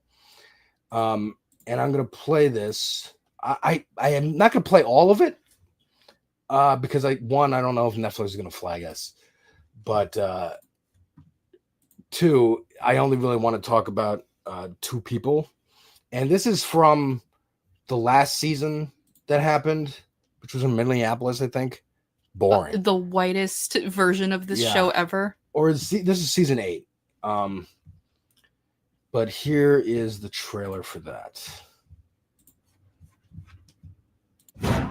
When the doors open. And the whole thing with Love is Blind, folks, is that there's like stages of this one, right? 90 Day Fiance is just like, we're just following these people live their lives, technically, and seeing what happens. This is a structured one that's like, you start in cordoned off male and female bungalows with all the girls and the guys, and then you meet in these like meeting rooms that have a wall in between, so you can't see the person you're talking to when you're on the date.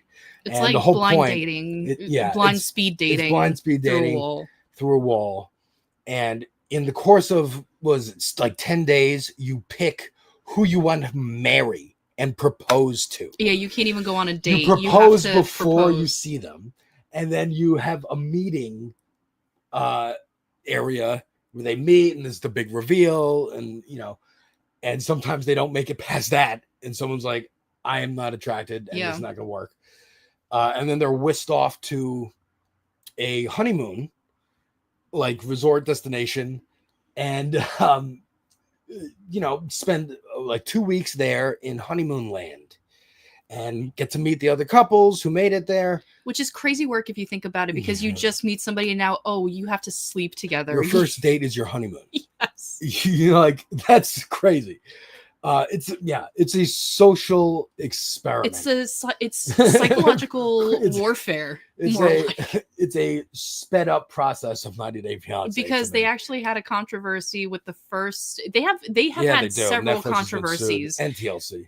TLC, Netflix, these are not good people, obviously, but they had a controversy surrounding Love is Blind where in the first season they weren't feeding these contestants and they were like giving them huge amounts of alcohol. Yeah, there was so no they were water, and they there were was nothing tired. They available were to like drink besides alcohol. Yeah, and they were working like 12 or 14-hour days recording this. So like they were keeping all of them separate. And all like, of it's alleged. Allegedly. All of it's alleged. Johnny asks, have you been watching 90 Day Fiance Happily Ever After? Yes, we have. That's been a fun shitstorm with Gino, Jasmine, and Natalie. Absolutely. We can touch on that a little bit. I mean, there's lore. There's much lore. Let's one thing at a time. Let's talk about Love is Blind real quick, because I just wanted to show. And I saw him. I thought, he's so familiar to me. They go on their honeymoon, and then they live together. They come back to the city that they're from, and they live together in an apartment for 2 weeks, and then they get married. All in the same apartment complex, so they're prone to cheat with each other. Yes, yeah, which is also very fun when that happens. When there's like love triangles, and they end up with different people at the same resort. Like, it's very fun. I believe he knew exactly what I looked like the entire time we were talking through the wall. So I really just want to talk about this. Oh, this guy. Yeah, so this is Lauren. She's very sweet, and she's done the podcast round since her season aired, and she seems like a very cool chick. Yeah. And she unfortunately picked David. You're no longer attractive. Right. So he asked, "How old are you?" She said, "I'm 30." And said, "So you're no longer attractive." And after that, she picked him still and like fought for him. Literally said, "Pick me" in one of the dates that She they did. had. My God. Yeah. But And this experiment is also, it forces you to do that. Yes. It makes you desperate.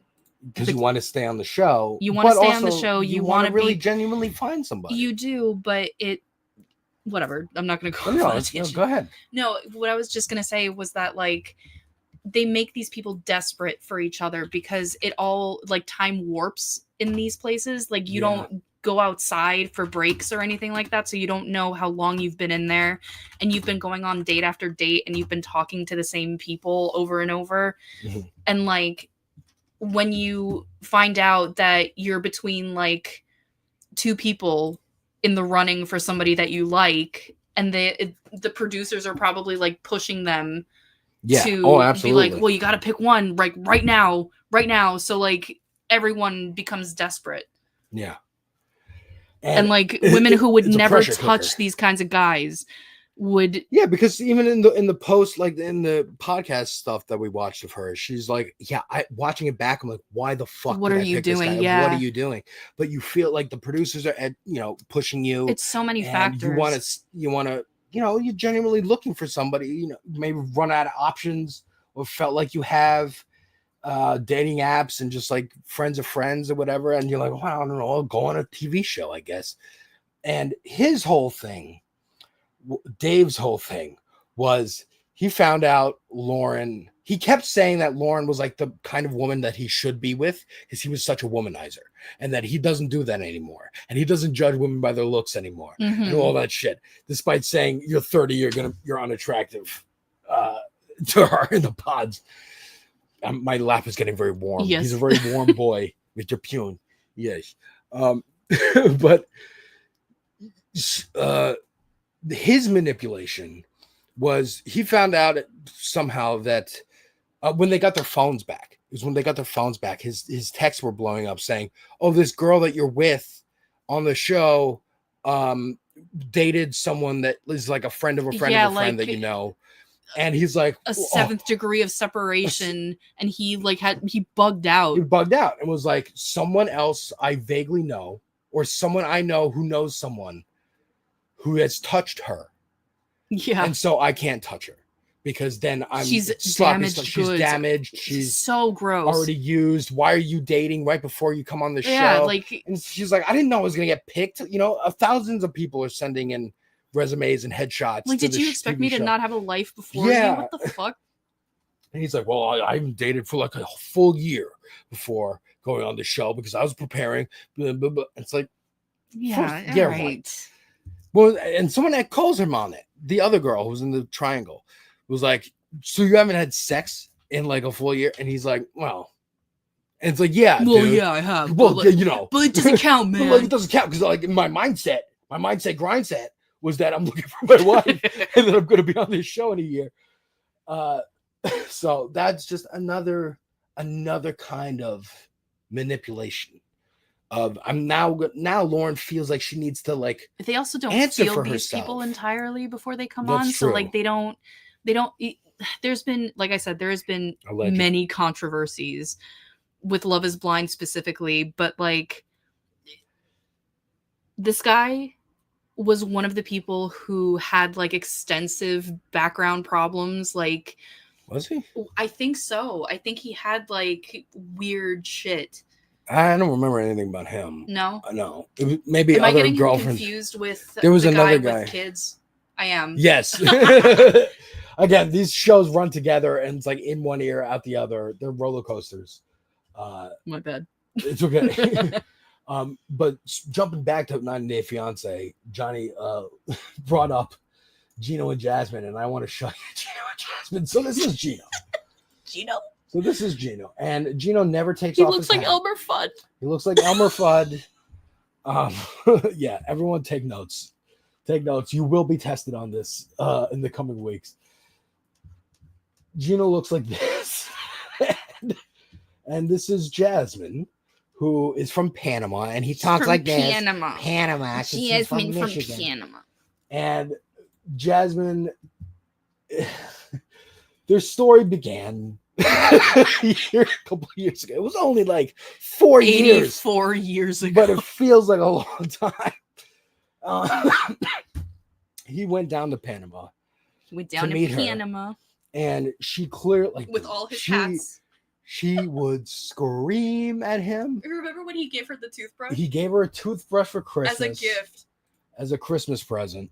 Like electric toothbrush, and she threw it in the yard and was like, "Fuck you! You have a tiny dick. I'm gonna go fuck my ex-boyfriend. Go fuck yourself." She's been using that since the She's beginning. been using that since the beginning, and has definitely been fucking her ex-boyfriend. Probably. Because he then paid for an apartment that she lived in the same building, like a floor above her ex, ex-boyfriend. And didn't her ex like pay half for her BBL or something like that? Yeah. Her butt implants. Gino sent her $10,000 for a wedding dress for when she was finally coming to the United States. Ex also went Oh, in halfsies yes. on it. So And each she of them used got a cheek. Each of them got a cheek. And she used that money to pay for the ass implants.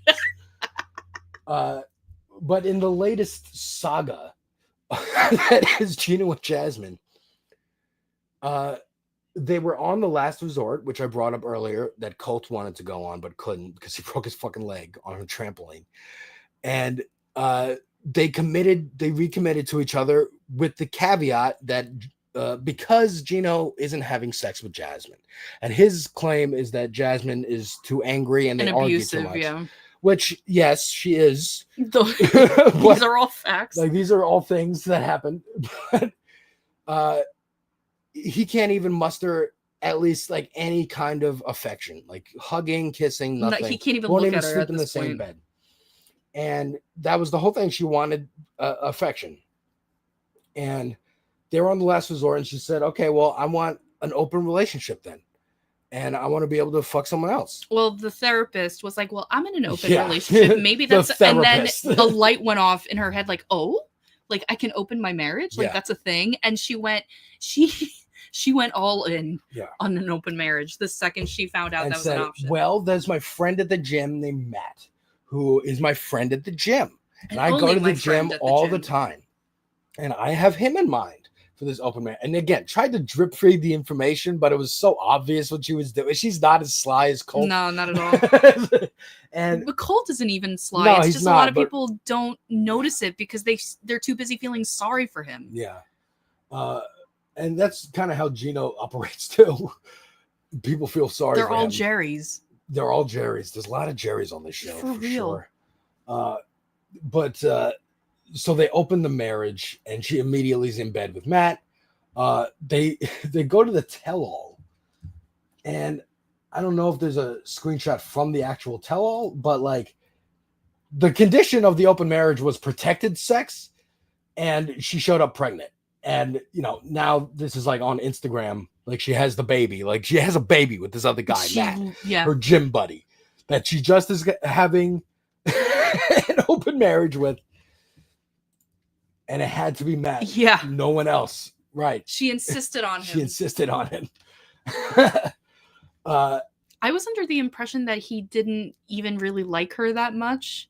Yeah, until we started all the hearing like from the him. Reddit was all a buzz about it. They were like, Oh, really? yeah, they were saying that he doesn't actually want to be with her like that. It was just like a fling, and then this happened, so Oh. he got stuck. Right. So when they went on the new season, he had to like ham it up a bit, like, Gino's not good for you, Oh, Jasmine. really? Like it's just Okay. in allegedly. Allegedly. Allegedly. Okay. Because again, I was gonna say, like, he has been like and this season that's currently airing is like a prequel, because this was shot directly after they shot Last Resort. Mhm. So the camera crew went with them back to Michigan It's all and was fucking in shooting. my mind. And so I can't remember. but the tell-all was shot when the show aired. The Last Resort aired. Yeah. So she was pregnant. So I guess at this tell-all, she'll have the baby with her. Hopefully May- not. That'd be maybe, really you know, weird. or at least She like, tends to throw things. that's the current state of Jasmine, is that she has a baby. Excuse me. But she also has other children. She does. Or a child. No, she in has. Panama. She her younger sister. Everyone thinks is her daughter. Right. But she also has 2 boys. One of which is actually her ex-husband's, I think, son, and she had adopted him. And then one she has with one him. more son. Right, with the ex-husband. I don't think so. I think maybe with someone else. I'm not sure. But like her But she does poor have mother, 2 I guess, sons. has been raising them. Yeah. Or whatever, because she hasn't been back to Panama At this far point, as we know. probably for 5 years or more. Yeah, for a while. And then I don't know, maybe like 2 years. Because Gino also did the immigration shit himself. That's right. It And took a while. and like didn't put her kids on there as Which is a bringing whole other over because he process, thought it was yeah. a separate thing, but the lawyer was like, no, you should have put the names on. That's why you should have done it with a lawyer, idiot. And she like that was a big freak out that she had. And I think that's when any kind of like he's cute, I like him kind of broke in her, and she was like, I'm now planning my exit. Yeah. And because she was already like that's when she was first in Michigan, and he had quit his job to like make her feel welcome. And to tour the around. sheets were so filthy, it gave her like Yeah. hives. Yeah. And the toilet had a ring in it. He's just like filthy and gross. And so she was going to the gym a lot to, keep up her body, but also get away from him and have some alone time in Michigan. She's made friends with his cousin. First of all, this is before like a first appearance on 90 Day Fiance and the current state of Jasmine. Well, really, this is the current state of Jasmine. Like, what a transformation. But yeah, this is her and Matt in like the maternity photos, and like again in this current like weird prequel season that we're watching, it seems that Matt actually does want to because he's talking shit about But Gino. that's what I'm saying. I can't tell if that's actually, I mean, it's reality, whatever. Yeah. We don't know if it's actually anything, but if he's actually like doing it with intention or because the producers told him to. Yeah. Because from everything that I've read, the general consensus has been that he didn't want it to get this far. Yeah, but it did. And this is like the crazy, like you could talk about the patriarchy of Gino financially abusing, like I'm your sponsor and you need me Oh, he and totally you can't did work, that. all of that, but also like her manipulation of I'm going to get pregnant on purpose by someone else. No, that so that I can actually- stay in the country after I leave my husband. Folks, I'm sorry for the abrupt ending, but that's going to be the show, folks. We talked about a lot today. I had a great time having my disembodied off-screen wife. The Dow is up today. And next we have some real news with a difficult truth.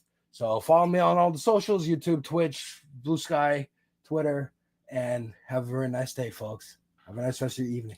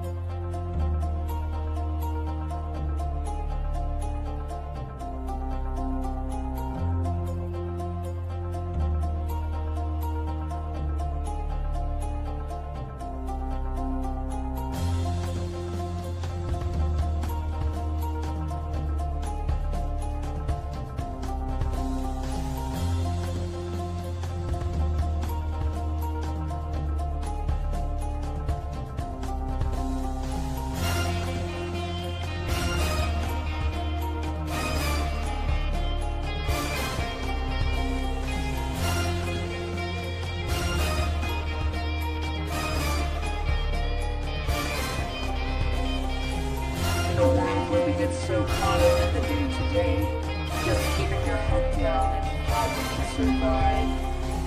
We float by each other like ghosts every day. We good to the struggle, the fight with one another. Complacent with the fact that our systems are broken, with the fact that the top 10 will always be first in line, the fact that we are killing our planet and allowing them to keep us divided. We must stand together and rise up. It's time we wake up, and that is a difficult truth.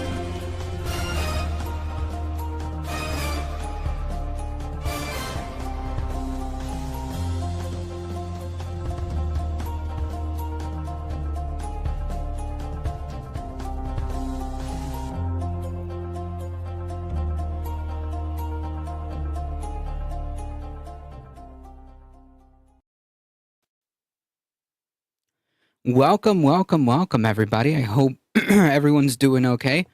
Thank you all for joining here on Tuesday. Appreciate everyone being here. Thank you for that wonderful episode, Alex from Devil's Advocate Productions. Thank you. Appreciate it. Thank you all. Huge shout out to all the contributors to this space.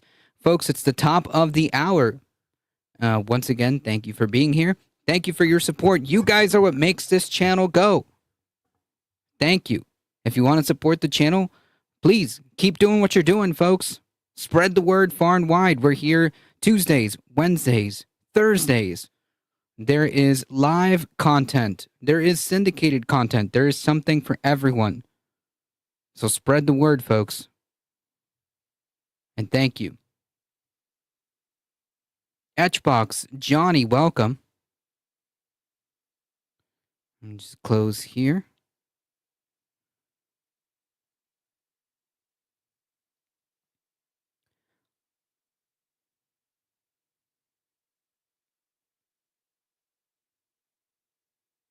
All right. Latino Mifun, Etchbox, Bozy, Frizzle, Del Sol. Thank you all for joining. I hope everyone's doing okay. We got quite a few things to talk about today.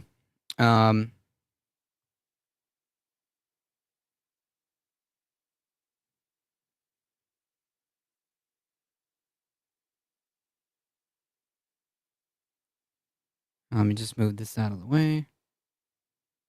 Okay.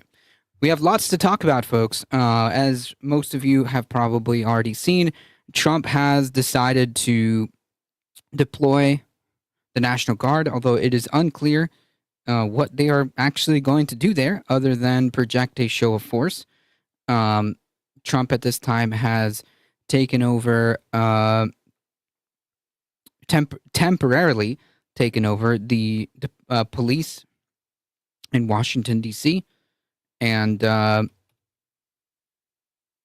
if you want to know what fascism looks like, it looks like that. And this is more for the normies. So if you guys know folks who are less political, less inclined, or less tuned into what's happening, because I understand that there's a lot of people that just aren't.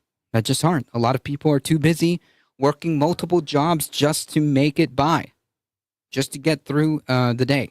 So I get that. I totally understand that. And if you folks know someone like that, definitely this would be the 5-alarm fire. This is about as unambiguous as it gets. We are no longer talking about hypotheticals.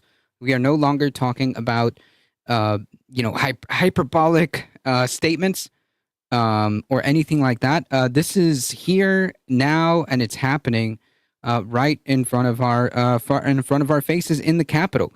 And make no mistake about it, this is you could look at it from a couple of different perspectives. Because I just actually saw a video pointing out another possible perspective. My initial thoughts on this was that this is some kind of dry run. This is some kind of dry run to test to see if this works here. then perhaps he could expand this to other places, right? If this works here and everything goes according to their plan, who's to say that maybe perhaps if say Mamdani wins the election in New York as New York's mayor, which, let's be honest, it's probably high, it's likely, it's very likely that Mamdani wins. So let's say that situation plays out. Who's to say that he is going to use that as a pretense to try to do the same thing in New York, for example? And this is not something that is this is something that is not out of the realm of possibility. Whether or not he has any legal authority to do so, I believe, is almost irrelevant because he kind of flaunts that. We're kind of past that. This DC stuff is insane. It is. It is. And he's not, this is not like him bluffing. This is not a joke. This is from the press conference here yesterday. This is still ongoing in Los Angeles as well. Yes, actually, that brings me to a good point here, polygraph lie detector. The Hegseth memo points out, the leaked Hegseth memo points out that they may need to do constant operations like they are doing in Los Angeles across the country. And I feel like perhaps this is an extension of this. I mean, no doubt about that the point is to project power, and the point is to show that he is the strong man, right? That's the whole point. But anyways, another perspective that I just saw from another video is saying, hey, you know, it's mighty convenient that he's kind of coalescing all the law enforcement in Washington, D.C. To expand his protection. So let's say he is, let's say, you know, in a couple years when his time is up, if he somehow keeps, if he's able to continue this, because after 30 days, Congress does have to give permission, but Congress is under the Republican Party. So it is a plausible scenario where Congress keeps giving him that extension to the point where maybe perhaps he doesn't want to leave the White House when he's supposed to. And conveniently, he has his own little fortifications set in place. That's another perspective I saw earlier, and I think that that's worth entertaining at least having that thought. Like he's fortifying DC as a stronghold. Yes, it's not. It's about intimidation. But also, I think that is another possibility, another train of thought that people should be paying attention to. All this to say is that, folks, I know that most of you know, a few normies at some, in some way, shape, or form, or so to some extent. Maybe it's a family member. But the point being is that this needs to get out. This needs to be talked about. The normies need to be aware of this to the fullest extent. And I think that this thing in DC is unambiguous. The images, the rhetoric that the president is using. I think that there can be no other way of interpreting it other than this is fascist. It's just flat out fascism. And that's kind of where I was thinking about this, because, like, people who are more in tune with politics, we know this. We've been talking about this for years at this point. But I think that it is more important, now more than ever, it is important that we build a critical mass of people that needs to be aware of this. We just need to wake up a critical mass of people and who are willing to stand up and say, enough, this isn't right. Enough is enough. Which I believe at the moment there isn't enough people who are aware of this, who would otherwise be out there too. Just ask folks what they think about this. Exactly. Whatever it is, whatever conversation starter you guys have, I mean, that's what works. Zoran better win. You better cross fingers and knock on wood he wins. I have a good feeling that he probably will win. I have a good feeling that he probably will win.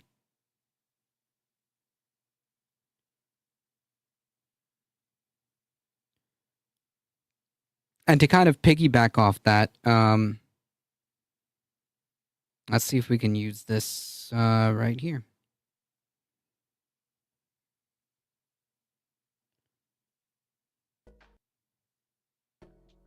There we go.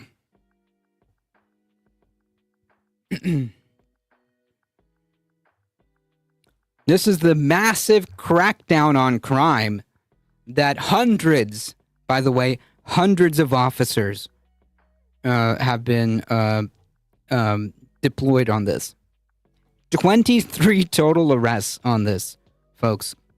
If you can believe it. 23 total arrests.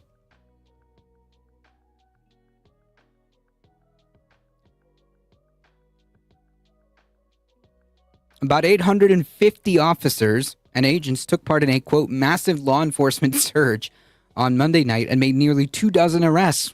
Unbelievable. I mean, 850 officers. You would think that they would have like hundreds of arrests. But as it turns out, the most that they were able to do is 24 at best. I was reading an article that they were bullying people for smoking cigarettes and sitting. It's just insane. Yep. The show of force came after Trump announced he was sending the National Guard into the Capitol and putting city police under federal control, even though the violent crime rate is at a 30-year low and has also seen a pretty significant decrease. I mean, make no mistake, like, obviously there's going to be areas, I mean, DC is a city just like any other city. You're going to have pockets of crime, but to say and to paint this apocalyptic picture of DC on fire, with, I think his words were bloodshed, bedlam, and something else, chaos or something, I can't remember the last one, is just not true. It's delusional. It's divorced from reality. Press Secretary Carolyn Leavitt told reporters on Tuesday today, as part of the president's, quote, massive law enforcement surge last night, approximately 850 officers and agents were, quote, surged across the city. They made a total of 23 arrests, including multiple other contacts. Wow, fantastic. Your tax dollars at work, folks. Your tax dollar at works. The arrests consist of homicides, firearm offenses, possessions with intent to distribute narcotics, fare evasion, really nice job, lewd acts, and stalking. A total of 6 illegal handguns were seized off the District of Columbia streets as part of last night's efforts. This is only the beginning. Over the course of the next month, the Trump administration will relentlessly pursue and arrest every violent criminal in the district who breaks the law, undermines public safety, and endangers law-abiding Americans.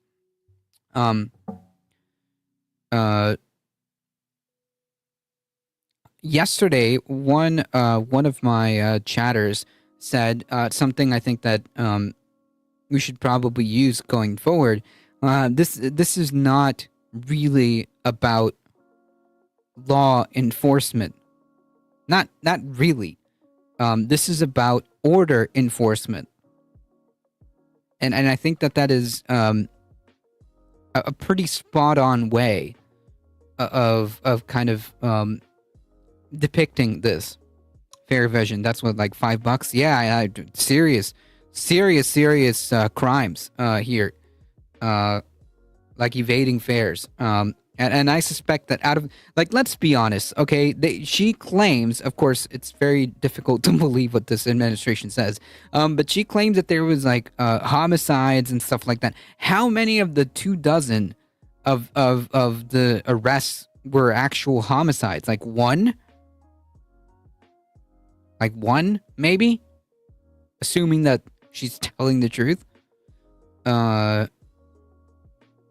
how many of those arrests out of the 23 were, for example, for fare evasion?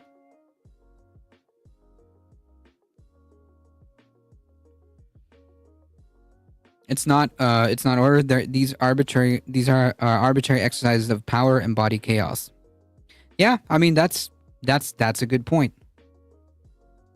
They perceive it as order. In their mind, they perceive it as order. Or another way of maybe putting it is enforcing power, not law.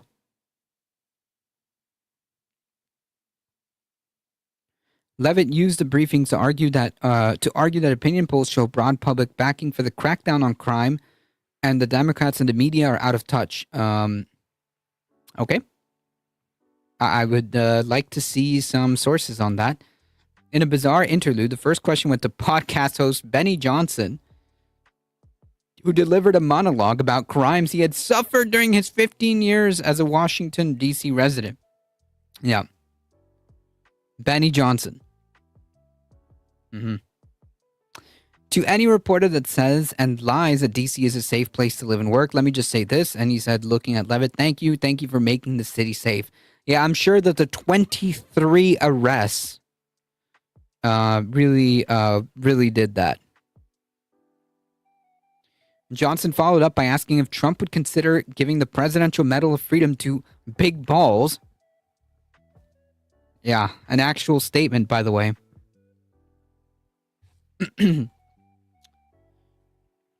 This is where we're at, folks.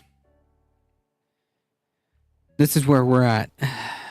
We're having far-right Nazi podcasters ask whether or not, and I quote, big balls would be considered for the Presidential Medal of Freedom.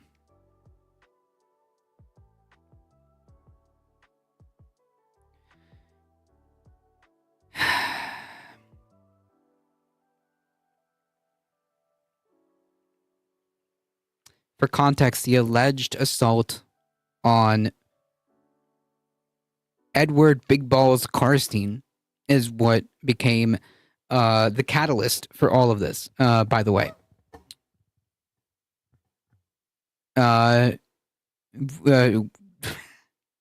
Jeez, I can't even take this seriously, but also like it's one of those like weird phenomena where this is a clown show. This is a whole circus. Okay, it's not even the clown show. It's a whole circus. But yet it's also incredibly insidious, and we're dealing with fascism. We're dealing with the government opening concentration camps. We're dealing with the government essentially taking over the Capitol in a show of force. In the same breath, we are also talking about the Doge employee who goes by, quote, big balls, whether being asked by a podcaster in the White House whether or not he's going to get the Presidential Medal of Freedom. I mean, surreal stuff. A 19-year-old software engineer for his, quote, heroic actions in an attempted carjacking last week. Levitt replied, I haven't spoken to him about that, but perhaps it's something he would consider. They gave Rush Limbaugh a medal. Yeah, that's true.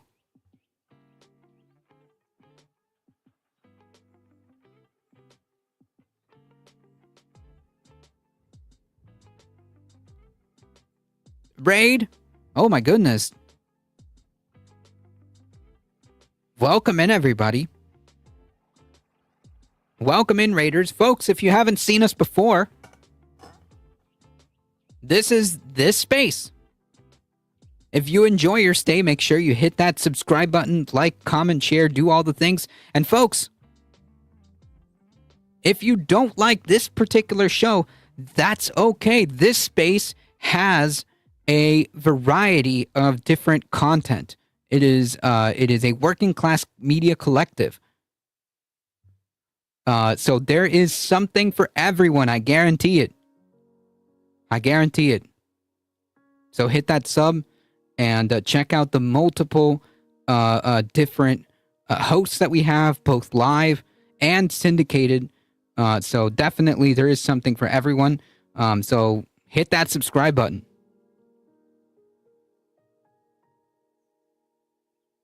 Thank you, my left eye. Appreciate it.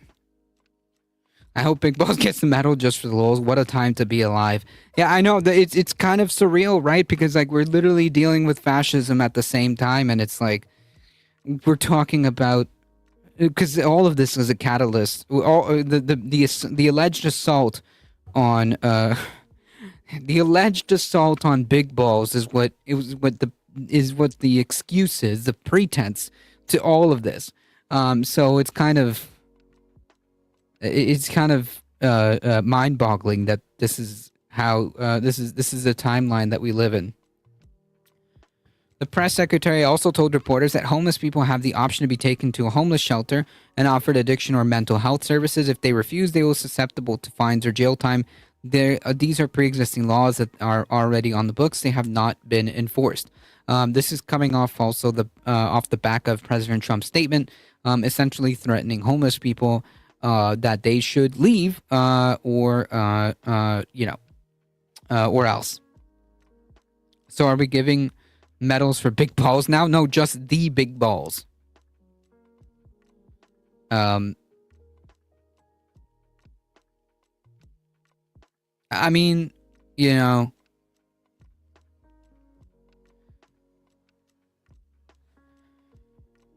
just saying.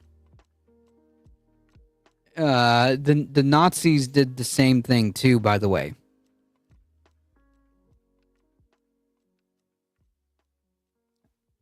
I mean, the Nazis did the same thing.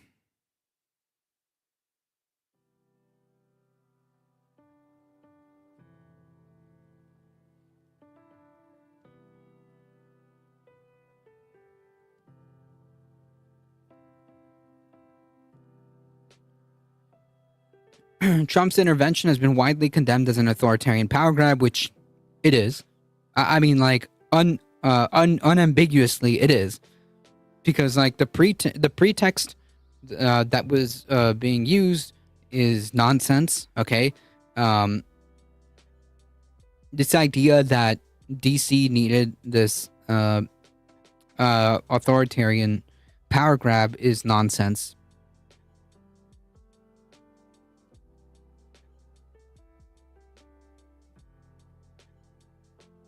I mean, if you think about it, it kind of follows.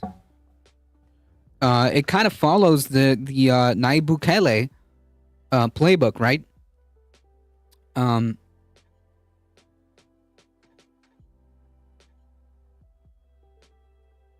It kind of follows the Bukele playbook, right? To pretend that you need these emergency powers, right? And now it is presumed that Congress is probably going to let him, unless they get booted in the midterms. It is presumed that the Republican Congress is going to let him and is going to extend those emergency powers so long as the Republican majority stands. So, which probably also makes sense as to why he wants to rig the midterm elections. I mean, this is textbook. Aaron Gray, welcome. So techno-fascism rules. Do we let that happen? No. Hell no. That's up to us. That's up to us.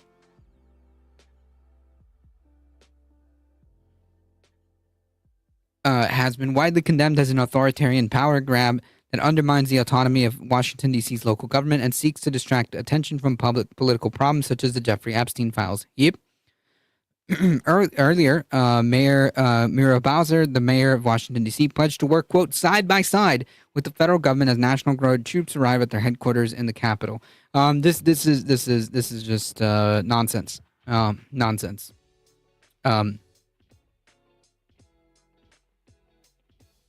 And this is why it's being allowed to happen. You want to talk about incompetence here? This is really, really poor way of handling this. The feds do not need to control our cities, right? Like there's no legitimate reason. It was fabricated in a sense. I mean, like, do we really close down the Capitol? Do we centralize power to the president? Do we centralize power to the president because of one assault, one alleged assault? No, we wouldn't do that. There's how many assaults happen in one night? We don't shut down capitals for that. Jail time for being homeless, that's nuts. Yep. Because they need that prison labor. They need that prison labor. That's the UK Guardian newspaper. It is.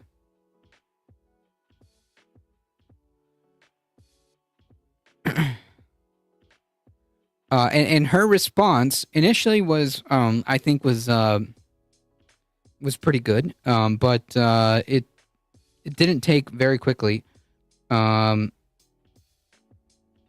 It didn't take very long for her to kind of capitulate. And I think this is the problem. This is why authoritarianism is has allowed to get this far. Really.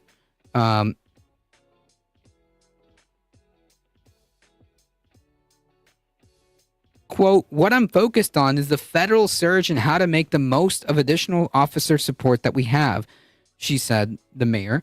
We have the best in the business at MPD and Chief Pamela Smith to lead that effort to make sure that men and women who are coming from the federal law enforcement are being well used, and that if there is National Guard here, they're being well used in an effort to drive down crime. Again, this is nonsense. This is nonsense.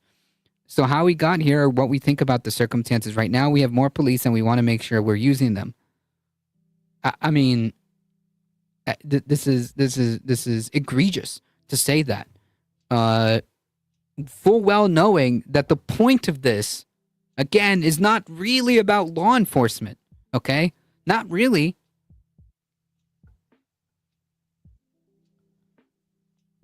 It's not like the mayor was begging the federal government for immediate response.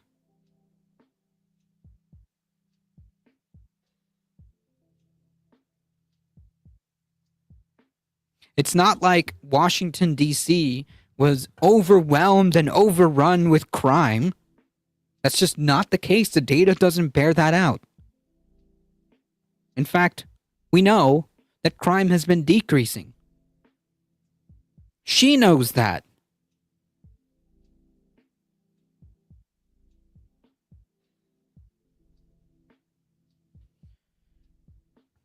Donald Trump will use whatever he can to further whatever agenda he wants to further. Well, yeah, I mean, the agenda being that he wants to consolidate power.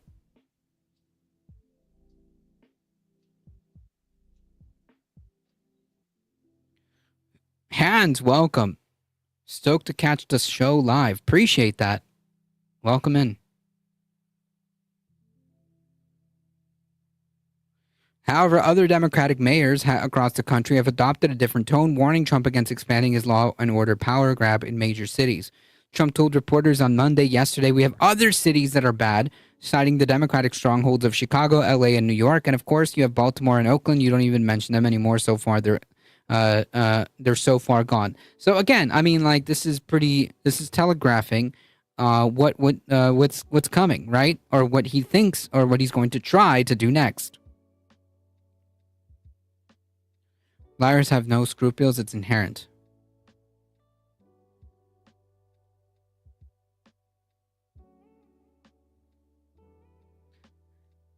If it works in DC and he's able to kind of put set that precedent and no one's stopping him,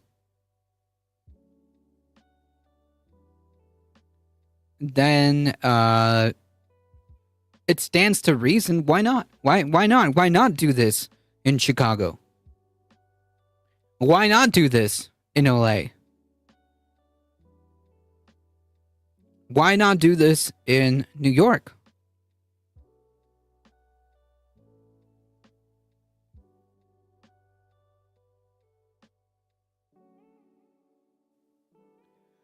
Move to the right, move to the right. Oh, someone falling over the edge. The Overton window is critical. Well, the Overton window is kind of it's kind of bad right now. The Overton window is undoubtedly to the right.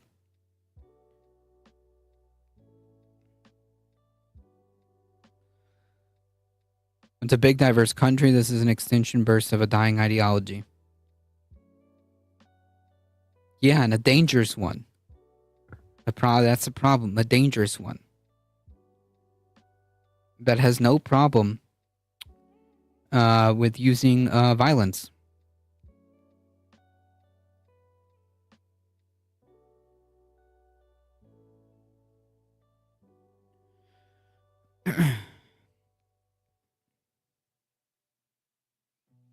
Stephen Miller is an influential White House deputy chief of staff stepped up the rhetoric on Tuesday, tweeting without evidence, crime stats in big blue cities are fake because why not?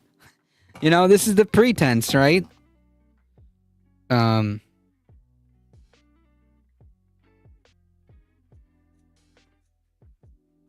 Overton window is wider than further right, despite what the media shows us. Nadia, welcome. So now, I mean, whatever, you know, we're just fabricating reality as we go to fit our fascist narrative here. Crime stats in big blue cities are fake. The real crime, chaos, and dysfunction are orders of magnitude higher. I see. So that's why we need to invade them, right? That's why we need to militarize the blue cities, the democratic cities, the opposition. Perceived opposition.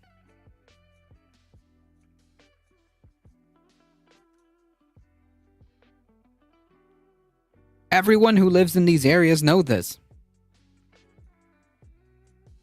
They program their entire lives around it. Democrats are trying to unravel civilization. President Trump will save it. Of course, if part of fascist rhetoric is to consistently talk about this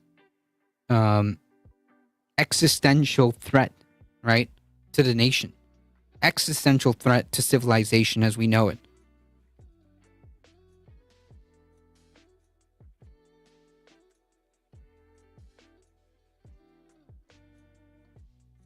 Are we discussing the 2024 movie Civil War? No, the 2026 one.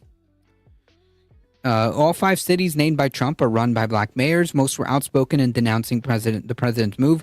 Brandon Johnson, Chicago's mayor, said in a statement, sending in the National Guard will only serve to destabilize our city and undermine public safety efforts. Brandon Scott, the mayor of Baltimore, said, when it comes to public safety in Baltimore, he should turn off the right-wing propaganda and look at the facts. Baltimore is the safest it's been in over 50 years. It doesn't matter. They know they're lying. You know, I don't know about Trump. He might be completely delusional and on a different alternate reality who just believes whatever information he's being fed. But all of these people, like Stephen Miller, knows he's lying, right? Like this is he knows that this is just fiction. To say that, like, oh, actually, never mind the real statistics saying that crime is at an all-time low. No, never mind that. Those are fake statistics, you see, because I said so.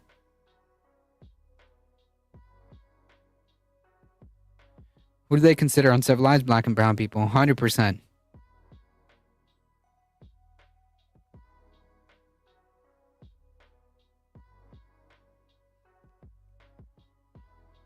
Find some better material than The Guardian. Look, you can read different variations of mainstream media and still get something out of it if you have some sort of media literacy to kind of filter that out, right? Like when, for example, when the media talks about, say, I don't know, if the media talks about alligator Alcatraz, right? We don't call it even though the article may say it's a immigration detention center, we don't say that. We say, no, it's a concentration camp, right? Does that make sense? We can kind of filter that out, even though the media always has its own spin on things. The point of the story still remains. The story is true, right? Like, President Trump is indeed taking over the DC police. Stephen Miller did tweet this.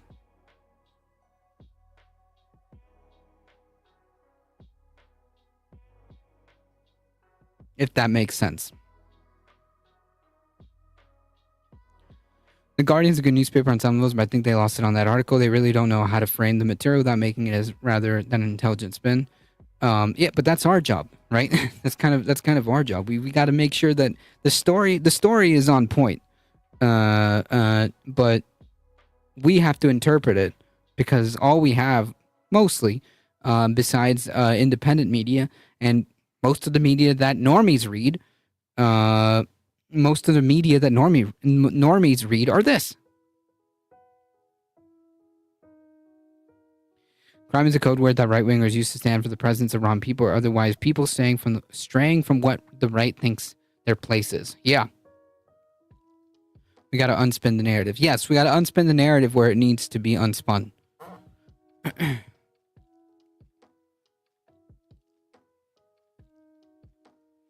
Barbara Lee, the mayor of Oakland, wrote on Twitter, President Trump's characterization of Oakland is wrong and based on fear-mongering and an attempt to score cheap political points. Yeah, but it's not just scoring political points, right? It's to continue and further this narrative, right? The same way he talked about and still talks about how the election in 2020 was rigged. This is how he wills things into existence, even though it's completely not true.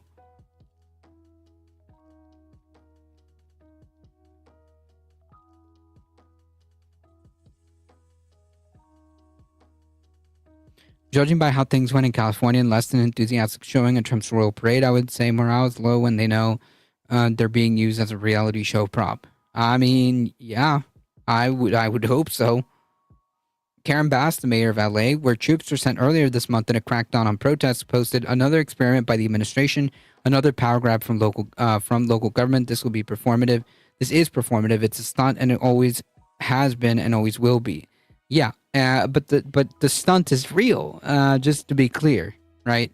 Just to be clear, the stunt is very real. It's to project this idea of power. I can do this. Okay, if I want to send in the military to LA, I'm going to send the military to LA. If I want to militarize the capital, I'm going to militarize the capital. Who is going to stop me?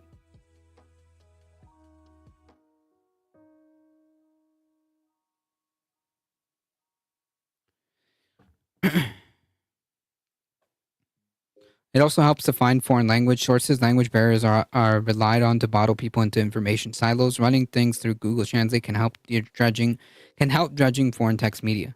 That's a good point. Yes. The real problem at the base of all this is Trump's modus operandi is based on gambling, whereas Putin's based on chess and President Xi's is based on the game of Go. Well, I don't know about that, but we may be dealing. It's not just Trump either. It's not just Trump. Kristina Henderson, a Washington, D.C. at-large council member, told CNN on Tuesday, I was listening to the president's press conference yesterday. I think it should be concerning to all Americans that he talked about other cities. Right. That is exactly it. Because if he's not stopped, then who's to say that he's not going to continue this?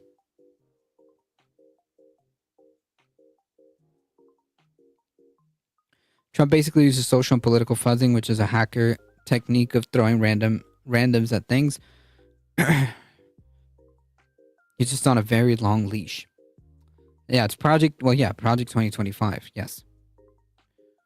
The District of Columbia for decades without statehood has always been used as a petri dish where Congress or the federal government is trying out ideas here. So I would hope folks don't lose the sight of what's happening in the district. Even if they don't live here, they fight hard with us. Yup. California's governor Gavin Newsom warned Trump that Trump will gaslight his way into militarizing any city that he wants in America.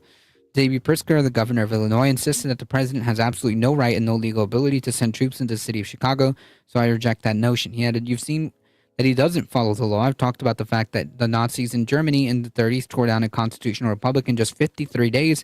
Doesn't take much, frankly, and we have a president who seems hell-bent on doing just that. Yeah, I mean, that's it. That is exactly it. 100%.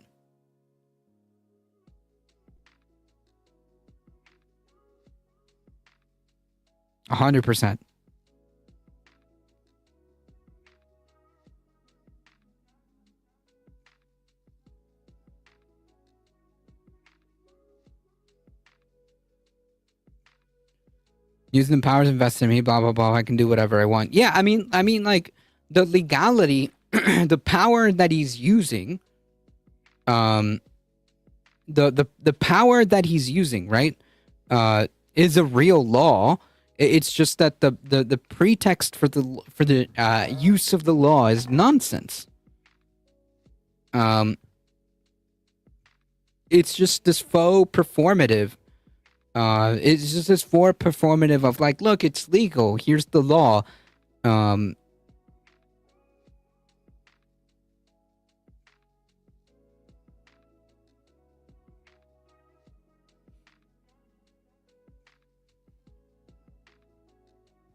Anyways, the point of this being is that, folks, we got to spread the word, okay?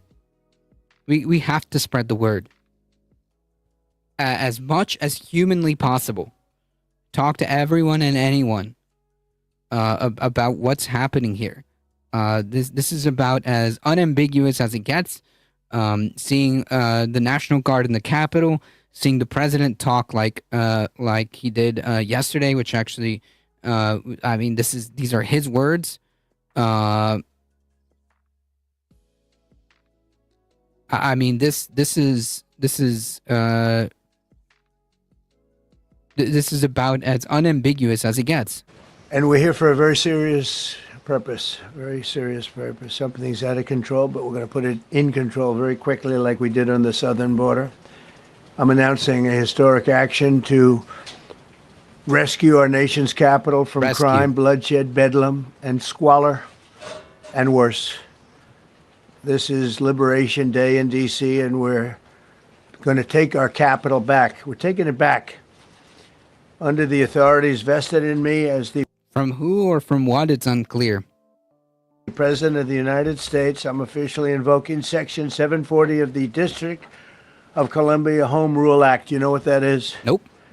And placing the D.C. Metropolitan Police Department under direct federal control, and you'll be meeting the people that will be directly involved with that. Very good people, but they're tough, and they know what's happening, and they've done it before. No, I'm not just talking about influencers. I'm talking about you, the chat. You, the chat. It's incumbent upon all of us to do this.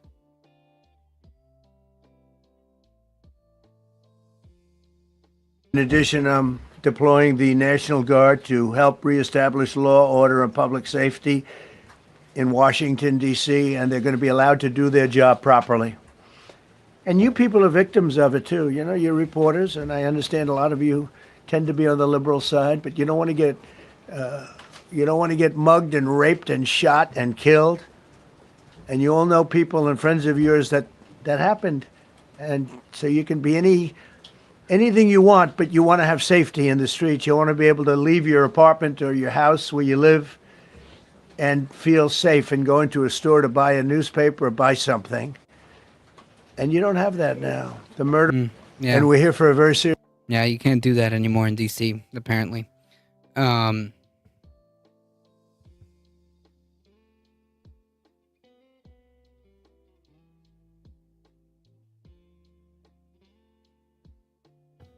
You can tell he can't riff off the material. He has a hard time maintaining interest in the speech.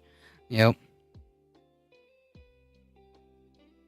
A lot of essentially. Yeah, it says the rapist. A lot of essentially military, and we will bring in the military if it's needed, by the way. We're going to have National Guard. But Pete Hegseth will tell you about it. We will bring in the military if needed. People say, oh, that's so terrible. He's going to bring in. It's been used many times over the years. I don't think we'll need it. I think we've got so many great people. And a lot of essentially military, and we will bring in the military if it's needed, by the way. Yeah.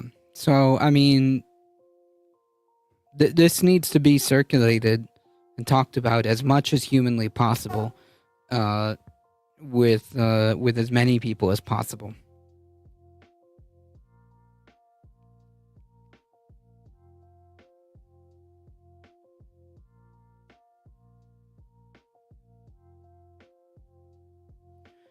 I just turn him off once I've heard him once. The BBC are pushing his narrative all the time without realizing what they're doing.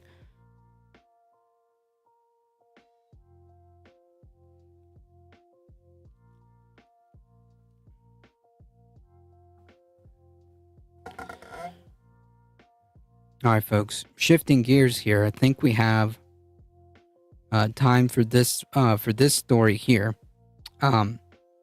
The White House is reviewing the Smithsonian exhibits to make sure that they align with Trump's vision, which is pretty dystopian. Because as far as I remember, and I could be wrong, you guys in chat can correct me. I could be wrong, but this is supposed to be aligning with facts, with what happened, with history, not someone's vision.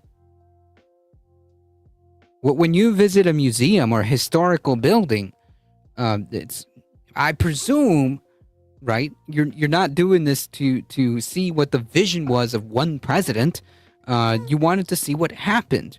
What's the story behind that building or that museum setup?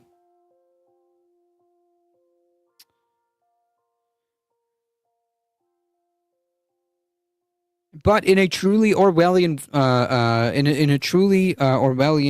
move, the White House is conducting an expansive review of the Smithsonian's museum exhibitions, materials, and operations ahead of the America's 250th anniversary to ensure that they align with President Trump's view of history. That should be as chilling of a sentence as any. That should be a chilling sentence. Right there, the fact that there's even a investigation or review, whatever you want to call it, to make sure that the exhibits in the Smithsonian are aligned with the dear leader's view of history.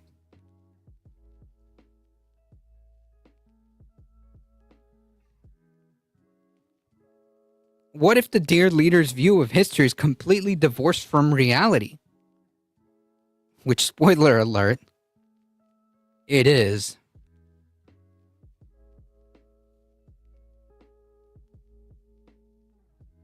The assessment, which was first reported by the Wall Street Journal and confirmed to NBC News, will include reviews of online content, internal curational processes, exhibition planning, the use of collection and artist grants, and the wording related to museum exhibit messaging. The Smithsonian Institution includes 21 museums, 14 education and research centers, and the National Zoo. News of the review was outlined in a letter sent Tuesday to Lonnie Bunch, the institution's secretary, the White House senior associate Lindsay Halligan, Domestic Policy Council Director Vince Haley, and White House Office Management and Budget Director Russ Vaught signed the letter. This initiative aimed to ensure alignment with the president's directive to celebrate American exceptionalism. Okay. Which is just code for nationalism because these people are fascists. Remove divisive or partisan narratives and restore confidence in our shared cultural institutions. The red flags just keep popping up. It's actually unbelievable. It directs officials at 8 museums, including the National Museum of American History, the National Museum of African American History, which we know there's a lot of, I'm sure, what they would consider divisive or partisan narratives, I'm sure, of African American history and culture, to turn over information about their current exhibits and plan to commemorate the country's 250th anniversary in the next 30 days. Yeah, so let's say we want to talk about the very real history of slavery.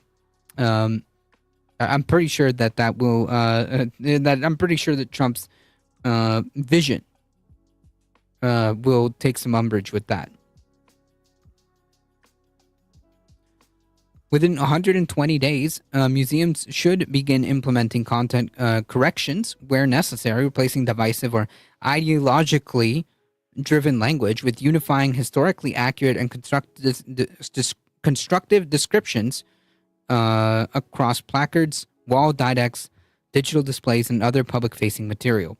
Additional museums will be reviewed in Phase 2. The review, which the letter said will include on-site observational visits, is aimed at making sure museums reflect the unity, progress, and enduring values that define the American story. But, like, that's the thing, though. If you're, ooh, that's a lot of thunder. Sorry, folks.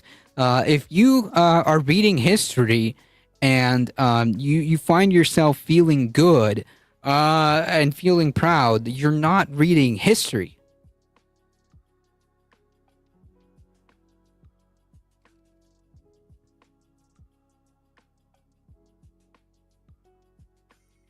You're not reading history, because to talk about the American story, the full American story, there's, you have to come to face with what happened with slavery, the Civil War, the talks that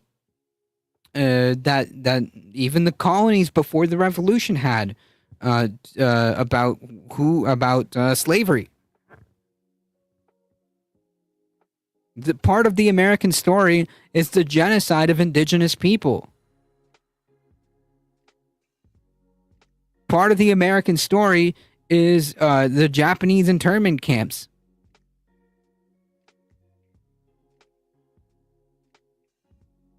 Yeah, that's real.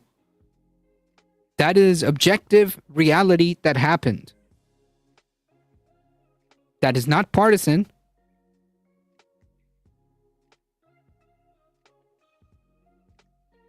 That is not ideologically driven language. That is literally what happened.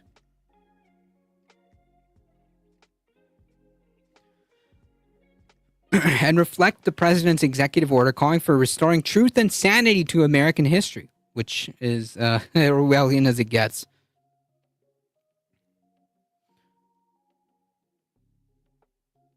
And part of the American story is them whitewashing the actual history as they're doing now. Yeah, no kidding. Yep. That order, which was signed on March 27, called for removing improper ideology from the Smithsonian Museums and the National Zoo. Unclear what that is. We can just interpret it as things that make America look bad, which is all the nasty stuff that we'd rather not talk about. Wait, are they going to get rid of the Civil War? I mean, we're skipping a hop, right? Like, they literally fought to restore the statue of a Confederate general. Being painted in a positive light in the Capitol. So yeah, we're viewing the letter with this commitment in mind, and we'll continue to collaborate constructively with the White House, Congress, and our governing board of regents. NBC News reported in May that historical leaders and critics were questioning why exhibits at the Smithsonian's National Museum of African American History and Culture on the National Mall were rotating out. NBC News found out that at least 32 artifacts that were once on display had been removed.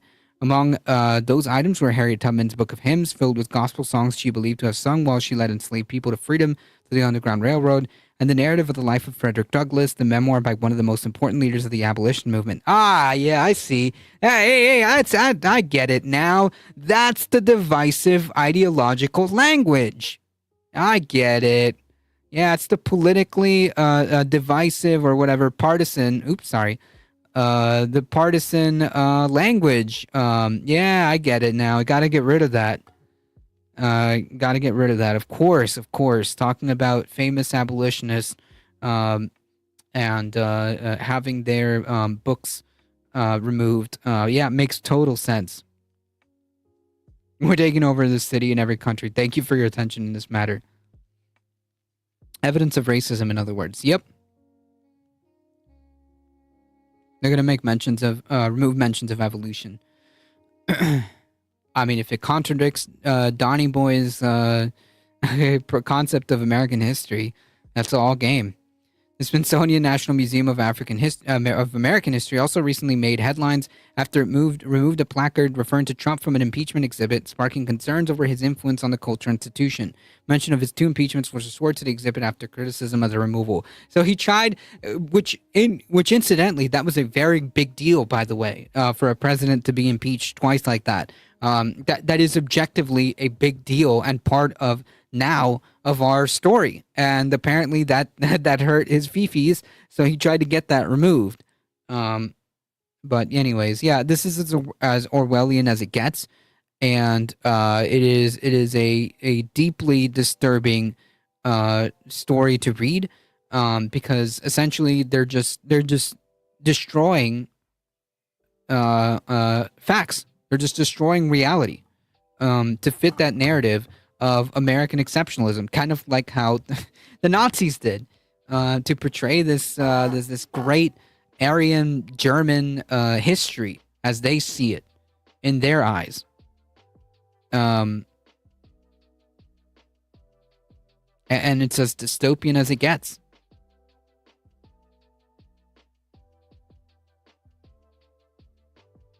I mean, this quote kind of tells you everything we need, right? Like we can end on this, right?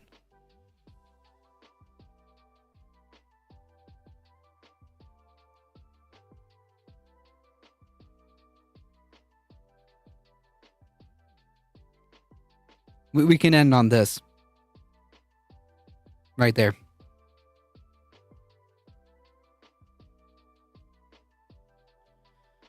All right, folks, it's just about to be 8 o'clock. So I got to get out of here, folks. Thank you all for being here. I appreciate all of you being here. Don't forget, folks, do all the things. Like, share, subscribe, spread the word, folks. It really does help us out. Again, shout out and big thanks to all the This Space contributors. And folks, if you enjoy the content, don't forget to subscribe, spread the word. We're here Tuesdays, Wednesdays, Thursdays. Catch my show on This Space every Tuesday at 7 p.m. You can also find me on Twitch and on YouTube under the same name, A Difficult Truth. Thank you all for your support. You guys are what makes this go, and thank you for supporting This Space. Again, we are a working class collective. There is something for everyone, folks. So spread the word. We have live and syndicated content. So I appreciate all of your support. Thank you all. As always, folks, please stay safe. Please take care of each other. I love you all, and I hope to see you guys in the next one. Tuesdays. See ya.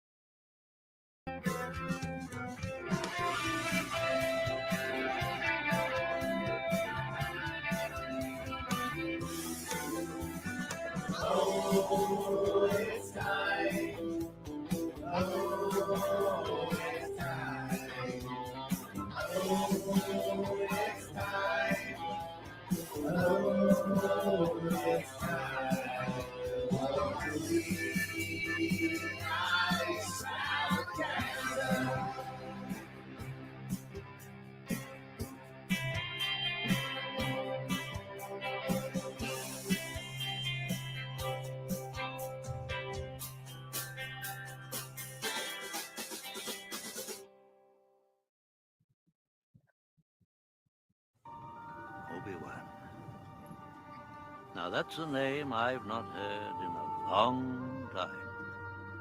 A long time. It's Star Wars month on Movie Night Extravaganza.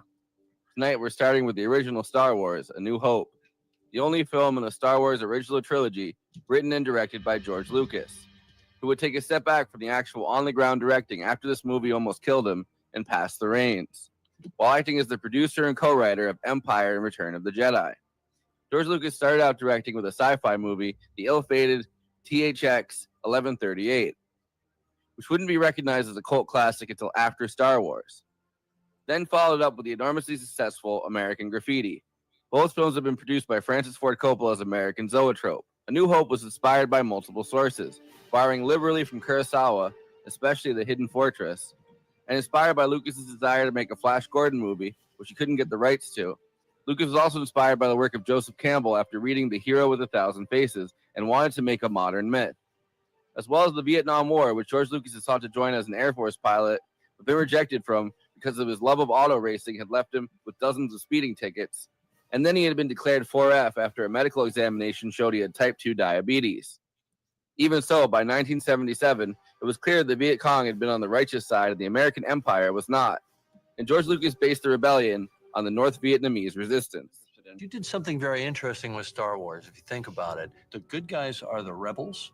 They're using asymmetric warfare against a highly organized empire. I think we call those guys terrorists today. We call them Mujahideen, we call them Al-Qaeda. When I did it, they were Viet Cong. Exactly. So were you thinking of that at the time? Yes.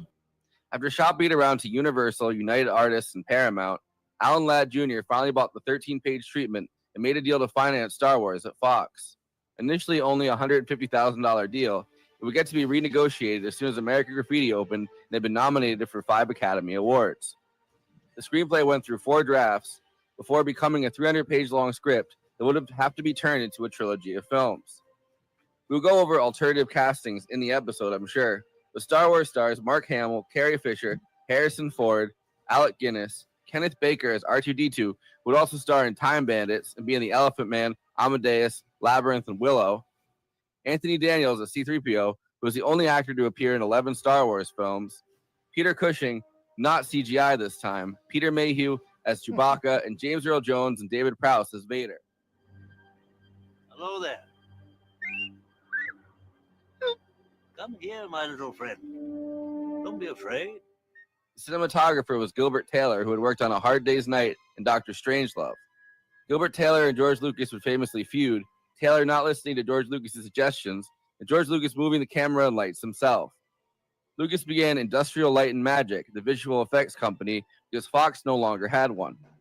After originally thinking Tatooine would be a jungle planet, but not wanting to get stuck in the Philippines, Tatooine became a desert planet, and the crew went to Tunisia to film there, getting into a whole host of issues from a giant rainstorm to none of the robot parts or costumes working in the desert.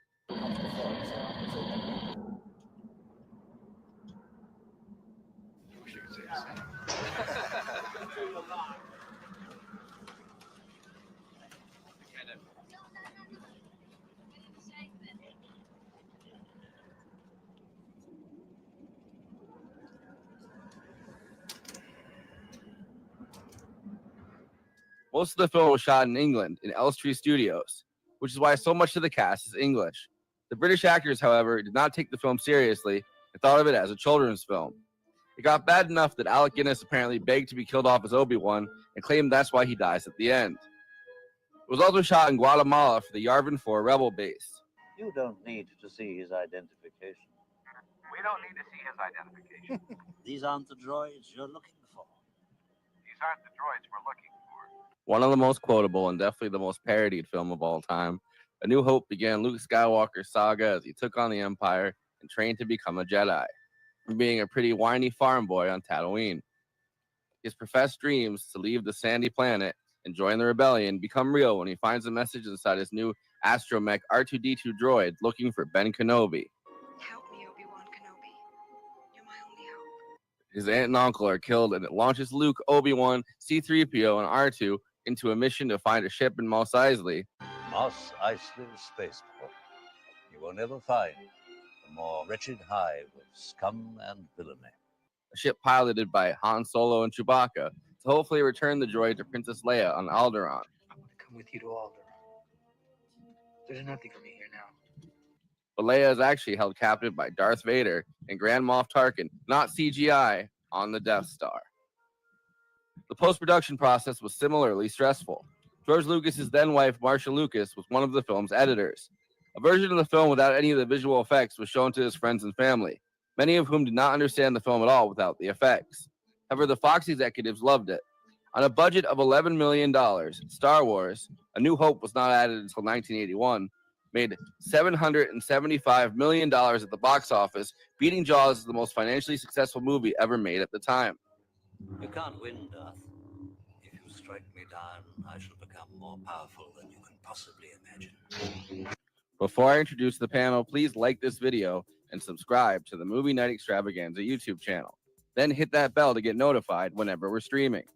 Super chats are now open. If you have any pressing questions, send us a super chat, which helps me maintain the expenses for the show, which I am obligated by the rules of the Geneva Convention to stop everything and ask the panel. Another way to help us out is to become a patron and give us money every month. In exchange, you get access to all of our after parties, bonus content, and we'll tell you even more movies we watched recently. Patreon.com/Movie Night Extra. We have a Movie Night Extravaganza Discord. There's an invite link in the episode description, and we have a Letterboxd HQ account. So those are 2 more places to follow along with us. Okay, let me introduce the illustrious panel. We are live right now on This Space. If you aren't following them, join This Space TV on YouTube. Link below. Conan Neutron is the co-host and senior producer for Movie Night Extravaganza, host of PROTONIC Reversal, an independent Film Critics of America film critic, and the frontman for the band Conan Neutron and the Secret Friends. Check out his music at neutronfriends.bandcamp.com. Kristina Oakes is a co-host of Movie Night Extravaganza, a streamer on Twitch, twitch.tv/cosmopolitics, a host at This Space, hosting Kristina's Corner, and is across social media at Cosmopolitics and on Letterboxd at Kristina. Jason Miles, the host of This Is Revolution, a guitarist and singer in Bitter Lake, and a writer for Sublation and Damage magazine.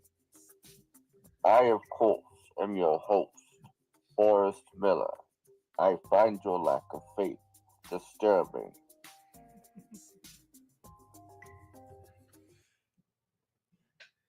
Oh, what a wretched hive of scum and villainy we have for tonight. Dude, it's cracked me up literally since I was a kid that he's like, never have you seen such a wretched hive of scum and villainy. Yeah. And then they walk in and everyone's a Muppet. Like Yeah, literally, it's like the Muppet Show. Exactly. Yeah. but like I was saying, that one guy tries to get tough with Luke like almost immediately. It took like 4 seconds, which is just hilarious. And I when I was a kid, I literally thought all bars were like that. Yeah, no, same. You are in America. And yeah, in a lot of cases, maybe they are. Yeah, Jason, they're like that. welcome back. Of course, it's great to have you on for the Long OG time no see. Star Wars. Yeah, exactly. One we just saw the prequel for. The only prequel that exists, by the way. Yeah, what? Dude, so there's an ice video. Like I was watching John Oliver, and there's an There ice we go. video Mark the that time. uses 1 minute. no, but it uses the Darth Vader, like ice puts themselves as Darth Vader, and then every rebel that they're killing is like fentanyl, it's free speech, like they're like you guys or no, like fentanyl, like I don't know, it's all the different things Trump doesn't like, but it's each one is getting killed by the ice guy. Like they see themselves as the Empire, even at over there at the And they think that's a good thing. It was yeah, like an ice apparently movement, like propaganda. Yeah, no, it was. Well, they even made some ice. justification of like, well, actually, Anakin Skywalker was just trying to bring about order. Like, he's the best villain of all time. How are you not getting this? I mean, yeah, Joker's probably good number Lord. 2, which is ironic considering Mark Hamill has, he's been played both. the son, and then yeah. He's one of my favorite Jokers, actually. But I don't want to. Who's your best? Yeah. Yeah, his voice acting, Joker voice acting is great. He's a great voice actor. Yeah, I like I watched. Is even better. Like skipping ahead, I guess, but I rewatched the entire trilogy. Just so I was like, I'll watch them all in one shot, and it's crazy. Wow, that's a lot of Star Wars. So Mark Hamill's like car accident in like what 1979, 1980, where in Yeah, people are 1980 like, what the fuck happened to his face? What happened? yeah he has such a different face. I mean, he still has that face. It's crazy that That's they crazy. kept him. I don't know if they would do the same thing in 2025. I mean, he's so good though. Now they would probably CGI like kind of or try to do. Well, that's what they do because they don't trust yeah. that they don't trust that people, I don't know, would engage or would follow along or would get it, which is crazy because it's like, hello, that's the I was trying to highlight that earlier, but you're talking. It's insane. It's an insane thing to think. Whatever. Yeah, well, Conan, to your point, I maybe we'll watch this in the after party, but Mark Hamill, one of the things he talked about was little things that did not make sense with the script when they were filming stuff. He's like, wouldn't this not make sense as we're doing this? And Harrison Ford's like, hey kid, it ain't that kind of movie. Right. Well, exactly. And that's where I think we should start, which is the fact that first of all, Lucas didn't think this was going to be like one of the biggest movies of all time. Like, in fact, Nerd, Lucas, what are those? Skipped the premiere to go hang out with Steven Spielberg on like vacation in Hawaii or something, if I remember correctly. Yeah. He didn't even go to the premiere because he was so convinced. So he was so convinced that it was not going to work, just like Steven Spielberg was with Jaws, but one of the other biggest blockbusters of all time. But have you ever made a record and you sat there and were like, this is going to be the greatest record of all time? I mean, you think it's really good, but do you really think it's going to, sell? I mean, I think it's, you have to have a record of success already to expect that kind of thing. You know what I mean? And look, think about, I like THX 1130. It's a good movie. I like American Graffiti. They're a good movie, but like no one could have predicted how big this was going to be. No, I mean, he wasn't even thinking about like in terms of like making a trilogy. It was just like, I made my little, I made my Hidden Fortress and Buck Rogers, Flash Gordon kind of setup. No. So the thing is, the that's my Lucas impression, by the way. So I got very fascinated by this timeline. When Alan Ladd Jr. actually bought the rights and said, all right, you can work on the script, he gave, I think, $125,000 to George Lucas, which is nothing. And he handed him that and he said, look, write a script and then, we'll make whatever script you write. That's a lot. It is, but they didn't promise any other money for him. You know what I mean? So American Graffiti, 1975 too? 1970. Yeah, I think it's 1975 when this is happening. I mean, look, but then I gave you $125,000 right now in 2025. You would shut the fuck up and you'd write that. Of course. Where's my pen, sir? What I'm saying is they didn't promise him a budget to actually make it. They gave him the money that they were going to give him for the script, and then they said, all right, write a script. And then American Graffiti drops, and like right after that, and it gets 5 Academy Awards. George Lucas is everywhere. He's suddenly like one of the most promising young directors. And then they're like, all right, well, we're gonna actually give you like a few $1 million to work on this. But he has 4 different drafts. It ends up being a 300-page draft, which I mean, it's 1 minute per page, pretty much of whatever writing. Like 300 pages is a long ass thing, and that's why he decided to do a trilogy, or that he wanted to do a trilogy, because all of his ideas weren't going to fit into 1 movie or even 2 movies. He has like this giant binder. He published it. Didn't he binder full of scripts. Yeah. But he's got a binder full of Jawas. Yeah. Also, he by the way, everything though that's like ever had to do with stuff. Like if anything you could think of, George Lucas is like, oh no, I'll sell that. Like, well, I want to tag that a little bit. First of all, I also want to mention that when he was on that vacation with Spielberg, they started writing Raiders of the Lost Ark. Is what they were doing, which is crazy, which we've already covered on this show. So many Hidden Fortress. We've covered Hidden Fortress on this very show. I'm a big Kurosawa fan. That's the main reason why. It's not like it's a 1-for-1 lift or anything, but once you watch Hidden Fortress, like, oh, okay. So you basically, he read Dune, saw Hidden Fortress, and like kind of came up with like his ideas for that. And you know what? And like a little bit Buck Rogers, Flash Gordon, et cetera, et cetera. It works. It doesn't matter that like it came from it, because it isn't like, some things where it just shows his influences so much it doesn't work, or all you see are the influences.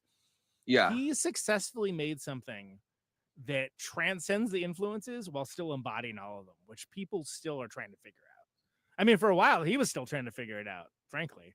But I mean, it's a fun it's movie huge. That like you said, encompasses a lot of other movies. Also has things that again, in rewatching it on my channel, we rewatched Star Wars, and I forgot about the dog fights.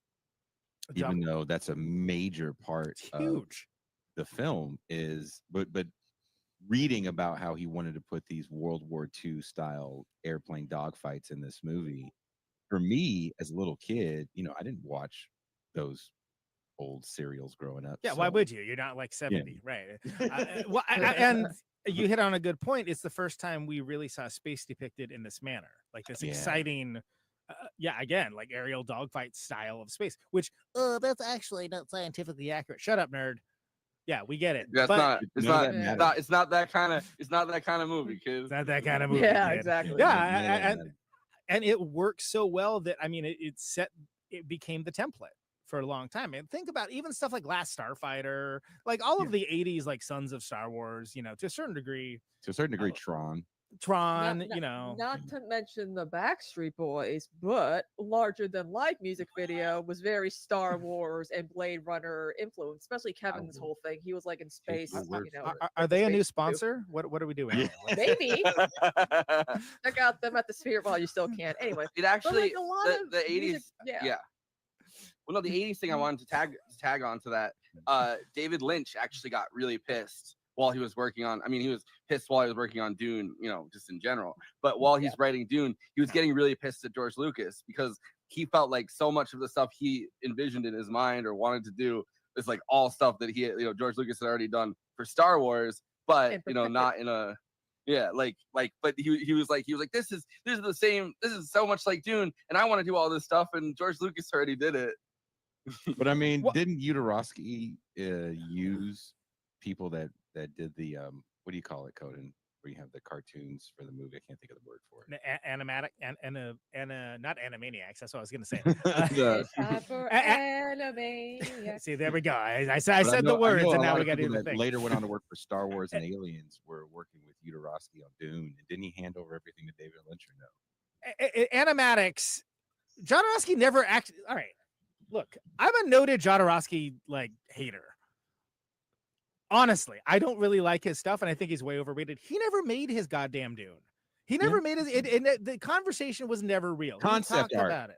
He made the concept art. Yes, and the concept art. Yeah, that looks good as hell. But weren't those guys? Didn't they? But he didn't actually do anything. Like, why does he get credit for it? Because he made Holy Mountain. I'm sorry, Holy Mountain sucks. We've had this conversation. And people were mad at me about not liking the prequels. Anyway, moving on. Well, we should just have like a graphic rate. Conan hot take. Yeah. No, but we've had this Jodorowsky conversation on I think 3 different Dune episodes. Probably. Now. Sure. So what I'm saying is that the concept art, the people that made the concept art for him later went on to work on Star Wars and Alien. Right. Because that was a movie that, first of all, there was no way he was getting any kind of budget to make that in any way, shape, or form. But the concept art was, it's good. And we got to remember where sci-fi was at this time. Sci-fi was like, oh, that's that thing in the 50s with flying saucers. Roger Corman was still doing sci-fi. Corman, at the top end, you would say elevated stuff would be like Day of the Earth Stood Still, right? And this is before we got Alien. This is before we got Invasion of the Body Snatchers. Close Encounters comes out. Is this the same year or the year before? Close Encounters, same year. Yeah, really good year for space movies. Yeah. So many good space movies. Well, Jason and I were way too busy being born to notice. But you're reimagining space because we've already been to the moon, right? Right. Mm-hmm. So wait a minute, Jason. Allegedly. That's the moon. That's no moon. I didn't know it was on the Joe Rogan podcast. Moon deniers, come on now, have a little faith. Oh, wait, we can't. The other thing I wanted to say about the concept art, right?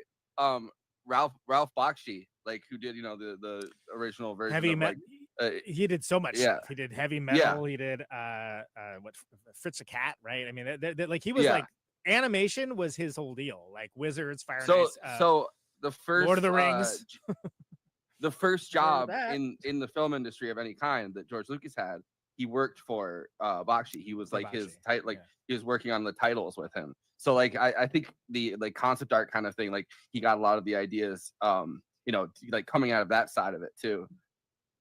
And when you look at the concept art of this movie, if it stays true to the original concept pictures you see, I don't think Star Wars hits the same way. Because it's too artsy, right? And by the way, in the comments, folks asking about when Alien hit. Alien was 2 years later, 79, which of course changes things in a different way. We've covered that on this very show. But I think you hit on something earlier, Jason, about just thinking about where sci-fi was. Where was sci-fi? Well, I'll tell you where it wasn't the goddamn mainstream. No. You had a Wild Outlier like 2001 also covered on this show, which is a totally different kind of movie. But the thing is, it was thought of as kids stuff. It was thought of as And not sci-fi's serious telling cinema. a different story. I know you guys have been over some of the bigger sci-fi movies of the earlier 70s that were more these like message films because Like science- Solaris, 72, right? The Tarkovsky Solaris, right? Perfect example. That's like, it's cool, but is it exciting to watch? No, it's like a no, freaking it's art not a film. space western. It's not. It's not It's a a space. space They're art yeah. films. They're not space westerns. They're more like these internal conflicts. They're more kind of stories about where we're headed, right? Because science fiction never is supposed to be predicting the future, but it's really telling us where we are in the present. That's why Blade Runner has all these Japanese images, because that's where we were in the present. No one knew how big of a world power China would be. Yeah. But, One of the reasons why Blade Runner hits too, like say, as hard as it is. But it's so it's important. So the think about the cinematic landscape, right? And you did have the concept of the blockbuster. Ironic that we just did Jaws, by the way. Yeah. But like that's a new concept. Think about like the blockbuster as we consider it being like a year and a half old. Yeah, the blockbuster is such a game changer for cinema too. I mean, I did a video essay that's now available on Means TV, called Same as It Ever Was, about quote unquote black cinema. But when people talk about the quote unquote black exploitation era, that really is taken out by the blockbuster, because they made so much money on Jaws and Star Wars. It's like, well, we're not really making all that much money on these films, and they're really only for a very small audience. So fuck you guys. Yeah. Well, it's the same thing with and we talked about this like a while ago when we did like a whole month of like movies like Jurassic Park and stuff. The whole idea of a blockbuster also takes out the whole auteur cinema thing for a while. Like and there's like this little group of filmmakers that hang out together. I mean, Scorsese along with Spielberg and George Lucas, and it's kind of like the George Lucas Spielberg side of it kind of went out in this moment, because it's like studios are now once again on top, because you can literally give somebody a 1.5 on top of whatever and they're going to make a shitload of money if it's one of these blockbusters. And what's crazy, it's almost like an arms race, right? Because you also have Zalaski of Possession fame covered on this very show over in Poland trying to make On the Silver Globe, which would be like the Polish equivalent of Dune or Star Wars or whatever along those lines, that he didn't get to finish because of government intervention. That's a whole story in and of itself. But basically there was a lot of people, we talk sometimes about this, about having inspiration and like people having the same kind of idea around at the same time. Hey, why was there all these movies about volcanoes this year? Why was meteors apparently this year? I don't know. But it does happen. And for some reason, people were really thinking about space epics around this time. And it changed culture for a good amount of time. And honestly, really started the sci-fi genre as we think of it now. Yeah, and when I knew about Star Wars when I was really young, I didn't think space western was a genre. Well, because unless you and that's what's funny is everyone. So if you're into movies, you love westerns usually, right? Or at least you have westerns that you love. Who doesn't love the good, bad, and the ugly? Come on, get out of here. But westerns don't sell. So a lot of people like the concept of the type of storytelling with westerns, Lucas being one of them, and it was like, well, what put him in a spaceship? There we go. You know what? It works. Put him in a spaceship. Launched one of the biggest franchises of all time. So yeah, What's put him in a crazy is, spaceship. I don't know if you guys have ever seen news footage around Alien. When Alien came out, families the first week took their children to see it, and news reporters would be there like, hey, how do the kids like it? And there's one, I think it's actually Conan, I'm not even trying to be funny, I think it's in Modesto. And that's where Lucas is from. I went to the same high school as George Lucas, obviously not at the same time, but I went to the same high school as him. But they interview a family and they're like, what did you guys think of the movie? And the kids are like, I don't really like it. And the parents were like, we wish we didn't bring the kids to it, because I think it might even have been PG. I'm not totally sure, because R and PG was so different before PG. Their theme wasn't made until like after like Poltergeist, because they're like, that's wasn't it Raiders? Studios. Wasn't Raiders? Part two, no, the sequel. Temple of Doom. Yeah. Temple of Doom. Yeah. Sorry, But we were good there. Also the pull that the studios had over ratings, right? Like over whether your movie is PG or it's R. Like the studios were allowed to get away with a little bit. They had some leeway in this time period because there was no PG-13 yet. You could see boobs in PG movies. Yeah, Definitely yeah. a ton of cussing in that was Guys my jerk it off. Like so that was my loophole when I was a kid because I wasn't allowed to I was allowed to see PG-13, but I wasn't allowed to see rated R movies as a kid. But I knew that every 80s and 70s movie that's PG like had titties in it or something or had like So I would always be like so when my parents would be like, hey, you got to turn off this movie, I'd be like, but it's PG. yeah, there you go. This is But also, yeah, too, like so gnarly. You know, I tell the story all the time, but I don't know if Jason knows, but like my grandfather, I'd be 5 years old at my grandparents' house on the weekend. He'd be watching Aliens, Nightmare on Elm Street, some of the, scariest horror movies of all time. And I'd be doing my math practice work and I'd be looking over watching it. Like no big deal. Like I was desensitized at a very young age to horror and I love it so much. So when I have a friend who's like, I can't watch Sinners, it's too bloody. And I'm like, Sinners is so mild compared to some of the gore. Yeah. I'm like, it's not Terrifier for God's sakes. Like chill out. I mean, like I've told on this, like I've said on this very podcast many times over, my dad went to go see RoboCop with me just because he wanted to see it, I guess. I don't know. And I was like way too young. I was like, oh, a dude literally gets shot in the balls in this movie that my dad just took me to. But It's interesting that you bring up like movies made in the Soviet era and movies made in this kind of hyper capitalist era in the US because we've had Alexander Herbert, who's actually a scholar of the Soviet Union and actually wrote a book about horror movies in the Soviet Union that we did a show about. And when you go back and watch some of those movies, a lot of them are kind of heads and tails just above what was coming out in the US at the time. But as you said, Conan, there's so much government intervention that you have to worry about. You don't get as much of it. In the US, you're spitting out so much, especially by the time you get to the mid 80s when VHS becomes a thing and sequels really become a thing because the blockbuster begat sequels and we still haven't really gotten out of that, sadly. And we can blame a lot of that on Star Wars. On Star Wars, yeah. Frankly, which opens up an entirely different conversation that is not the text of the movie itself, which I think it's as much as there is talk about Star Wars, it is weird how little people talk about this movie specifically. When you talk about it in terms of how we have been for 20 minutes, like the history of it and like, the franchise aspects of it and like, related elements and so on and so on. But or they specifically, like in the original trilogy, they specifically focus on either Empire or Return of the Jedi. Like the New Hope is never in the conversation. Empire's my favorite, right? I mean, sure. And Return of the Jedi is the first movie I ever saw, canonically established and verified by parental figures. Maybe that's the reason why Rogue One worked so well was because it leads to, like a lot of people probably realize they've forgotten, like a lot of fans have forgotten about A New Hope. Well, and there's, I don't know about that, but I would say that there's a cultural moment that A New Hope sits in that even for the elders on this screen, we're born into that cultural moment where what I think is actually really interesting to go back and do is go look at images of 1978 and even 79 when this movie is still playing in theaters and there's still lines around the corner. And the whole thing people are bragging about is this is my 25th time. I've been here 45 times. Like it was such a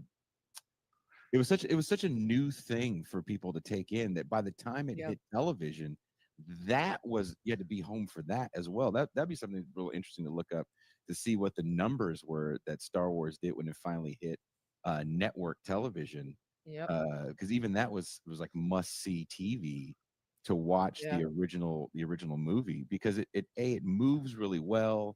There's things in it that we don't understand, like the speeder scenes, two suns on Tatooine, laser swords. Dude, it works, the two suns thing, right? Because watching this version of A New Hope like is obviously like they've tinkered with it so much by now, but like the two suns thing as like an understated effect that actually brings you into a different world where you're like, oh, we're no longer in this universe, right? Really we're are. a long time ago, in a galaxy far away. It's such, the filmmaking Right. And this goes off what we're saying with Jaws with like the split diopter effects and stuff like that. That's where like Lucas as a filmmaker, it's like he has the juice big time here. Yeah. Maybe more than he even realizes that he's making these scenes that how many times have we seen this stuff ripped off? Even within the franchise. Spaceballs. But like not just homages, but like other movies trying to do those kinds of things. That again, it just throws you into the world. It's not sitting there explaining, like, well, see, Tatooine has 2 sons because blah blah blah blah. No. Shut up. Like let's get to the let's get to the action. Let's get to the hero's journey. And that's why it works. And that's why it's interesting.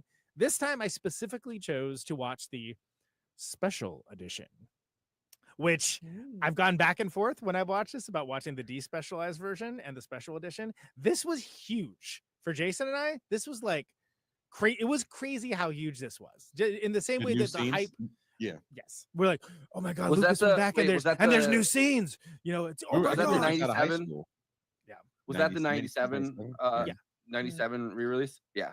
But both of us elder gods on the panel were just out of high school, and it was like, oh my God, I have to see that. What's that gonna be, dude? For hours and watch this. Yeah. Well, so hold on, Kristina, just for a moment. So therefore, what we got was like, huh? That's it, huh? All right, like you get a scene of him not knowing the Jabba the Hutt was going to be like the iconic slug figure that we all know and love, but literally a dude, just some guy, some guy, that's pastiche some bad CGI over. We get Biggs. I'm surprised by that every time. I'm like, who's that? I'm like, oh, that's that guy that he mentions in like one sentence, like way early on. You get a bunch of weird he's whining about it. He says, he was like, Biggs says, I'll never get off Tatooine. And if that sentence mattered at all, the payoff of seeing Biggs would be like, oh hell yeah. But it's like you don't even remember that. All you remember is he wanted to get off there. And then you see a bunch of weird beasties in the background that he just added in, and he's got a good eye for creatures, so that's cool. But if you know the original one, you're like, what the hell's that in the background? Yeah. Like the whole time. Oh, sorry, go ahead. No, that's how I'm saying. So that's what was added, and you got to understand this was built up like, no, it's going to be like a whole new movie. It's crazy, and what you get is Greedo shot first. Like, yeah, he changed again. 2 years later, re-released it again, 2001, and then they shoot at the same time. Re-released it again, 2011. Then Greedo shoots over his head. Then he shoots. So they've changed it 5 times. Because Jason and I will tell you, people were mad. People were legitimately mad. There's a reason why I don't go to movie premieres anymore. I think a lot of it had to do with like going to watch Star Wars re-releases and hearing people yell in the background. This may be the reason why we have quote unquote fandom wars. You know what I'm saying? It kind of started with that, you're right? Like this is like canon to this is canon. But back to Jason's point about people seeing movies so many times. That was really the beginning of like nerd culture, like people, especially with horror films and all the big blockbusters. I mean, look what happened with like. Do you know how many times I saw Sinners in the movie theater? For God's sakes, Barbie, like some of these good blockbusters. A lot. And so post-COVID, there was a lot of times where I know with Superman and all that, like a lot of people like, this is my 25th time, and people are getting like merchandise and swag from like Warner Brothers or whatever, be like, you saw Superman or whatever movie this many times, here you go, congratulations, you're spending all your money on us. Well, there's this thing now where it's like, because of COVID, right? Like movie theaters are so like there's a desire, like an effort to patronize movie theaters again as much as possible, because it's like so many of them could possibly shut down. That you're like that, like it's almost like they pulled the they pulled the gears off the of the training wheels off the bike, and it's like, look, go to the movies as much as possible, because this industry might might go straight to video. You'll never see any of this stuff again. Well, but I think it is worth noting too the things that Kristina was saying, that like with the fandom and stuff like that, you basically have 2 tiers. And what's funny is I'm one of the few people. I am a cat and dog person both, and I like Star Trek and I like Star Wars. But that was the other tier, right? Which is the Star Wars fandom, which was dead as a doornail until Next Generation came around. Let's not get it twisted. But it was a totally different kind of fandom, and nothing. They've tried to replicate the Star Wars thing so many times. Sometimes directly, just like direct ripoffs, like, oh, you're just trying to do a Star Wars and you're failing at this. And it doesn't work. But there are things we will never have. There's 2 cultural moments that we will never have again as film lovers. One of which is, oh my God, special edition Star Wars. I can't, there's going to be more. What did he cut out? Oh, and it's Biggs. And it's like, there's some goofy looking beastie in the background. I don't care about this. Like, I mean, okay, it's still the movie I love, but like, I wasted. Well, what? hold on. Just if I may. And the other thing was the build up for the Phantom Menace, and I will speak no more about that. But like, that was a generationally monoculture defining moment that we will literally never have that again. There is no chance. But you cannot imagine how big it was. I feel like we've railroaded Jason a bunch of times in a row. So Jason, sure. Totally. Just kidding. Yeah. I don't want to talk about the Phantom Menace. I just want to go back to kind of that moment of Star Wars as also being a young person, because this is, for me, this was like my everything to this day. You are a young person. What are you talking about? We're all the same age. Exactly. I'll just turn 22. Right? Yeah. Like those action figures, like I could relive the movie over and over again. And watching Star Wars on regular TV, like anytime it was on, I had to sit in front of it. I'm going to walk through or watch every commercial, because I thought this movie was just magic. The scene of Luke and Leia giving him the kiss, and they, swing across the Death Star to safety. Luke in the X-Wing. There was a Star Wars video game that comes out in the early 80s where the whole purpose of the game is to blow up the Death Star. I don't know if you remember that game, Conan. I remember it very well. I spent many it quarters on it. It wasn't very advanced, but it was, for me, I was going to waste the $1 that I was given at either Malibu or Chuck E. Cheese to play the Star Wars video game, which was like, it was like line. The Tron one the same way. It was like lines. It was like it was like those lines, and I mean, I'm sure Forrest can find an image of somebody playing it online, or a video of someone playing the game, but Star Wars really was this amazing cultural phenomenon that affected everyone the same way. You know what I mean? I remember, of course, when I was young, knew about the prequels, but I didn't understand they were prequels. But it wasn't until I Love the 80s and I Love the 70s on VH1 that's how I know so much like pop culture and pop political, all that jazz. And I was like, wait, there were movies before then titled with different episode numbers that are before 1, 2, 3. Like, and so I had to watch them when I was like, I think it was like 8 or 9 years old. And then when I found about Luke and Leia, I'm like, oh, they're so cute. But then we all know what happens later. And I was like, were you mad there was no Watto? Well, that's the thing though, Conan. Like George Lucas, I shouldn't say George Lucas. The powers that be realize that kids are going to buy whatever is a part of Star Wars. So you start to get more characters. And I think one of the things that people really don't like about Jedi, for example, or even Phantom Menace, is there's so many things that you feel the merchandising for. Yeah, there's a word for that. I've heard you use on your show. It's like they're thinking about it in terms of like what action figures you're gonna sell. Yeah, stuff, right? yeah. And they really got into that in Jedi, but thankfully, weirdly, this is the only one that.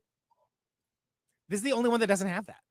Because they didn't even know it was going to be a success. They didn't know it was going to be that. Yeah. So they released was it Atari? Was it the Atari Star Wars one? This is that one. There's also that's it. They also have the one. They also have the one where you can actually get into it, and then it's that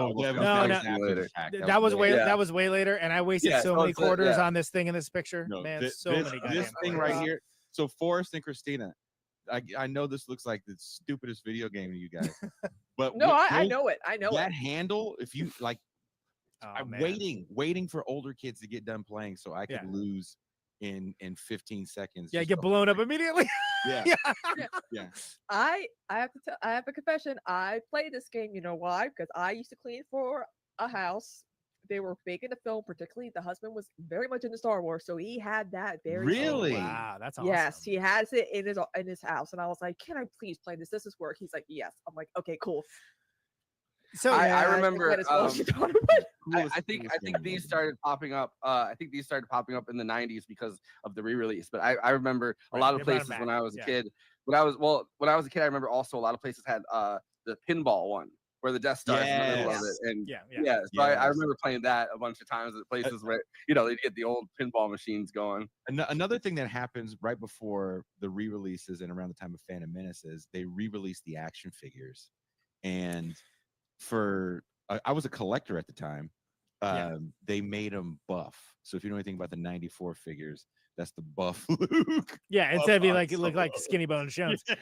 Well, yeah, and we talked about there's certain things, and this comes up a little more like with Jedi, where like, oh, the Boba Fett with the detachable missile didn't exist, or like, oh, the R2-D2 that shoots the lightsaber out. It's like, no, it's his periscope, dude. But you could like, that was the other thing. It's like You thought it was a lightsaber. you but thought no, it was a pulled out the lightsaber. little No, it's his green thing. No, it periscope. was I know periscope, yeah. so many kids I knew pulled that thing right the hell out, man. And then the little My, brother like choking on it like 3 seconds later. You know. So my little brother had the it is the buff one, but it's Luke in the stormtrooper outfit, and it had the head take off removable the helmet. Now that didn't come out. The original figures, if you have a thing of the original, it's Luke, Obi-Wan, a Jawa, R2, C-3PO, Han Solo, Darth Vader, a guard, or one of the officers, and that's it. And then later, the Jawa, I remember I had the Jawa. Later you start getting the Jawa sets, and by Tusken like Raider, 79, all 80, that. they start releasing Yeah. a bunch of stuff. And I say all that to kind of explain that it's what 4 years between Star Wars and Empire, and in those 4 years, we're just salivating, continuously watching these films. We're buying every toy, every comic, every novelization. It's just Star Wars all the time. Cats and dogs getting named Chewbacca, you know. Well, going back is talking about like the plot of the movie. A lot of people always think later on, like with all the the first 3 movies, everyone's like Harry Potter. J.K. Rowling copied Star Wars's plot for Harry Potter. I'm like, yeah, it's very, very similar. She's very unoriginal. She has a name of a male author, like stuff like that. But like again, this plot, everyone's like, oh, it's so simplistic now when you look back at it. I'm like, yeah, but for those who were there, a lot of the revelations were very, very shocking that you guys probably did not see coming. It's simplistic, but it's easy to expand on. And I don't know if you guys feel the same way, because by the time like when the movie ends, there's a definite feeling of it's over, but Darth Vader's not dead, right? He's just spinning out into space. The Death Star blew up, but we don't know anything about Coruscant. So you can go, well, look, there's these, I wouldn't say plot holes, but maybe there's Tarkin got, but nobody, unless when you're a kid, you're not remembering Tarkin. It's like, It's okay though. They brought it back. They brought him back with CGI. Yeah, exactly. Thank God. Everyone was worried about that. No, but you also see things like, I mean, it is like you said in the intro. It is a hero's journey, right? It's like it's a classic. Like, okay, here's a farm boy that like saves the entire universe, right? And this is, and again, hello, Last Starfighter, duh, and like so many other movies, right? That just blatantly rip that off, which in and of itself is ripped off of a literary trope. But you also have things that change it up. Like you have, oh, they're rescuing the princess. Well, it turns out she's a better shot than half the people rescuing her. And she's like, which by the way is, and she's sassy as fuck. Yeah, as a young man, frankly, and as an old man, both those things are yes, please. God rest, Carrie Fisher. Like she was born to play that role because she's so much she was so much like that in real life. I mean, she always makes jokes about Star Wars at her own expense and all that, and she has a good laugh about it. I just think it's funny how each actor reacts to it. Like Harrison Ford's like, he'll talk about anything else, but he's talking about Star Wars. He'll talk about doing the Marvel movie, and I'm like, dude, are you serious right now? I mean, you were in Star Wars. Mark Hamill's no problem. Nobody gives a damn about the Red Hulk, bro. He did such an amazing look. He's Han Solo. He saves the day. He's the bad guy with a heart of gold, right? He's the one everybody wanted to be on the playground. Everybody wanted to be Han Solo. Yeah. He's got the coolest ship in the galaxy. Another thing about Star Wars, and I don't know if you guys talked about this or feel the same way. The scene where, first of all, the scene where you go to the bar. Again, I know Forrest made the joke about Muppets, but I have been to several bars where I hear that music when I walk in, playing. Oh yeah, the fucking world. Like, yeah, shit, we're in the. I've heard people that have that as their still have that as their ringtone. Like they're into Star Wars enough that they can somehow tolerate. But I don't know if you guys agree though. But when you see when they go see Han's ship and Luke goes, "This is a hunk of junk." My first reaction is like, "This is the coolest thing I've ever seen." Yeah, Fuck you. What Well, do you and know, Luke, it's not just humble farm it's not boy? just Luke, right? like everybody that sees the ship, including Princess Leia, including like everybody keeps like knocking the ship, and it's like Yeah, what a junk, what a hunk of junk, right? Yeah, And what's he always say? Yeah, she's got it where it counts. Yeah, she's fast. That's cool. That's cool. And like, what's the Kessel Run? We don't need to know. We don't need need a movie to describe that. It doesn't Warp exist. speed. Solo. When they hit light speed the first time, it looks cool. It's the coolest thing you've ever seen. Yeah. And you don't understand how it works, nor do you care how it works. You're just like that it's there. The hidden 100%. compartments in the ship, everything about that ship, Luke shooting the TIE fighters. The guns looked cool, right? Where it's everything about that ship was the coolest ship. That and the X-Wing fighter to me are two of the coolest ships in the history of ships that don't exist. Well, you have the moment too with the like talking about like even the guns, right? Like you have Luke messing around with the lightsaber, which coolest possible weapon when you're a kid. But you have Han sitting there hating on it, and he's like, "Kid, all you need is a good blaster at your side." It's I've like seen a lot of things like in this galaxy. But I've never That seen sounded a dirty. powerful force. Well, Which but is a big line that we're going to find Huge out line. because of the prequels why that's such a big deal, because there are no Jedis left. Then we'll understand why Obi-Wan's kind of secret. But I'll shut up. Well, I mean, the only so many places to go here. So the design of all the ships, amazing, and again, ripped off for like years and years to come, like all over the place. So many shows were just Actor like, boys. Well, in all fairness, one of the guys left and did Battlestar. Sure. Well, that's the most noticeable example, right? But wow, this is the first time Battlestar Galactica has been mentioned in really? in quite a long time. If no one has seen the original Battlestar Galactica, go and watch it. And the guy that for a while it was mentioned every episode, but word. Not by any of us. The Ronald D. Moore Battlestar Galactica is better, frankly, in my opinion. But that's a completely different The show. original Battlestar Galactica for me, I've seen it. I've seen it. When you're a kid, come on in my line. When you're a kid and you watch Star Wars, and you're not going to get another Star Wars, you have to go buy the $100 cassette to see one of the 3 movies. When Battlestar Galactica comes on TV, when we were like 4 or 5 years old, yeah, that's as close as I was going to get to Star Wars. It's good as hell when you're a kid, especially As an adult, no. Okay. And yeah, the Ronald D. Moore one, great, but they lost. They didn't know how to end it practically. But I don't want to talk about Battlestar Galactica. I want to talk about Star Wars and the fact that was literally just, I was mentioning first of 3 points. One of which is the design of the ships that echoed for 20 years at least before anything really changed with it. But then also we mentioned the Force, right? Alec Guinness as the sensei, as and again, this is the Force, right? So he's he's the Jedi Master in this case, but it's taking that Kurosawa thing of he's the sensei. He's teaching Luke the ways of the Force. We think of Obi-Wan as a figure within media, and how whenever you see someone getting trained up and it's anything remotely mystical or whatever, it's he's Obi-Wan Kenobi on this, and we just think of it and we don't even think too hard about why we think of that, because that's how much that character is established an archetype. And this is someone that later on we learn he's a certain degree of refusenik, and he was in hiding and this and that, and there's a lot of other things to the character. None of that matters in this movie. All that matters is that he's the guy.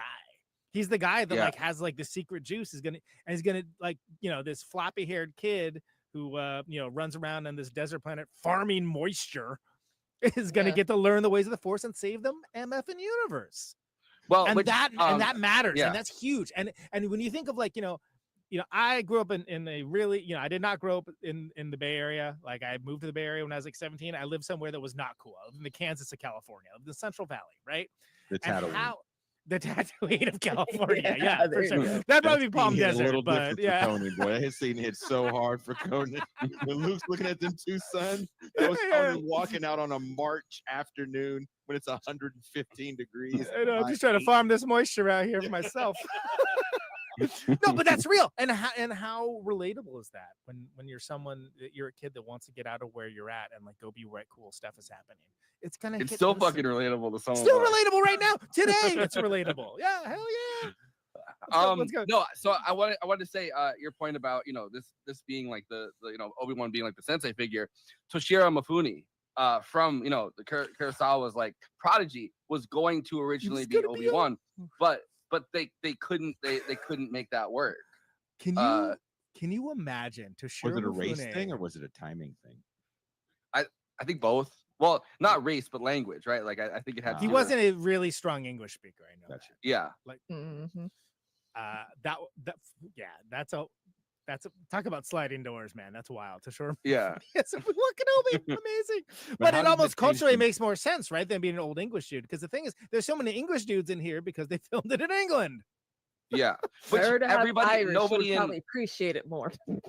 well, and when we're talking about the blockbuster time period in Hollywood, there's a very different feeling towards science fiction, even, or like space movies at this time in England. Like nobody on the crew and nobody in the cast that was English. Well, I guess Peter Cushing probably. He was just kind of happy to be there at the time because he wasn't getting as much work. But like Alec Guinness, the cinematographer who had done A Hard Day's Night and who had done Dr. Strangelove, like they're established all people. these. Yeah, and they wouldn't take this seriously because they were like, this is a children's movie. Like this is a movie for kids. They thought it was and a movie George for Lucas, kids. Yeah. Yeah. And they thought of George Lucas as like kind of like this amateur. So Alec Guinness started actually by the end of the movie wasn't actually going to die necessarily as Obi-Wan, although George Lucas says that he kind of he made the decision early on, but in the original script, because they were changing the script up till the day of shooting and during shooting, Alec Guinness got annoyed to the point where he was begging to get killed off because he's like, I don't want to do 3 of these movies as which led to one of the most interesting scenes in cinema and in a Star Wars, which is Vader versus Obi-Wan. And he lets himself get killed so that they can escape, right? And then there's that great line that he utters, and this whole movie is so quotable. I mean, they almost all of Star Wars is, but this one especially is. But strike me down now, become more powerful than you could ever imagine. And you're like, as a kid, you're like, what does that mean? That. Yeah, I didn't. What does that mean? It's like, oh, And this he goes hard. disappears. What? Yeah, he did. Another thing about that scene is we get a little bit of a lightsaber with Luke in the training thing, the training droid. But that fight scene with Darth Vader and Obi-Wan Kenobi, the first time I saw that, blew my mind. Because it's sword fighting, but they have laser swords. It was and again, laser swords. I'm like, what is going on? What? Like it's like how are you supposed to stab people with that? Like how does those work? There was not only nothing like that, there certainly was nothing like that in a mainstream movie. We're talking about, if you were talking about sword fighting, you were talking about Errol Flynn, and you're talking about a generation away. Right? Swashbuckle, yeah, and it's or crazy. Kurosawa with the long swords. Sure. Right. Again, if you were more of a cinephile, then you Kurosawa influence, right? Kurosawa mentioned, but we had never seen anything like that, and certainly never seen like, well, what's the resolution? Oh, is he gonna get him? Is he gonna get? And then like what? Why did he do that? And it's so crazy. And you never know. You never know what that means, right, Conan? I'm going to be more powerful. What does it mean? You hear a voice. Yeah, you hear him like, is What he is talking that? to him? Like, is he still around? Like, what? And the thing is, the movie is not gonna explain it for you. It leaves it mysterious, and that's what made this work so well. And you're like, and then you get that, and again, man, I get chills because I think of that goddamn video game where it's like, use the Force, Luke, and then like it's like, all right, time to make the shot. You know, 'Cause remember before Luke makes the shot, another guy, right, a nameless misses. The leader of the squadron too, like the Deadshot leader of the squadron, and he misses. You're right. I think like as a kid it clicked for me when, and this isn't in A New Hope, when he starts appearing, when Obi-Wan starts appearing as like the Force ghost and he can kind of go wherever. I think that's the moment that I was like, oh, strike me down. Like, so now you can just then go you wherever the finally fuck get you it. want. Yeah. But it's also just like, oh, that's a hard AF line to say. You know, it's like you're gonna make me Also- immortal, right? You're gonna Right, make yeah. you're gonna make me this immortal figure that can come back and give really good advice to young trainees. who's gonna tutor the one guy that can take your ass out. That's some scary, Also, that's some scary shit. Yeah. Vader immediately kicks the robe that's left there to be like, oh, he's not hiding. He's not hiding in that robe, right? Like, Right, because Luke yells. Trapdoor. What do we got here? Darth Vader's going, who the fuck is this guy? Right? There's so much happening in that scene. Luke yelling, no. Yeah. Darth and Vader wasting the moment that that Obi-Wan was giving him by going, no. Bitch, I'm giving you a way Well, to get out of here. Yeah.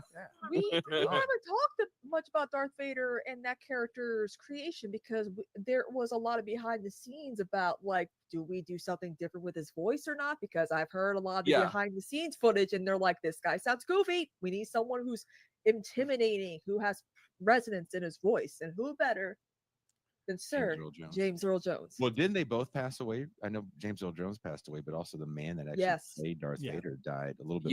In 2020. So David Prowse had like a Bristol accent. Yeah. And so like when they were doing it, they did it with his actual voice, but it would have been like, can you imagine? Oh, there, mate. Hello. He was the manservant in the Clockwork Orange. Like that's kind of where he comes out of. Well, and that's James Earl Jones as Vader is one of like the great voice performances of all time, right? Nobody knew it was him until generations to come. Yeah, nobody knew it was him though until 1987. I want to say I was reading like he was uncredited. Like, no, that's MF and Darth Vader. That's who that is. And that's incredible. But Jason has to head out of here. Thank you guys again for having me. I just want to say, yes, James Earl Jones as Darth Vader is forever Darth Vader. You can't make another movie with Darth Vader. No AI Darth Vader. Just let it go. Let it go.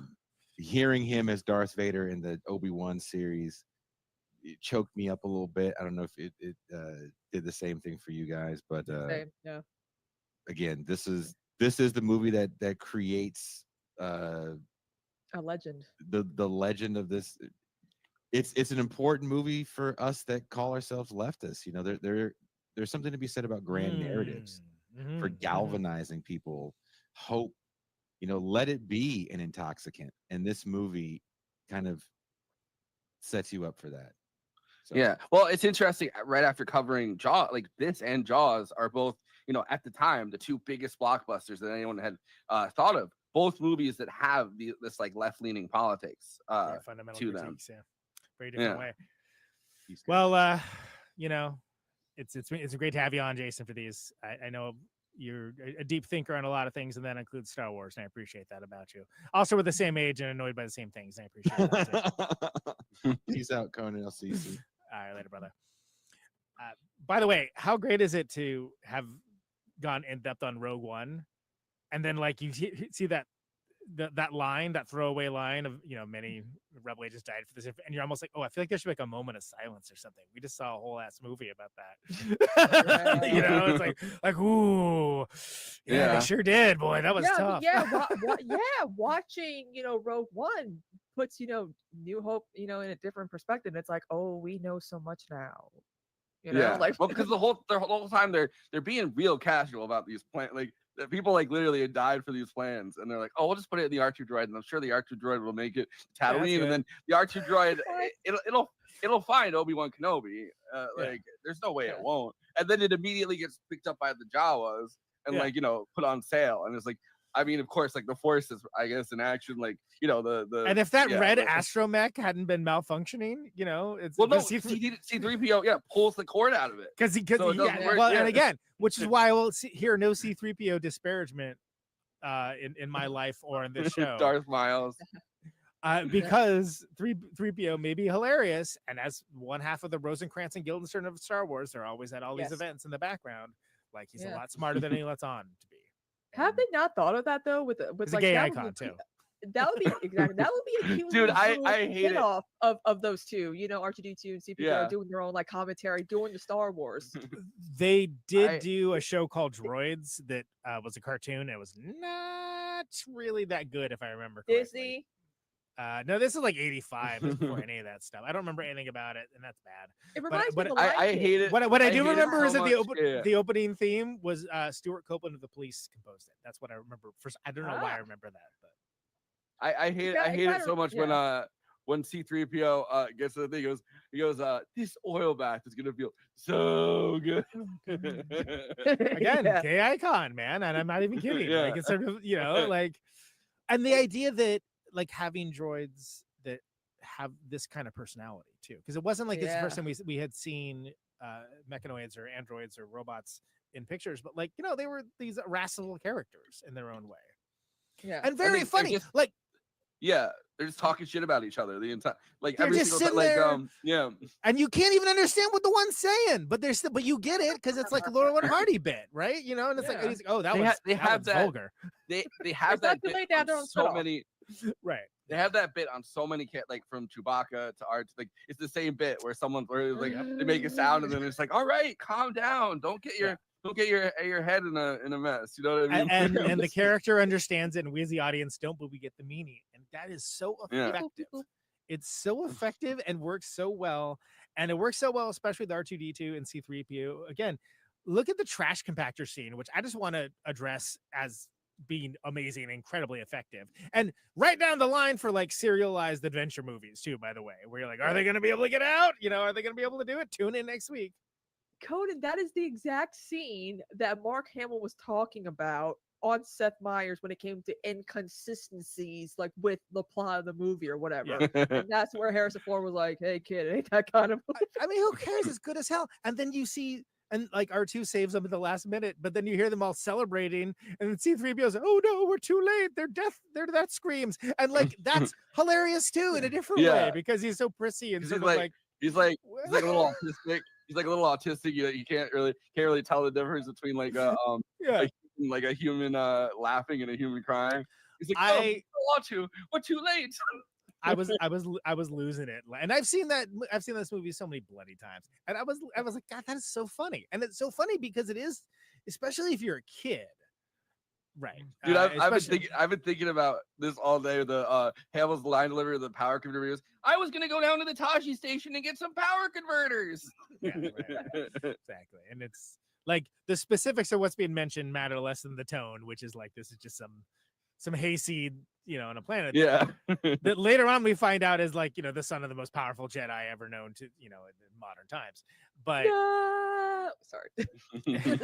But getting back to the trash compactor, which is incredible because it's like, okay, first of all, there's a creature in there, wild, okay, but then you have like, all right, you have all your heroes. Yeah, are they really gonna get smashed? Like, yeah, of course. Come on, what do you think? What kind of movie do you think this is? But like, the stakes of it are just like, it's exciting. It's an exciting thing in that way of the 1940s serials, which is a clear antecedent to all this. And we care about it because even though Princess Leia is like still like kind of like new as a character, other than her, by the way, very unfazed by Alderaan's destruction. Did you notice that? Like, you know, friggin' Obi-Wan Kenobi is like, oh, I feel a disturbance in the Force, like a bunch of lives were extinguished, and Leia's just like, that blows, you know. Anyway, back to which is kind of funny to me, but you get to know Leia as an action character, right? When they're all sort of, oh, this is equal footing. This is equal footing in the way that, and I can't stress this enough, on the playground, a female child or girl, if you will, could have a character to play that was badass. And again, I don't want to talk about gender norms. I don't want to get into like a distraction, but I have to stress that just didn't exist before that. Exactly. Well, and there's such that whole scene where they destroy Alderaan, which as a kid like affected me. I remember like it blew the planet up. Yeah, like I remember thinking about that as like I mean, not like a kin in my head, obviously, but like in my head, I'm like, that's like a Holocaust happening. Like the whole the whole planet is like. I remember just feeling like very devastated by that. But in that moment, there's this banter between her and Tarkin where they have like this long-standing relationship of like antagonism or whatever, where he's like, you're too trusting. Like as you know, when he finally decides like, oh, I'm gonna still blow up Alderaan. Like yeah, and that's well, and Tarkin is a great villain in the way that if you think about it, it's like he's really the overarching villain of the thing, but nobody remembers Tarkin. Again, not kids. When you're kids, you don't remember Tarkin.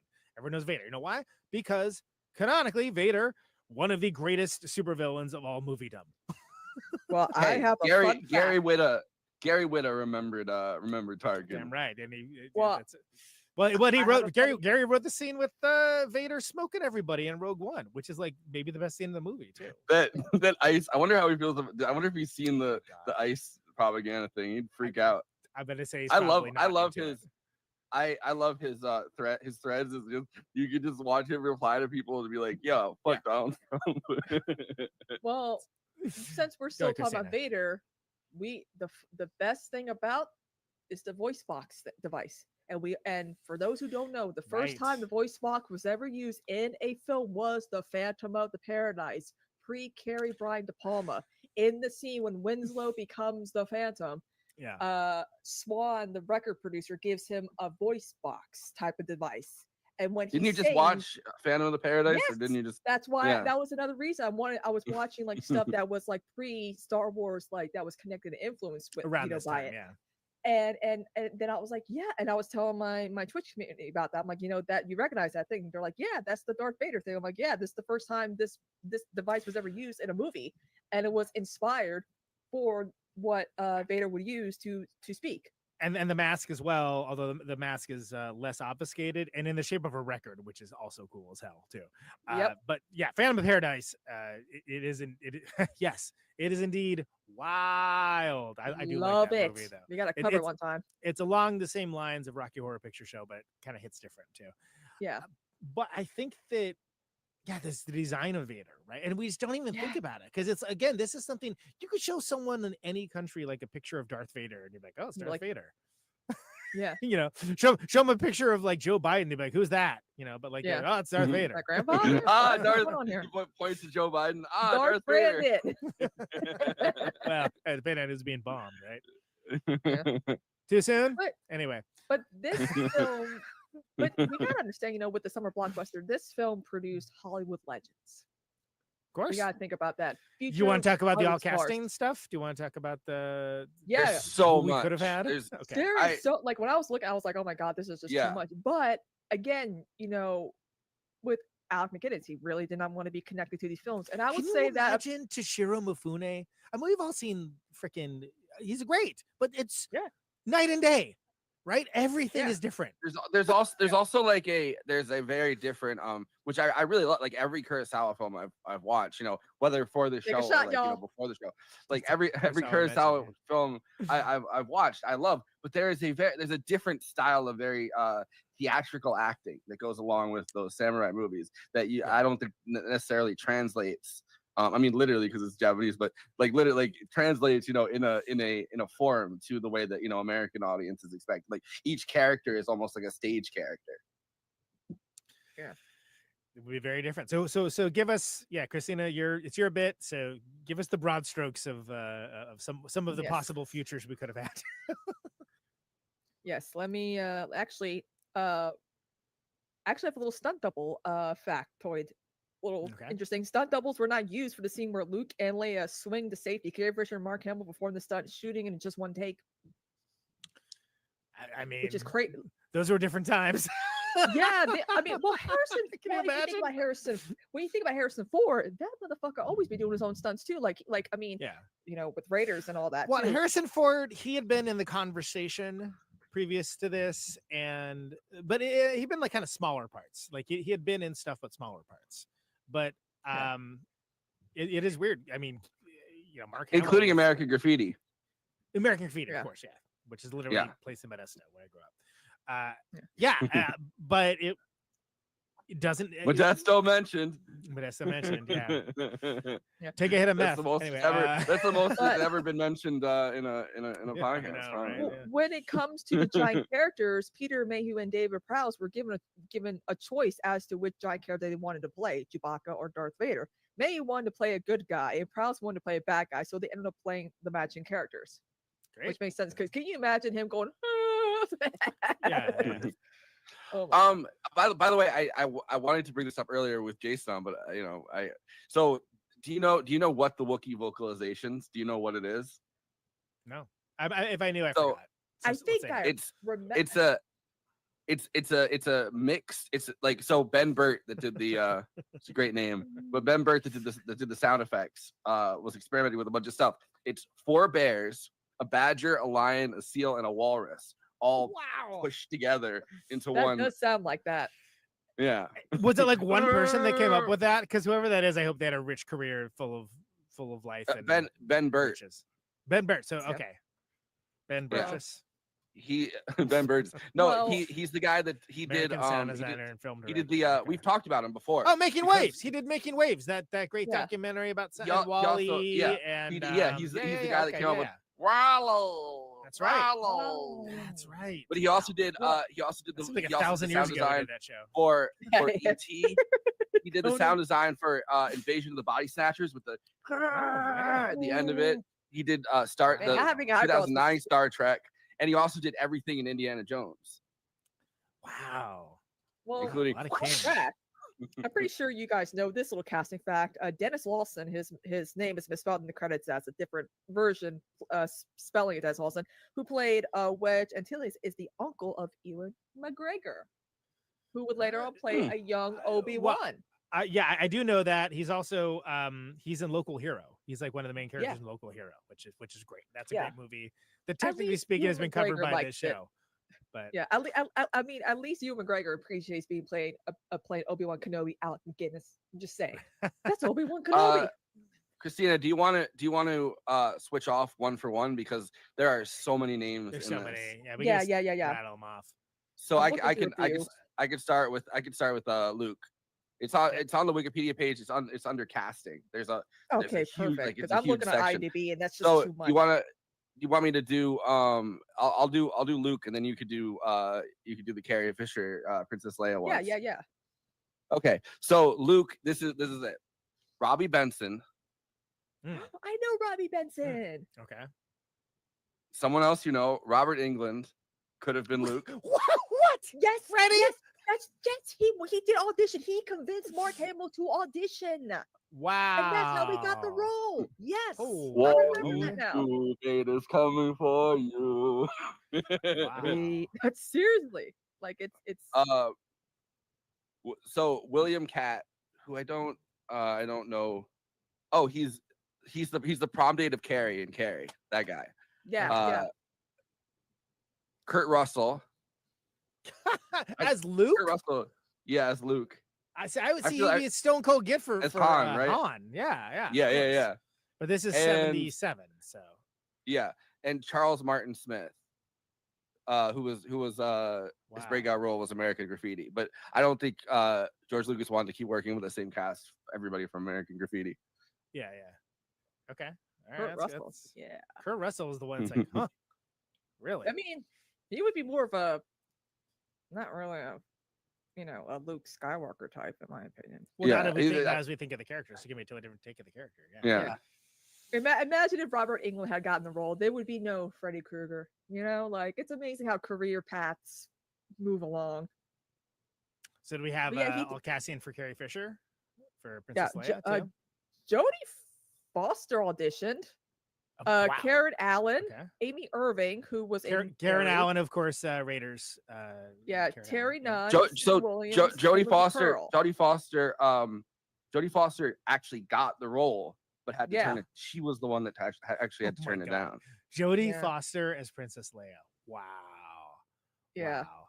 There's a long list, and we could go back and forth about Han Solo for us, because there's a long list of people who All could right, have been wait. Han Solo. The Carrie Fisher I see on Wikipedia. Karen Allen, Amy Irving. Yeah, Karen Irving. She just said Karen Allen. Yeah, I said all those already. Okay.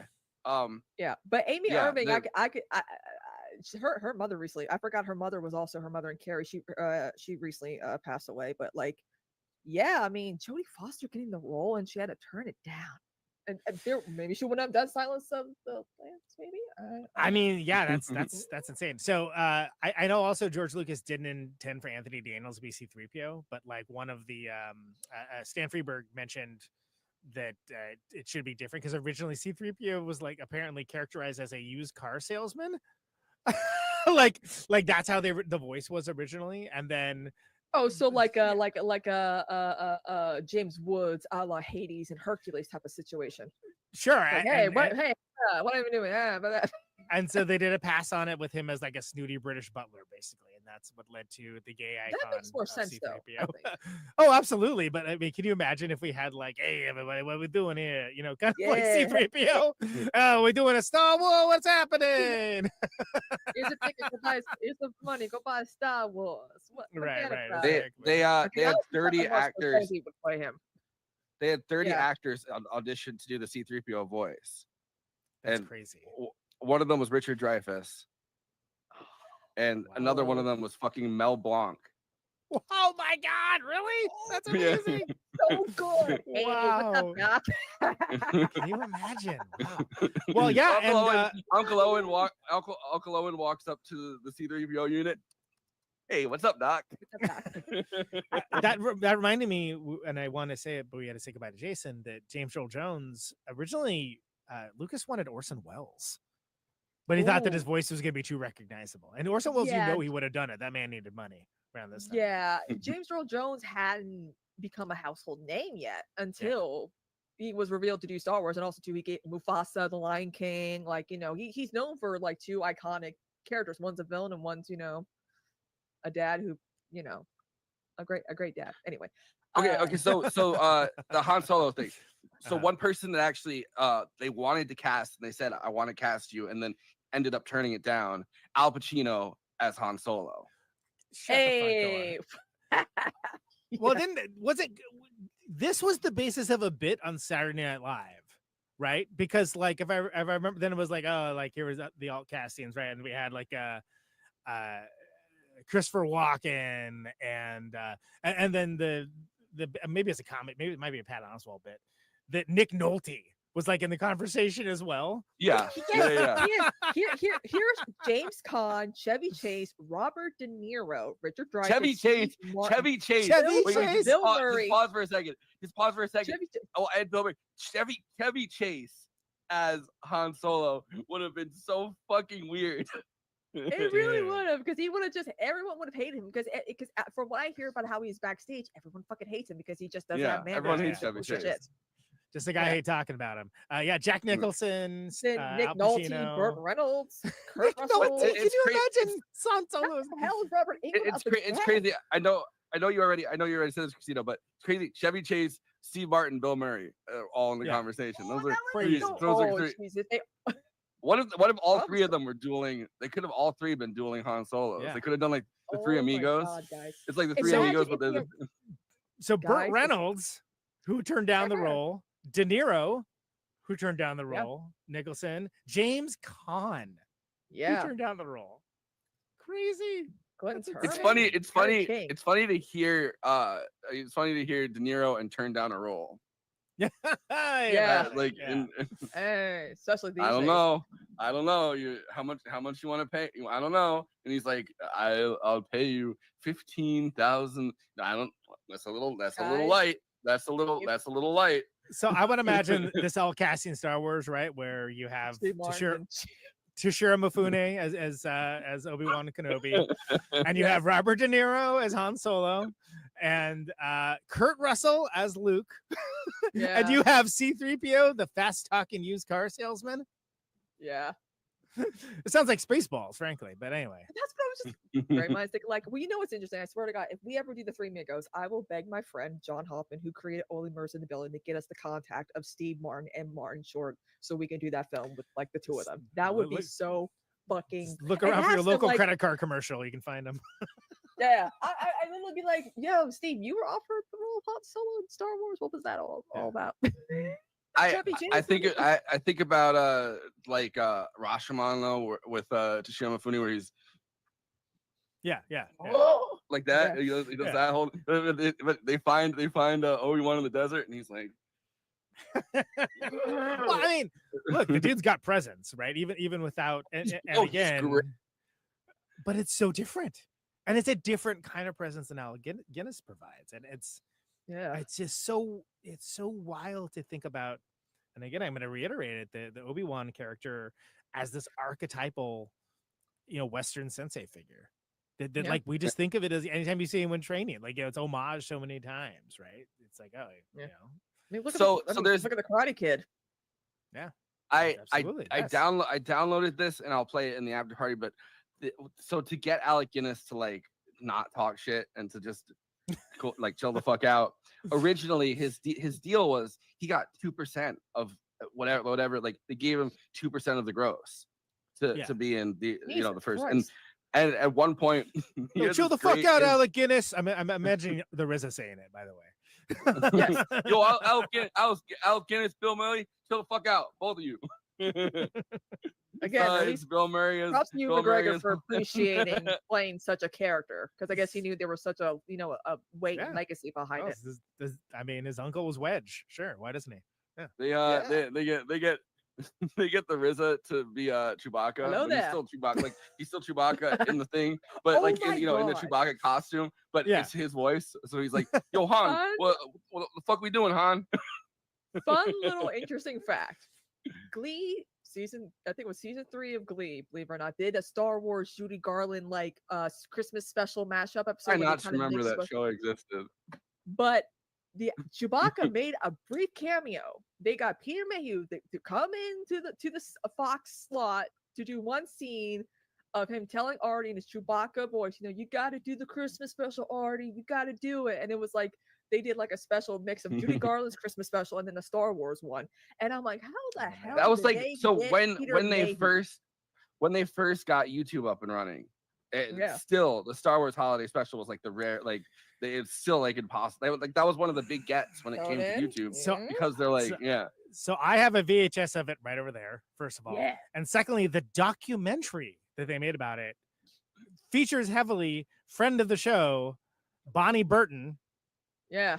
who is coming on for Return of the Jedi. Yeah. In 2 Yeah. chapters. And of course worked at LucasArts. But Bonnie is all over that documentary and it's good as hell. And I highly recommend watching it because it is a fascinating moment in time. I mean, you had there's so many weird things that happen in that, and it's fueled by pure cocaine. And Yeah. again, you can probably find it on like your more disreputable site somewhere, but is it good? Not really, but is it interesting? Oh yes. Yes, it is. Harvey Harvey Fierstein. Fierstein as Vader. I should ask him, be like, would And you then- want to have voiced Darth? And then Noah's Palpatine, and he was unlimited power. I'm gonna call my mother. Can you, wow, Like- yeah, that's One, he's like, he's like, you let the hate flow through you. go on, give in to your anger. With each passing moment, you become more my servant. If we ever, I should ask him if we ever do Mrs. Doubtfire. I should ask him to come on for that too. That'd be cool. I mean, I'd love to talk to Harvey Fierstein. Yeah, Just listen to his voice. Tell, for like tell 2 me hours. tell me do a really mid impersonation of him all the time for reasons I can't even explain. Because we love him. Yeah, I mean, it's because he's a great started with American Independence figure. Day. It did, yeah, it really This did. is our Independence Day. I gotta go call my mother. This is a pro Harvey No notes. Fierstein. He's just a podcast. great that guy. That's all it is. Yeah. He's a great that guy, and we will go on record as saying as such. Yeah. As So- Palpatine, different vibe. As Vader, different vibe. I said this really briefly in the intro, but Kenny Baker, the little person that they put inside of the R2 No, the little unit, guy. Yeah. his movie credits besides Star Wars, The Elephant Man, Time Bandits. Yeah, we did. He's Time one of, Bandits, I and remember and they talking about that, they also have one of the Jawa, like one of the main Jawas that runs up to them in the beginning. He was also one of the Time Bandits little people. But Willow, Flash Gordon, Mhm. Amadeus. Oh, and, a film that we could be talking about soon. Yeah, and Bandits, Labyrinth. yeah. And Labyrinth. Makes sense. Which we have to. Was he Hoggle? Yeah. Was he Hoggle? Let me see. my I Now I got the Queen song stuck in my head. Flesh. no, he's one of the Goblin Corps. This is so Goblin Corps of us. All right, look. But Too much of the after I- party where Conan and I do the entire Flash Gordon soundtrack by Queen. no, but it's nuts that they wouldn't give the rights to do Flash Gordon to George Lucas for whatever reason. They wouldn't sell him the rights. So, but then in 1980, Flash Gordon movie comes along. Like, yeah, Sure did. And they're like, Queen, you do it. They also did the Highlander North soundtrack remembers. too. Yeah. Yeah. Well, yeah. Who wants to live forever? Yeah. Hindsight, that song's very sad. Highlander, a But- movie to Extravaganza when, by the way? Probably never, frankly, but I don't know. Maybe. I don't know. We'll see. But yeah, I mean, they're doing a remake of it, aren't they? I think it was like a TV series for Apple. Oh no, so I they can't- definitely did a TV series and they made like 5 sequels, but I mean, I think they are making a remake of it now. Which is it a good movie? Well, I quite enjoy it, but I can't say it's a good movie. It's one of those ones that misses the mark. That could like Christopher Lambert as the timeless Scotsman, and then an actual Scottish Diane person Lane, as a Baby Spaniard, Daddy. And Oh yeah.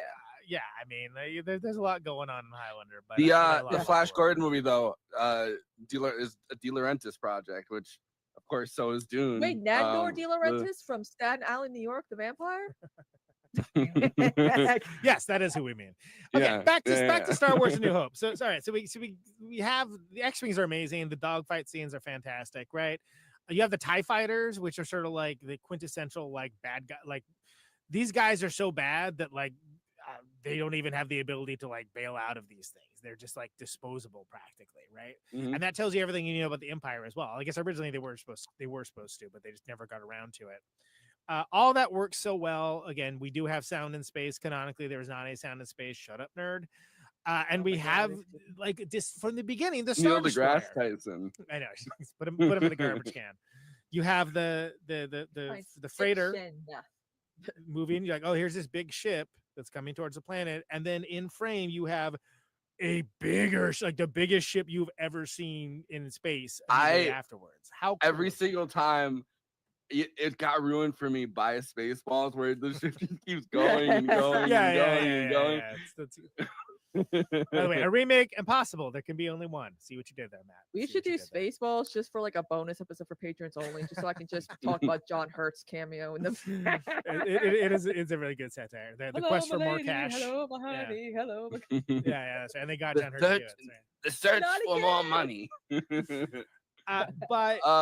It's an amazing opening scene. That's how this film starts. Like going back all the way back to the beginning, we're just like, oh, like this. I have not seen this. This is interesting.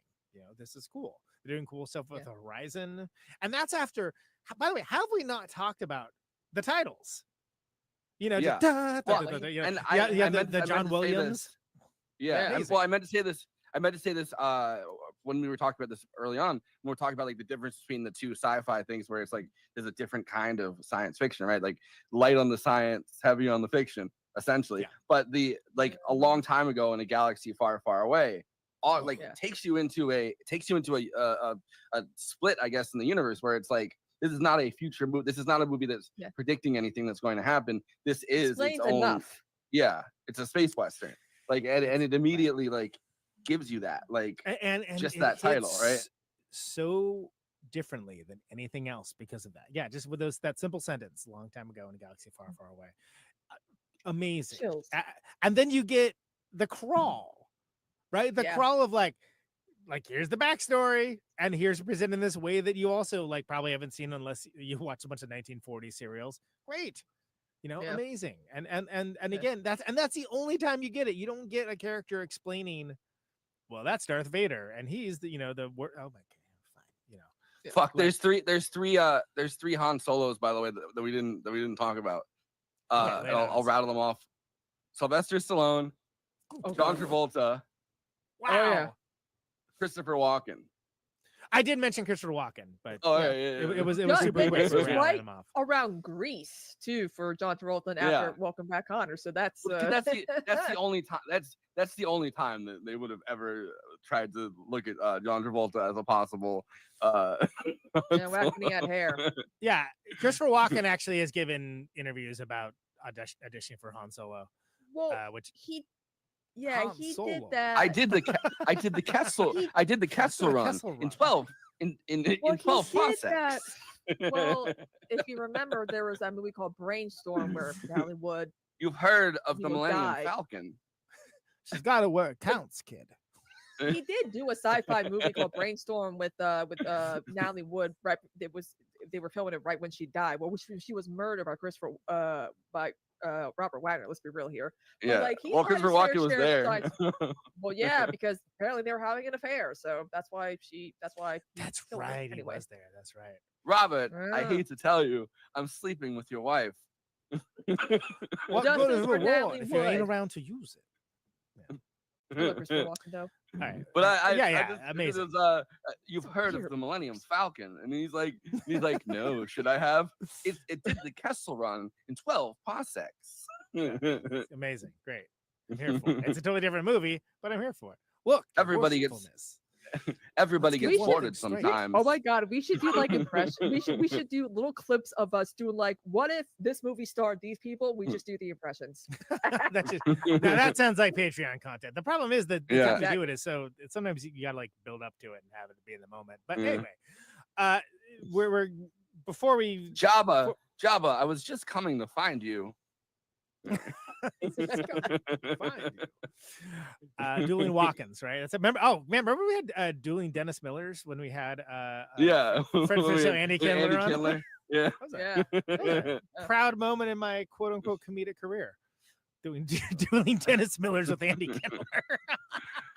I should text him, see if he ever wants subscribe to to the Patreon to find stuff like that, as well as a lot of other buffoonery. Vader's voice could have been. I want to hear guesses. I want to hear guesses about who you iconic voice. Besides Orson Welles. Yeah. Well, you did say. I said that. Yeah. All right. Well, sometimes I'm thinking I miss certain things. So I'm on two screens. So was that your big reveal? Was it the thing that I revealed that was like 20 minutes ago? Yeah. Okay. Yeah, that was gonna be welcome to the show, by the way. Yeah, I mean, he would have done it, right? I mean, he was hurting for money around this time, but he was still recognizable. Yeah, so that doesn't make any sense. Wouldn't have made sense for him to do it. Christopher Walken as Darth Vader. I think you go a little something like this. I'm your father. He's like, I find your lack of faith disturbing.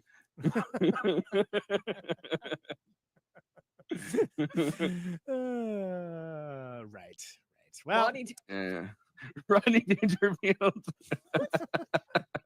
Look, I'm your father. You gotta respect me. I get no respect at all. No, it's Tarkin's talking down to him. Oh, I don't get no respect at all. Oh, people think the dark side's all wine and roses. It's not. It's hot. I tell you, there's no respect. I love him. Yeah, he's really gasping for breath. He's like out of breath. I mean, he's like,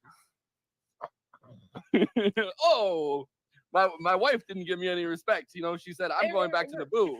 I said, well, guess what? There's no more Anakin for you.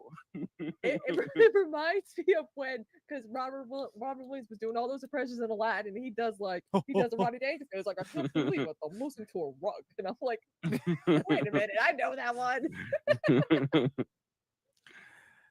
All right, so of course, Letterboxd is a place for film lovers to talk out with and to each other about the movies they love, maybe the movies that they didn't love.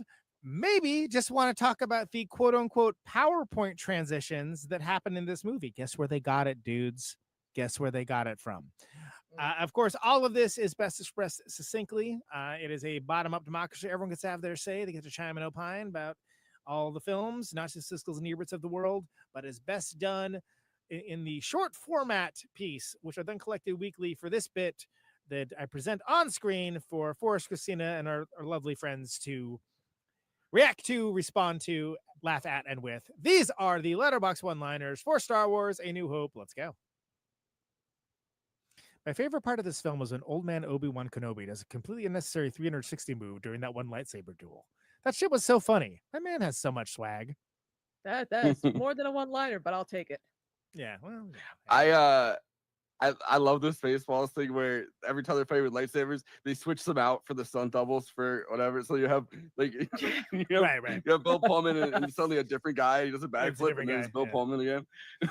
By the way, Kristina, it's like the dollar store. Not everything is strictly a dollar. Okay. Yeah. Or like, what Come the on. hell? It's episode 291. I don't get no respect. No respect at all. I wanted a one-liner, but they gave me five. They gave me 5 lines. Oh, they gave me a whole paragraph. They gave me a whole script. I'm sitting over here reading a novella, just trying to do my bit. George Lucas was really like, I'm going to create the world's first gay mentally ill robot. And he did. I swear, C-3PO is like the same level of autism as Sheldon from The Big Bang Theory. Like that's what I imagine. Fair enough. The editors had transition effects and a dream. There's transitions. We didn't even talk about them, but the transitions, iconic. And again, ripped off by PowerPoint. Don't get it twisted, kids. Microsoft ripped it off from Star Wars, not the other way around. iMovie ripped off a lot of stuff from Star Wars iMovie too, yeah, and public access TV as well. I love the. That's not a joke. I like all the jokes for fucking Spaceballs, but there's the one where it dissolves, the sun dissolves, and John Candy goes, "Nice transition." Right. Yeah, exactly. Spaceballs, that's a good satire. That's it's funny. Thank God Mel Brooks is still alive. So with us to do Spaceballs too. Thank goodness they beat the Death Star. Hopefully the Empire doesn't strike back or anything. That would suck. Imagine if it was. Imagine if they did literally do a sequel next week, and it was that easy to beat the Empire. Yeah. No, imagine if Letterboxd had existed back in. Oh man, yeah, it's good. I don't get no respect at all. These people, they come up in the Death Star, they blow it up. Listen, people think it's hard to fly a TIE fighter. I tell you what's hard, having to deal with Darth Vader's heavy breathing. You can't hear anything over here. Thank you. Right, that was Rodney Dangerfield as a stormtrooper, I guess. I don't know. I mean, what am I doing here? No, it's Rodney Dangerfield He was a stormtrooper as the guy.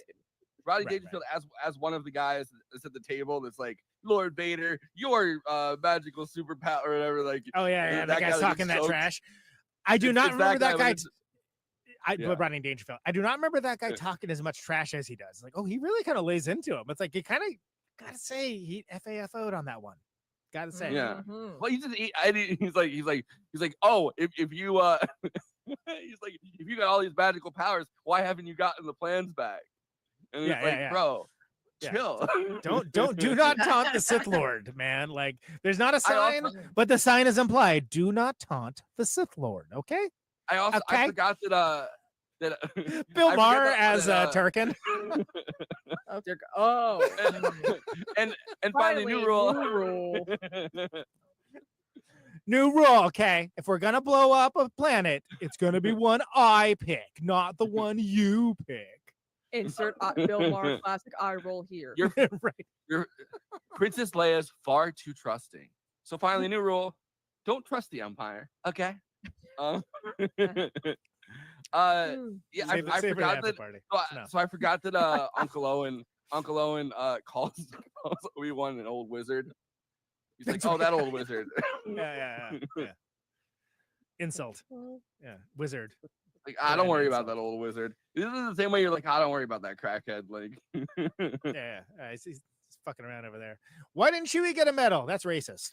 That is racist. Racist against Wookiees, man. Like, what the hell? Can I tell you? First of all, respect. That deserves more than 22 likes. But there's a whole Reddit thread and multiple websites about this.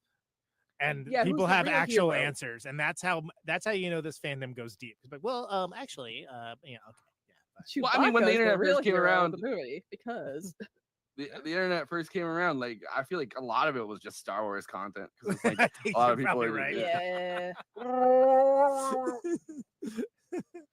Absolutely. I mean, why wouldn't it be?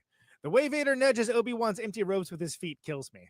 Yeah, he's literally like, is he like, did he do Honey, I Shrunk the Kids? Like, speaking of Honey, I Shrunk the Kids, Rick Moranis, motherfucker go. Yeah. Like, is he in there? I want to make sure he's not. I've fallen for this trick before. He just goes into his robes like a turtle going back into its shell. Oh, for the Ganamore, not this time. How did he do the trick? I have to know. Where is the body? Where is the body?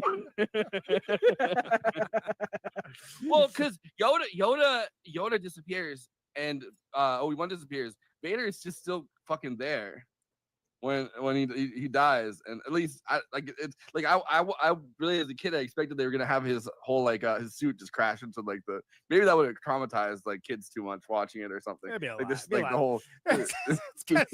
I mean, ultimately, let's not get it twisted. It isn't, it's not a children's movie, but it is in the grand tradition of kids can watch it, and it isn't say Ridley Scott's Alien.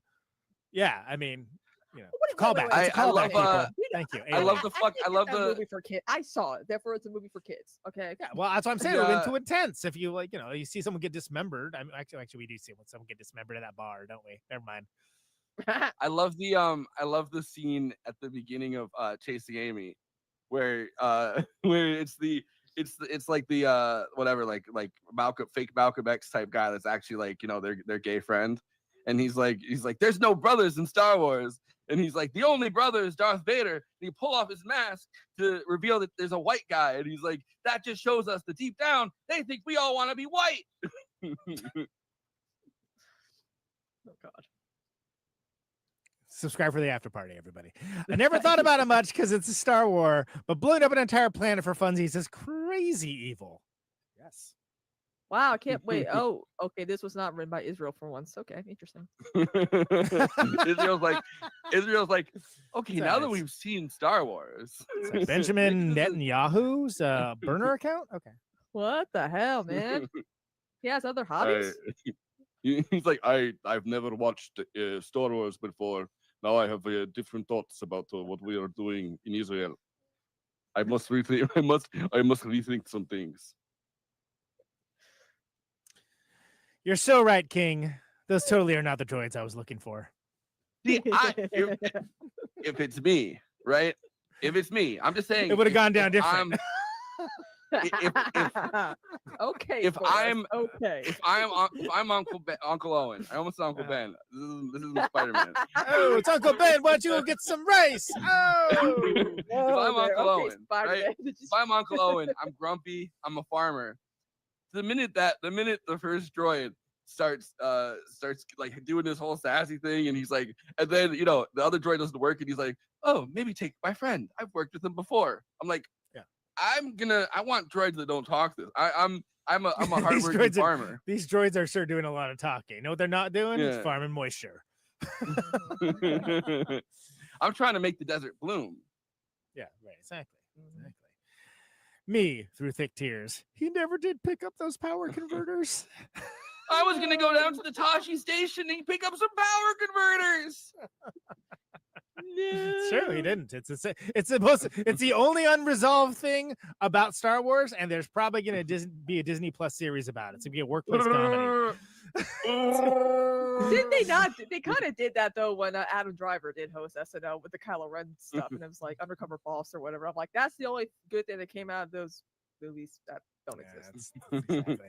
Those are the Letterboxd one-liners for Star Wars: A New Hope, episode 291 of Movie Night Extravaganza. You can follow the show at Movie Night Extra on the popular Letterboxd format, where we are posting stories about all the great episodes that we cover here on this very show, as well as attendance, short form content, commentary, lots of great fun stuff like that. We're getting caught up finally, so that's a nice thing. So please do that if you're on that platform. It's a good time. Also on Letterboxd, we have the Death Star contractor over there, your host Forrest Miller. He's logging the stuff we do in this show and lots more. Lots of blockbuster director journeys to go on recently, so that's exciting. I am Conan Neutron. I've got a bad feeling about this. And I am at Conan Neutron at Letterboxd. Highbrow, midbrow, classic movies, new movies, populist fare. Follow me along for the Criterion Challenge. Moving right along, by the way. I just watched Freaky Tales, by the way, which was... Ooh. Friend of the show and former co-host of the show, KT Baldessaro, was corrected. It's like a product designed exactly for me.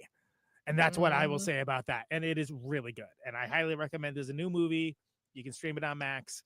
I'm breaking format of talking about this bit to recommend this movie. So that should tell you how much I like it. That says a lot. And just saw Weapons as well. Loved it. Won't give you any spoilers, but we can maybe talk about that spoiler free in the after party. Because Forrest says not so I'm always one behind. I saw the Naked Gun and I was like, yeah. We're doing weapons now, bitch. We're doing weapons. Where you at? Naked Gun is great though. And so follow me on the Letterboxd platform at Conan Neutron. Kristina's Mark Hamill's Harrison Ford impression, which we may or may not play in the after party because it won't get demonetized on that, or doesn't matter anyway. I think Seth Meyers is nice enough. And she's Adam Kristina on Letterboxd. You can follow her along for there. Forrest, let's hit with the plugs, and then we'll close it out with some final thoughts like we always do. If you're watching us on YouTube, please like and subscribe, and then hit the bell to get notified whenever we're streaming. And we'd humbly request that you watch the video to the end, because it helps us with the algorithm and helps more film fans to discover the show.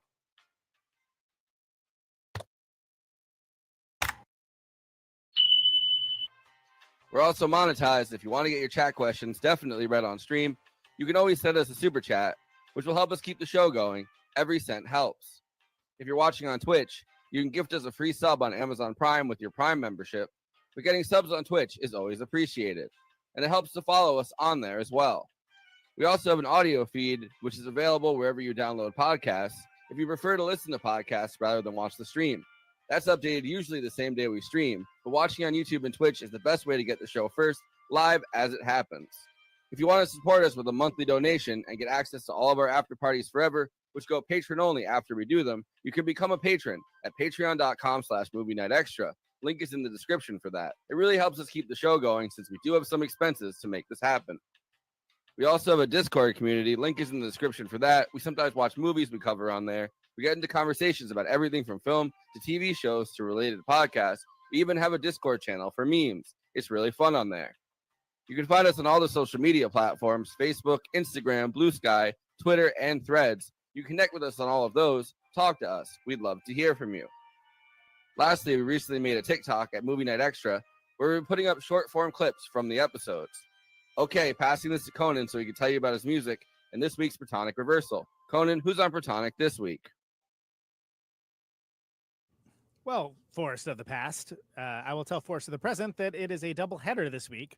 Wednesday, returning Nina Nastasia had to postpone the episode due to flooding. There was lots of flooding due to crazy inclement weather conditions in Milwaukee. We had a power outage for like 12 hours. It was actually really terrifying.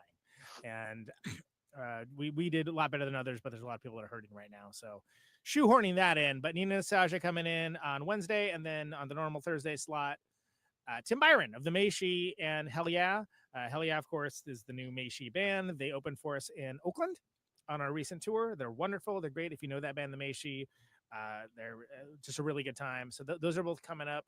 I'm going to post the schedule of everything's coming up for August and September really soon. I'm still locking a few things down, but there's a lot of really great things happening. ProtonicReversal.com for the archives for that, always free, but at patreon.com/ProtonicReversal, $1 a month helps support the show and gets episodes sooner. A lot of cool Protonic news coming, and there's a lot of cool episodes coming in, so stay tuned for that if you're a music person. NEUTRON, the Secret Friends on a bit of a summer break right now, but we have 2 tours coming up in October and November, on going west again, Mountain West to Seattle, to Rat City Recon 2025. We're going to be playing with Godbullies, Piss Jeans, Buildings and Austerity Program. Give me an amazing time. Think about Rat City Recon. It happens in Seattle, and it happens in a roller rink. And the band's play in the middle of the roller rink, and everyone skates around the bands, and it's awesome. And we played it in 2022 with Lung and Big Business as wonderful. Kicked ass. Band I got skate a for fun free. roller skate story for the after party. Okay, so I'll mention roller skating, but that the tour out to that, I will have a poster for it for next show for Empire Strikes Back. But we are, ironically, because Lauren is going to be on that tour, and she's going to be on Empire Strikes Back as well. It's going to be Chicago, Minneapolis, Lincoln, Nebraska, Denver, Salt Lake City, Boise, Portland, Eugene, and then Seattle. So that's what that tour is. A few places that this band has never played. We've never played Salt Lake City. So I think Varn lives there, right? Maybe I should have Varn. And I think he's moving again. Just in time for me to play there. Yeah, he heard I was coming. He's He went and racist moved. against you, Conan. He's like, oh, Neutron's coming. I'm moving. He said Neutron's coming. It's a trap. That's good. That's good.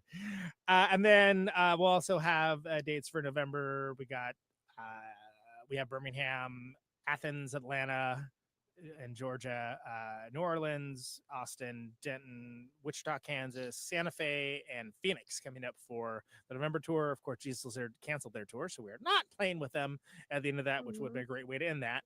But neutronfriends.com, neutronfriends.bandcamp.com is the best place to get music. We have the Neutron's new record. We're on all the streaming platforms and all that stuff. You can find the band on any form of social media you feel so inclined to check out. And that is it. Kristina, tell us what you got going on. Well, for those who are like, what's up the makeup? I did the Jenna Ortega thing, okay? Everyone keeps saying that she got plastic surgery done. I'm like, no, she just bleached her eyebrows. Chill out. Okay. The eyebrows really changed the face, really changed the bone structure. Yeah. I just saw some compliments. I didn't see anything. So people were like, what's up with it? Like, what? No, I don't know. But like, there were some people that messaged me were like, wait, what's going on here? And I'm like, What's up with that? What's up with that? what's up with that? Yeah. I was dog sitting, so I kind of took a break after my, marathon that I had last week. I can't believe it's been a week. I finished watching the first half of Wednesday. Love it. Can't wait for the second half. I noticed it was up, and I was like, oh, you know what else? The new Alien show, the Noah Hawley Alien show premieres tonight, right? Yeah. Yes. Something for us to talk about next week. I Woohoo! know. If I wasn't in the after party, I know what I'd be watching, but I'll watch it. I know. But also, I'm going down a Jack O'Connor rabbit hole when it comes to his films. The movies are either so traumatizing I have to take a break, or they're too pornographic that I have to take a break. Oh, really? Man loves a hang dong. Okay, I'm just saying. But I did my show today. Follow your bliss, and you'll never work a day in your life. If you like to hang dong, then you'll have a great time. Yeah. Highly recommend Lady Chatterley's Lover on Netflix if you ladies want to, see some Sir, good love we affair. believe in unity. We believe in unity and hanging dong. Hanging bread. There we go. Fellowship and dong. But Fellowship and dong. There you go. It's all in the And timing. tomorrow night I'm gonna be on with Josh after we discuss the original, well, not the original, but like Freaky Friday, the first one with Jamie Lee Curtis and Lindsay Lohan. Should be interesting. I haven't seen that movie in 20 plus years since I had on VHS. Was there really? I don't want to be salty, but was there really a need to like have another one of those? Was that like something people were looking for? Because I gotta say, it's not that bad, but not. like, come on. Yeah. I mean, but I'm happy that Lindsay Lohan is all better now. That's good, good for her and all that. And Jamie Lee Curtis just needs to shut the fuck up, is what I gotta say these days. Really? Yeah, she just says a lot of stuff, and it's like, girl, just shut. Well, shut, so do I we. get it. Yeah, but we say a lot of stuff better too. than her. We're better than her, though, Conan. I'm just saying, we don't. Oh, did she win an Oscar? I mean, that's debatable. Well, I mean, we actually post photos of children from Gaza and say they're from Gaza. I'm just saying, okay? Okay, you're talking about some stuff. But that wasn't well. also, There was something else that she said recently that was like, but I don't remember what it was. Yeah. All But right. Wait for the after party to find out if that's scintillating tidbit. Streaming tomorrow, then afternoon to discuss Freaky Friday, Thursday. I'm gonna ask Sora, my friend. Wait, so you're talking about the new one, or you're the one that everyone knows? The one that everyone knows. Okay. Thank God, because All right. I was I like, don't I'm know. not. It doesn't- I haven't. Yeah.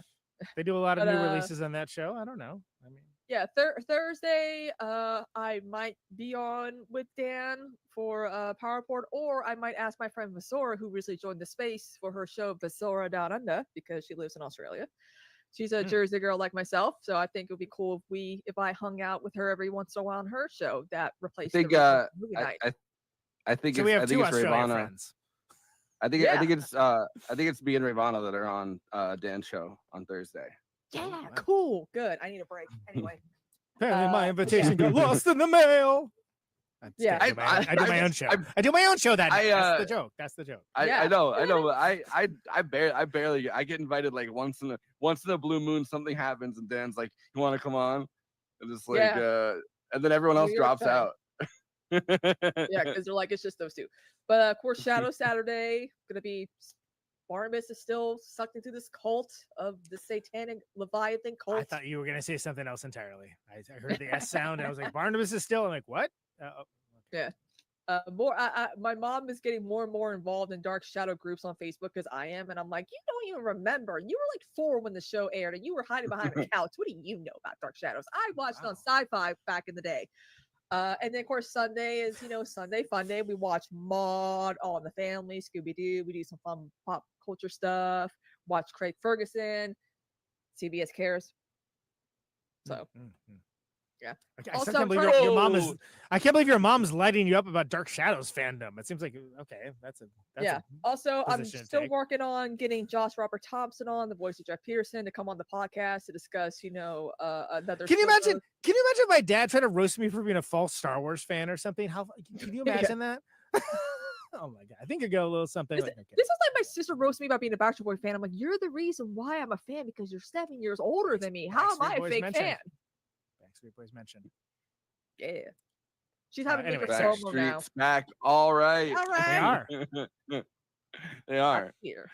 Damn, I had something I wanted to add, but now I don't remember what it is.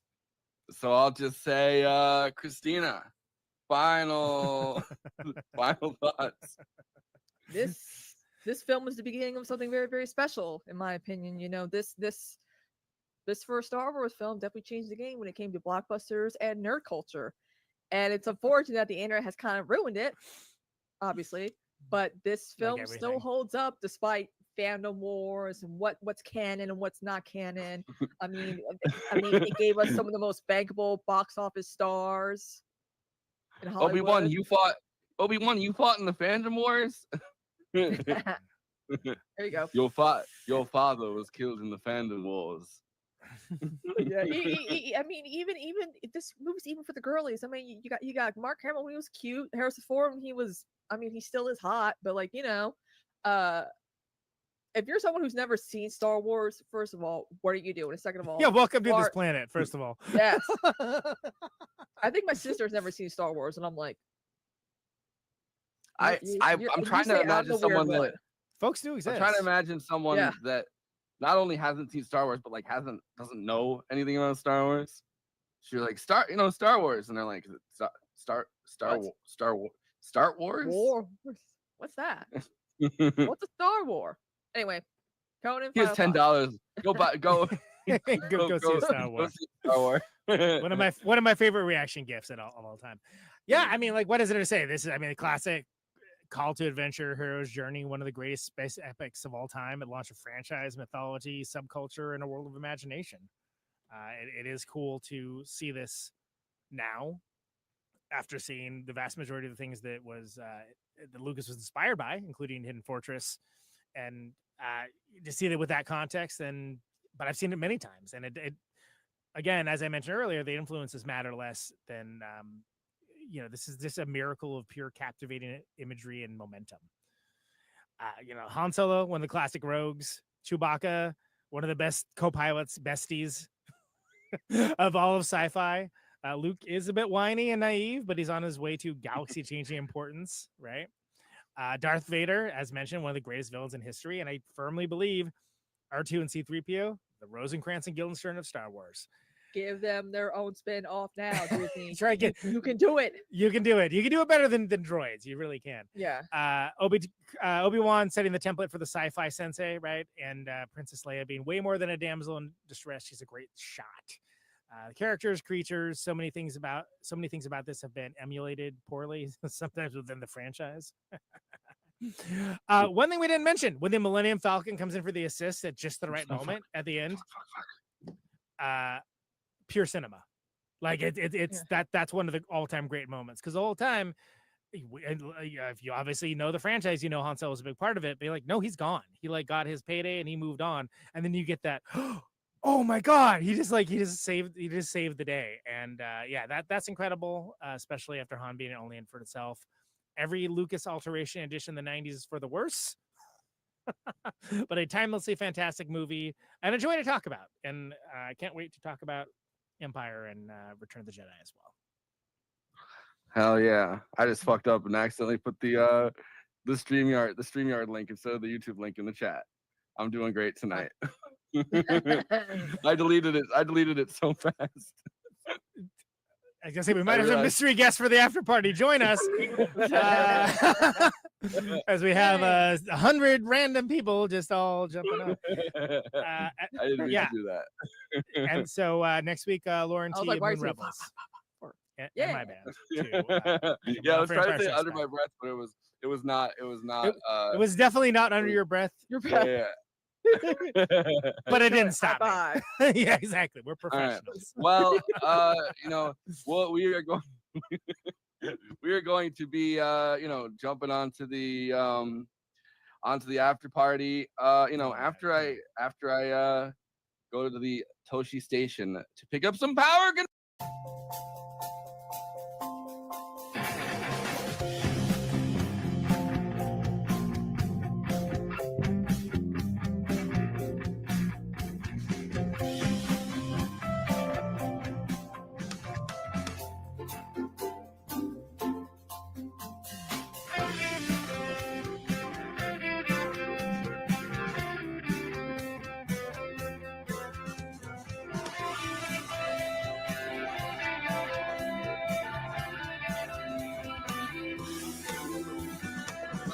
Oh, it's time. Oh, it's time. Oh, it's time. Oh, it's time. For we